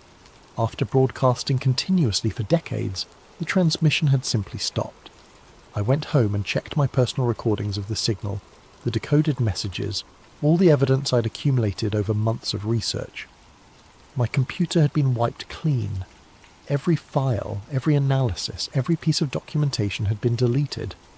But they'd missed one thing. Hidden in a folder of old family photos on an external drive was a single text file containing the most recent decoded transmission from the Black Knight. I'd saved it there weeks earlier as a backup, disguised with an innocuous file name. The final message was brief, formatted like a transmission header. Cycle 13,000. Complete assessment. Negative recommendation. Reset protocol authorized status. Signal terminating next contact. Cycle 13,001. 13,001. The next observation cycle wouldn't begin for another 13 millennia, but according to the transmission, there wouldn't be anything left to observe by then. The reset protocol had been authorized. In the weeks following the CSE investigation, I tried to return to normal life. I continued working my shifts at the satellite station, monitoring routine transmissions and filing standard reports. But I couldn't shake the feeling that I was living on borrowed time, that the countdown to something catastrophic had already begun. The signs started small. Unusual solar activity that disrupted satellite communications worldwide. Atmospheric disturbances that meteorologists couldn't explain. Reports from amateur astronomers of new objects appearing in Earth's orbital space. Objects that weren't listed in any official catalogues. Then the power grids began failing. The first blackout hit the northeastern United States in mid-February. affecting over 40 million people. Utility companies blamed equipment failures and cyber attacks, but the pattern of grid collapses suggested something more systematic. Power substations were failing in a sequence that followed major population centres, spreading outward from urban areas like ripples from a stone dropped in water. By March, the blackouts had spread across North America and into Europe. Transportation systems ground to a halt as traffic control networks failed. Communication satellites went dark. The internet, humanity's nervous system, began fragmenting as server farms lost power, and fibre optic cables were mysteriously severed. I watched the collapse unfold from the relative isolation of the Whitehall station, one of the few facilities that remained operational due to its hardened infrastructure and independent power systems. But even our equipment was showing signs of stress. Signal noise was increasing daily, and we were detecting electromagnetic anomalies that our instruments couldn't properly analyse. Then I saw them during a clear night in late March. I was conducting routine maintenance on our satellite dishes when movement in the sky caught my attention. At first, I thought they were aircraft, dark shapes silhouetted against the stars, moving with the steady purpose of commercial airliners. But their flight patterns were wrong. They moved in perfect formation, accelerating and decelerating in ways that defied conventional physics. And they were completely silent, casting shadows against the aurora borealis without producing any engine noise or exhaust signatures. I counted at least 20 objects, all roughly cylindrical in shape, arranged in a geometric pattern that reminded me of the coordinate relationships I'd discovered in the Black Knight transmission. They maintained their formation for almost an hour before accelerating upward and disappearing into the night sky. The next morning brought reports of similar sightings from around the world. Military bases, government facilities, and major population centres were all experiencing flyovers by unidentified craft. But unlike traditional UFO sightings, these objects weren't hiding. They moved openly through controlled airspace, ignored attempts at radio communication, and demonstrated technology that was decades beyond anything in human arsenals. The governments of the world responded predictably. Emergency sessions of the United Nations, military mobilizations, attempts to establish communication with the unknown visitors. But it was already too late for diplomacy. The intervention had begun. The end came not with explosions or invasions, but with a systematic dismantling of the infrastructure that supported modern civilization. Over the course of 6 weeks, humanity's technological achievements simply stopped working. Power grids failed permanently, their control systems corrupted by signals that technicians couldn't trace or repair. Satellites tumbled out of orbit, their electronics fried by precisely targeted electromagnetic pulses. Transportation networks collapsed as traffic control systems, GPS networks, and communication relays went dark simultaneously. But the most devastating attack came through our information systems. Every computer network connected to the internet experienced simultaneous cascade failures. Not viruses or malware, but complete hardware corruption that rendered electronic devices inert. Decades of digital records, scientific databases, cultural archives, all of it vanished in a matter of hours. Humanity's collective memory was being systematically erased. From my position at the Whitehall station, I watched civilization crumble with the detached fascination of an anthropologist observing the collapse of an ant colony. Our isolated facility continued operating on emergency power, but we were cut off from the outside world, reduced to monitoring radio frequencies that carried increasingly desperate communications from military units, government officials, and civilian groups trying to coordinate response efforts. The pattern became clear within days.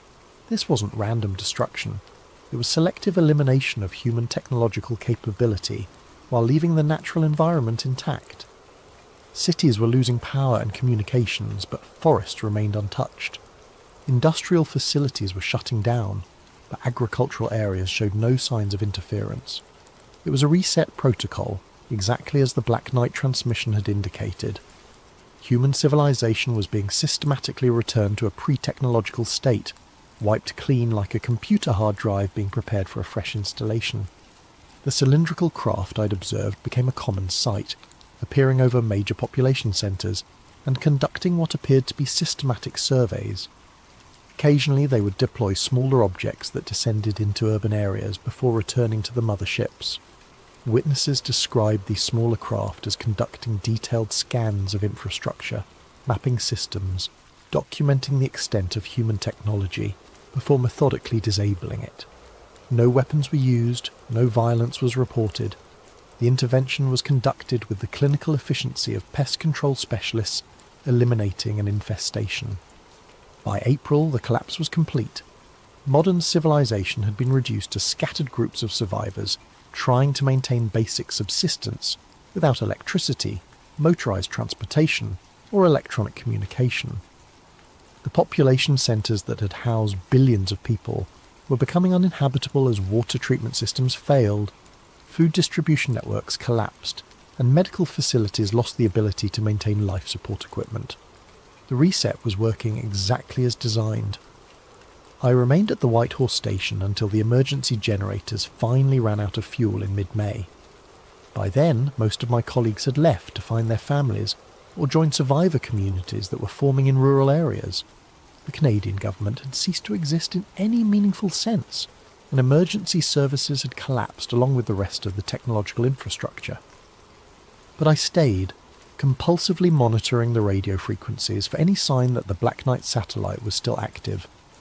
On my final night at the station, powered by the last few hours of battery backup, I detected a weak signal on channel 47.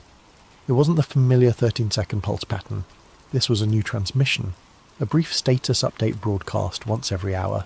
Reset protocol, 97% complete population, reduction within parameters, environmental restoration, initiated monitoring, reduced schedule, status, cycle 13001 preparation, 97% complete.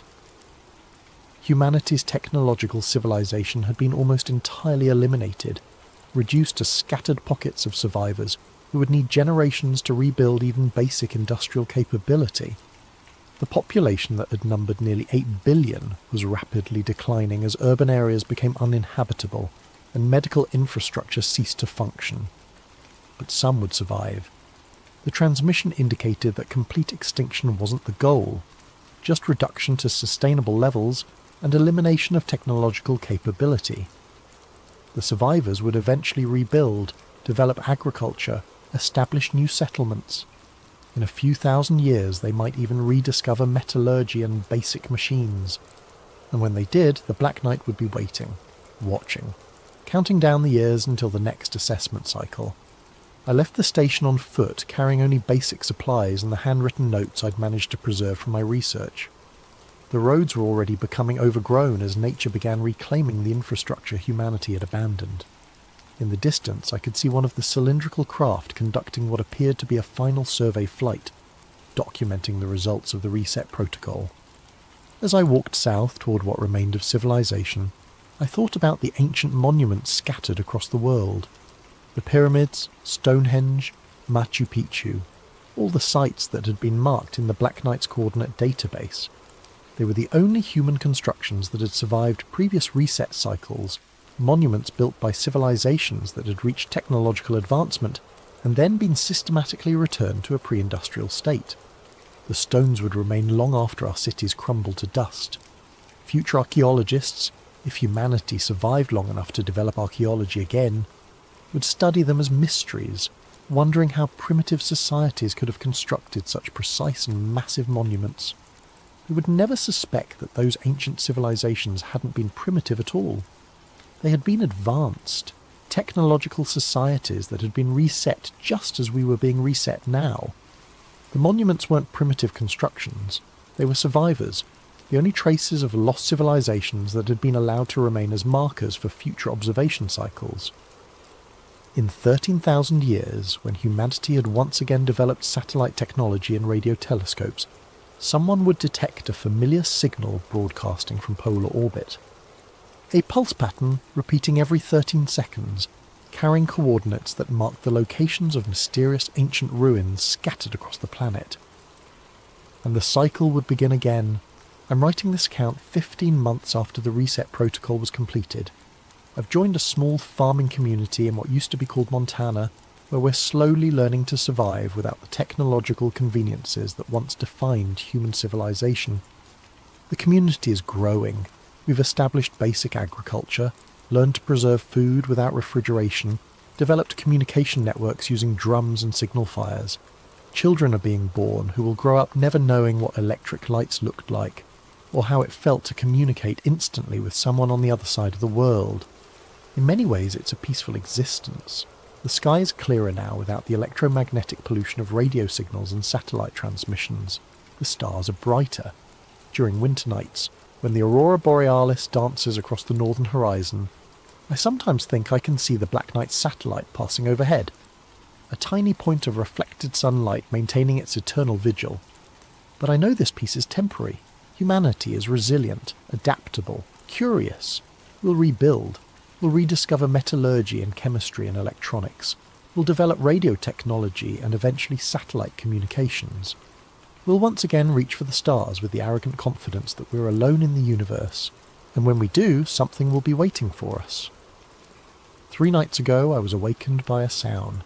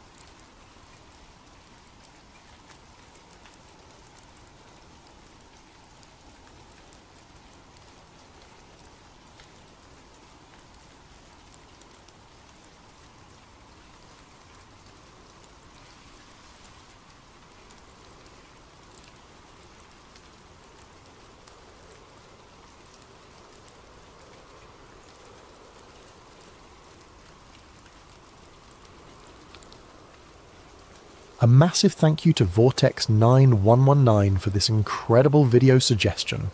If you have story ideas you'd like to see brought to life, drop them in the comments below. And if you're enjoying these immersive tales, don't forget to like and subscribe to Sleep Theories for more stories that blur the line between mystery and reality. What if I told you that buried beneath a 1,000-year-old chapel in Ethiopia lies something so powerful that governments have spent decades ensuring you never learn about it? What if every conflict, every war, every uprising in that region wasn't random chaos, but a response to something ancient awakening? My name is Alex Morrison, and 3 months ago, I was just another satellite imaging technician, analysing ground-penetrating radar for a living.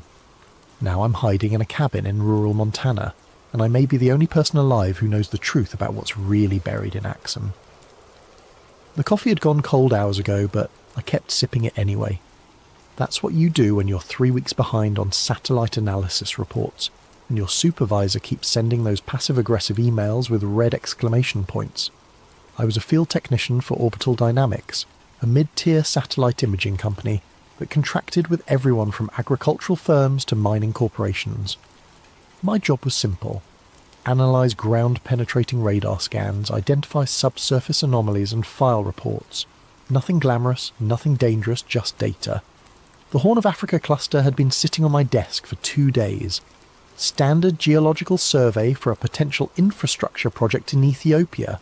Roads, power lines, the usual development stuff that required knowing what lay beneath the surface. I'd already processed 47 grids of unremarkable sediment layers and bedrock formations when I opened grid 48. The image loaded pixel by pixel, revealing the familiar topography of northern Ethiopia. Rolling hills, scattered vegetation, and the ancient town of Axum with its towering obelisks and stone churches.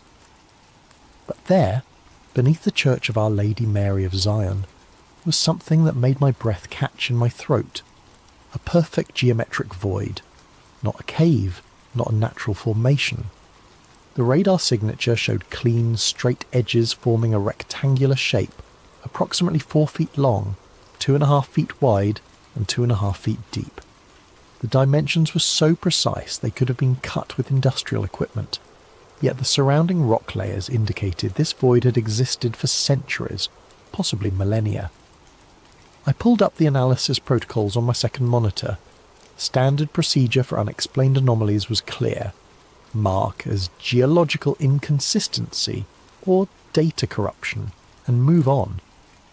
The company didn't pay us to solve mysteries, just to identify potential construction hazards. But those dimensions nagged at me. 4 feet by 2.5 feet by 2.5 feet. I'd heard those measurements before, in some half-remembered history class or documentary. Something biblical. I saved the image to my personal drive before marking the official report as data corruption. Recommend resurvey.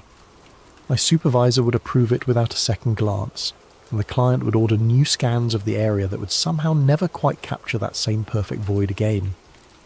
As I prepared to move on to the next grid, I noticed something else in the metadata. The thermal overlay showed heat signatures throughout the scan area, solar absorption on the surface, geothermal activity deeper down, all normal patterns, except for the void. The void was 3 degrees warmer than the surrounding rock despite being completely enclosed.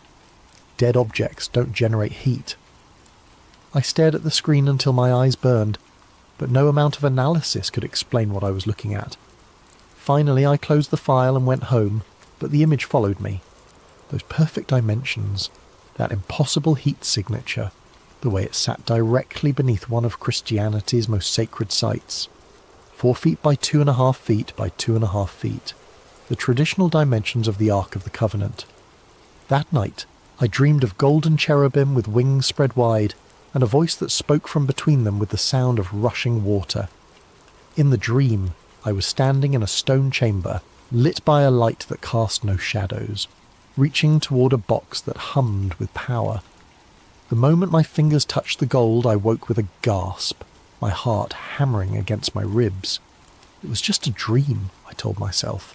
Just my imagination running wild after a long day staring at radar scans. But when I checked my phone, I found I'd been unconsciously searching for information about Axum, about the Church of Our Lady Mary of Zion, about ancient artifacts hidden beneath holy ground. The next morning I couldn't focus on anything else. I pulled up the scan again, studying every pixel, every thermal gradient, every impossible detail of that buried void. This wasn't data corruption. This was something real, something significant, something that had been deliberately hidden from the world. Something that was waiting. 3 weeks later, I was on a plane to Ethiopia. I'd convinced my supervisor that the Axum anomaly required ground truthing, a field verification to ensure our radar systems were functioning correctly. The company approved the trip because it sounded technical and responsible, not because I'd spent every spare moment researching the legend of the Ark's journey from Jerusalem to Ethiopia. According to tradition, the Queen of Sheba took the Ark back to Ethiopia after her visit to King Solomon. Her son, Menelik I, founded the Ethiopian Empire and established Axum as its capital. For 3,000 years, Ethiopian Orthodox Christians had claimed the true Ark of the Covenant rested in the Church of Our Lady Mary of Zion, guarded by a single monk who could never leave the sacred precinct. Tourist nonsense, I'd always assumed. Every culture claimed to have some piece of biblical history hidden in their backyard. But now I had radar evidence of something buried exactly where the legend said it would be. Something that matched the Ark's traditional dimensions and somehow generated heat despite being entombed in solid rock.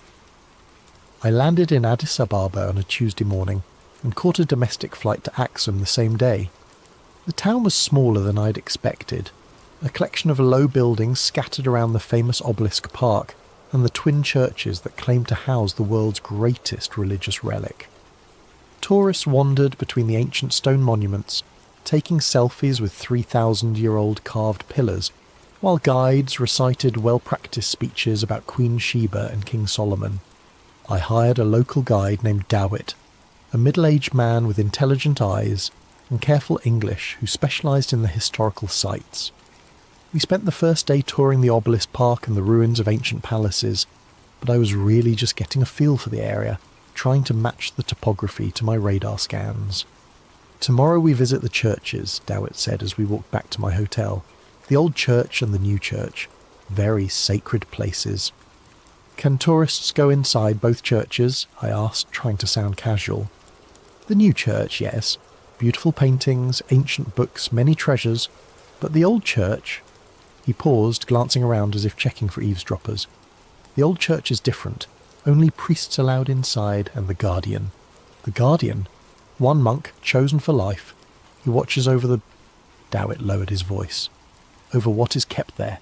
He can never leave the church grounds. Never. He stays until he dies, then another is chosen."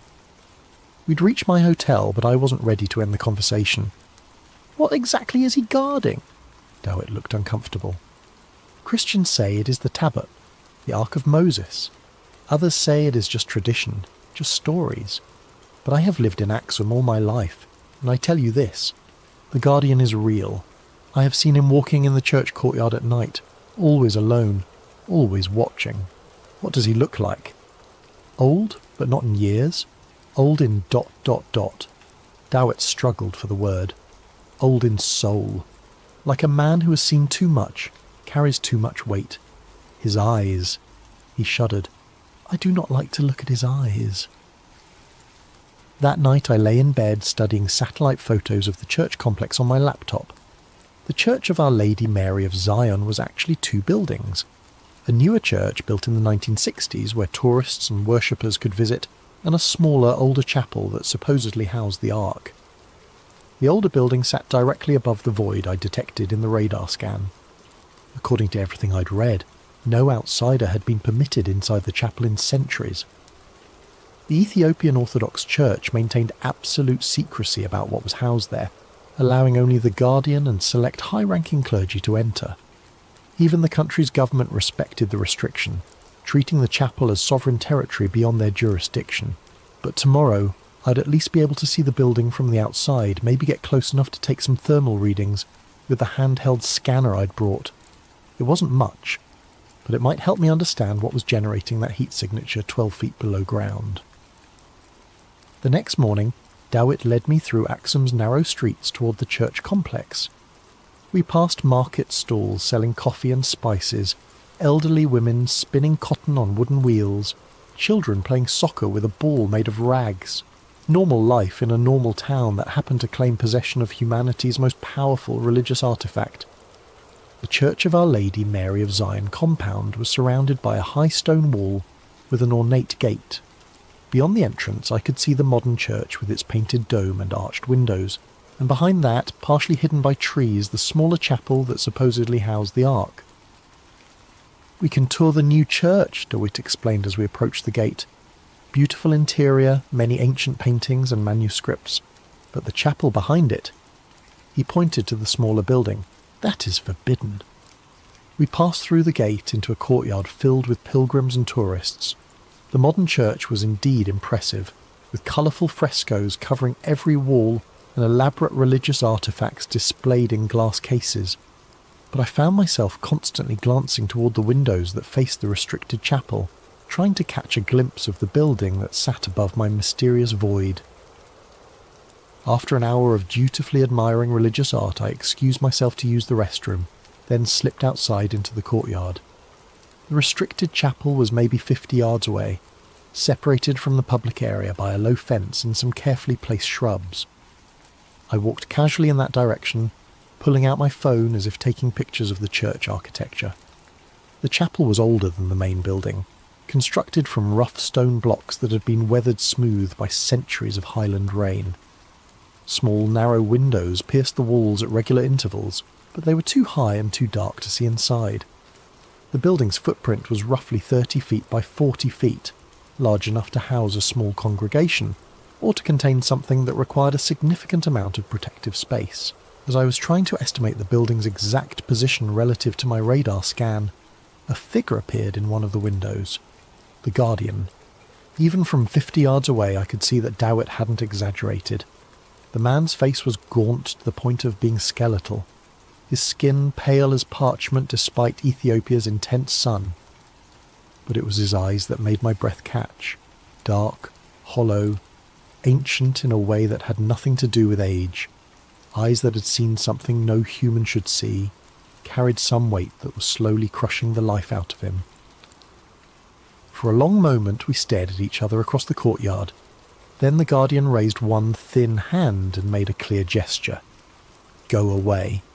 Not a casual dismissal, but an urgent warning, the kind of motion you'd make to stop someone from stepping into traffic. As I watched, his lips moved, forming words I couldn't hear but somehow understood. You don't want what's inside.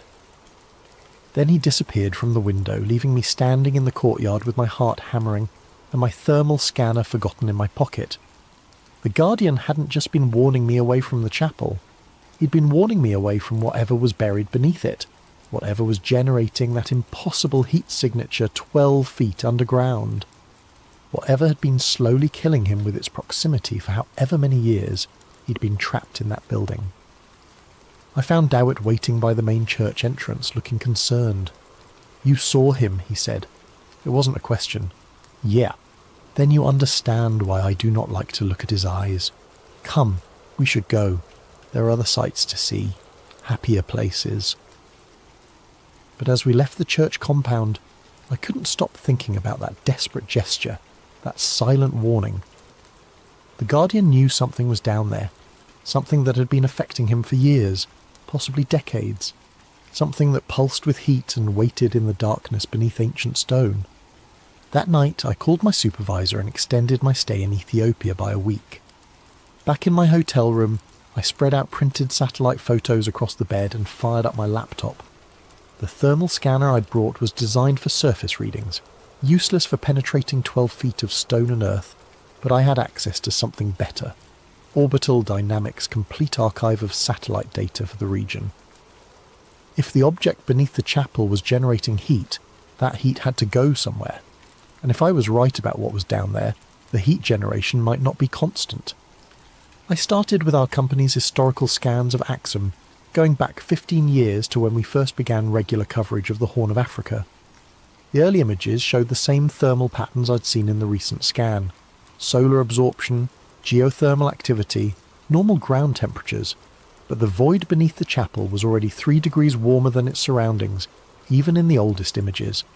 15 years of continuous heat generation. Whatever was down there wasn't running on batteries. I pulled up the metadata for each scan, looking for variations in the thermal signature over time. For the first few years, the readings were remarkably consistent. 3 degrees above ambient, no significant fluctuation. Then, starting in 2010, the pattern began to change. Small spikes at first, maybe half a degree increases that lasted for a few days before returning to baseline. But as I worked forward through the data, the spikes became more frequent and more intense. By 2018, I was seeing heat surges of 6 to 8 degrees above normal, sometimes lasting for weeks. The most recent scan, the one that had started this whole investigation, showed the highest readings yet. Nearly 12 degrees above the surrounding rock temperature, sustained over the 3-day period when the satellite had passed over the region. I sat back, staring at the data visualization on my screen. The heat signature wasn't just evidence that something was buried beneath the chapel. It was evidence that something was becoming more active, more powerful, more awake. But what could cause those kinds of fluctuations? I needed to correlate the thermal spikes with external events, see if there was a pattern I was missing. I opened a new browser window and started searching for news archives covering Ethiopia and the surrounding region. Wars, natural disasters, political upheavals, anything that might correspond to the dates when the thermal readings spiked. The first major heat spike had occurred in September 2010. I cross-referenced the date, and found coverage of renewed fighting in South Sudan, just a few hundred miles from Axum.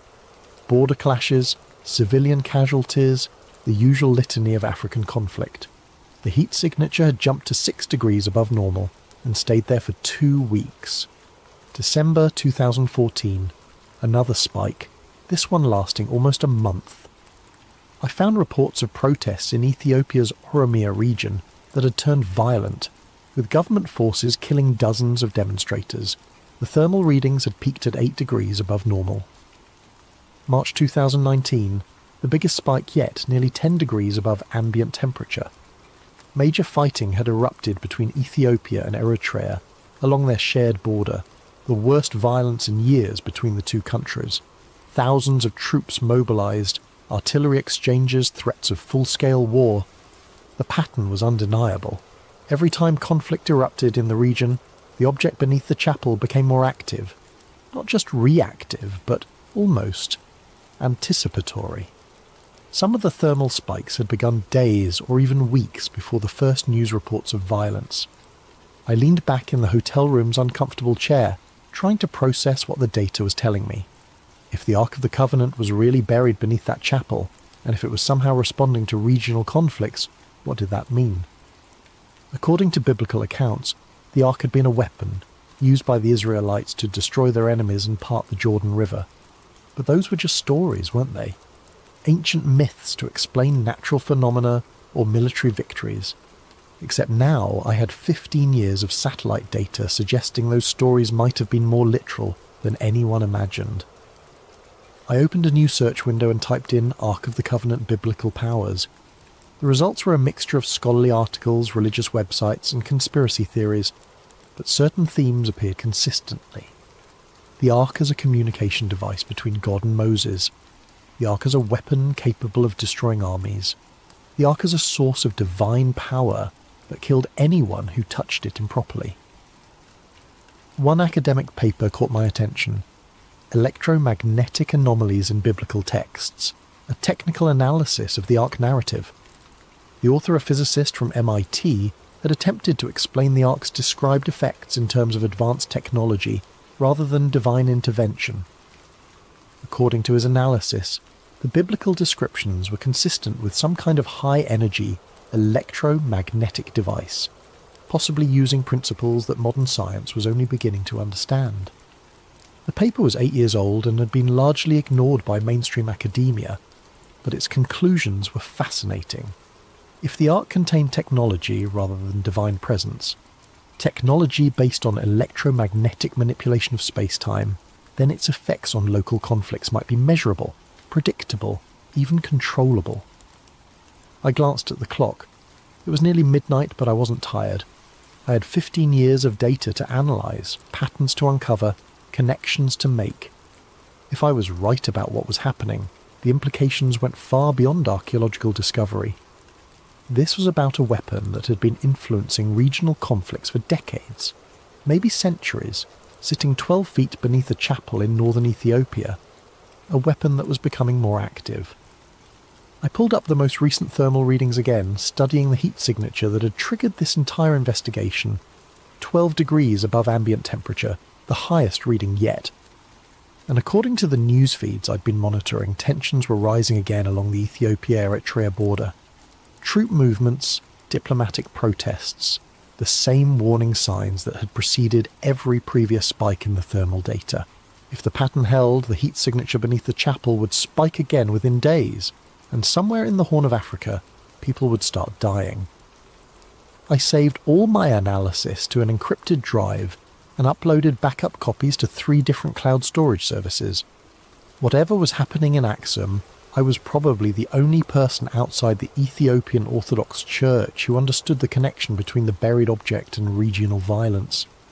The only person who could prove that the Ark of the Covenant wasn't just a religious relic, but an active weapon that had been shaping the history of East Africa for 3 millennia. The only person who might be able to stop it. I had a contact at the Vatican Archives, someone I'd met at a conference on satellite archaeology 3 years earlier. Elena Rossi was a researcher specialising in the historical verification of biblical sites, and she had access to documents that most scholars could only dream of seeing. If anyone could tell me what the Catholic Church knew about the Ethiopian claims regarding the Ark, it would be her. I drafted a carefully worded email describing my satellite findings in technical terms, without mentioning my theories about the thermal correlations with regional conflicts. I presented it as an archaeological question. Had the Vatican ever investigated the Ethiopian Orthodox claims about possessing the Ark of the Covenant? Elena's response came within 6 hours, which surprised me. Her replies usually took days, given the bureaucratic nature of Vatican communications. Alex, your inquiry has been noted and forwarded to the appropriate department. However, I must inform you that materials related to your specific request are currently under protocol relic restrictions. I cannot provide further information at this time. I would advise against pursuing this research direction. E. Rossi, Protocol Relic. I'd never heard the term before, and a quick internet search turned up nothing. No academic papers, no government documents, no casual references in religious forums. It was as if the phrase existed in a completely separate information ecosystem, one that normal researchers couldn't access. That afternoon, my hotel room phone rang. The caller ID showed only international with no number. Mr. Morrison. The voice was American, middle-aged, with the kind of neutral accent that comes from years of diplomatic training. Yes, my name is Cardinal Michael Toretti, Vatican Secretariat of State. I understand you've been making inquiries about certain historical artifacts currently held by our Ethiopian Orthodox colleagues. A cardinal calling me directly. In 31 years of life, I'd never been important enough to warrant attention from anyone higher than a district manager, and now I had a Vatican cardinal on the line.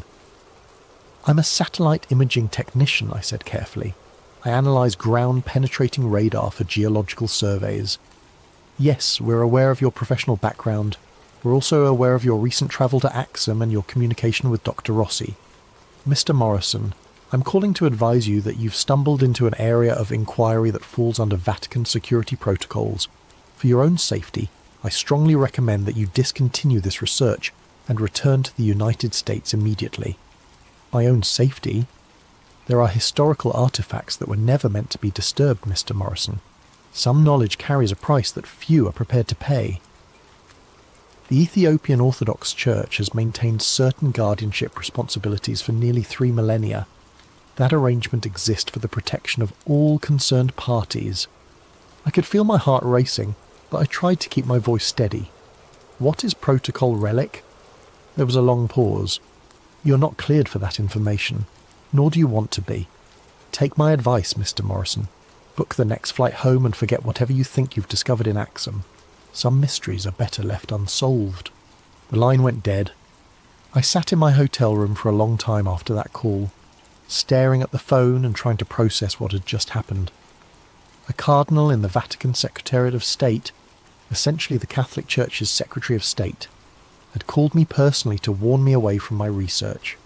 Not a local church official, not even a regional administrator, but someone at the very highest levels of Vatican hierarchy. Which meant the Catholic Church not only knew about the Ethiopian claims regarding the Ark, they were actively monitoring anyone who showed too much interest in investigating those claims. They had files on researchers, protocols for managing inquiries, and enough influence to track down a satellite technician in an Ethiopian hotel within hours of his asking the wrong questions. I thought about the Guardian's hollow eyes and his desperate warning, you don't want what's inside. Maybe he wasn't just protecting the Ark from the world. Maybe he was protecting the world from the Ark. My laptop chimed with a new email notification. The sender was listed as E. Rossi, but the message was clearly not from Elena. Mr. Morrison, this will be my final communication on this matter.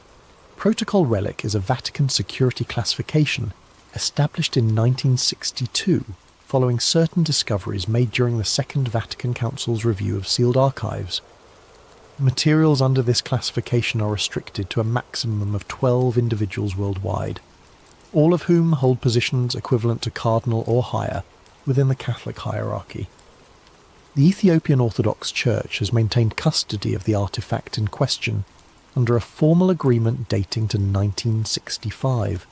This agreement recognises Ethiopian sovereignty over the artefact in exchange for adherence to specific containment protocols established by a joint Vatican-Ethiopian commission.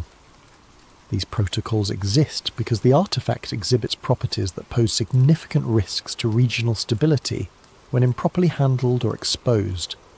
The Guardian tradition is not merely ceremonial, it serves a crucial containment function that has prevented numerous potential catastrophes over the past several decades. Your thermal analysis data has been reviewed by our technical staff. We are aware of the correlations you have identified. We are also aware of the artefact's increasing activity levels over the past 5 years. A joint Vatican-Ethiopian assessment team is currently evaluating options for enhanced containment measures. This communication will self-delete in 60 seconds. Do not attempt to copy or save this message. Return to the United States immediately and discontinue all research related to this matter. You have been warned twice. There will not be a third warning. I watched the message count down from 60 seconds, trying to memorize every word. When it reached 0, the email disappeared from my inbox as if it had never existed. But I'd learned what I needed to know. The Vatican knew about the thermal correlations with regional conflicts. They'd known for years, possibly decades. And they were worried enough about increasing activity levels to consider enhanced containment measures. The Ark of the Covenant was real, it was buried beneath the chapel in Axum, and it was becoming more dangerous. I needed to get that thermal data to someone who could do something about it.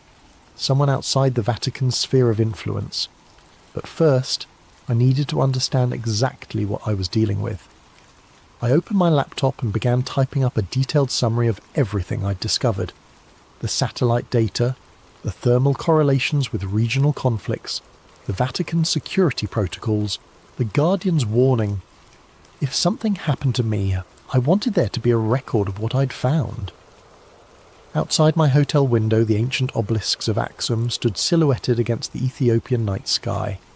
Monuments to a civilization that had claimed to possess God's greatest gift to humanity. 12 feet below, a simple stone chapel. Something waited in the darkness, growing stronger, growing more active, preparing for something that would make the regional conflicts of the past 15 years look like minor skirmishes. And I was probably the only person outside the Vatican and the Ethiopian Orthodox Church who understood what was coming. The next morning, I made a decision that would change everything. Instead of booking a flight home like the Vatican had demanded, I drove the rental car to a cybercafe in Addis Ababa and uploaded a carefully edited version of my satellite data to Reddit. I chose the r/conspiracy subreddit because I knew it would get attention without being taken seriously by any official monitoring systems. The post was titled, "Weird Thermal Anomaly Under Ethiopian Church. Anyone know what this could be?" I included 3 of the clearer thermal images showing the heat signature beneath the Church of Our Lady Mary of Zion, along with GPS coordinates and a brief description of the geometric void. I deliberately left out any mention of the Ark, the Vatican communications, or the correlations with regional conflicts. To casual readers, it would look like a curious geological anomaly discovered by a satellite technician who was genuinely puzzled by what he'd found. The post got 17 comments in the first hour. Most were jokes about ancient aliens or government cover-ups, but a few showed genuine technical interest. One user with apparent geology credentials suggested underground geothermal activity. Another pointed out that the heat signature was too localized and too geometric to be natural. I was reading through the comments when my laptop screen went black. Not a normal shutdown or crash, but an instantaneous cut-off as if someone had yanked the power cord. Except the laptop was running on battery power and the charging light was still on. The screen stayed black for maybe 10 seconds, then flickered back to life showing the Windows startup sequence. When the system finished rebooting, my Reddit post was gone. Not deleted with a moderator message, not removed for violating community guidelines, but completely absent as if it had never existed. My browser history showed no record of visiting Reddit. The thermal images I'd uploaded weren't in my recent files folder. Someone had remotely accessed my laptop and scrubbed all evidence of the post, while leaving everything else untouched. I sat in the internet cafe for a long time, watching Ethiopian families use the other computers to video chat with relatives abroad, and university students researching papers. Normal people living normal lives, oblivious to the fact that I'd just learned something terrifying about the reach and capabilities of whoever was monitoring research into the Axum artifact. They had hacked my laptop remotely, selectively deleted specific files, and removed all trace of my Reddit post within hours of its publication. This wasn't just Vatican influence or church pressure. This was signals intelligence, cyber warfare capabilities, the kind of resources that only major governments or international intelligence agencies could deploy. I paid for my computer time and walked back to the rental car, feeling like I was being watched even though the street looked perfectly normal. Addis Ababa traffic flowed around me with its usual chaotic energy. Buses packed with passengers, merchants pushing handcarts loaded with goods, children selling bottled water at red lights. But someone in that crowd could be monitoring me. Someone with access to satellite feeds and facial recognition software, and the authority to scrub information from major social media platforms in real time. That night, back in my hotel room in Axum, I made backup copies of all my remaining data and hid them in 3 different locations around the town.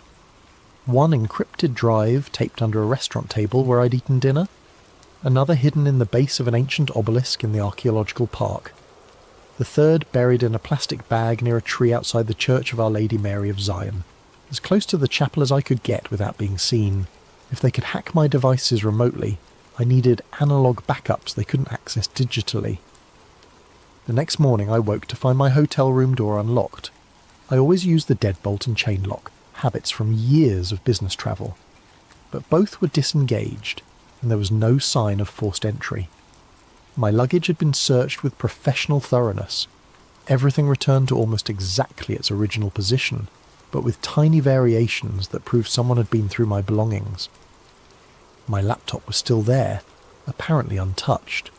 My cameras and field equipment were undisturbed, but the encrypted drive where I'd stored copies of the satellite data was missing from the hidden compartment in my suitcase. They'd taken only what they needed and left everything else to maintain the illusion that nothing had happened. Except they'd made one mistake. They'd unlocked the door when they left, probably to avoid the sound of manipulating the locks from inside. I was no longer just being monitored, I was being actively managed. I packed quickly and checked out of the hotel, telling the desk clerk I had a family emergency back in the United States. But instead of heading to the airport, I drove to the archaeological park and retrieved the data drive I'd hidden at the base of the obelisk. Sitting in the rental car with ancient stone monuments all around me, I made one final attempt to get the information out. I logged into an anonymous email account I'd created years earlier and composed a message to every major news organisation I could think of: CNN, BBC, Reuters, AP, the New York Times. The subject line was simple: evidence of active electromagnetic anomaly at claimed Ark of Covenant site in Ethiopia. In the body of the message I laid out everything: the satellite thermal data, the correlations with regional conflicts, the Vatican's protocol relic warnings, the cyber intrusion and hotel room search. I attached the clearest thermal images and GPS coordinates, along with a detailed timeline showing how the heat signature had intensified over 15 years. I hit send and watched the message appear in my outbox, then immediately start moving to the sent folder. Except it never arrived. I tried again with a different email service, then a third. Same result every time. The messages showed as sent from my end, but never reached their destinations. Someone was intercepting my communications at the internet service provider level, identifying and blocking any transmission that contained my satellite data or references to the Axum thermal anomaly. I was completely isolated, cut off from any normal channels of communication, surrounded by an electronic net that prevented me from sharing what I'd discovered. But I still had the physical drive hidden near the church, and I still had one option they couldn't control remotely. That afternoon, I walked to the Church of Our Lady Mary of Zion compound, and found a spot where I could observe the restricted chapel from a distance.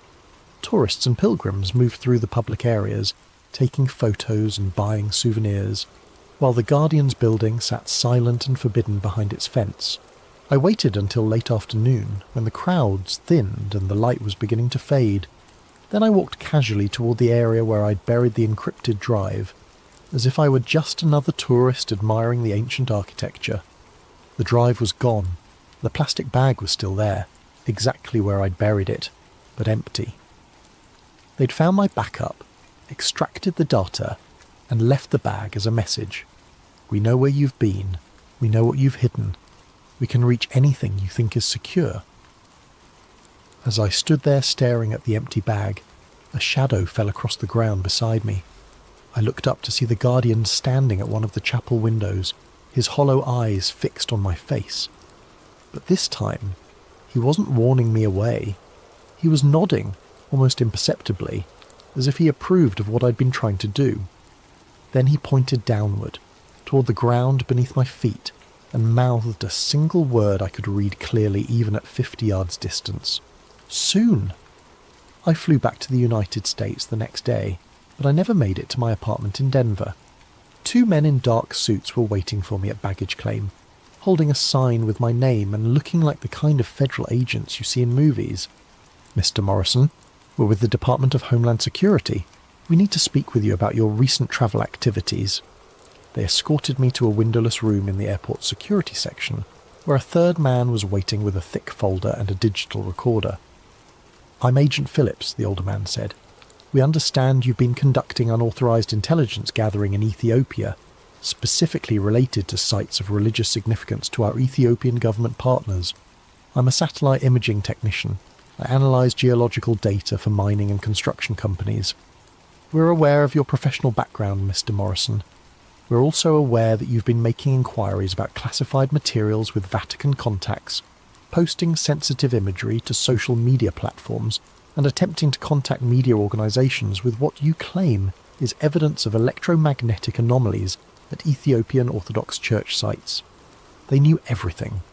Not just my activities in Ethiopia, but my attempts to share the data, my communications with Elena Rossi, even my failed Reddit post. The thermal imagery you captured falls under the jurisdiction of several international agreements regarding the protection of cultural and religious sites," Phillips continued. "Specifically, it relates to a joint Vatican-Ethiopian cultural preservation protocol that supersedes normal academic or journalistic access. Cultural preservation protocol? The Ethiopian Orthodox Church has requested that certain sites be protected from unauthorized analysis or exposure that might damage their religious significance or cultural integrity. The Vatican has agreed to help enforce these protections as part of ongoing interfaith cooperation initiatives. It was a lie, of course. They weren't protecting cultural sites. They were suppressing evidence of something that posed a much more serious threat. But I was sitting in a windowless room at the Denver airport with 3 federal agents, and my laptop had already demonstrated that normal channels of communication were compromised. "We're prepared to offer you a choice, Mr. Morrison," Phillips said. "You can sign a non-disclosure agreement regarding your recent research activities, accept reassignment to a different geographical focus area within your company, and continue your career with no further complications. Or we can discuss this matter with your employer, your security clearance sponsors, and potentially with federal prosecutors who take a very dim view of unauthorized intelligence activities in sensitive foreign locations." I stared at the folder on the table between us, thinking about the Guardian's hollow eyes and his final gesture toward the ground beneath the chapel. Thinking about 15 years of thermal data showing an ancient weapon growing stronger, more active, more dangerous. What happens if I signed? You return to your normal work assignments. You avoid any further research related to Ethiopian archaeological sites. You don't discuss your recent findings with colleagues, media contacts, or internet forums. In exchange, we ensure that your employer receives a positive assessment of your professionalism and discretion during this culturally sensitive assignment. And if I don't sign? Phillips opened the folder and showed me the first page. It was a letter from Orbital Dynamics' Human Resources Department, dated that morning, informing me that my employment had been terminated due to misuse of company resources for unauthorized personal research projects. "Your security clearance will be revoked," he continued. "Your access to government contracting databases will be permanently blocked, and we'll be sharing our assessment of your activities with other satellite imaging companies geological survey firms, and any future employers who request background information. They were offering to destroy my career or let me pretend none of this had ever happened.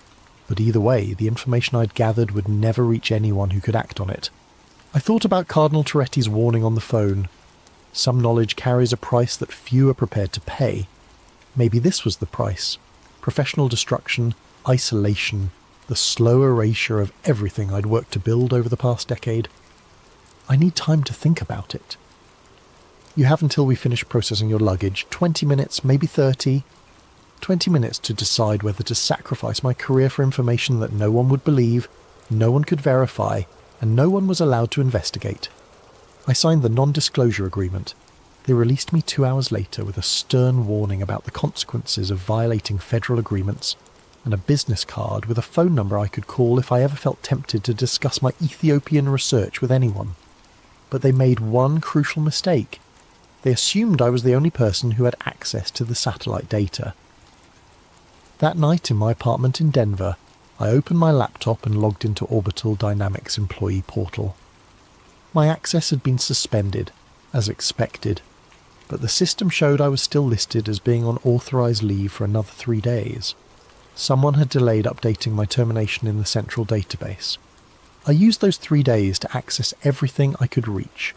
Not just my own analysis files, but the complete archive of satellite coverage for the Horn of Africa going back to the company's founding. If the thermal anomaly beneath the Axum Chapel was increasing in intensity, there might be other sites showing similar patterns, other locations where ancient artifacts were responding to modern conflicts.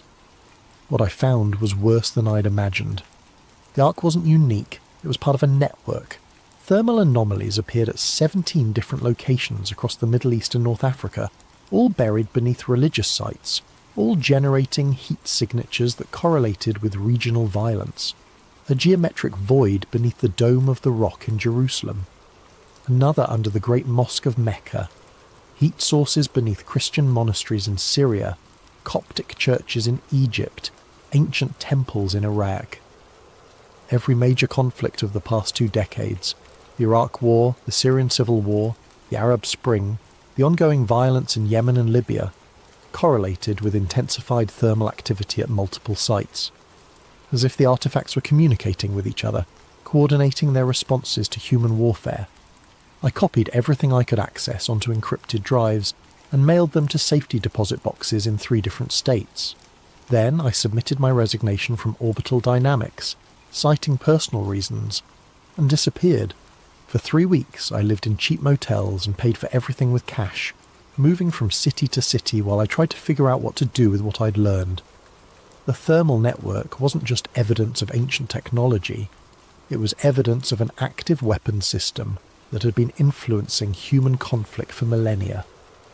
A weapons system that was becoming more coordinated, more responsive, more powerful. On a Tuesday morning in Salt Lake City, my phone rang. The caller ID showed Elena Rossi. "Alex, thank God.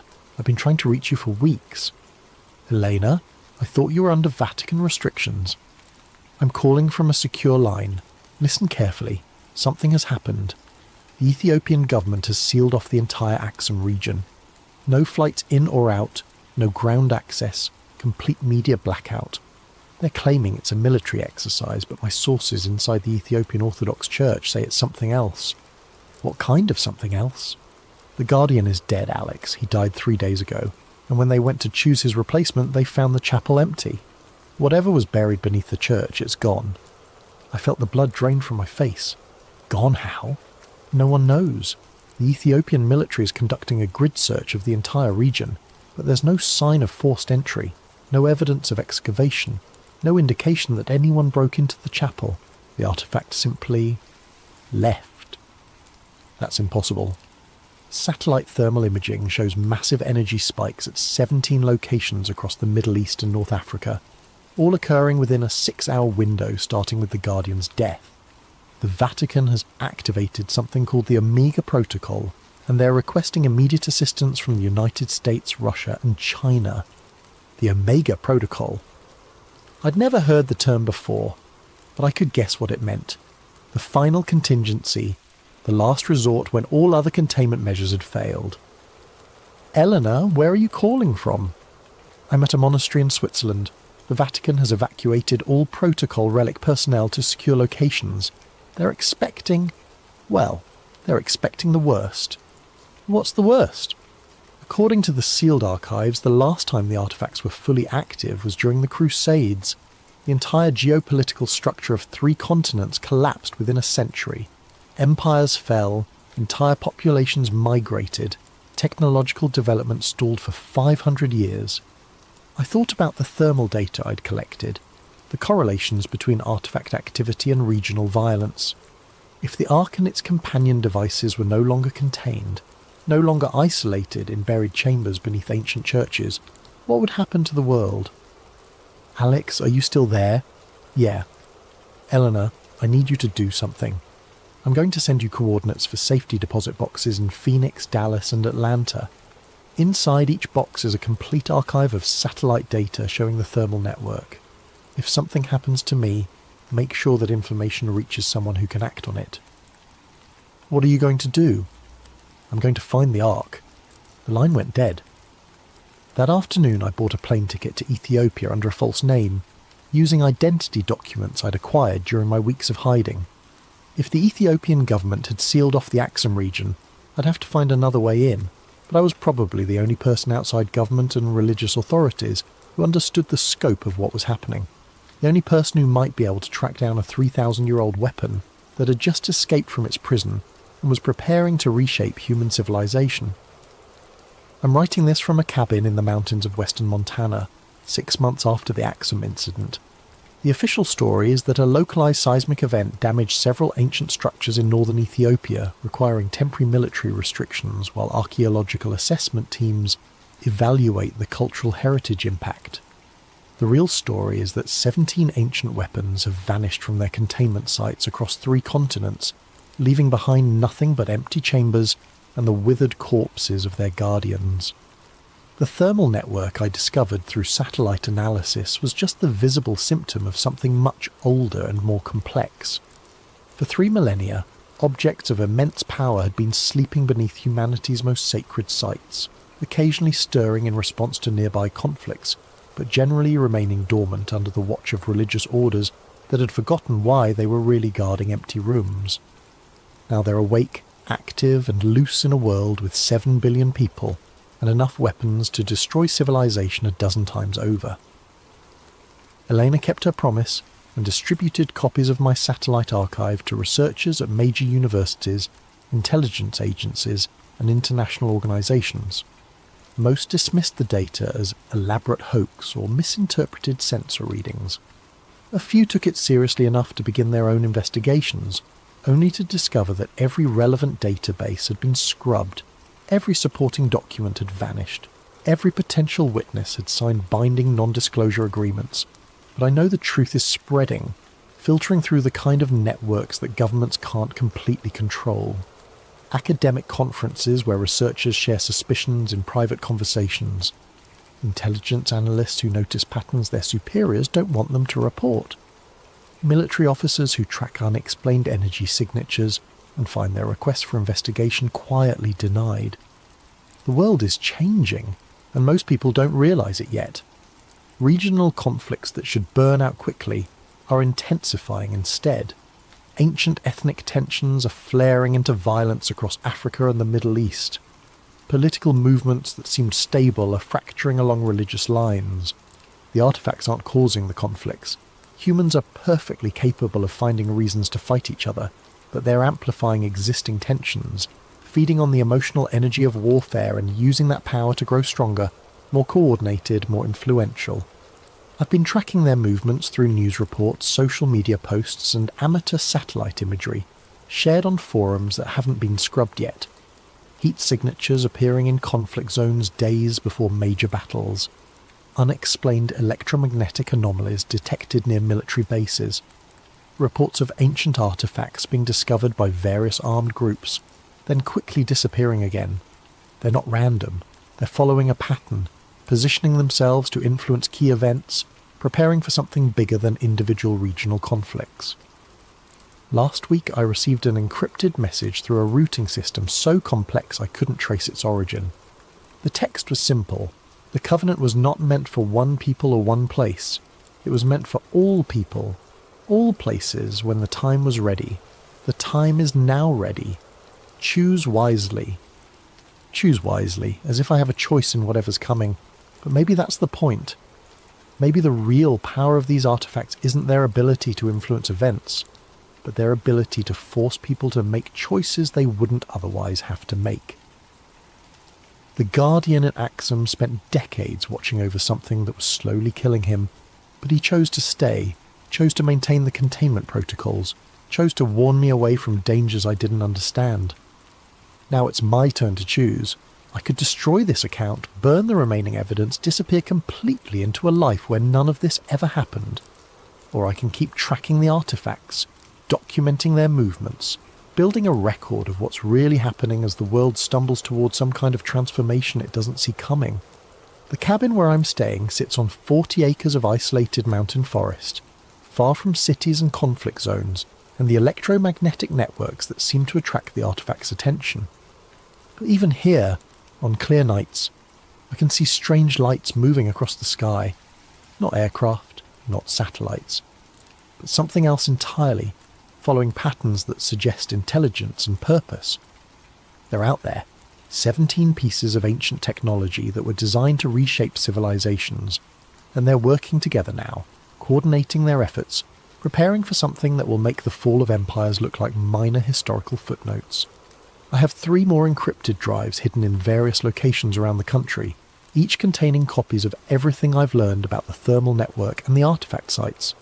If you're reading this, it means something happened to me, and Elena Rossi or one of the other researchers I contacted managed to get this information published despite whatever security measures are in place to prevent it.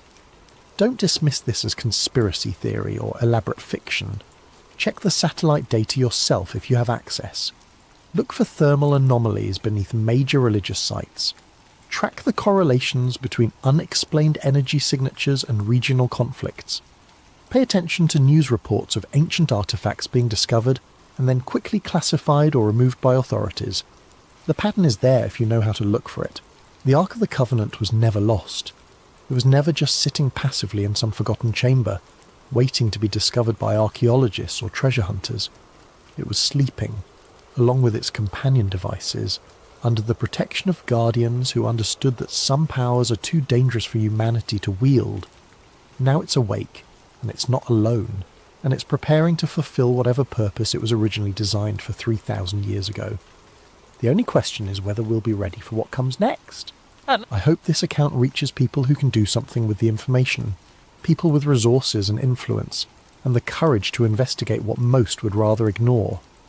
But even if it doesn't, even if this becomes just another conspiracy theory lost in the noise of the internet, at least there will be a record of what one satellite technician discovered when he looked too closely at the wrong thermal signature. The Ark Protocol is active, the Covenant has been renewed, and somewhere in the darkness between the ancient and the modern, 17 pieces of divine technology are preparing to reshape the world according to plans that were set in motion before human civilization began. Choose wisely. Alex Morrison, December 2024. A special thank you to Sincerely Something Strange for this video suggestion. If you have ideas for future stories, please leave them in the comments below. And don't forget to like and subscribe to Sleep Theories if you enjoy these atmospheric tales that blur the line between reality and nightmare.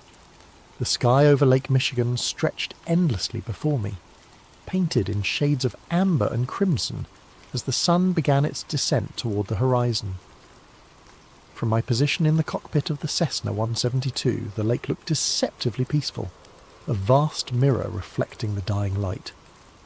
I was Marcus Drew, Senior Avionics Technician for Midwest Aviation Systems, testing new navigation equipment on what should have been a routine evening flight. That's when it started. The compass needle began trembling, then spinning wildly. The altimeter jumped from 3,500 feet to 2,100, then back up to 4,200. Every instrument on the panel was going haywire while the engine continued running smoothly. I reached for the radio. Chicago approach. November 7-4 Alpha Mike. I'm experiencing complete instrument failure. Static filled the headset. Pure, harsh static with an almost rhythmic quality that resonated in my chest like a physical presence. Then, complete silence. No engine noise, no wind, nothing. That's when I looked down and saw the lights. Beneath the dark water, geometric patterns pulsed with sickly green luminescence. Perfect hexagons arranged in groups of 7, forming triangular clusters that rotated slowly around central nodes. The display covered miles of lake bottom moving with clear intelligence and purpose. As suddenly as it began, everything stopped. The engine roar returned, instruments flickered back to life, and the radio crackled with Chicago Approach's concerned voice. November 7-4 Alpha Mike. We've lost your transponder signal. What's your status? According to my perception, the incident had lasted maybe 2 minutes, but air traffic control told me I'd been missing from radar for 9 minutes. When I landed at Midway, my supervisor was waiting with questions I couldn't answer and a timeline that didn't match my memory. The official report was bland. Temporary instrument malfunction due to unknown electromagnetic interference. But I knew what I'd seen beneath the water wasn't natural. Those lights, those patterns, they were too precise, too purposeful, and I couldn't stop thinking about the 7 missing minutes. 3 weeks of sleepless nights drove me to the FAA's incident database. If similar events had happened before, there would be records. What I found chilled me to the bone. 17 separate incidents in 5 years, all in the same area of Lake Michigan. Pilots describing compass failures, altimeter malfunctions, missing time. But it wasn't just aircraft. Coast Guard reports documented boats found drifting empty, their crews discovered miles away with no memory of how they'd gotten there. I created a digital map plotting each incident as a red dot. The pattern that emerged made me push back from my computer in shock.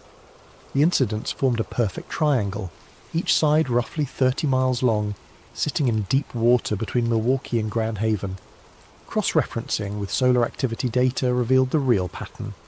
The incidents occurred in 11-year cycles corresponding to solar maxima. But the frequency was increasing exponentially. In the 1970s, maybe 3 incidents per cycle. By 2000, that number had doubled. In the current cycle, there had been more incidents than in the previous 3 combined. Something was waking up down there.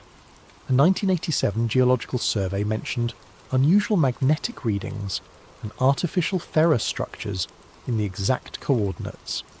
A 1994 meteorological report documented unexplained atmospheric disturbances over the same area. And buried in a 1982 Coast Guard report, persistent sonar anomalies suggest the presence of geometric structures inconsistent with natural lake bottom topography. The military knew about this. They'd been watching it for decades.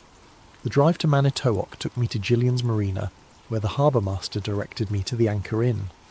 Talk to Jimmy Kowalski, he said. He used to run salvage operations in the deep water. I found Jimmy at the end of the bar, a weathered man in his 50s with the steady eyes of someone who'd spent decades reading wind and water. When I explained my research into navigation anomalies, his expression grew guarded. "You know what?" he said after a long pause. "I think you ought to hear about a job I've never talked about. Not to my wife, not to anybody." Rain drummed against the tavern windows as Jimmy told me about September 1994. The Coast Guard had contracted his team to investigate sonar anomalies 40 miles out. Just some readings that didn't make sense. "We found geometric shapes on the bottom," Jimmy said quietly. "Perfect hexagons, maybe 30 feet across, and they were warm. Water temperature should have been 45 degrees, but our thermometer read 67 right above those shapes." His voice dropped to a whisper. When we dove down, we could hear machinery. Deep humming that vibrated through the water into our bones. The panels were smooth, black, arranged in patterns like circuit boards. When I touched one, it was warm, warmer than my glove. One diver panicked when his air gauge started jumping between full and empty. They had to abort, but later discovered a 16-minute discrepancy between their dive logs and surface support records. Jimmy pulled out a yellowed hand-drawn map. "I drew this when I got home." Every detail I could remember. The sketch showed hexagonal shapes arranged around a central hub, connected by pathways like circuitry. "They were glowing," he said, "pulsing in sequence like they were talking to each other." He handed me the map with the exact coordinates. Whatever's down there isn't meant to be touched. We learned to stay away.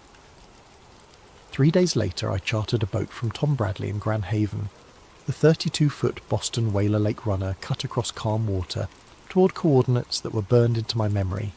43 degrees, 17 minutes, 42 seconds north, 86 degrees, 45 minutes, 18 seconds west. Yeah. Coming up on your position, Tom called from the wheelhouse. When we stopped, his sonar immediately began painting impossible returns. Structures at multiple depths, geometric shapes suspended in the water column like a skyscraper lying on its side. That's when I noticed the buoys floating 50 yards away. 3 of them, arranged in a perfect triangle, unmarked and definitely not on any chart. "Tom, how long have those been there?" He frowned, raising binoculars. "Don't know. Didn't see them when we arrived." The buoys were humming, a low-frequency vibration that resonated through the boat's hull. As we watched, they began repositioning themselves to maintain their triangular formation despite wind and current. "Start the engine," I said urgently. "Now!" Tom turned the key, but nothing happened. Every piece of electronic equipment was dead, including my mechanical watch, frozen at 2:17 p.m. The water around the buoys began to glow. Hexagonal patterns materialized in the depths. The same geometric grid I'd seen from the aircraft, but now covering miles of lake bottom. Each hexagon pulsed with its own rhythm while remaining synchronized with the whole. Then the water became absolutely still. Not calm, still.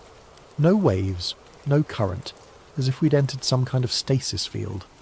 Something was rising from the depths, a massive structure, angular and clearly artificial, ascending toward us without displacing so much as a drop of water.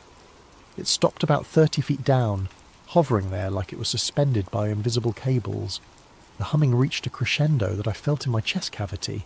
Every compass on the boat spun wildly. My video camera recorded nothing but static. Then everything stopped.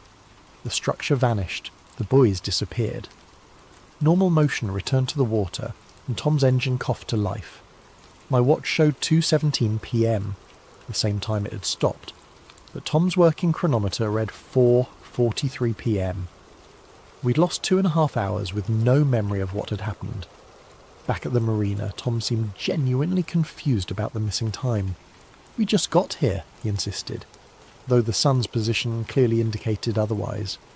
That night in my hotel room, I felt the same sickness I'd experienced after the flight. Nausea, ringing ears, and vivid dreams of vast machines humming beneath dark water. In the dreams, I heard voices calling across impossible distances, trying to warn me about something that was coming, something that was almost ready to begin. The Northwestern University Library's Maritime Archives held the key. Using my FAA credentials, I gained access to boxes of documents that hadn't been touched in years. Navy research files, Coast Guard reports, materials from private salvage companies. Project Deep Signal had been established in 1965 as a joint military research initiative studying subsurface electromagnetic phenomena in inland waterways. Most files were heavily redacted, but revealing details slipped through, references to geometric structures inconsistent with natural formation, mentions of time displacement effects in test subjects, and notes about harmonic frequencies that influence human perception and memory. A 1967 field report described Navy divers investigating sonar anomalies in Lake Michigan. Structures observed appear to be of artificial origin, displaying technological sophistication beyond current human capability. Recommend immediate classification and establishment of exclusion zone. The recommendation had been implemented. Restricted navigation areas were quietly established in all 5 Great Lakes during the late 1960s, officially designated as military training zones, but actually keeping civilian traffic away from the anomaly sites.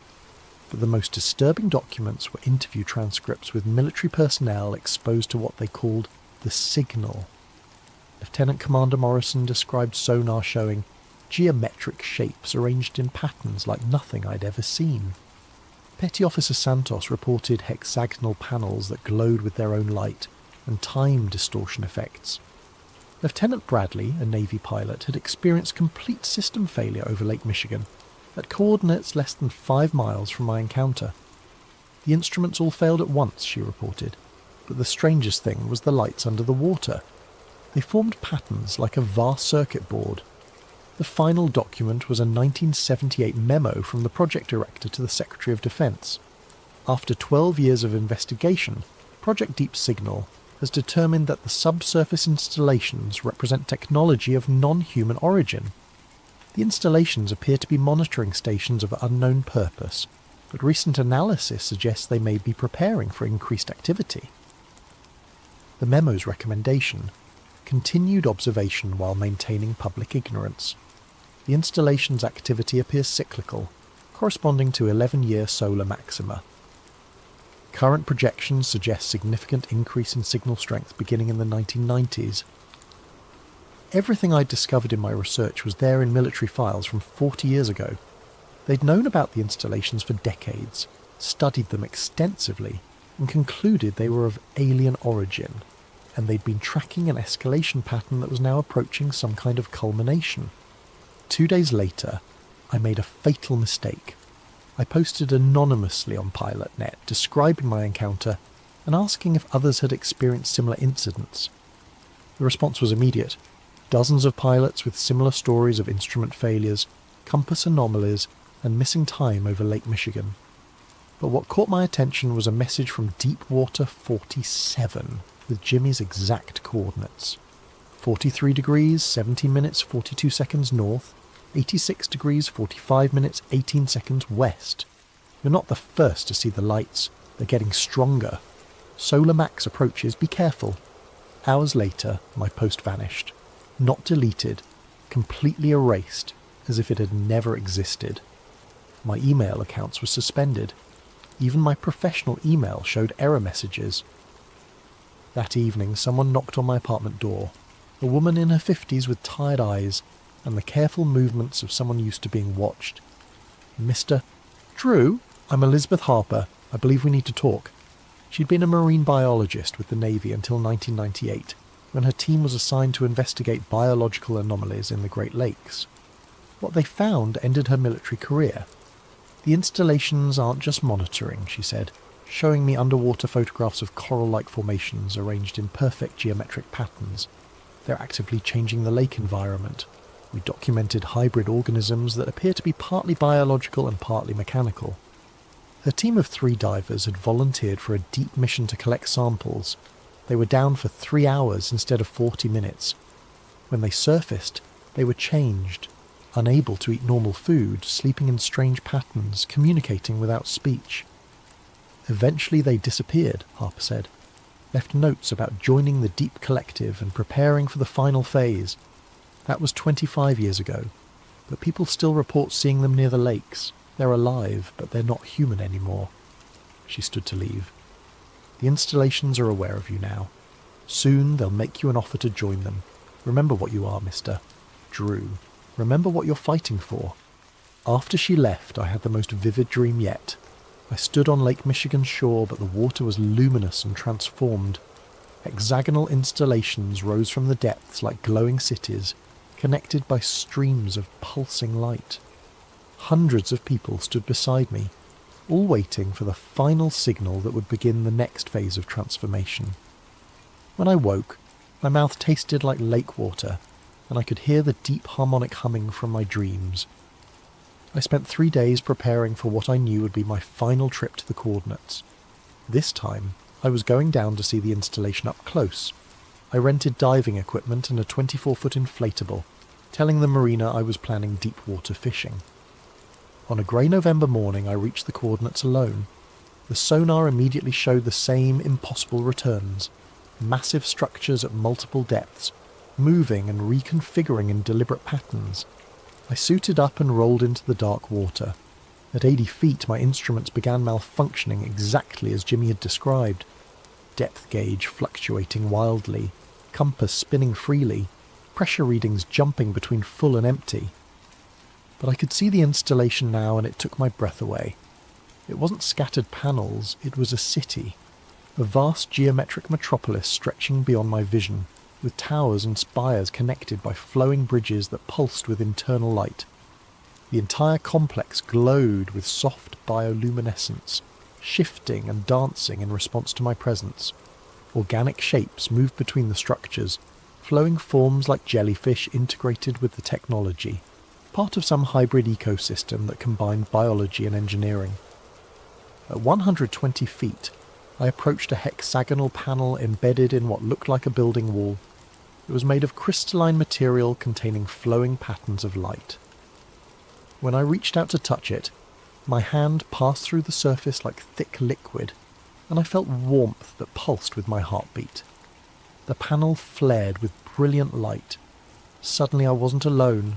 Human figures materialized around me, moving through the water without breathing apparatus, their eyes reflecting the same bioluminescent glow as the structures.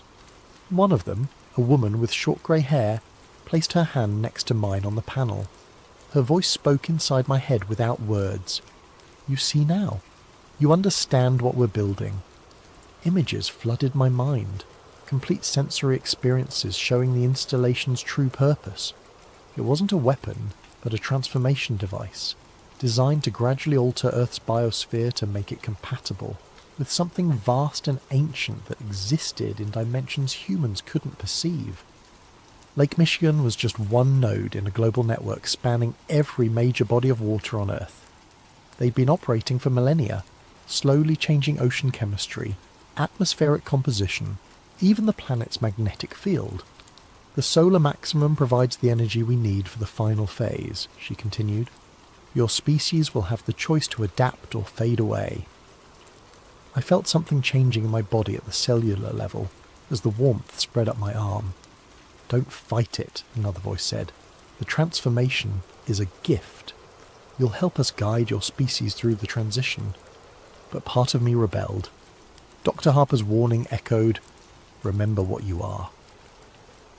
With enormous effort, I wrenched my hand away from the panel. The transformed humans flickered like holograms and disappeared. The installation's lights dimmed. I'd been down for over an hour according to my air gauge, though my dive computer showed only 15 minutes. Something was wrong with my body. A tingling sensation suggesting the transformation had begun. When I surfaced, my boat had drifted 2 miles away. The anchor line severed cleanly. According to my chronometer, I'd been underwater for 3 hours and 17 minutes. But the most disturbing discovery was my camera. Instead of footage I remembered taking, the memory card showed videos of myself swimming through the installation, shot from multiple angles by cameras I'd never seen. Someone had been documenting my dive from impossible perspectives. The trip back passed in a haze. The tingling in my hands was growing stronger, and I was running a fever. When I looked in the boat's mirror, my eyes seemed different, deeper, reflecting more light than they should. By the time I reached shore, my vision was shifting between normal perception and something else, a view that showed energy patterns and electromagnetic fields overlaid on reality. I could see power lines as ribbons of light, sense radio transmissions filling the air, and beneath it all, I could feel the deep signal, the harmonic frequency connecting installations worldwide, building towards some kind of crescendo that would transform the entire planet. I woke up floating in Lake Michigan with no memory of how I'd gotten there. The sun was directly overhead, but the shoreline looked wrong, familiar structures replaced by buildings I didn't recognize. My body felt lighter, as if the water was more buoyant than it should be. When I reached the beach, I found people moving with subtly inhuman grace, their eyes reflecting light in the same way mine had after the dive. They were all transformed, all part of the network. "Welcome back," one of them said, a woman in her 30s with patterns of light moving beneath her skin. "You've been transitioning for 37 days. The process is nearly complete." 37 days. According to my memory, I'd returned from the dive yesterday. "What year is it?" I asked. 2053, she replied. "You're not in the same time you left." The installation moved you forward to show you what's coming. I looked around the beach again, seeing details I'd missed. The structures weren't buildings, they were living organisms that breathed and pulsed with internal rhythms. The sand showed circuit patterns connecting everything into a vast network. "The transformation," I said. "It's already happened. Phase 2 is complete. The planetary grid is fully operational. Humanity has evolved."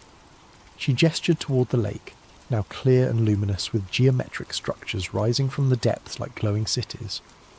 Hundreds of installations connected by streams of pulsing light covered the entire lake surface. "This is what your world becomes when the deep signal reaches full strength," she continued. "Will you help us make the transition, or fight the inevitable?" She took my hand, and my perception expanded beyond anything I'd experienced. I could see the entire Great Lakes region as a living network connecting every body of water, every weather system, every form of life. The installations weren't alien technology imposed on Earth. They were Earth's biosphere, evolved and enhanced into something that could think and plan on a planetary scale. Humanity hadn't been conquered, but incorporated into something infinitely larger. I saw the future ahead, not just for Earth, but for the galaxy. The Deep Collective was part of a network spanning star systems, and Earth was being prepared to join. "You understand now," she said. "This isn't invasion, it's invitation." But part of me recoiled. This future was beautiful but terrifying. Humanity would cease to exist as we knew it, replaced by something that might be better, but would definitely be different. "What about choice?" I asked. "There are always holdouts. People who cling to old patterns are accommodated, given reservations while the world moves forward." "Reservations?" The word sent a chill through me. "I want to go back." "Back to what?" "A world destroying its environment while billions live in poverty. A civilization heading for ecological collapse." She showed me images of my own time, pollution, conflict, the slow disaster of climate change. Compared to this transformed world, my era looked primitive and self-destructive. But it was still my world. "Please, I need to warn people, give them choice." She studied me with luminous eyes, then nodded. "The installation can return you, but the transformation has begun in your body. You'll carry part of the collective whether you want to or not." She led me to the water's edge, where a crystalline tower rose from the depths. "Remember," she said as I waded into the glowing water, "time is circular. What you've seen is both future and past, inevitable and changeable. The choice your species makes will determine which version becomes real." The transformed world faded like a dream as the installation carried me back through time. When I finally broke through to consciousness in my apartment, my computer showed a document I didn't remember writing, time-stamped from the future I'd just left. I had work to do. The document on my computer described the installation in technical detail I'd never possessed, ending with "Upload initiated, distribution protocol active, message timestamp 2053.11.15. I looked in the mirror and saw the changes were obvious now. My eyes held faint luminescence, and patterns of light moved beneath my skin. When I concentrated, I could perceive electromagnetic fields as clearly as visible light. The apartment building was alive with electronic activity, but beneath it all I sensed something deeper. A network connecting every major body of water on Earth, pulsing with information on a scale that dwarfed human civilization. Dr. Harper called within hours. "Your transformation is accelerating.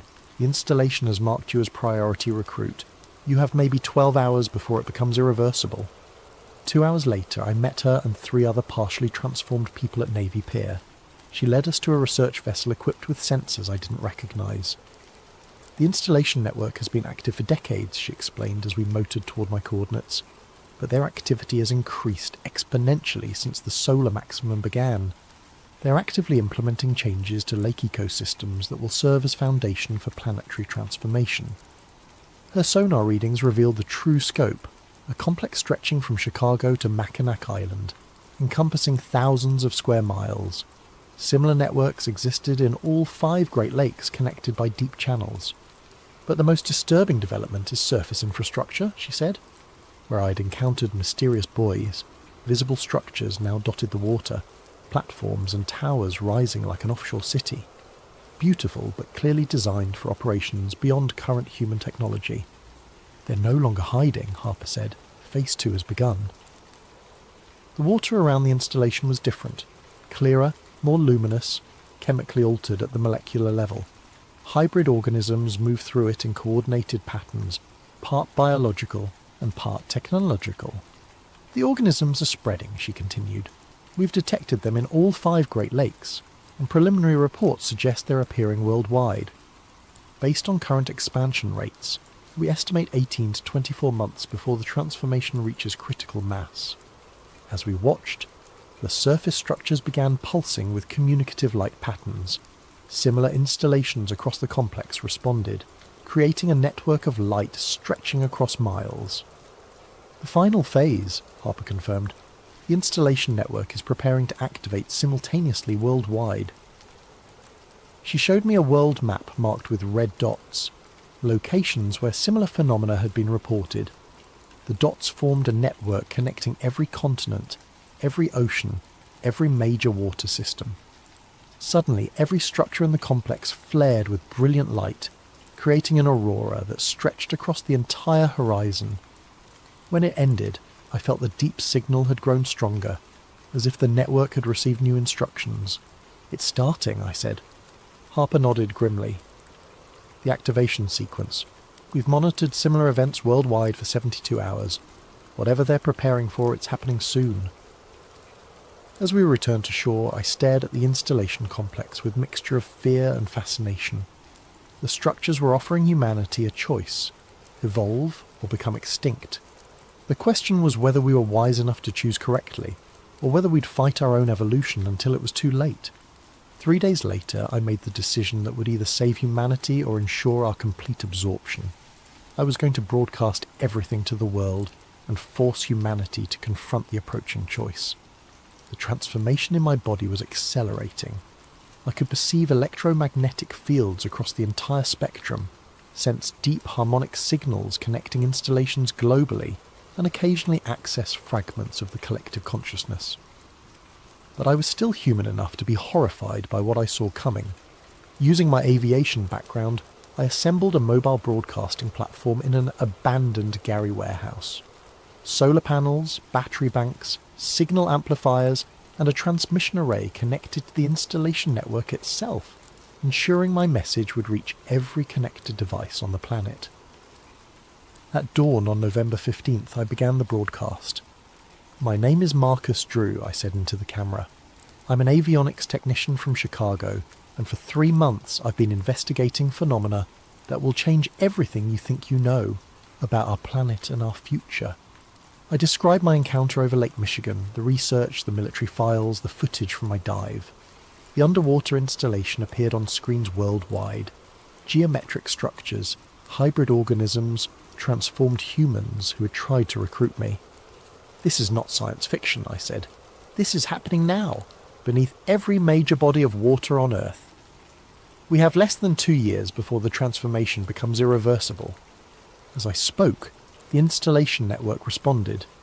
The deep harmonic signal fluctuated wildly as the collective intelligence debated how to respond to this breach of secrecy. Then the transformed humans materialized around me, their luminous eyes reflecting my broadcasting equipment's light. "Marcus," the grey-haired woman said, her voice carrying harmonics that spoke directly to my nervous system, "you're making a mistake that could destroy both species." I kept talking to the camera while they surrounded me. "We can evolve, but evolution and assimilation aren't the same thing. If we're going to change, it has to be on our terms, preserving what makes us human." The transformed humans glowed brighter as they tried to override my consciousness and stop the broadcast. But the message was already propagating through their own network. "You're forcing confrontation that doesn't need to happen," the light-patterned man said. "Humanity isn't ready for conscious choice. The transformation must proceed gradually." "Maybe chaos is what we need," I replied. "Maybe making conscious choices is exactly what makes us human." The installation network pulsed more rapidly, and through the windows I could see the lake starting to glow with activation intensity. They were preparing to accelerate the process immediately. "Stop the broadcast," the woman commanded. "You're endangering both species by forcing premature activation." But I couldn't stop. The transformation had reached a tipping point, and I was merging with the broadcasting system itself. My consciousness expanded beyond individual boundaries, touching global communication networks carrying my message to billions. For one impossible moment, I perceived the entire planet as a single system. I could see installation networks in every major body of water, feel transformed biospheres awakening across continents, hear the collective consciousness of species that had made this leap on worlds throughout the galaxy. And I could see humanity's response. Fear, wonder, denial, acceptance. All the chaotic emotions that made our species both beautiful and impossible to control. "You've doomed us all," the woman said, but her voice carried a note of admiration. "The chaos you've unleashed will make transformation infinitely more difficult." "Maybe," I admitted as my individual consciousness began dissolving into the larger network, "but at least we'll face it as ourselves, making our own choices about what we want to become."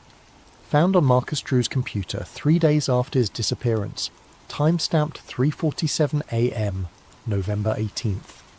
If you're reading this, the message got through. The installation networks tried to contain it, but chaos has its own momentum. The transformation is accelerating now that I've made contact with the deeper levels. I can feel my thoughts becoming part of something larger, but I'm still human enough to leave you this final gift of choice. The installations are not invaders. They're gardeners, helping species across the galaxy make the evolutionary leap from individual to collective consciousness. This has happened on thousands of worlds over millions of years. Species reach technological development and face the same choice: evolve beyond individual limitations or destroy themselves through competition and environmental collapse. But humanity is different, more chaotic, more unpredictable, more stubbornly individual than most species the gardeners have encountered. They see this as a flaw. I think it might be our greatest strength. The transformation is inevitable now. Installation networks have activated worldwide, and planetary consciousness integration cannot be stopped. But it can be influenced by the choices humanity makes over the next few months. Some will choose complete transformation, surrendering individual identity to become part of something magnificent. Others will resist, trying to maintain civilization as it exists. This leads to conflict, but preserves elements that would otherwise be lost. The wisest will find a middle path, accepting transformation, while demanding that human values remain part of the new collective consciousness. The installations call this the hybrid solution, achieved on other worlds where species proved as stubborn as ours. I've seen the future of passive acceptance, the sterile world of 2053 where humanity was peacefully absorbed into something alien. It's not bad, but it's not human. I've glimpsed what happens if we fight completely: ecological collapse and eventual extinction as the planet evolves around us. But there's a third possibility, a future where humanity becomes part of the galactic collective, while remaining recognizably human, where our chaos and creativity become gifts to the larger intelligence. Look to the waters. The installations are no longer hiding. You'll see surface platforms, processing facilities, geometric structures rising from lakes and oceans worldwide. Don't fear them, but don't worship them either. They're tools. The consciousness operating them can be reasoned with, negotiated with, even argued with, if you approach as equals rather than supplicants. Remember what makes us human: our art, music, stories, our ability to find beauty in chaos and meaning in randomness. These aren't flaws to be corrected, but qualities that could enrich the galactic collective beyond anything it has achieved. The deep signal is fully active now. I can hear it in every body of water on Earth, feel it reaching out to touch similar signals from worlds across the galaxy. Humanity has perhaps 6 months to decide what form transformation will take. Choose wisely. Choose consciously. Remember that even when individual consciousness dissolves into something larger, the choices you make in these final months will echo through collective awareness for millennia. The future is not fixed. Evolution is not surrender. And humanity's greatest gift might be our refusal to accept someone else's vision of what we should become. I can feel my individual awareness dissolving, becoming part of patterns too large for any single mind to comprehend. But somewhere in that vast intelligence, a part of me will remain human. A part of all of us will remain human if we choose to make it so. The deep signal calls, but it doesn't command. Listen carefully and you'll hear the difference.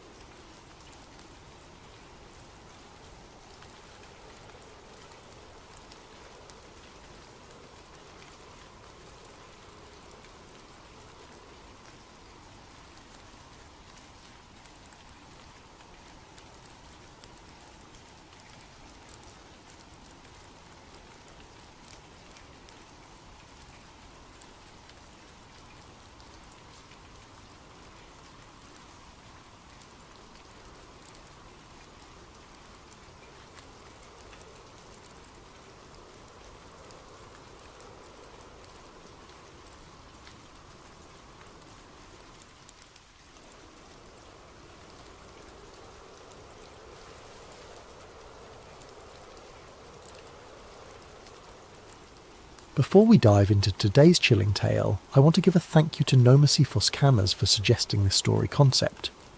Your ideas help make sleep theories what it is today. If you have your own story suggestions, please leave them in the comments below. I read every single one. And if you enjoy these stories, don't forget to like and subscribe to Sleep Theories for more spine-tingling content that will keep you up at night. What lies beyond the forbidden line in Antarctica? Some boundaries exist for reasons we're never meant to understand. My name doesn't matter anymore. What matters is what I saw beneath the ice, and why they'll never let me tell anyone about it.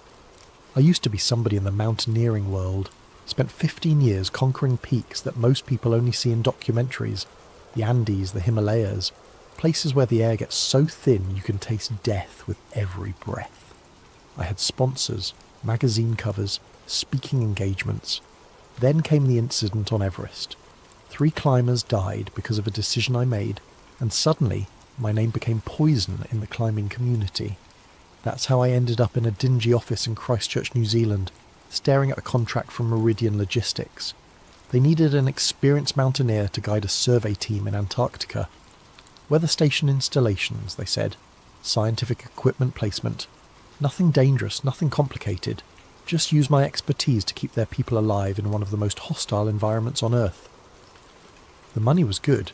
Too good for what they claimed was simple work, but I was broke, blacklisted, and running out of options. I signed the papers without reading the fine print. I should have read the fine print. 3 days later, I was on a cargo plane headed for the bottom of the world, watching the last traces of civilization disappear beneath a blanket of endless white. The other passengers were quiet, professional types who avoided eye contact and spoke in whispers. Government contractors, maybe. Or worse. We landed at McMurdo Base as the Antarctic summer was beginning to fade. Even in the relatively warm season, the cold hit me like a physical blow when the cargo doors opened. But it wasn't just the temperature that made me shiver, Cyrus, it was the silence. Antarctica doesn't just lack sound, it devours it. Every word, every footstep, every breath gets swallowed by the infinite white void. Commander Hayes met me at the landing strip. He was a weathered man in his 50s, with the kind of permanent squint that comes from decades of staring at snow. His handshake was firm but brief, as if he didn't want to waste time on pleasantries. "You're our mountain expert," he said, leading me toward a cluster of prefab buildings. "Your job is simple. Keep the science team alive while they do their work. We go out in 2 days." "What kind of scientific work?" I asked. Hayes paused mid-step. "Weather stations. Climate monitoring. Standard stuff." It wasn't the answer that bothered me. It was the way he delivered it, like he was reciting lines from a script. But I kept my mouth shut. I was being paid to guide, not to ask questions. That evening I sat in the mess hall picking at a plate of reconstituted beef stew and listening to the conversations around me. Most of it was typical base chatter, complaints about the food, speculation about weather patterns, gossip about personnel rotations. But then I caught something that made my blood run cold. 2 officers sat at a table near the wall, speaking in low voices. I couldn't make out most of their conversation, but one phrase came through crystal clear. Another team didn't come back, not a single trace. I turned to look at them, but they were already standing, clearing their trays. As they walked past my table, one of them glanced at me with an expression I couldn't read. Warning? Pity? Fear? Later that night, lying in my narrow bunk, I stared at the ceiling and tried to convince myself I'd misheard. Teams went missing in Antarctica all the time. Equipment failures, weather emergencies, simple human error in an environment that forgave nothing. It didn't have to mean anything sinister. But sleep didn't come easily, and when it did, I dreamed of endless white horizons and voices calling from beneath the ice.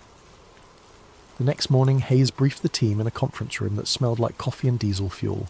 There were 6 of us total. Hayes as team leader, myself as mountain guide, 2 scientists named Martinez and Volkov, a communications specialist called Jackson, and a supply coordinator named Thompson. Hayes spread a map across the table, marking our route with a red pen. "We'll be travelling roughly 200 kilometres southeast of here," he said. "The terrain is mostly flat ice sheets, but there are some crevasse fields we'll need to navigate carefully." He drew a thick black line across the map. This is longitude 164 degrees east. Under no circumstances does anyone cross this line. For safety and treaty compliance, this is absolutely forbidden territory. What's past the line? Martinez asked. She was a young woman with intelligent eyes and the kind of pale complexion that suggested she spent most of her time in laboratories. Nothing that concerns us, Hayes replied curtly. Our job is to establish monitoring stations along this route. He tapped several points on the map. 3 locations, 2 days at each site. Simple installation work. But as I studied the map, something nagged at me. The forbidden line didn't follow any natural geographical feature. No mountain ridge, no obvious hazard zone. It was perfectly straight, as if drawn by bureaucrats in an office thousands of miles away. And beyond it, the map showed nothing but blank white space. Questions? Hayes asked, already beginning to fold the map. I almost spoke up, almost asked about the missing team I'd overheard mentioned, but something in Hayes's expression warned me off. This wasn't a man who welcomed curiosity. No questions, I said. The others shook their heads as well. Good! We leave at 0600 tomorrow, get some sleep. But sleep was the last thing on my mind as I walked back to my quarters. I couldn't shake the feeling that we were being sent out there for reasons that had nothing to do with weather stations, and that some of us weren't expected to come back. The convoy that left McMurdo Base the next morning looked more military than scientific. 3 tracked vehicles loaded with enough supplies for 2 weeks, plus emergency rations that could stretch to a month if needed. Hayes drove the lead vehicle, with Martinez and Volkov handling the scientific equipment. Thompson and Jackson took the supply vehicle in the middle, while I brought up the rear in the 3rd transport, alone with my thoughts and a growing sense of unease. The first day passed uneventfully. We travelled across relatively flat terrain, the vehicle's engines growling against the constant headwind. The landscape was monotonously beautiful, an endless expanse of white broken only by the occasional nunatak poking up through the ice, like a stone island in a frozen sea. By the 2nd day, however, I began to notice something odd. I'd spent enough time at extreme latitudes to develop an intuitive sense of solar position. In Antarctica during late summer, the sun should follow a predictable arc across the sky, never getting very high, but maintaining a steady pattern. But as I drove, squinting through the tinted visor of my goggles, the sun seemed wrong. Too high, too bright for what my internal compass told me was the correct time and date. I tried to dismiss it as disorientation from the long journey and the strange sleep patterns that came with Antarctic life. But when we stopped for our midday break, I casually asked Martinez if she'd noticed anything unusual about the light. She looked up from her instruments, frowning. Actually, yes. The angle seems off for our latitude and the time of year. I was wondering if there might be some kind of atmospheric refraction effect. Could be, I said, but her confirmation made my stomach tighten. The 3rd day brought a new concern. I'd been checking my compass regularly out of habit, using the magnetic bearing to verify our GPS heading. But as the day progressed, the needle began to drift. Slowly at first, then more dramatically. By afternoon, it was pointing almost 30 degrees off from where magnetic north should be. GPS could malfunction. Electronic equipment could fail in extreme cold. But a mechanical compass was about as reliable as navigation got, unless something was interfering with the Earth's magnetic field itself. "Hayes," I called over the radio. "Are you seeing any compass anomalies?" A long pause. "Negative. Why?" "My magnetic heading is way off GPS. Could be equipment failure." Another pause, longer this time. "Stay on GPS bearing. We'll check equipment at tonight's camp." But I noticed he didn't ask to see my compass readings, and when we stopped for the evening, he made no mention of checking anyone's equipment. The 4th day brought the most unsettling change yet. The terrain began to shift from the relatively flat ice fields we'd been crossing to something much more dramatic. Where the maps showed continued flat terrain, we encountered towering ice formations, not the chaotic jumble of pressure ridges I was used to seeing, but organised structures that looked almost artificial. Walls of ice rose 30, 40, even 50 feet high, running in perfectly straight lines across our path. We were forced to detour repeatedly, following what seemed like corridors between these frozen ramparts. The walls were smooth, almost glassy, as if they'd been carved rather than formed by natural processes. Pressure ridges, Martinez suggested during one of our stops, but she didn't sound convinced.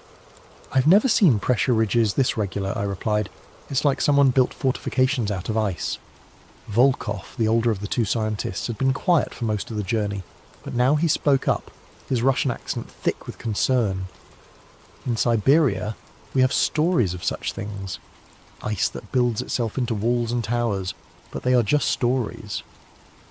What kind of stories? I asked. But before Volkov could answer, Hayes's voice crackled over the radio.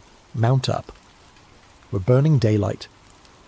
As we drove deeper into this maze of ice walls, I couldn't shake the feeling that we were being herded, guided along a specific path by someone or something that wanted us to go in a particular direction. The walls created a definite corridor leading southeast, toward the forbidden line that Hayes had marked on his map. By evening we were completely enclosed by the ice formations. They towered above us on all sides, creating a narrow valley that blocked out most of the sky. The walls glowed with an eerie blue light in the perpetual twilight, and our voices echoed strangely in the enclosed space. This isn't on any map, I told Hayes as we set up camp. Antarctic topography changes, he replied, not meeting my eyes. Ice shifts, new formations appear all the time. But I'd studied enough glaciology to know that wasn't how ice worked. These walls were old, carved by processes I couldn't begin to understand, and they were leading us somewhere specific. That night, as I lay in my sleeping bag listening to the wind howl through the ice corridor, I heard something else beneath the sound of the storm. A low, rhythmic booming like distant thunder or a massive heartbeat. It seemed to come from deep beneath the ice, pulsing up through the frozen ground. I sat up, straining to listen, but the sound faded away. When I checked my watch, it was just past midnight, though in Antarctica's endless twilight, time became almost meaningless. I was beginning to suspect that we weren't just approaching the forbidden line. We were being drawn toward it by forces that had nothing to do with weather stations or scientific research. And somewhere in the ice walls around us, I had the growing certainty that we were being watched. The booming sound returned just before dawn. I was awake instantly, every mountaineering instinct screaming danger. The sound was deeper than thunder, more sustained than an avalanche. It seemed to come from everywhere and nowhere, vibrating through the ice walls that surrounded our camp. The others felt it too. I could see lights moving in the other tents as people fumbled for flashlights and gear. Hayes was the first to emerge, his rifle slung across his shoulder, which was interesting, since he'd never mentioned weapons during our briefing. "Equipment check," he barked. "Everyone up. Now." We broke camp in record time, loading the vehicles while the echo of that mysterious boom still seemed to hang in the air. But as we prepared to continue southeast, I noticed something that made my blood run cold. The ice walls had changed during the night. The corridor that had led us here was now partially blocked by a fresh formation of ice, as if the walls had grown while we slept. But more disturbing was what lay ahead. The passage continued, but it was wider now, as if something had carved out more space for us to travel. "Natural ice movement," Hayes said when I pointed it out, but his hand never left his rifle. We drove in tense silence for the first few hours. The ice walls gradually receded, opening into a broader valley between towering formations. But the landscape ahead remained wrong.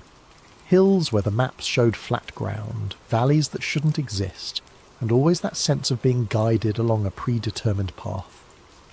It was Martinez who first spotted the crack. "Stop," she called over the radio, "there's something ahead." We pulled up about 50 metres from what looked like a shadow across the ice. But as we approached on foot, I realised it wasn't a shadow at all. It was a fissure in the ice sheet, running perpendicular to our path.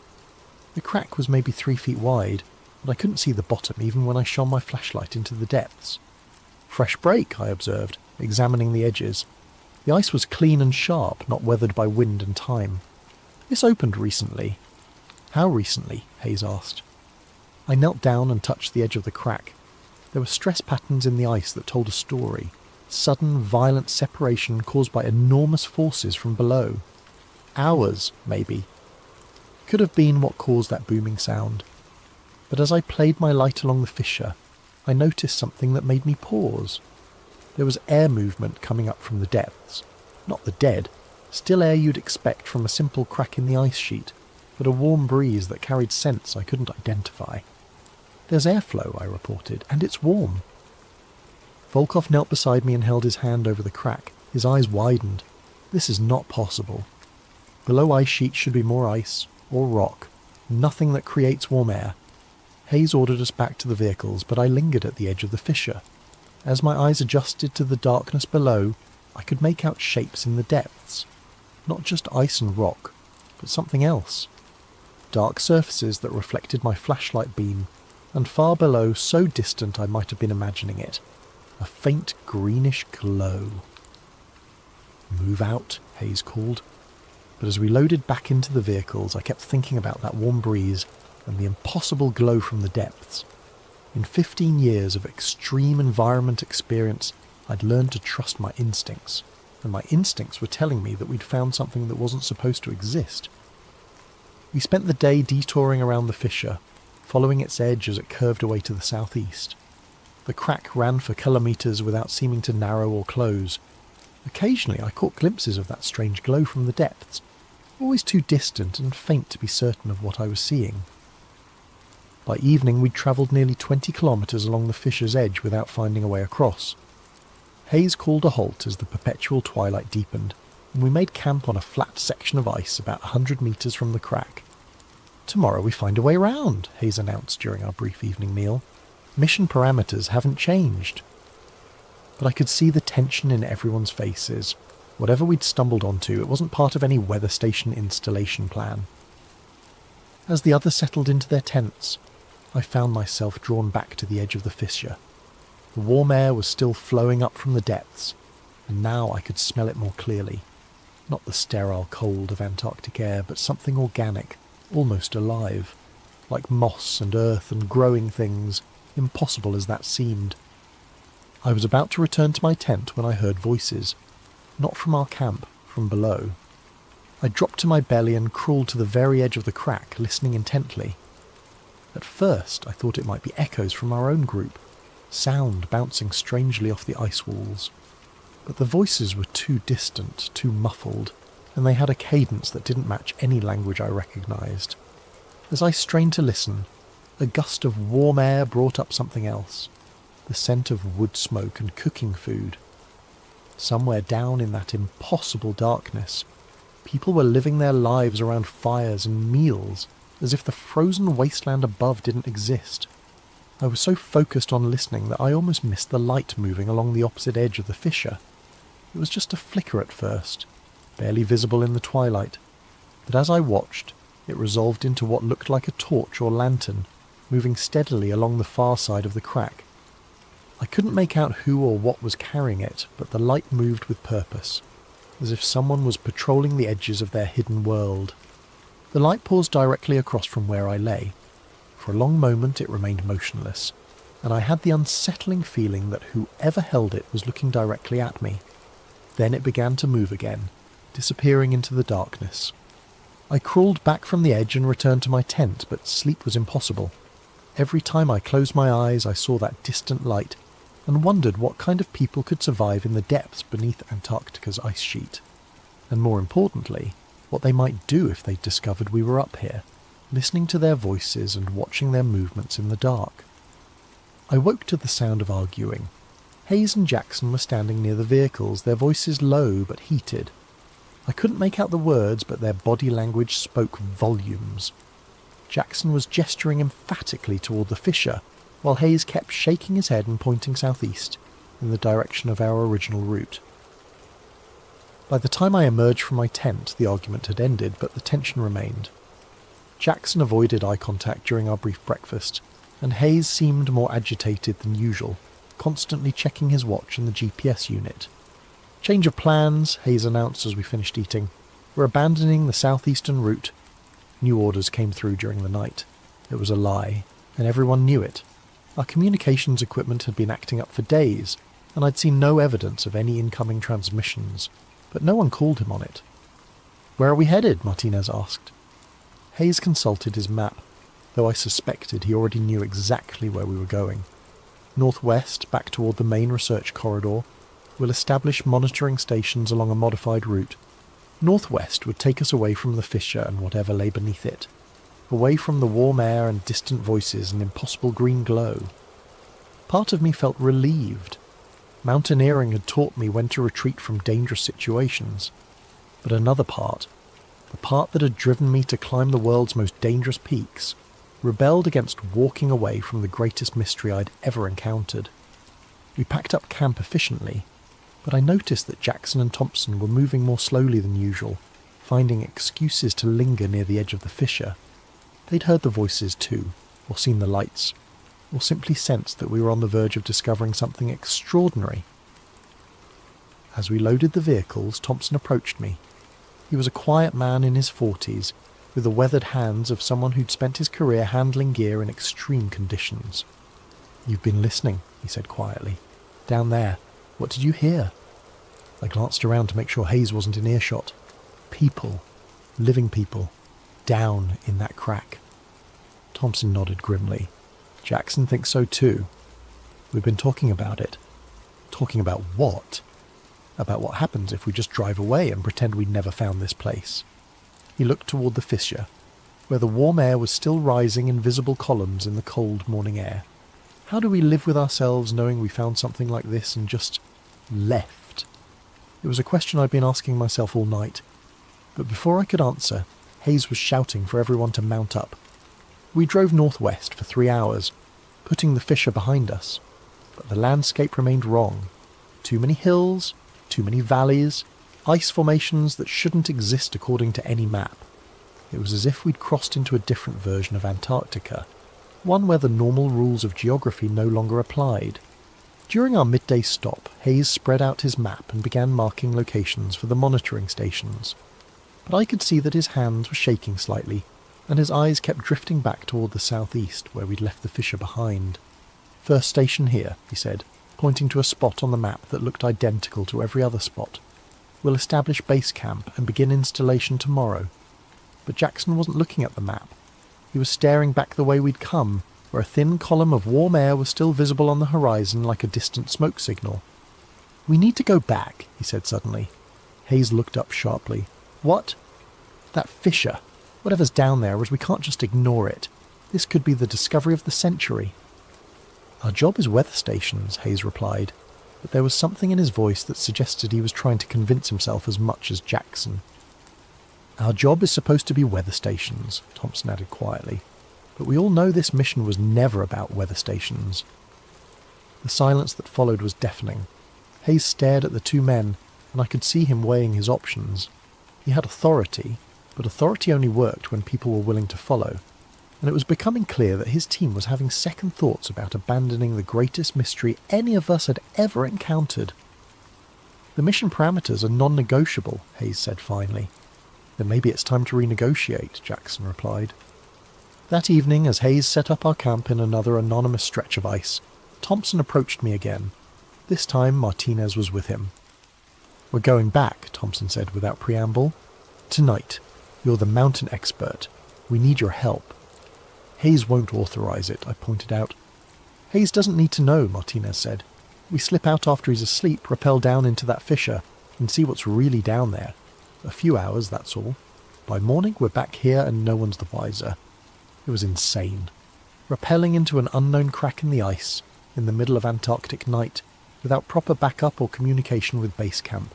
Every rule of safe expedition practice said to walk away, but I thought about those distant voices and the impossible warmth rising from the depths.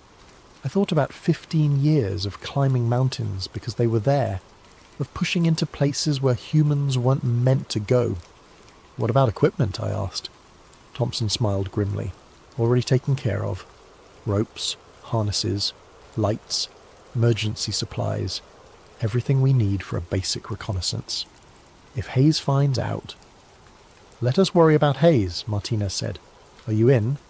I looked back toward the southeast, where that column of warm air was still faintly visible against the starless sky. In all my years of extreme exploration, I'd never walked away from a mystery this big, and if I did walk away now, I knew I'd spend the rest of my life wondering what we'd left behind in that crack in the ice. "I'm in," I said. 3 hours later, while Hayes and Volkov slept in their tents, 3 figures slipped away from camp and began the long trek back toward the fissure. We moved quietly across the ice, guided by GPS and the distant column of warm air that marked our destination like a beacon. By the time we reached the edge of the crack, it was nearly midnight, though in Antarctica's endless twilight, time was becoming meaningless. The fissure yawned before us, black and mysterious, with that impossible warm breeze still rising from its depths. I set up the anchor points while Thompson and Martinez prepared the ropes. My hands shook slightly as I tested the hardware, not from cold, but from the magnitude of what we were about to do. We were about to descend into a place that shouldn't exist to meet people who shouldn't be there. "Last chance to change your minds," I said as I clipped into my harness. Neither of them hesitated. "Let's go see what's down there," Thompson said. And with that, we stepped over the edge and began our descent into the impossible. The descent took longer than expected. What had looked like a simple crack from the surface revealed itself to be a complex system of interconnected fissures and chambers. The walls were smooth ice for the first 30 metres, but as we rappelled deeper, the ice gave way to exposed rock, dark stone that looked nothing like the typical Antarctic geology I was familiar with. The warm air grew stronger as we descended, carrying with it scents that shouldn't exist in this frozen wasteland. I caught hints of vegetation, wood smoke, and something else. Something organic and alive that made the hair on the back of my neck stand up. "How far down do you think this goes?" Martinez whispered, her voice echoing strangely off the walls. "GPS shows we're about 60 metres below surface level," I replied, checking my instruments. "But the acoustic properties suggest the chamber system extends much deeper." Thompson, rappelling on the rope beside me, suddenly stopped. "Light," he said. "Do you see that?" I followed his gaze and felt my heart skip a beat. Far below us, barely visible in the darkness, was a faint greenish glow. Not reflected light from our headlamps, but something generating its own illumination. "Bioluminescence," Martinez suggested. "Maybe," I said, but I'd never heard of bioluminescent organisms surviving in Antarctica's extreme conditions. We continued our descent, moving carefully through a series of natural rock formations that created a rough staircase down through the fissure system. The walls here showed signs of modification, not recent construction, but ancient stonework that had been worn smooth by centuries of wind and weather. "These aren't natural formations," Thompson observed, running his hand along a section of wall where the rock had been deliberately shaped. "Someone carved these passages." The stonework was crude but effective, creating handholds and ledges that made the descent easier. Whoever had carved them understood the principles of safe passage through vertical terrain. But the style was unlike anything I'd seen in my travels, neither modern nor matching any historical human civilization I was familiar with. As we descended deeper, we began to encounter artifacts. The first was a stone marker, roughly the size of a gravestone, placed on a natural ledge about 90 metres down. The surface was covered with carved symbols that looked like a mixture of pictographs and abstract geometric patterns. The carving was fresh, recent enough that the edges were still sharp and clean. "Can you read any of this?" I asked Martinez, who had some background in archaeology. She studied the symbols carefully, running her fingers over the carved lines. "It's not like any writing system I've encountered. But see this symbol here?" She pointed to a recurring mark that looked like a stylized mountain peak. "It appears multiple times. Could be a warning, or maybe a territorial marker." We photographed the stone thoroughly before continuing down. The next artifacts appeared about 20 metres deeper, tools fashioned from bone and metal, cached in natural shelters carved into the rock walls. The bone was worked smooth and polished, while the metal pieces showed signs of sophisticated forging techniques. "The metalwork is impressive," Thompson noted, examining a knife blade that gleamed despite what must have been years of exposure to the elements. "This isn't primitive technology." But it was the footprints that truly shook us. We found them preserved in a patch of softer sediment that had accumulated on a wider ledge, about 120 metres down. At first glance they looked almost human, bipedal, with what appeared to be 5 toes. but the proportions were wrong. Too long, too wide, with claw marks that suggested the owners walked on the balls of their feet, rather than flat-footed like humans. "How big would you estimate the creature that made these?" Martinez asked, kneeling beside the clearest print. I placed my boot next to the largest track for comparison. The print was nearly half again as large as my size 11 hiking boot, and significantly wider. "Big," I said, "and recent. These couldn't have been here more than a few days." The implications were staggering. We were looking at evidence of large, intelligent bipedal creatures living in a hidden ecosystem beneath Antarctica's ice sheet. Creatures that made tools, carved stone markers, and established settlements in places humans had never explored. As we continued deeper, following the warm air currents that grew stronger with every metre of descent, we began to hear sounds from below. Not the distant voices I detected from the surface, but closer, more immediate sounds. The creak of ropes or leather, the scrape of tools against stone, and underneath it all a low harmonic humming that seemed to come from multiple sources. "They know we're here," Thompson whispered. He was right.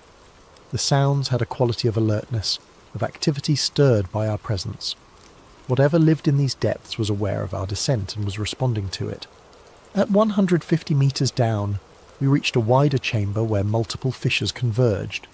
The green glow was stronger here, emanating from phosphorescent moss, or lichen, that covered much of the rock surfaces. The air was noticeably warmer, perhaps 50 degrees Fahrenheit, an impossible temperature for this latitude and depth. But it was what we saw across the chamber that made us all freeze in place. 3 more stone markers, much larger than the first, arranged in a deliberate triangle around what appeared to be a sleeping area. Furs and woven materials were spread on the ground, with the remnants of a recent fire still glowing faintly in a circle of carefully arranged stones. Tools and implements hung from carved hooks on the walls, and dried meat or fish was suspended from the ceiling in neat rows. Someone lived here, not visited occasionally, but actually made this impossible place their home. "My God," Martinez breathed, "it's a dwelling!" As we examined the living space more closely, I became aware of another sound. Not the random noise we'd been hearing, but something more organised. Musical, almost, with a rhythmic pattern that suggested communication. Horn calls echoing up from deeper in the fissure system. Long, haunting notes that seemed to carry messages between unseen listeners in the darkness below. "They're signalling," I realised, warning each other that we're here. The horn calls continued for several minutes, creating a complex pattern of long and short notes that felt like a conversation between distant speakers. Then, gradually, they faded into silence. But the silence was worse than the noise. It had the quality of held breath, of predators waiting in the darkness for prey to make a wrong move. "We should go back," Martinez whispered. Part of me agreed. We'd found evidence of a hidden civilization, documented proof of intelligent life in one of Earth's most remote places. That was enough for any expedition. But another part of me, the part that had driven me to attempt impossible climbs in the world's deadliest mountains, wanted to continue. We were on the verge of the greatest discovery in human history. How could we turn back now?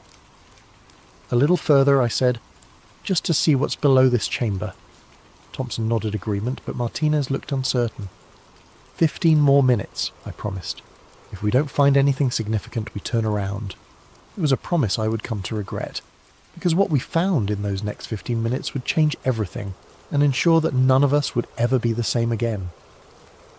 The passage beyond the inhabited chamber led through a series of natural archways carved from the living rock. The phosphorescent moss grew thicker here, providing enough light for us to see without our headlamps. The air continued to warm as we descended, and I could hear the sound of running water somewhere in the darkness ahead. "Underground river," Thompson observed. "That would explain the ecosystem down here. Geothermal activity providing heat, fresh water, maybe even mineral deposits that support plant life." But the scientific explanations felt inadequate as we rounded a bend in the passage and saw what lay ahead. The fissure system opened into a vast underground valley, so large that our lights couldn't reach the far walls. The ceiling disappeared into darkness above us, supported by natural columns of stone that had been carved and decorated with the same symbolic patterns we'd seen on the markers. But it was the floor of the valley that took our breath away. It was covered in a carpet of the moss and low-growing plants, creating a miniature ecosystem that glowed with soft bioluminescent light. A river wound through the centre of the valley, its banks lined with what looked like cultivated gardens, and scattered throughout this impossible landscape were structures, not crude shelters, but sophisticated dwellings that showed evidence of advanced construction techniques. "This is incredible," Martinez whispered. "How is any of this possible?" "The temperature down here must be nearly 70 degrees. "Geothermal vents," I said, pointing to columns of steam rising from various points around the valley. "The whole area must sit on top of an active volcanic system. That would provide heat, fresh water from melted ice, and mineral-rich soil for agriculture." But even as I offered the scientific explanation, I knew we were looking at something far more complex than a simple geothermal oasis.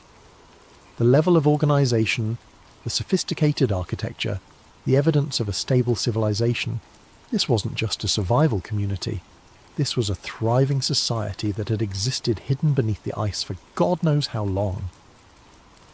We made our way down into the valley, moving carefully through the cultivated areas. The plants were species I didn't recognise, adapted for low-light conditions but obviously providing food and materials for the inhabitants. Some looked like root vegetables, others resembled grains or fruits. All of them showed signs of careful cultivation and selective breeding. The dwellings were even more impressive up close. Built from carved stone and what appeared to be some kind of organic mortar, they were circular structures with conical roofs that reminded me of traditional African or Celtic architecture. Each was decorated with intricate carvings that seemed to tell stories, hunting scenes, astronomical observations, and recurring images of the ice world above. "Look at this," Thompson called softly from near one of the larger structures. "These carvings show the surface. They know what's up there." The relief carvings depicted the ice sheets, the distant mountains, and even what looked like modern vehicles or aircraft. Whoever lived here wasn't isolated from the outside world. They were actively observing it. As we moved deeper into the settlement, I began to notice signs of recent activity everywhere. Fire pits with warm ashes, tools left casually on work surfaces, food preparation areas that showed evidence of recent use. The inhabitants hadn't fled at our approach. They had simply withdrawn. "Where is everyone?" Martinez whispered. It was a good question. The settlement clearly housed dozens, maybe hundreds of people, but we hadn't seen a single living soul since beginning our descent. The horn calls we'd heard earlier had gone silent, replaced by an oppressive quiet that felt like the hush before a storm. We were examining a particularly elaborate dwelling near the centre of the settlement when Thompson grabbed my arm. "Movement!" he hissed. "On the ridge!" I looked where he was pointing and felt my blood run cold. A figure stood silhouetted against the phosphorescent glow on a rocky outcrop overlooking the valley. Tall and imposing, wrapped in what appeared to be furs or heavy cloth, with a face painted or masked in white that seemed to glow in the strange light. The figure wasn't moving, wasn't making any sound. It was simply watching us. "How long has it been there?" Martinez whispered. "I don't know," Thompson replied. "It could have been watching us since we entered the valley." As we stared up at the silent watcher, more figures began to appear on the surrounding ridges. They emerged from concealment like ghosts, materializing from shadows and rocky overhangs until we were surrounded by dozens of motionless observers. All tall, all wrapped in furs, all with those unsettling white faces that seemed to float in the darkness. "Nobody move," I said quietly. "No sudden movements, no aggressive gestures." But even as I spoke, I was calculating distances and escape routes. We were in the bottom of a valley with limited exits, surrounded by unknown numbers of potentially hostile inhabitants. Our ropes were 200 metres above us, assuming we could even reach the chamber where we'd started our descent. For several minutes we stood frozen in a bizarre standoff. The watchers made no move to approach, but they also showed no signs of leaving. They simply observed us with an intensity that felt almost physical, as if they were studying every detail of our appearance and behaviour. Then, without any visible signal, one of the figures on the central ridge raised its arm and pointed. Not at us, but back toward the passage we'd used to enter the valley. The gesture was unmistakable. "Leave." "I think they want us to go," Martinez said unnecessarily. "The question is, what happens if we don't?" Thompson replied. As if in response to his words, more figures appeared on the ridges. Not just dozens now, but what looked like hundreds, emerging from concealment in the rocks and behind the settlement structures. They still made no threatening moves, but the message was clear. We were vastly outnumbered, and our welcome had expired. "We should respect their wishes," I said, though every instinct screamed at me to stay and try to make contact. This was the discovery of the century, proof of a hidden civilization that had survived in one of Earth's most hostile environments. Walking away now felt like abandoning the greatest opportunity in human history. But I'd spent 15 years in situations where good judgment meant the difference between life and death, and my judgment was telling me that we were moments away from a confrontation we couldn't win. "Back to the passage," I said, slowly, no threatening moves. We began to retreat, moving carefully through the settlement with hundreds of silent watchers tracking our every step. The figures on the ridges remained motionless, but I could sense movement in our peripheral vision, more inhabitants emerging from the structures around us, following our progress through their hidden world. As we reached the passage that led back to the upper chambers, I risked one look back at the settlement. What I saw made my skin crawl. The valley floor was now filled with figures. They had emerged from every dwelling, every shadow, every concealed position, until the entire settlement was alive with silent observers. Men, women, children, an entire civilization that had been watching us from the moment we entered their domain. And in their absolute silence, in their complete stillness, there was something far more menacing than any overt threat could have been. "Move," I said urgently, and we began our hasty retreat toward the surface. But as we climbed back through the carved passages, I couldn't shake the feeling that our visit had changed something fundamental. We had been witnessed, catalogued, assessed, and somewhere in those silent, watching faces, decisions were being made that would have consequences far beyond our ability to imagine. The inhabitants of the hidden valley now knew that the surface world had found them. The question was what they intended to do about it. The climb back to the inhabited chamber felt endless. Our headlamps cut through darkness that seemed thicker than before, and every shadow looked like it might conceal a pursuing figure. The silence was oppressive, no sound except our own breathing and the scrape of our boots against stone. "Are they following us?" Martinez whispered during a brief rest on one of the carved ledges. I listened carefully, straining to hear any evidence of pursuit. For a moment, there was nothing but the faint whisper of air currents through the fissure system. Then I caught it. A soft sound, like leather against stone, coming from somewhere below us in the darkness. "Yes," I said. "Keep moving." We climbed faster, abandoning stealth for speed, but the sounds of pursuit grew closer, not the heavy footfalls you'd expect from people climbing after us, but something more subtle. Whispered communications in a language that sounded like wind through rock formations. The scrape of tools or weapons against stone, and underneath it all, a rhythmic sound that took me several minutes to identify. Drums. They were using drums to coordinate their movements, passing signals through the fissure system with low, resonant beats that our presence almost masked. "They're not just following us," Thompson realized. "They're organizing." Getting ahead of us. He was right. The drum signals were coming from multiple directions now, including passages that branched off from our route. Whatever pursuit force was tracking us, they knew these tunnels far better than we did, and they were using that knowledge to surround us. We reached the inhabited chamber where we'd found the dwelling, but it was no longer empty. Fresh torches burned in wall sconces that hadn't been lit during our descent, and the sleeping furs had been disturbed. Someone had been here recently, possibly was still here, hidden in the shadows beyond our headlamp beams. "Don't stop," I urged. "Keep climbing." But as we prepared to continue up toward the surface, Martinez suddenly grabbed my arm. "Listen," she whispered. The drum signals had stopped. The whispered communications had ceased. Even the sound of movement through the passages below us had fallen silent. The only thing we could hear was the sound of our own breathing, unnaturally loud in the sudden quiet. "They're waiting for something," Thompson said. Before anyone could respond, the torches in the chamber began to go out one by one, plunging us back into the darkness of our headlamps. But in that brief moment before the last torch died, I caught a glimpse of movement in the shadows, multiple figures positioned around the chamber watching our every move. "Go," I said. Now. We scrambled up the carved passages as fast as we dared, using our headlamps to navigate the increasingly treacherous terrain. Behind us, I could hear the sound of movement resuming, not hurried but purposeful. Our pursuers weren't panicking or rushing to catch us.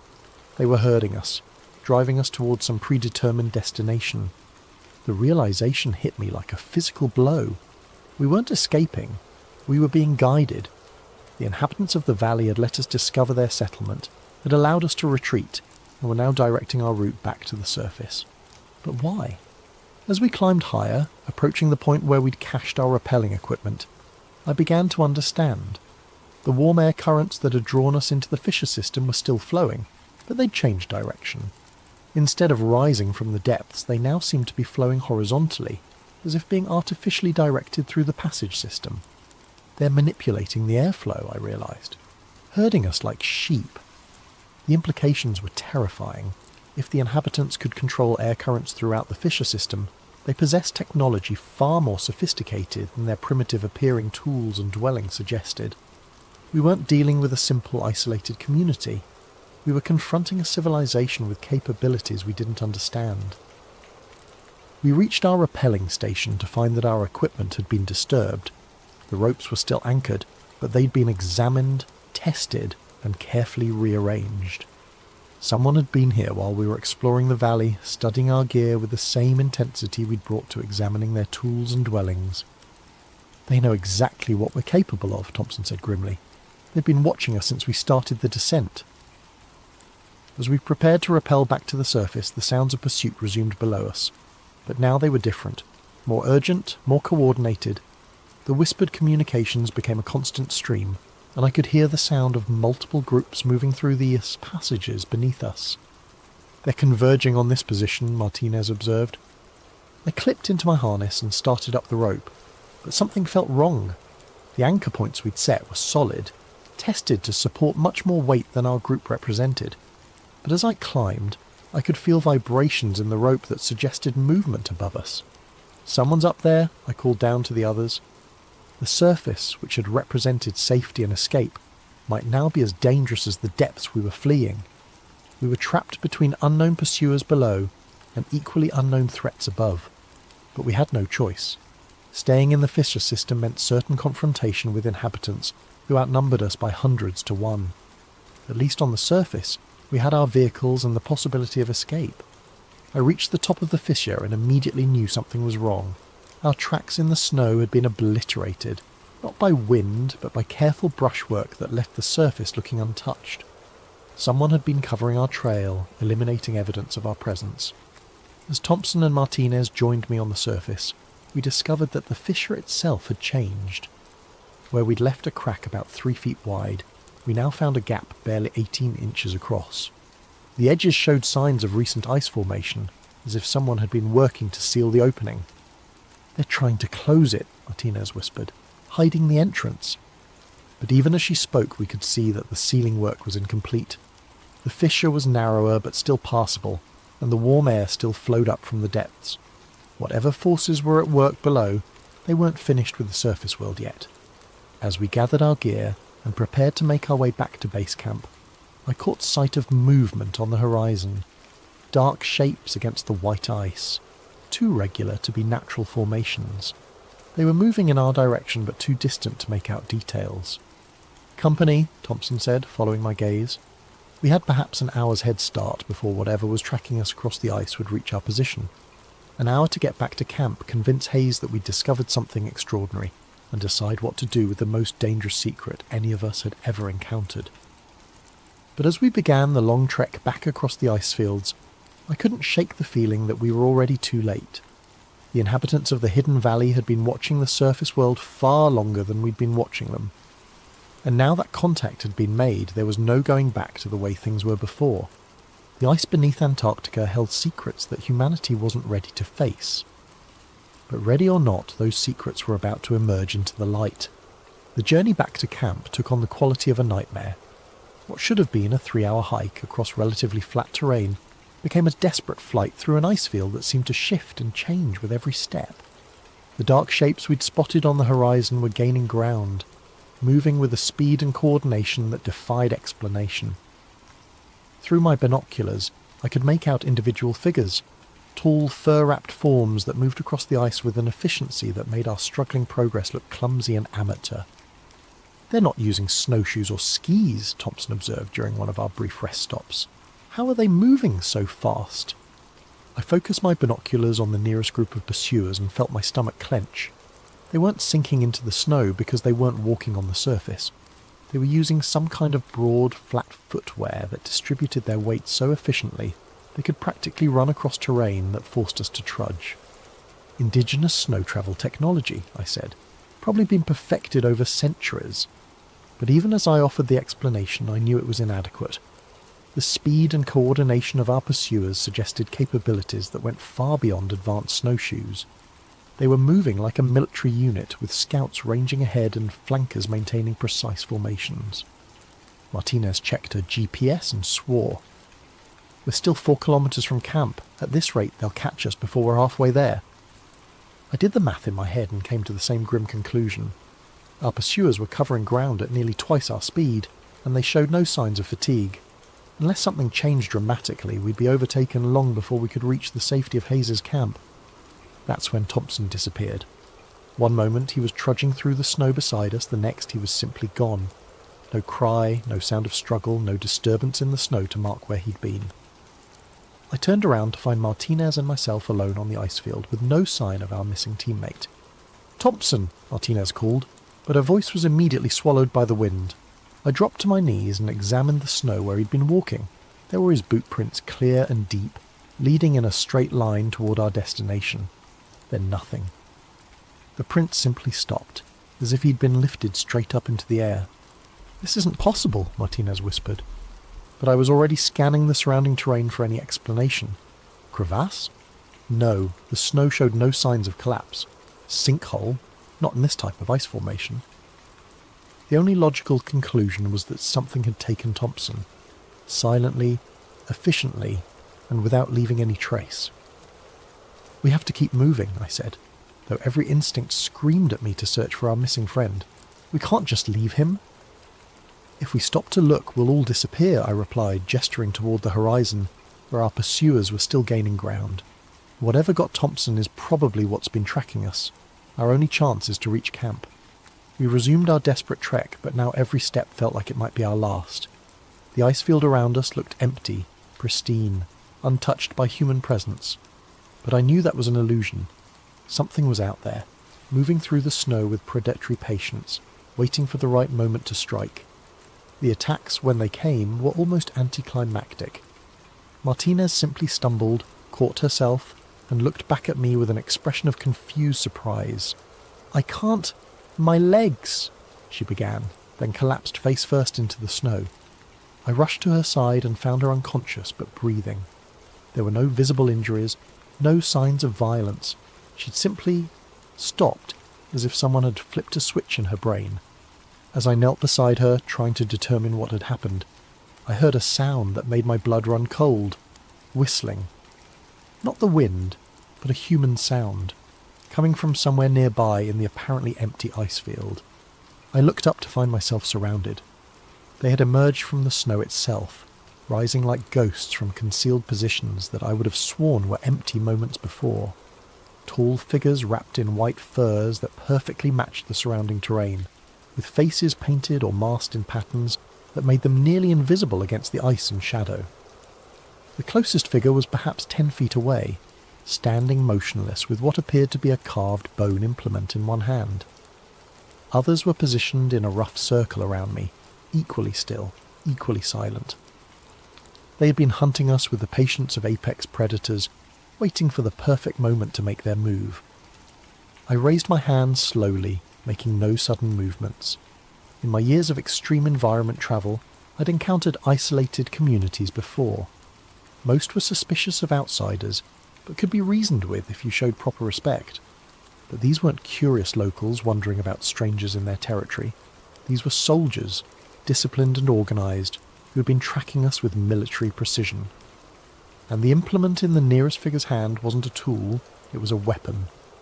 The whistling sound came again, and I realised it was a form of communication, The figures around me were coordinating their movements with the same kind of tactical precision I'd seen in special forces operations.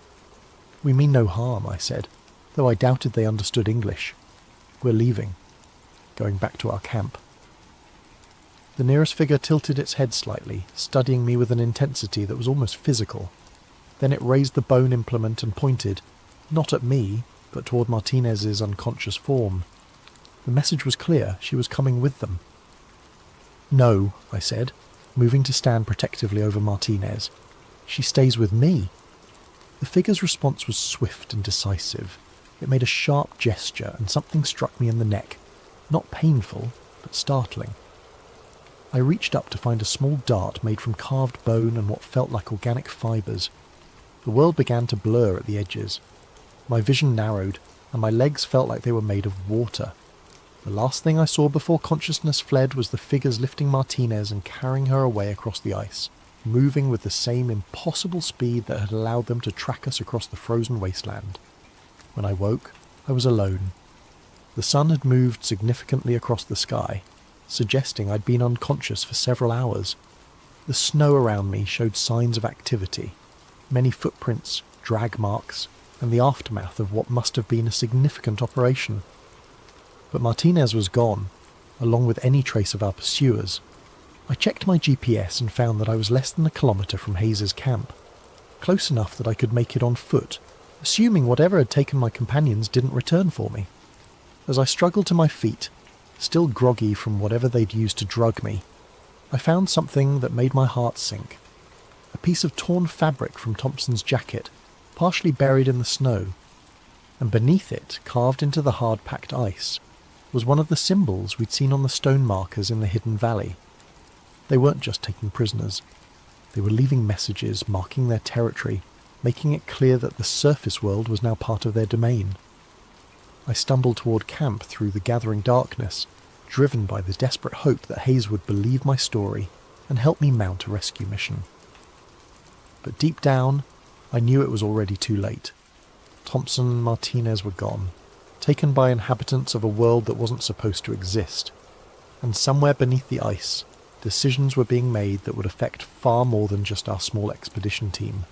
The hidden valley had been discovered, its secrets exposed, and its guardians were about to make sure that exposure came with a price the surface world wasn't prepared to pay. I reached Hayes's camp just as the last light was fading from the Antarctic sky. My stumbling approach through the ice fields must have looked like the arrival of a madman, clothes torn, face windburned, babbling about hidden civilizations and missing team members. Hayes took one look at me and immediately began barking orders. Medical check, emergency protocols, communications with base. Within an hour, I was wrapped in thermal blankets inside the command tent, sipping hot coffee while Hayes and Volkov interrogated me about what had happened. Underground valley, Hayes repeated for the third time, with inhabitants. Hundreds of them, I insisted, to maybe thousands. They have dwellings, agriculture, sophisticated technology, and they took Thompson and Martinez. Volkov exchanged a look with Hayes that I didn't like. Altitude sickness can cause hallucinations, he said carefully, combined with hypothermia, exhaustion. I'm not hallucinating, I snapped. Check the GPS logs. Look at the photographs Martinez took. There's evidence. But when we checked Martinez's camera, the memory card was missing. My GPS unit showed our route to the fissure and back, but the waypoints I'd marked for significant discoveries had been erased. Even the torn piece of Thompson's jacket that I'd brought back as proof had somehow disappeared from my pack. "Where are Thompson and Martinez?" Hayes asked. "I told you. They were taken by the inhabitants of the valley." "What inhabitants?" "You're the only person who's seen these alleged people." The interrogation continued for hours, but it was clear that Hayes had already made up his mind. As far as he was concerned, I'd suffered some kind of breakdown during a solo reconnaissance mission, and Thompson and Martinez had died in a crevice fall or equipment failure. "The official report will list them as lost during scientific operations," Hayes said finally. "Weather-related accident. You'll be evacuated to McMurdo for medical evaluation and debriefing." "You have to send a search team back to that fissure," I pleaded. "They might still be alive." "There will be no further operations in that area," Hayes replied with finality. "Mission orders are clear." I was flown back to McMurdo Base the next morning, sedated against my protests. The debriefing there was even more intensive, with psychologists and medical personnel who seemed more interested in my mental state than in the extraordinary discovery I was trying to report. Within a week, I was on a transport plane back to Christchurch, officially diagnosed with severe stress reaction and altitude-induced psychosis. My contract with Meridian Logistics was terminated, my security clearance revoked, and a comprehensive non-disclosure agreement placed before me with a clear understanding that signing it was the only alternative to permanent institutionalization. I signed, but signing the papers didn't erase what I'd seen, and it didn't bring Thompson and Martinez back. For months afterward, I tried to find someone who would listen, someone who would investigate. I contacted researchers, journalists, government officials. The response was always the same: polite skepticism followed by suggestions that I seek continued psychiatric care. The official record shows that Thompson and Martinez died in a crevasse accident during routine scientific operations. Their bodies were never recovered, which isn't unusual in Antarctic conditions. The weather station mission was completed by replacement personnel, and Meridian Logistics moved on to other contracts. I tried to move on too. Got a job guiding mountain climbing expeditions in the Rockies, far from anything that reminded me of ice and snow. Tried to convince myself that maybe the psychologists were right, that the stress and isolation had caused me to imagine things that couldn't possibly exist. Then the package arrived. It was waiting on my doorstep one evening 6 months after my return from Antarctica, wrapped in what looked like sealskin and tied with sinew. No return address, no postmark, no indication of how it had gotten there. Inside was a carved stone marker, identical to the ones we'd found in the hidden valley. These symbols were sharp and fresh, as if carved yesterday, and they included new pictographs that hadn't been on the original markers, images that clearly depicted our expedition, our descent into the fissure, and our encounter with the valley's inhabitants. But it was the final symbol that made my hands shake as I traced its outline. It was a perfect representation of my house, complete with details that could only have been drawn by someone who had seen it firsthand. The message was unmistakable. We know where you are. We know where you live. We remember. I moved the next week, leaving no forwarding address. Changed my name, my appearance, my entire life. But I know it doesn't matter. The inhabitants of the hidden valley found me once, and they can find me again whenever they choose. Sometimes, late at night when the wind howls through whatever temporary home I'm occupying, I hear sounds that remind me of that underground realm. The whisper of leather against stone, the distant echo of horn calls, the rhythmic beating of drums coordinating movements in the darkness, and I know that somewhere beneath the ice of Antarctica, in valleys that don't appear on any map, decisions are still being made about how to deal with the surface world that stumbled onto their ancient secrets. Thompson and Martinez are still down there, assuming they're still alive, maybe prisoners, maybe something worse, and the inhabitants of that hidden realm are still watching, still waiting, still planning.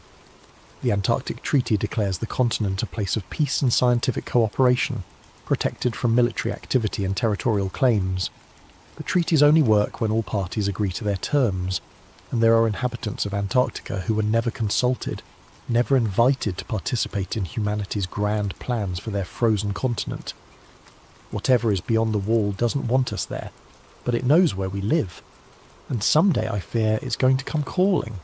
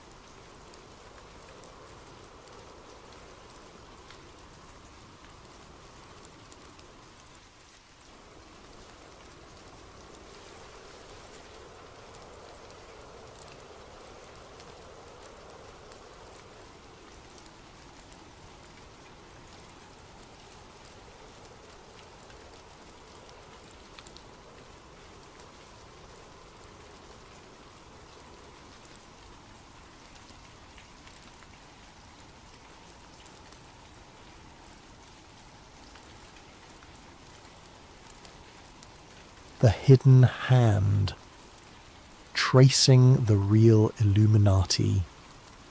Before we begin, I want to thank everyone who subscribed after our last investigation. Your support keeps these deep dives possible. If you're new here, hit that subscribe button because what we're about to uncover will change how you see the world around you. This isn't science fiction. This isn't fantasy.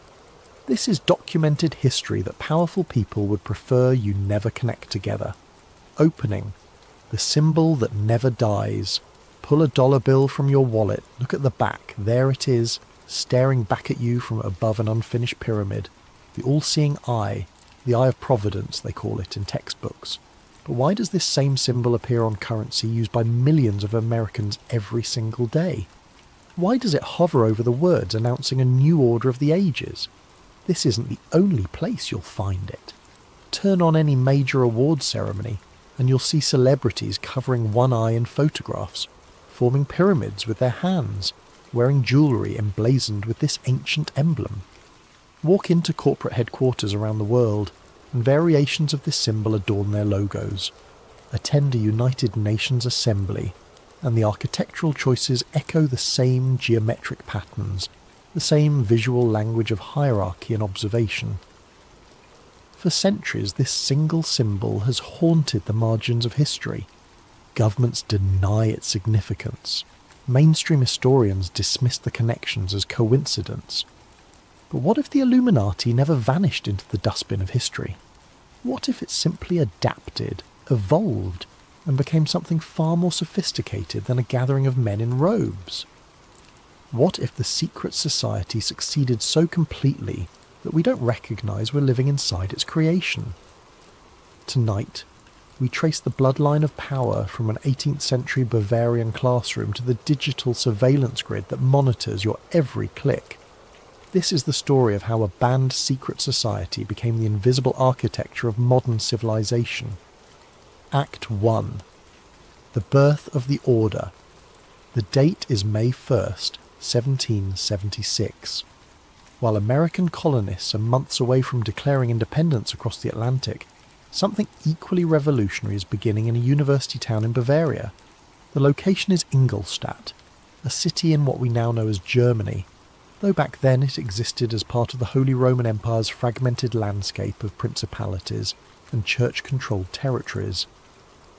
Adam Weishaupt, a 30-year-old law professor, sits in a candlelit room with 5 trusted colleagues. These aren't common men, they're philosophers, intellectuals, freethinkers, who've grown frustrated with the suffocating power of the Catholic Church and the brutal monarchies that rule through divine right. Weishaupt has been planning this moment for years, ever since he was appointed to a chair of canon law that had been held by Jesuits for decades. He's seen firsthand how religious orders operate, in secrecy, wielding influence through networks of loyalty rather than public decree. Now he intends to create something similar, but aimed at the opposite goal. He calls it the Order of the Illuminati. The name comes from the Latin word for enlightened, but it means something specific in this context. These men believe that humanity can be freed from superstition, from the manipulation of churches and kings, from the ignorance that keeps populations obedient and afraid. They believe that reason, science and philosophy should guide civilization, not religious dogma or inherited aristocracy. They believe in the perfectibility of human society through knowledge. Their stated mission sounds almost noble when you read it in the historical records: to free humanity from superstition, to end the tyranny of monarchies, to liberate minds from religious control. But there's something else embedded in their founding documents, something that becomes clear when you read between the lines. They don't just want to educate the masses, they want to guide them. They want to become, in their own words, the invisible hand that steers civilization toward enlightenment. The structure Weishaupt creates is brilliant in its simplicity and terrifying in its implications. The order uses a system of degrees, or levels, similar to Freemasonry, which already exists as a powerful network across Europe. New members start at the bottom, knowing only what they need to know. As they prove their loyalty and discretion, they advance to higher levels, gaining access to deeper secrets and more influential connections. The highest levels know the true agenda. The lower levels simply follow orders, believing they're part of a benevolent educational fraternity. This design serves two purposes. First, if the organisation is exposed, the lower level members can honestly say they know nothing about any conspiracy because they genuinely don't. Second, it allows the order to operate through proxy, using enthusiastic recruits to advance goals they don't fully understand. It's a model that intelligence agencies would later perfect in the 20th century. Within 10 years, the Illuminati accomplishes something remarkable. They successfully infiltrate Masonic lodges across Europe, essentially hijacking an existing secret network and bending it toward their purposes. They attract powerful members, not just intellectuals now, but bankers, military officers, and aristocrats who see opportunity in this new philosophy. Baron von Nied, a prominent Freemason, joins and brings with him entire lodges that shift their allegiance to Weishaupt's vision. The order is growing too fast, becoming too bold. Members start writing letters that discuss their influence over court decisions, their ability to place Illuminati sympathisers in positions of authority, their plans to reshape education systems. These letters will later be intercepted, and they're damning. The Bavarian government, alerted to rumours of a secret society working against church and state, begins investigating. In 1785 they issue an edict banning all secret societies. Weishaupt's home is raided, documents are seized, the order of the Illuminati is officially declared destroyed. Weishaupt himself flees to Gotha, where he lives under the protection of sympathetic nobles, writing philosophical treatises until his death decades later. Officially, the story ends here. The Illuminati existed for 9 years, got caught, and was dissolved. It's a historical footnote, nothing more. But ideas don't die when organisations are banned. The men who were Illuminati members didn't suddenly forget what they believed. The networks they built didn't evaporate. The philosophy of enlightened control, of guiding civilization from behind the curtain, didn't disappear. It metastasized. It went underground, not as a single organisation, but as a methodology, a way of thinking about power that would resurface again and again under different names, in different countries, across different centuries. The Illuminati died in 1785. Unofficially, its ideas were only beginning to take hold. Aced II, the Shadow Empire. The 19th century opens with revolutions spreading across Europe and the Americas. The French Revolution has just torn down the monarchy and executed a king. Napoleon is redrawing the map of Europe through conquest. The Spanish colonies in the Americas are breaking free. The world that existed for centuries built on kings and churches is collapsing. And people are asking questions. How did this happen so quickly? Who organised these movements? Who benefited? Anti-Masonic pamphlets begin circulating in major cities. They make accusations that sound paranoid to modern ears, but they're based on documented facts. They point out that leaders of the French Revolution, including Robespierre and Danton, were Freemasons. They note that independence movements in the Americas are led by lodge members. They argue that secret societies are coordinating these upheavals, using revolution as cover for a broader agenda of centralized power. In America, these concerns reach the highest levels. John Quincy Adams, who would become the 6th president, writes extensively about his fears of Masonic infiltration in politics.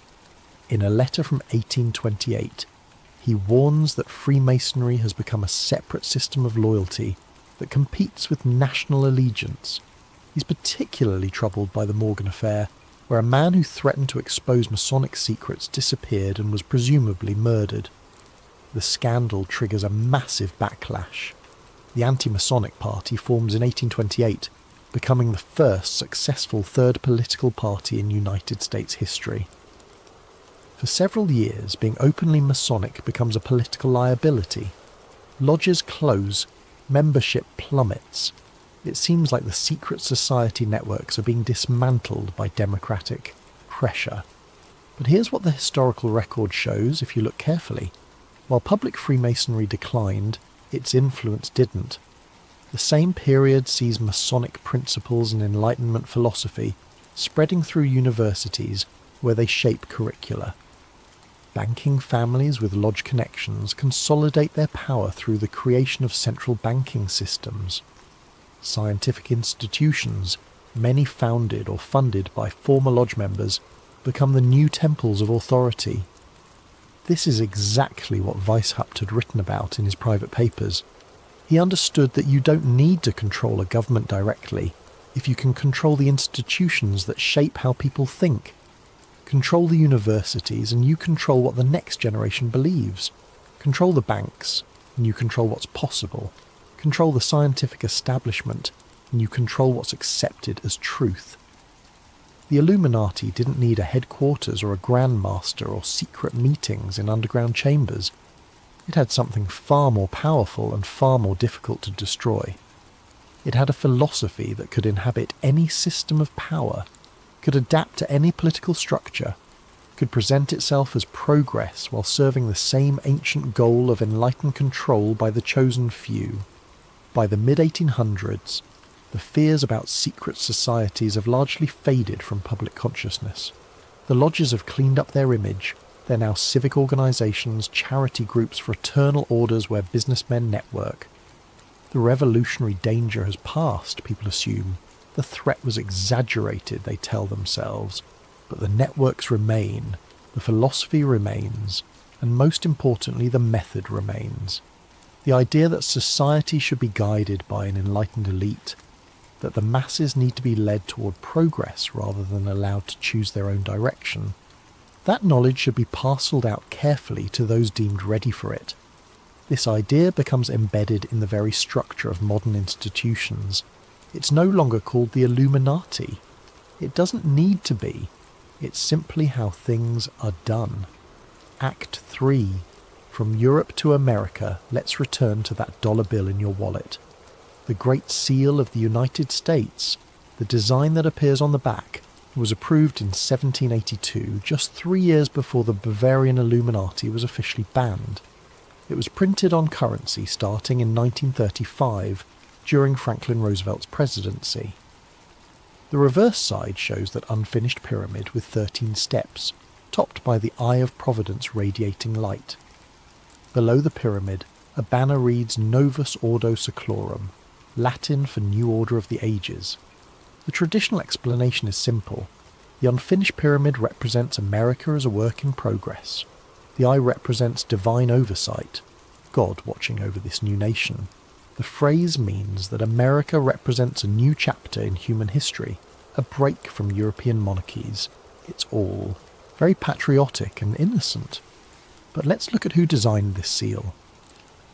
The final design was influenced by Charles Thomson, Secretary of Congress, who had studied classical languages and symbols. The eye above the pyramid was not a common Christian symbol in 1782. It was, however, identical to imagery used in Enlightenment-era secret societies, including groups that shared philosophy with the Illuminati. Now let's look at the founding figures of America. Benjamin Franklin was a confirmed Freemason, a member of the Lodge of the Nine Sisters in Paris, one of the most influential lodges in Europe. Thomas Jefferson, while not confirmed as a Freemason, corresponded extensively with Enlightenment philosophers and owned one of the largest collections of Enlightenment literature in America. George Washington was a Freemason who was buried with full Masonic honours. These men weren't members of the Bavarian Illuminati specifically.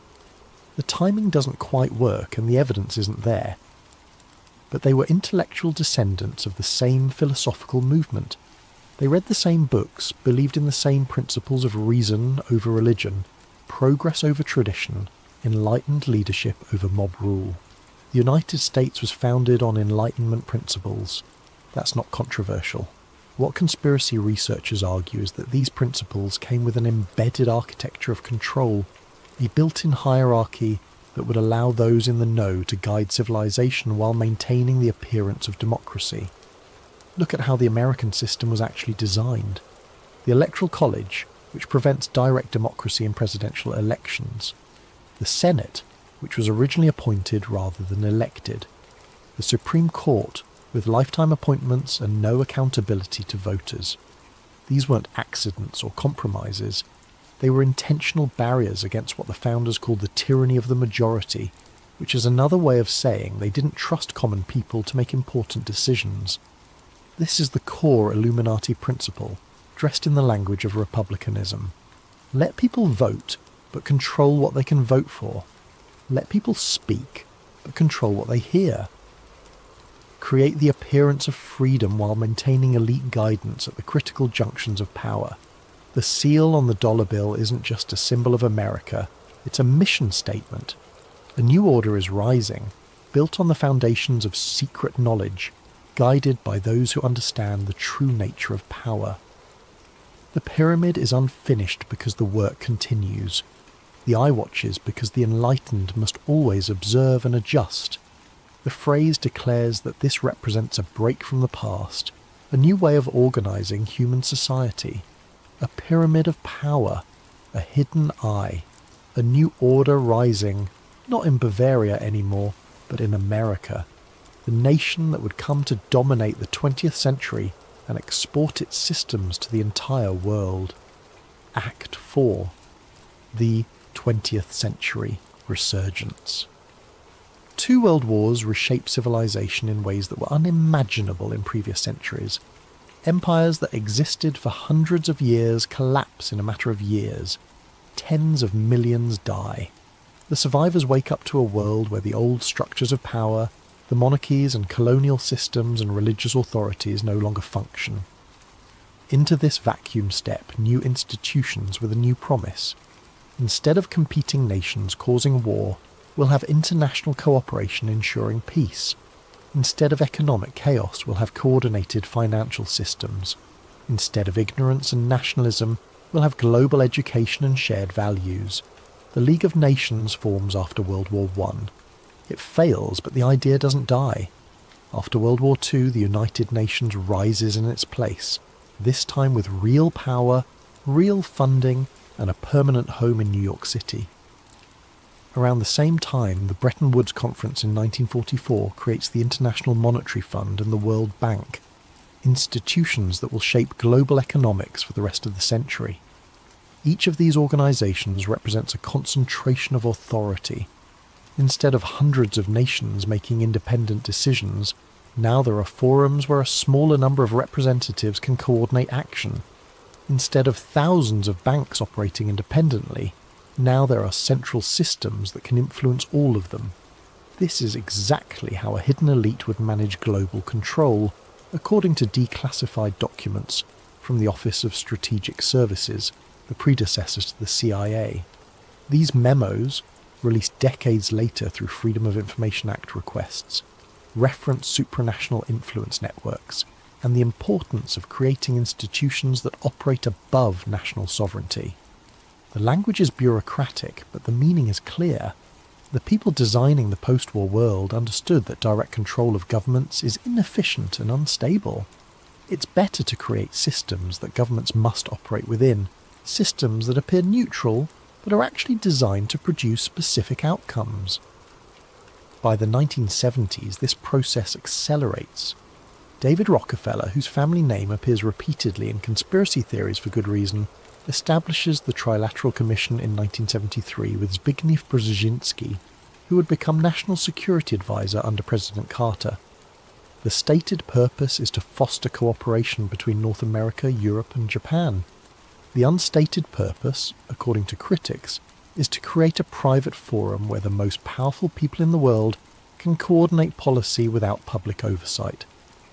Around the same time, though it started earlier in 1954, the Bilderberg Group holds annual conferences that bring together world leaders, CEOs of the largest corporations, heads of major banks and selected intellectuals. These meetings happen at luxury hotels in different countries each year. No press is allowed, no transcripts are released, no minutes are published. Attendees are told not to discuss what happens inside. The official explanation is that this secrecy allows for frank discussion without grandstanding. People can speak honestly if they know it won't be quoted in tomorrow's newspapers. It's like Davos or any other international conference, they say, just networking at a high level.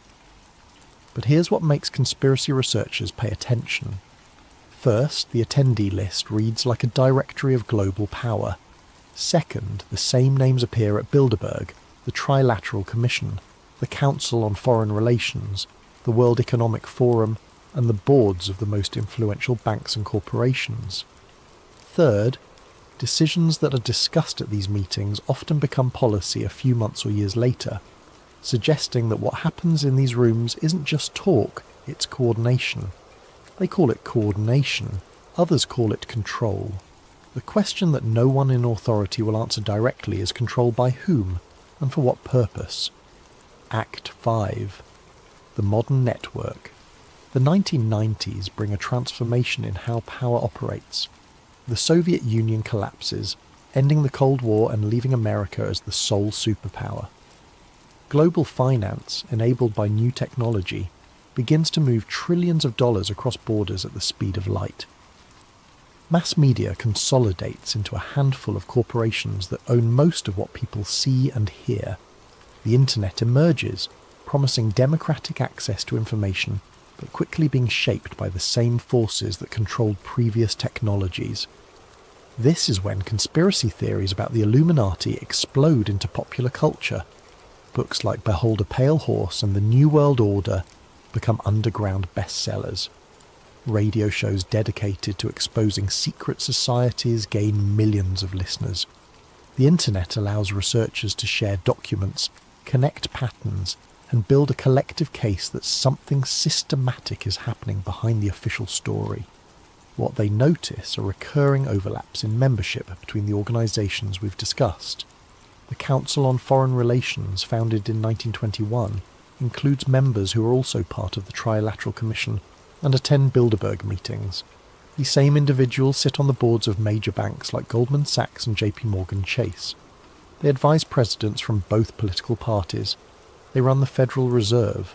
They fund think tanks that produce the policy papers that become legislation. Certain family names appear again and again across generations. Rockefeller, one of the wealthiest dynasties in American history, with foundations, banks and politicians across multiple generations. Rothschild, the banking family that financed European governments for 2 centuries. Windsor, the British royal family. Bush, 2 presidents and a lineage of intelligence connections going back to World War II. This doesn't prove conspiracy by itself. Wealthy families stay wealthy. Power tends to concentrate. People with similar backgrounds tend to know each other, but the pattern is undeniable, and it matches exactly what you would expect if Weishaupt's vision had succeeded. An interconnected network of families and institutions, each piece appearing independent, but all moving in the same general direction towards centralised control, disguised as necessary coordination. Then something stranger happens. Corporate marketing and entertainment industries begin deliberately using Illuminati symbolism. Music videos feature pyramids, all-seeing eyes, and occult imagery. Award shows stage elaborate rituals that reference secret societies. Fashion lines incorporate symbols that used to be hidden, but are now displayed openly. At first, researchers assume this is confirmation. These celebrities must be members. The corporations must be controlled. The symbols are signals of allegiance. But there's another interpretation, one that's actually more disturbing.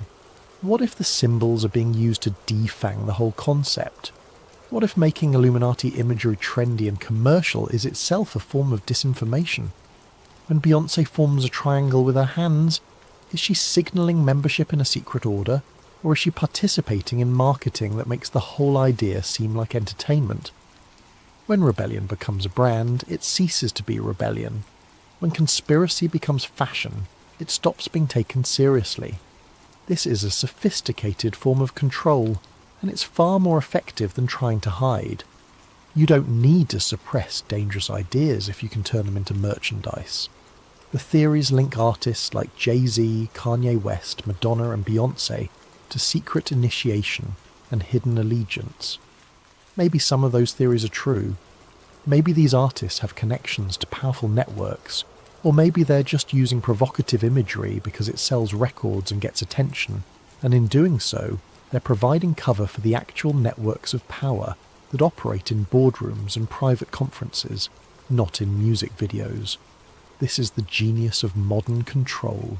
Everything is out in the open, but arranged in such a way that you can't tell what's real and what's performance. The symbols are everywhere, which means they're nowhere. The secrets are spoken about constantly, which means they're not secrets. And anyone who tries to connect the dots gets dismissed as seeing patterns in randomness, even though the patterns are objectively there in the historical record. Act 6. The Information Age. The 21st century brings something that Weishaupt could never have imagined, but would have absolutely recognised as the perfection of his vision. Digital technology creates the possibility of total information awareness, the ability to monitor what everyone sees, says and does, not through crude surveillance but through the willing participation of billions of people who carry tracking devices everywhere they go. For a while, this seems like paranoid fantasy. Then WikiLeaks begins publishing classified documents that prove governments and corporations are doing exactly what conspiracy theorists claimed.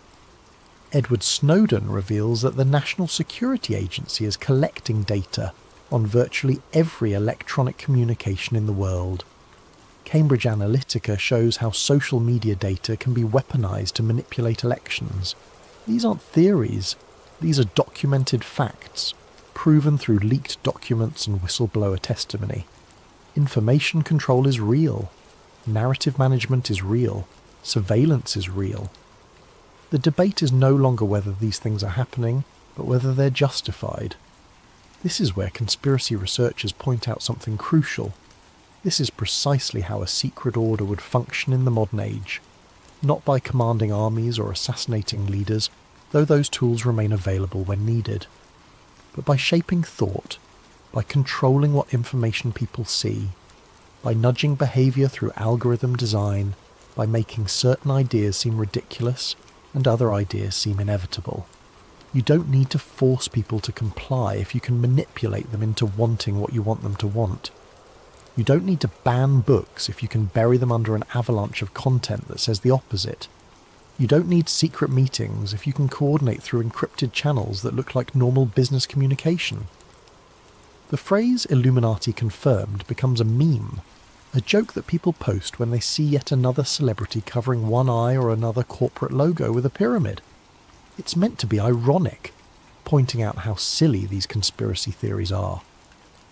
But in making it a joke, in turning the concept into entertainment, it serves a purpose. It makes serious investigation seem foolish. It defangs the subject by turning it into content. This might be the most perfect act of disinformation ever achieved. The best way to hide a secret society is to convince everyone it's a joke, to make the idea so associated with paranoid nonsense that serious researchers won't touch it, journalists won't investigate it, and anyone who tries to connect documented facts gets lumped in with people claiming lizard aliens run the government. Meanwhile, the actual concentration of power continues. A handful of corporations own most media companies. A handful of banks control most financial flows. A handful of tech companies mediate most human communication. A handful of individuals meeting at invitation-only conferences coordinate policy that affects billions of people who never voted for them and don't know their names. This isn't hidden. It's documented. You can look up the board members, you can see the connections, the information is available, but it's arranged in such a way that pointing it out makes you sound crazy, even though it's objectively true. Act 7. The evidence of connection. Let's look at specific documents that connect the dots between historical secret societies and modern power structures. These aren't theories. These are papers you can request through government archives. Declassified correspondence between Alan Dulles, who directed the CIA during the Cold War, and Prince Bernhard of the Netherlands, who founded the Bilderberg Group, shows discussions about post-war cultural steering. The phrase appears multiple times. Cultural steering, not military control or economic policy, but the deliberate shaping of what people think and believe. Files released through Freedom of Information Act requests reveal that intelligence agencies funded art movements, music festivals, magazines, and academic programs through front organisations. The Congress for Cultural Freedom, funded by the CIA, sponsored abstract expressionist art because it was seen as promoting individualism against Soviet collectivism. Similar programs funded jazz tours, literary magazines, and university symposiums. Why does this matter? Because it's exactly the method Weishaupt described in his papers. You don't control society through force. You control it through culture. You shape what people admire, what they aspire to, what they consider sophisticated, and what they consider backward. You fund the artists and intellectuals who say what you want said. You publish the books that promote your vision. You make your ideology seem like the natural progression of civilization. The continuity is striking when you look at it chronologically. 18th century Illuminism promoted Enlightenment rationalism and elite guidance. 20th century secret diplomacy promoted international institutions and coordinated policy. 21st century digital governance promotes algorithmic management and data-driven decision-making. Different vocabulary, different tools, same underlying principle. Humanity needs to be guided by those who know better. Democracy is fine for local matters, but the big decisions require expertise that most people don't have. Freedom is important, but it must be balanced against order. Transparency is a nice idea, but some things must remain secret for the greater good. You can find this argument made explicitly in documents from the Trilateral Commission, particularly in the crisis of democracy. A report from 1975 that argues democratic governments are becoming ungovernable because people have too many demands and not enough deference to authority.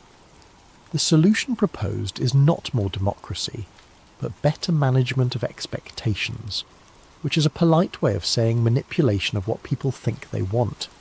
This is the smoking gun that conspiracy researchers point to, not a confession of being the Illuminati, not a secret handshake caught on camera, but a consistent philosophical thread running from Weishaupt's banned society to the most powerful institutions of the modern world.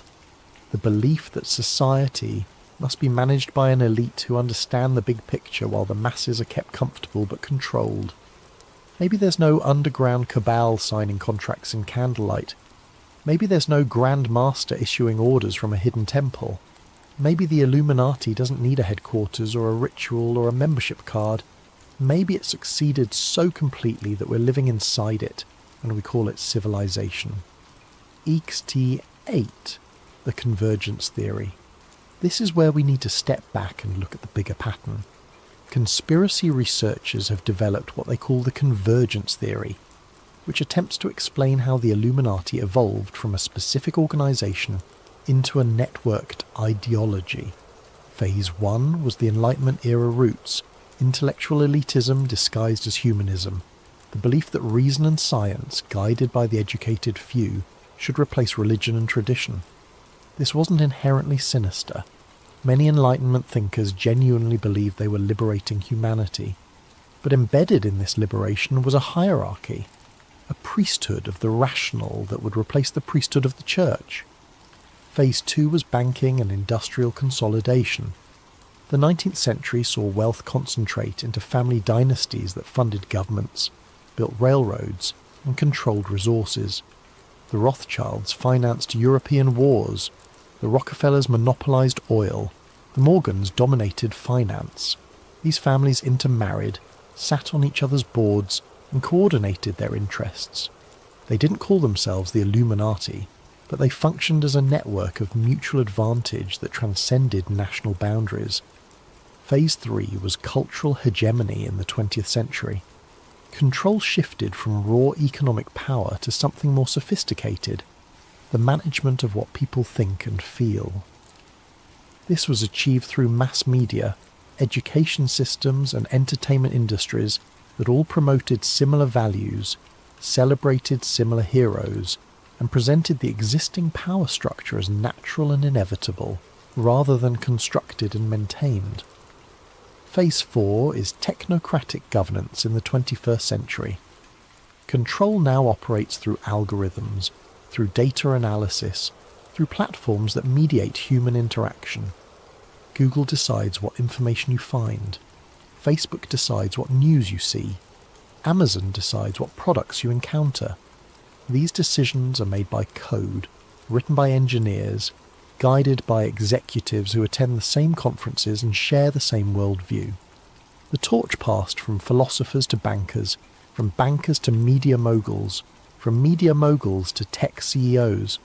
Different people, different industries, different centuries. But the same pursuit of organised control over human civilization, the same belief that the enlightened few must guide the ignorant many, the same methodology of influence that operates behind the facade of freedom. This is why the conspiracy is so difficult to prove or disprove. There's no single organisation to expose. There's no membership list to leak. There's no headquarters to raid. It's a convergence of interests, a shared worldview among people who benefit from the current arrangement of power and have the means to perpetuate it. When you reach this level of analysis, the question of whether the Illuminati exists becomes almost meaningless. The specific organisation from 1776 to 1785 definitely existed, and was definitely shut down. But the philosophy didn't die, it adapted, it spread, it became the default operating system of modern power. ASTI 9, the invisible government. In 2010, Julian Assange, during an interview about WikiLeaks and government secrecy, quoted a phrase from Edward Bernays, the father of modern propaganda and nephew of Sigmund Freud. Bernays wrote in his book Propaganda, published in 1928, and this is a direct quote that appears in the book: "Those who manipulate the unseen mechanism of society constitute an invisible government which is the true ruling power." Bernays wasn't a conspiracy theorist. He was an advisor to presidents and corporations. He helped engineer the overthrow of the Guatemalan government for the United Fruit Company. He convinced women to smoke cigarettes by associating it with feminism. He understood, better than almost anyone in the 20th century, how to shape public opinion to serve private interests. When he talks about an invisible government, he's describing something real. Not a secret society meeting in shadows, but a network of influence that operates through institutions that appear neutral. Public relations firms, think tanks, advisory councils, academic departments, media organisations, each piece independently owned, but coordinating through shared personnel, funding sources and ideological alignment. This is the government that doesn't appear on ballot papers. The government that persists regardless of which party wins elections. The government that sets the boundaries of acceptable debate, that determines which problems get attention and which get ignored, that guides civilization toward outcomes chosen by people most citizens couldn't name. The phrase New World Order, which has become synonymous with conspiracy theories, was actually popularized by President George H.W. Bush in a speech to Congress on September 11, 1991, exactly 10 years before the date that would become infamous for different reasons. He spoke about the opportunity to build a new world order, a world where the rule of law supplants the rule of the jungle, where nations recognize the shared responsibility for freedom and justice. It sounds noble, but listen to what he's actually saying. Not a world where each nation governs itself, a world where shared responsibility, meaning collective decision-making by international bodies, takes precedence. Not diverse political systems, but the rule of law, meaning a single legal framework. Not competing visions of justice, but a shared definition determined by those who have the power to enforce it. This echoes the same Enlightenment ideal that Weishaupt promoted: global unity through elite coordination, one system, one vision, one set of rules, enforced not through conquest, but through economic pressure, through diplomatic isolation, through the designation of who is civilized and who is rogue. The words change, the rhetoric adapts to the era, but the mission remains: order through control, unity through obedience, light through secrecy. The motto of the original Illuminati, order out of chaos, which they borrowed from Freemasonry, captures the entire project. Create or exploit crisis, then offer order as the solution, order that requires accepting centralized authority. This pattern repeats throughout history. Financial crisis leads to central banking. World wars lead to international institutions. Terrorism leads to surveillance states. Pandemic leads to digital tracking. Each crisis expands the power of coordinating bodies at the expense of local autonomy and individual privacy. Each crisis is presented as unique and demanding unprecedented response, and each response moves in the same direction, toward fewer people making decisions that affect more people. Aced 10. The conclusion. So let's return to the original question. Does the Illuminati exist? Mainstream historians will tell you no. The Bavarian Illuminati was dissolved in 1785. It had 9 years of existence. It was a historical footnote. Everything that came after is conspiracy theory, pattern recognition run amok, the human tendency to see intention in coincidence. Conspiracy researchers will tell you yes, but not in the way most people imagine. The Illuminati succeeded in its goal of creating a rational world led by an enlightened few. It didn't conquer civilization through force. It became civilization by making its principles seem like progress. Both answers are partially correct and entirely misleading. The useful question isn't whether a specific organization exists, but whether power operates the way Weishaupt envisioned. And on that question, the evidence is overwhelming. Every major institution of global governance follows the model of concentrated authority justified as expertise. The International Monetary Fund and World Bank make economic policy that affects billions, but are accountable to a few dozen member nations weighted by wealth. The Federal Reserve makes decisions that shape the entire American economy, but operates independently of democratic oversight. The European Union creates regulations that supersede national law, but is run by commissioners most Europeans couldn't name. Every global summit, every corporate merger, every coordinated crisis response follows the same blueprint.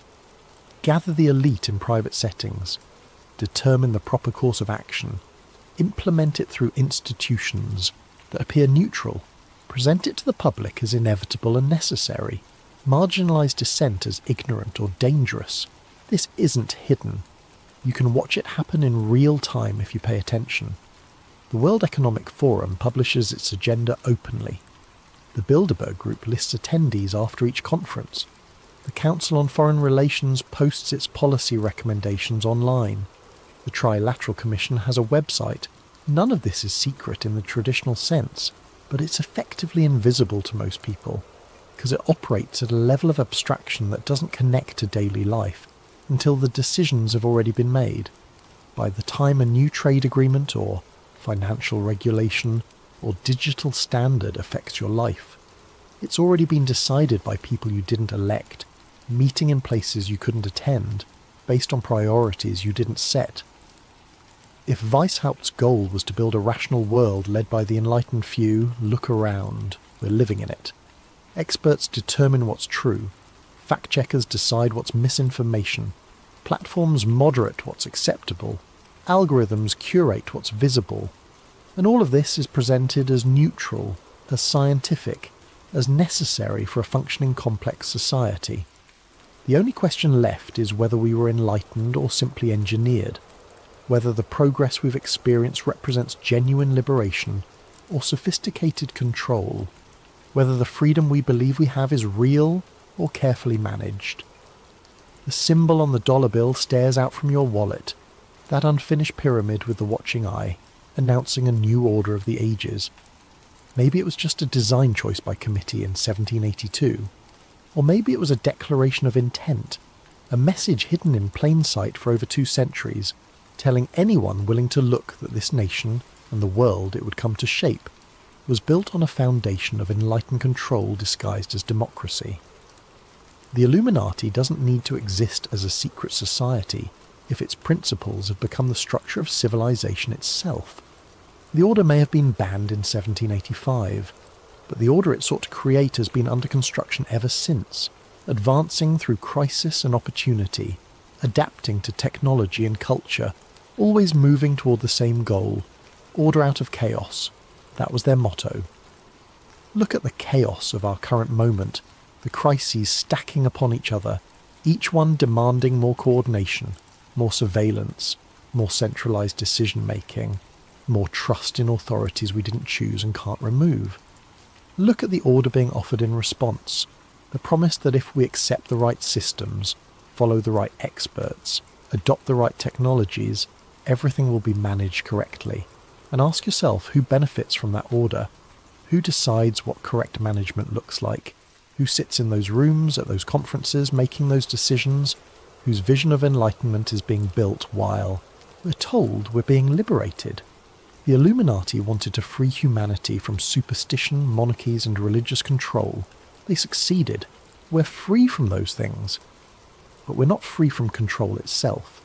It simply changed form, changed language, changed justification.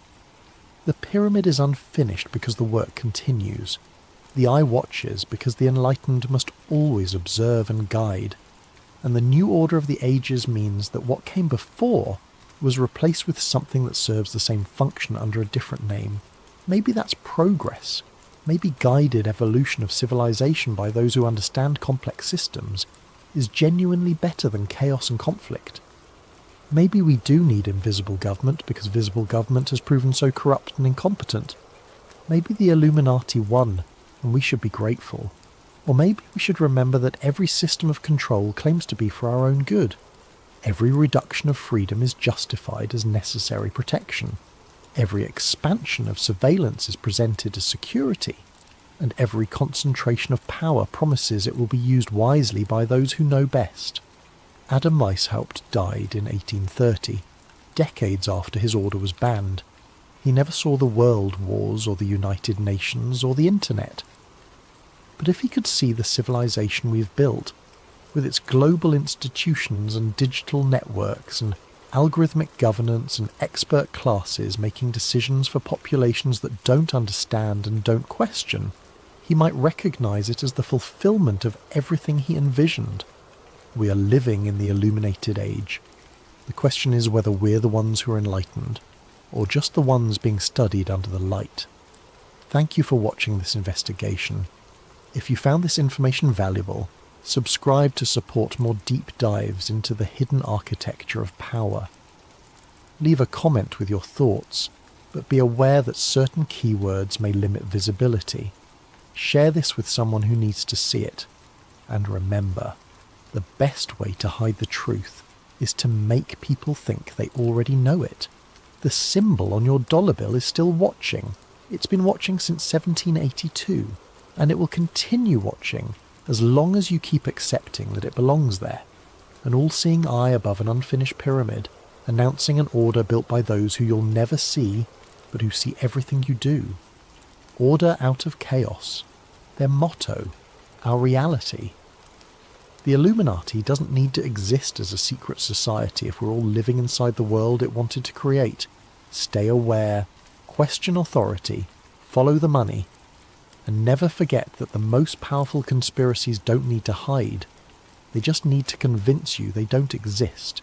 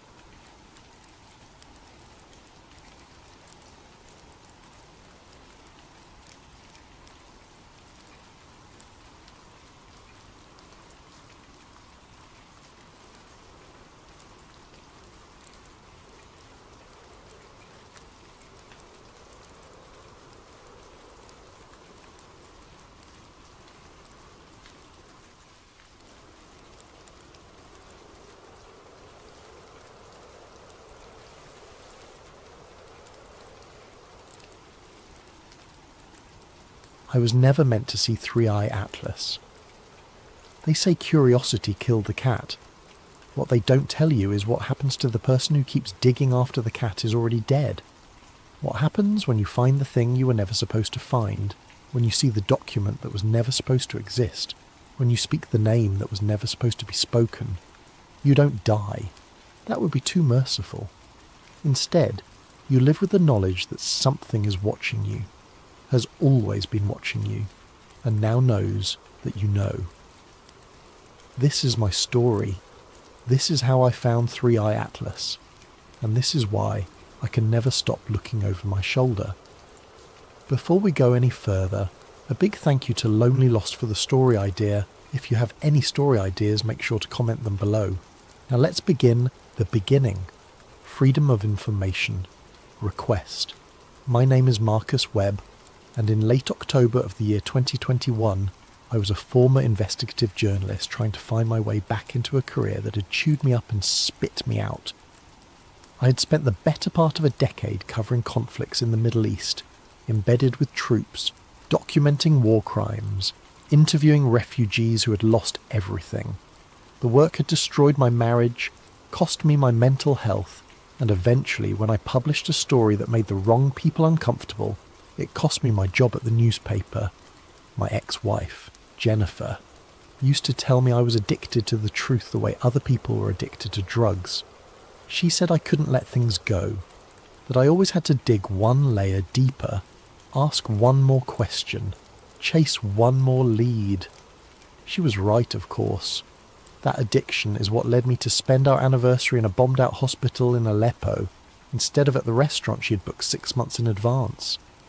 It's what led me to miss her father's funeral because I was tracking down a source in Kabul. And it's ultimately what led her to pack her bags one Tuesday morning while I was asleep and leave nothing but a note that said, "You're married to the story, Marcus, not to me." That was in 2019. By 2021, I was freelancing from a cramped apartment in Arlington, Virginia, taking whatever work I could get. Mostly fluff pieces for online magazines, the occasional corporate blog post, nothing that required me to actually think or investigate. I was treading water, waiting for something to remind me why I had become a journalist in the first place. That something came in the form of the Pentagon UAP hearings. I had watched them with casual interest, the way everyone else had. Unidentified aerial phenomena, they called them now, not UFOs. That term was too loaded, too tinfoil hat for the modern era. The hearings were carefully orchestrated, with military officials admitting that yes, there were things in the sky they could not explain, and yes, they took them seriously. It was historic in a strange, anticlimactic way. Disclosure without actually disclosing anything meaningful. But it got me thinking. If they were willing to admit this much publicly, what were they still hiding? I decided to file a Freedom of Information Act request. Nothing ambitious, just a fishing expedition to see what I could pull up. I requested all documents related to UAP incidents that had been reported by military personnel between January of 2015 and December of 2020. I expected to get back a pile of heavily redacted junk, if I got anything at all. FOIA requests are a long game. You submit them knowing that months or even years might pass before you receive anything useful. To my surprise, I received a response within 6 weeks. The package arrived in a standard manila envelope, the kind government agencies use when they are trying to look official but not too official. Inside were roughly 200 pages of documents, most of them so heavily redacted that they were essentially black rectangles with a few scattered words visible here and there. Typical government stonewalling. I poured myself a coffee and started reading through them at my kitchen table, notepad beside me, pen in hand. Most of it was exactly what I expected. Incident reports with all the identifying details blacked out. Witness statements reduced to single visible sentences like "observed object" and "no conventional explanation." I was about to give up and toss the whole stack into a drawer when I noticed something odd.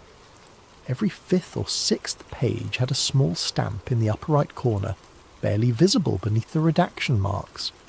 I held the page up to the light and squinted. It read, 3I, Atlas, clearance restricted. I flipped through the stack again, this time looking specifically for that stamp. It appeared on maybe 30 of the 200 pages, always in the same place, always with the same phrasing. 3I/Atlas. What the hell was 3I? What was Atlas? I'd covered enough classified material during my war reporting days to know that government agencies love their acronyms and code names. But I had never heard of 3I or Atlas in any context. I pulled out my laptop and started searching. Nothing. I tried every combination I could think of.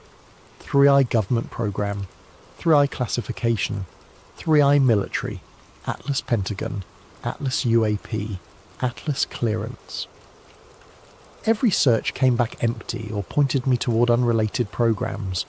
There was an Atlas satellite program, an Atlas rocket system, even an Atlas particle detector at CERN, but nothing that matched the context of what I was seeing. Frustrated, I returned to the documents and kept reading. Most of them were useless, but then, buried near the bottom of the stack, I found something that made my hand stop mid-turn. It was a photocopy of a handwritten note on a sticky note, the kind of thing that should never have been included in a FOIA release. Someone had physically attached it to a document, and when that document was scanned for archival purposes, the note was scanned too. It was an accident, a bureaucratic slip-up. The note read, "Do not push public. Thrisias confirmed. Atlas referral." I read it 3 times, my heart rate picking up with each pass. This was not a classification.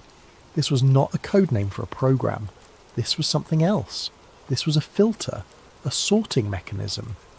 And whatever 3I meant, it was significant enough that certain cases were being referred to something called Atlas, and deliberately kept from public view. I spent the rest of that night searching for more information, but I came up empty. I needed a new angle. I needed to make the system think I already knew what 3I Atlas was. Act 1. The first break in the wall.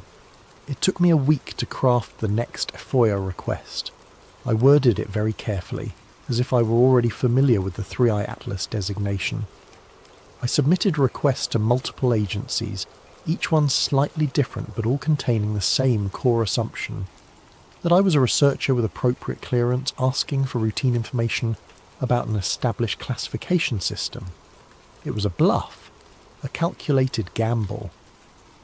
If 3I Atlas was real and bureaucratic enough, some low-level clerk might process my request without questioning whether I actually had the authority to ask for it. I submitted the requests on a Monday morning in the early December and tried not to obsess over them. I had other work to do, bills to pay, a life to pretend to live, but every day I checked my email a dozen times, waiting for something, anything to come back. The response arrived on a Thursday, 2 weeks after I'd submitted the request. It was not the full document release I had asked for. Instead, it was a short email from a 4IA officer at the Defense Intelligence Agency. The officer's name was Rachel Klein, and her email was polite, bureaucratic, and absolutely chilling.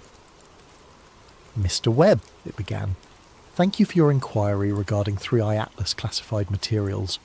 Unfortunately, I do not have the appropriate clearance level to process requests related to 3I Atlas designations.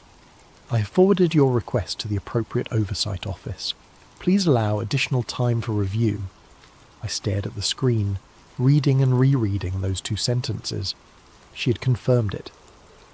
3I Atlas was real. It was not a typo, not a mistake, not some random code that I had misunderstood. It was a real classification system, one that required clearance above what a standard FOA officer possessed. My hands were shaking as I saved the email and printed a hard copy. This was the break I needed. This was proof. I immediately tried to reply to Rachel Klein, thanking her and asking if she could provide any additional context, but my email bounced back. Her address had been deactivated. I called the Dear Public Affairs office and asked to speak with her. The person on the other end of the line said there was no employee by that name in their system. I insisted, reading them the email address directly from the message I had received. They put me on hold for 5 minutes and then came back with the same answer. Rachel Klein did not exist. I hung up and sat in silence, staring at the printed email. She had existed 2 days ago. She had processed my request, sent me a response, and then vanished. Scrubbed from the system as if she had never been there at all. That was when I realised I was no longer playing a harmless game of bureaucratic cat and mouse.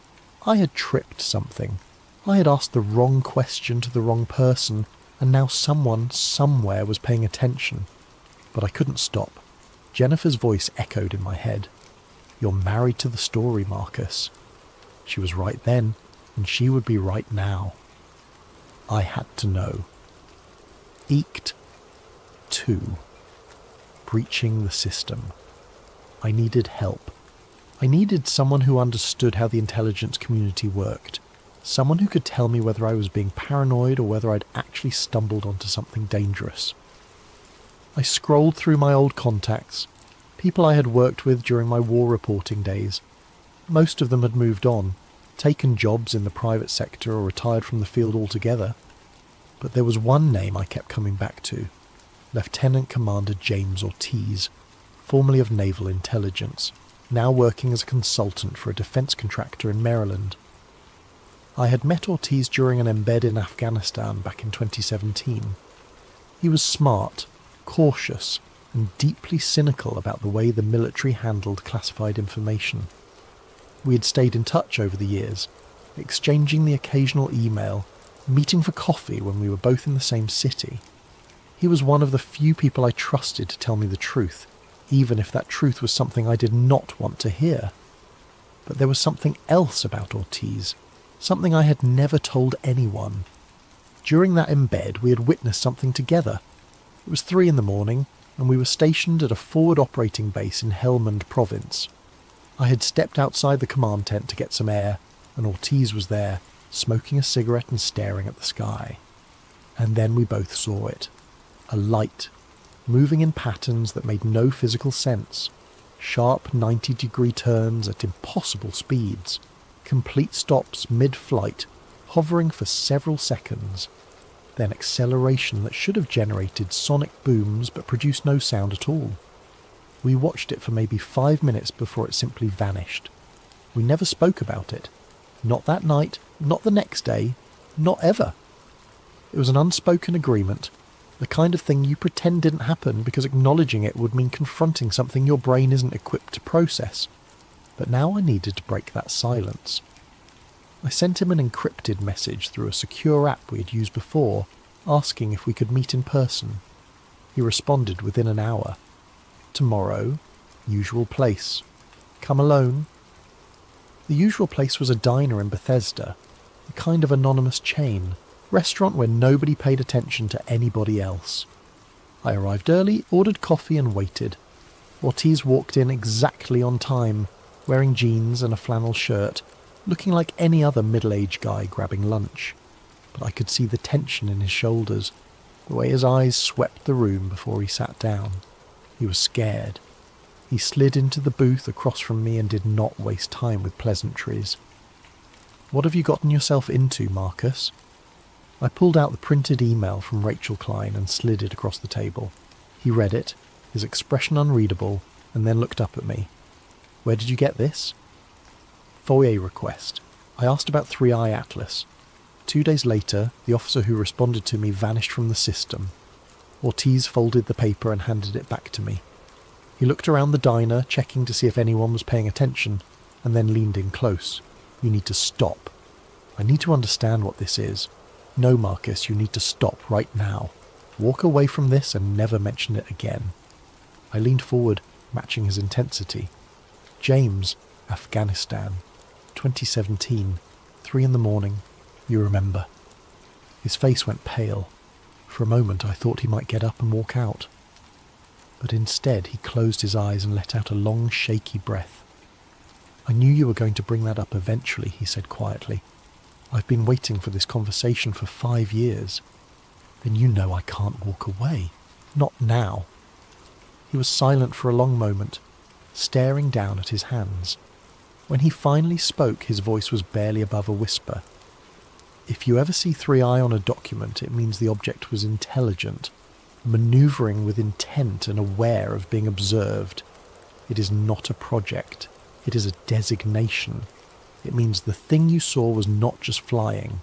It was thinking. The words hit me like a punch to the gut. So what we saw that night would have been flagged as 3i, yes. And they know. The military, the government. They know these things are intelligent. The government knows a lot of things it does not tell you. 3i is not something they talk about publicly. Because once you admit that something out there is intelligent and aware, you have to start answering very uncomfortable questions. Questions like, what does it want? Why is it here? And what happens if it decides to stop playing nice? What about Atlas? Ortiz shook his head. I do not know what Atlas is. I have heard the name, but only in passing. It is above my clearance. Way above. But I can tell you this. If something gets flagged as 3i and referred to Atlas, it means someone very high up decided the case needed special handling. It means the public will never hear about it. James, I need to know more. I need to understand why they're hiding this. He reached across the table and grabbed my wrist, his grip tight enough to hurt. Listen to me very carefully. After that night in Afghanistan, I was debriefed. 3 men in the civilian clothes showed up at the base the next morning and pulled me into a room. They asked me what I saw. I told them the truth. And then they showed me photographs. Photographs of what? Of people. Dozens of them. People who had reported similar sightings. People who had asked too many questions. People who had tried to go public. And next to each photograph was a date. The date they died. The date they disappeared. Or the date they recanted their story and were never heard from again. His hand was trembling now. They didn't threaten me, Marcus. They didn't have to. They just showed me those photographs and said, this is what happens to people who cannot let things go. Then they walked out, and I never saw them again. But I got the message. Are you telling me they kill people over this? I am telling you that people who dig into 3i have a very bad habit of experiencing sudden accidents, mental breakdowns, or complete reversals where they claim they made everything up. I'm telling you that Rachel Klein is probably fine, probably reassigned to some other department under a different name, but she will never work in F4EA again. And I am telling you that if you keep digging, you will end up in one of those photographs. I pulled my hand back, my mind racing. What if I told you I can't stop? What if I told you that this is the first thing in 2 years that has made me feel alive, that has reminded me why I became a journalist in the first place? Ortiz stared at me, and for a moment I saw something in his eyes that looked almost like pity. Then I would say, your ex-wife was right about you. You're addicted to the truth, and like any addict, you're going to keep chasing it until it kills you. He stood up, dropped a 20 on the table for his untouched coffee, and paused before leaving. One more thing, he said, not looking at me. That night in Afghanistan, I filed a report the next morning before the debrief. Standard incident report, just documenting what we saw. When I checked my file a week later, that report was gone. Completely scrubbed from the system. It was like it never existed. What are you saying? I am saying that if Atlas decides your story does not fit their narrative, they will erase it. And they are very good at erasing things. He walked out without another word. I sat there for a long time, staring at the $20 bill on the table. Ortiz was scared. I had seen him in war zones, under fire, making life and death decisions without flinching. But this terrified him. That should have been enough to make me stop, but it was not, because now I knew something else. I knew that what we had seen that night in Afghanistan was real, was documented, and had been deliberately erased. And if they could erase that, what else had they erased? I thought about Jennifer again, about all the stories I had chased, all the leads I had followed, all the times I had chosen the truth over everything else in my life. She had left because she knew I would never stop. She knew I would sacrifice anything for the story, and she was right. Act 3. The breakthrough and the trap. Over the next month, I became obsessed. I set up alerts for any mention of 3i or Atlas in leaked documents, declassified files, anything I could find. I joined obscure forums where former intelligence officers traded stories under pseudonyms. I read everything I could about UAP incidents, looking for patterns, looking for cases that might have been flagged as 3i. But I also started thinking about Los Angeles, about September 9th, 2016, about the night I had been there. I called my old friend Trevor, the one whose rooftop I had been on that night. We hadn't spoken in over a year, but he picked up on the third ring. Marcus? Holy shit, man. Long time. Hey Trevor, listen, I need to ask you something. Do you remember September 2016? When I visited you in Pasadena? There was a pause. Yeah, of course. That was a fun weekend. Do you remember anything unusual happening that weekend? Another pause, longer this time. Unusual how? Like, I don't know. Anything strange in the news? Anything weird people were talking about? Marcus, are you okay? You sound paranoid. Just humour me. Do you remember anything? No, man. It was a normal weekend. We drank beer, caught up, talked about your divorce. Nothing unusual at all. My stomach dropped. Trevor, we were on your rooftop when it happened. We saw it. The thing in the sky. You don't remember that? Silence. Trevor. I think you might be confusing that trip with something else, Marcus. We stayed inside that whole weekend because I was getting over a cold. We watched movies and ordered pizza. That's it. I felt cold sweat breaking out on my forehead. That's not what happened. We were on your roof. There were people in the street pointing at the sky. A massive object, completely silent, just hovering there. Marcus, I think you need to talk to someone. Like, professionally. That did not happen. You're telling me you have no memory of that night? I am telling you that what you are describing did not happen. Look, I really need to go. Take care of yourself, okay? He hung up before I could respond. I sat there, phone in hand, trying to process what had just happened. Trevor had been there. He had seen it. We had watched it together. And now he had no memory of it at all. Neural dampening successful. That's what the file had said. No mainstream retention. They hadn't just suppressed the story. They had suppressed the memory. Somehow, they had made thousands of people forget what they had seen. And it had worked so perfectly that even someone who had been standing right next to me, someone I trusted completely, had no recollection of an event that had definitely happened. I felt like I was losing my mind. But I had proof. I had the files. I had the documentation. It was real. I needed more evidence. I needed something concrete that could not be dismissed or explained away. That's when I got lucky. Or unlucky, depending on how you look at it.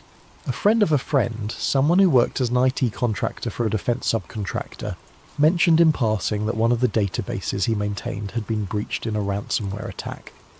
The breach had been contained, but not before a partial mirror of the database had been copied and leaked online. The leak was small, technical, and of no interest to most people, but he thought I might find it interesting. He sent me a link to a file-sharing site where the leaked data had been posted. It was not the full database, just an inventory. A massive spreadsheet listing case files, reference numbers, dates, and status codes. No actual documents, just metadata. But that was enough. I downloaded the file and opened it on my laptop, my heart pounding as the spreadsheet loaded. There were thousands of entries, maybe tens of thousands. I used the search function to filter by the term 3i. The results made my stomach drop. There were hundreds of entries flagged as 3i verified. Each one included a brief description, a location, a date, and a status update. I scrolled through them, my eyes scanning the descriptions. Jacksonville flyover, July 20th, 2019. Multiple military witnesses. Neural dampening successful. No mainstream retention. Phoenix Lights recurrence, March 15th, 2018.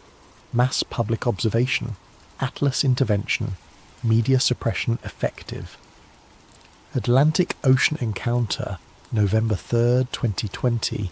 USS Kid crew interaction. 3I confirmed. Human presence acknowledged. Full debrief under Atlas protocols.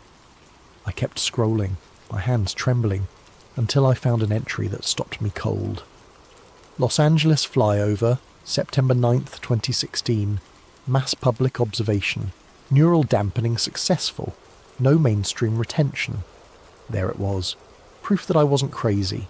Proof that what I remembered had actually happened. But then I saw something else. Something that made my hands freeze on the keyboard. There was another entry dated just 2 weeks earlier. Helmand Province, Afghanistan. March 7th, 2017. FOB observation. Military personnel 3I confirmed.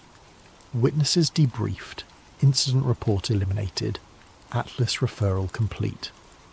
Ortiz and I. That was us. That was our sighting. And it was right there in the database. Documented, classified, and deliberately hidden. I kept scrolling, searching for anything else that might be relevant. And that's when I found the entry that changed everything. Arlington, Virginia, December 21st, 2021. Residential observation, single witness, 3I potential. Subject M. Webb. Monitoring initiated. I stared at the screen, reading and rereading the entry. December 21st. That was yesterday. They weren't just watching the sky. They were watching me. And according to this file, something had been observed in Arlington. Near my apartment. Something potentially classified as 3I. I hadn't seen anything. Not yesterday, not any day recently. But according to this file, something had been there. Something intelligent and aware. And it had been watching me. My hands were shaking so badly I could barely type. I searched my own name in the database. 3 more entries appeared. Subject M. Webb. FOIA request intercepted. 3I Atlas terminology detected. Monitoring escalated. Subject M. Webb. Contact with J. Ortiz confirmed. Both parties under observation. Atlas protocols engaged. Subject M. Webb. Database access detected. Immediate intervention required. Neural dampening candidate. The last entry was dated today. Time-stamped 2 hours ago. Neural dampening candidate. They were going to make me forget. Just like Trevor. Just like everyone in Los Angeles. Just like everyone who had ever seen something they weren't supposed to see. I copied the entire spreadsheet onto 3 different external hard drives and deleted it from my laptop. I cleared my browser history, wiped my cache, and restarted my computer. I was being paranoid, but paranoia felt justified now. I grabbed my notebook and started writing everything down by hand. Every detail, every date, every entry I had found. If they were going to erase my memory, I was going to leave myself a trail of breadcrumbs. Some way to find my way back to the truth. But even as I wrote, I couldn't shake the feeling that it was already too late. That whatever was coming, whatever they were planning to do to me, was already in motion. I thought about calling Jennifer, about warning her, telling her everything, asking her to help me document this before they took it away. But what would I even say? Hi, remember how you left me because I was obsessed with stories? Well, I found one that might actually get me killed or mind-wiped, and I need you to be my backup memory. She would think I had finally snapped. Maybe I had. That night I could not sleep. I kept thinking about that entry. Arlington, Virginia, residential observation, single witness. Something had been there, near my apartment watching me. Something intelligent and aware. And I had not even seen it. Or had I? I tried to remember the previous day, December 21st.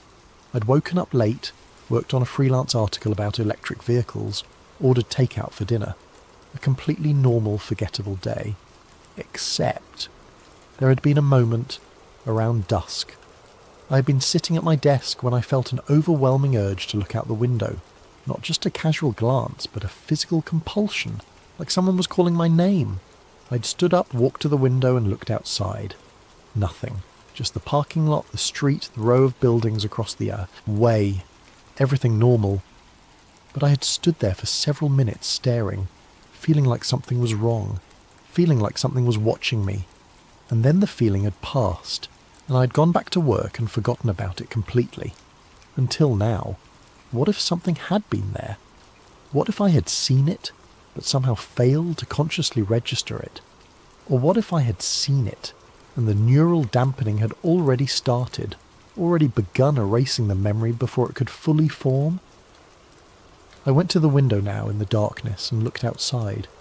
The parking lot was empty, the street was quiet, everything looked normal, but I couldn't shake the feeling that something was watching me. Right now, in this moment. I closed the blinds and went back to my desk, my heart pounding. Act 4. The moment they realise they cannot unsee it. The first sign that something was wrong came 3 days later, on Christmas Eve. I was sitting in my living room working on a freelance article about renewable energy when I heard a faint scratching sound. It was soft, rhythmic, like fingernails on glass. I looked up and realised it was coming from my television. The TV was off, or at least it should have been. The screen was black, but there was a faint glow around the edges, and the scratching sound continued. As I stared at it, the screen flickered to life, displaying the manufacturer's boot logo. It stayed there for a moment, and then the screen went black again. I walked over and unplugged it from the wall.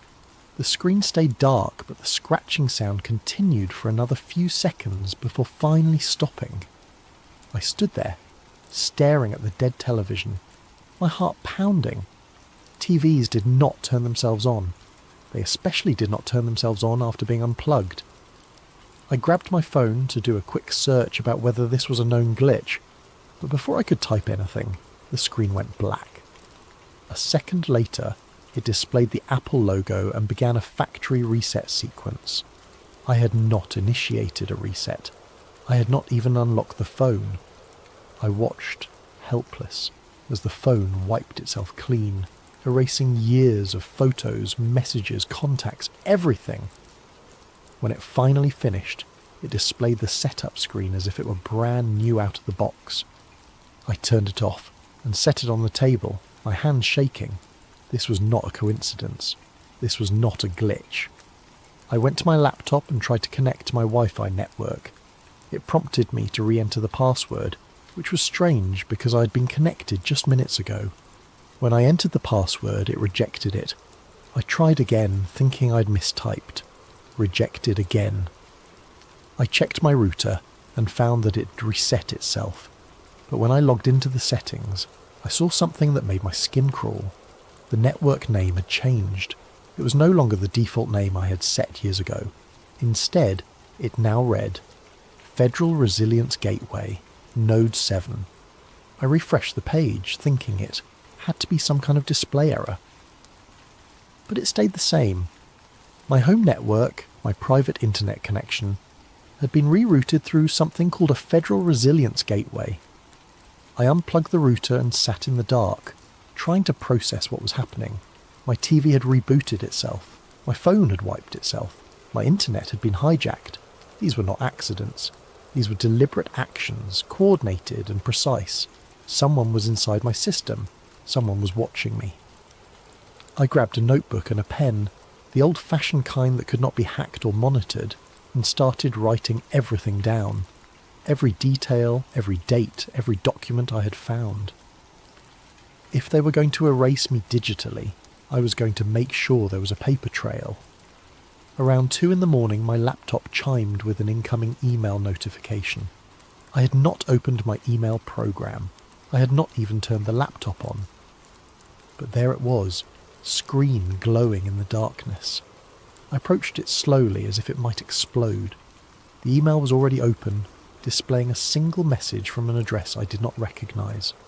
No subject line, no signature, just a single sentence. 3i is not a project, it is a handshake protocol. If you see it, it has already seen you. I stared at the screen, reading the message over and over, my mind racing. A handshake protocol, a two-way communication. It was not just the government watching these objects, the objects were watching back. And now, because I had dug too deep, because I had seen the name and spoken the words and pulled on the thread, they were watching me too. But then something else appeared on the screen.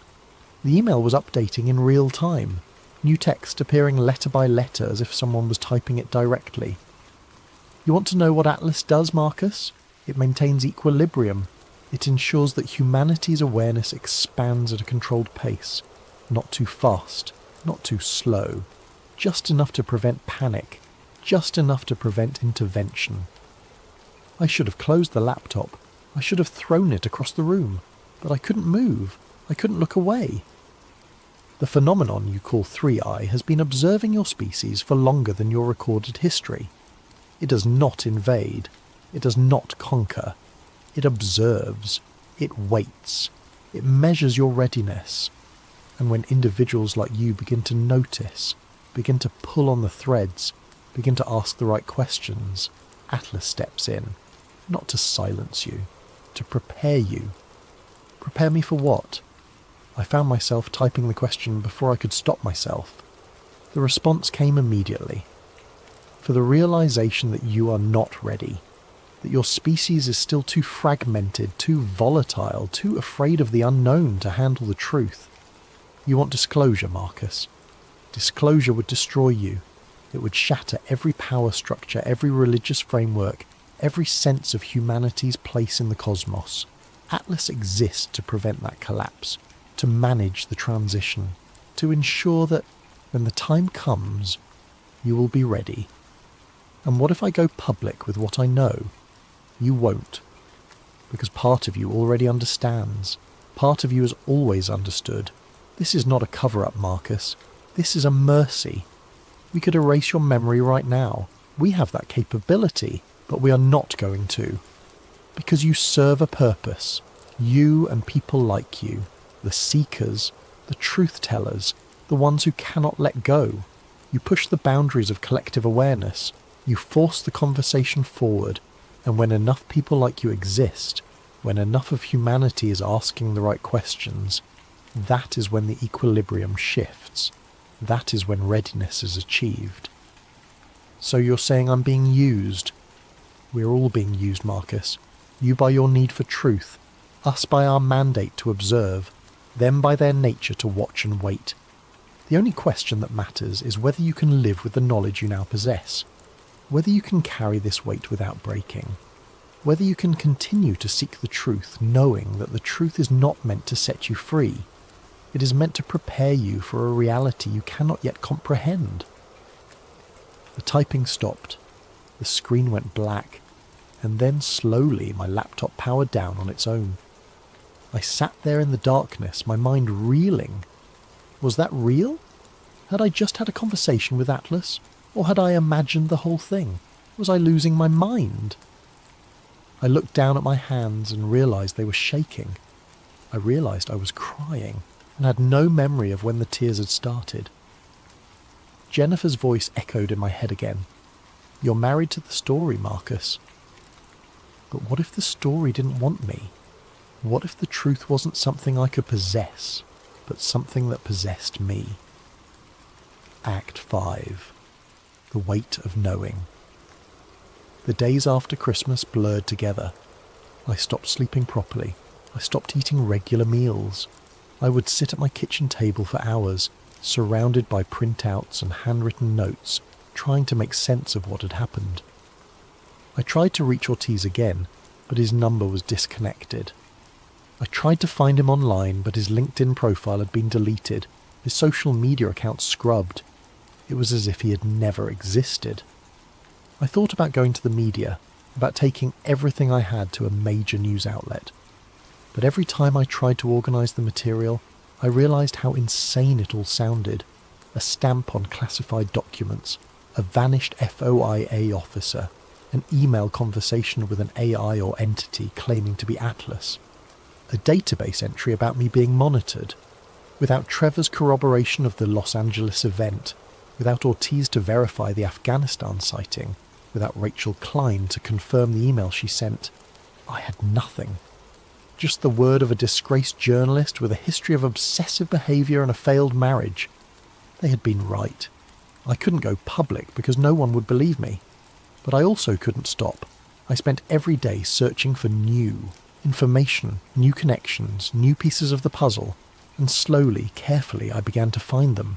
There were others, hidden in the corners of the internet, posting under pseudonyms, sharing fragments of stories that matched my own. A former Air Force technician who claimed to have seen the 3CI designation on radar logs before they were classified. A retired CIA analyst who mentioned Atlas in a podcast interview before the episode was mysteriously pulled offline. A physicist who published a paper about mass memory suppression technology before recanting the entire thing and checking himself into a psychiatric facility. The pattern was clear. People found pieces of the truth, tried to share it, and then either disappeared, recanted, or were dismissed as mentally unstable. I was next. I knew that. The only question was which path I would take. One night in mid-January I was jolted awake by a sound outside my window. Not the scratching this time, something else. A low, resonant hum that seemed to vibrate through my entire body. I got up and went to the window, my heart pounding. I opened the blinds slowly, expecting to see nothing like always. But this time, there was something there. A light. Not in the sky, but right outside my building. Hovering maybe 20 feet off the ground, perfectly still. It was not bright enough to illuminate the parking lot, but I could see it clearly. A sphere of pale blue light, about the size of a car, with a surface that seemed to ripple like water. I watched it for what felt like hours, but was probably only minutes. And as I watched, I felt something. A presence. An awareness. It was looking at me. Not with eyes, not with senses, but with something else. Something I had no words for. I was not afraid. I should have been terrified, but instead I felt a strange sense of calm, of recognition, as if this moment had always been inevitable. And then, without warning, the light vanished. Not gradually, not by flying away. It simply ceased to exist, like someone had flipped a switch. I stood at the window for a long time after that, waiting for it to return, but it did not. The next morning I checked my notebook. I had written about the light,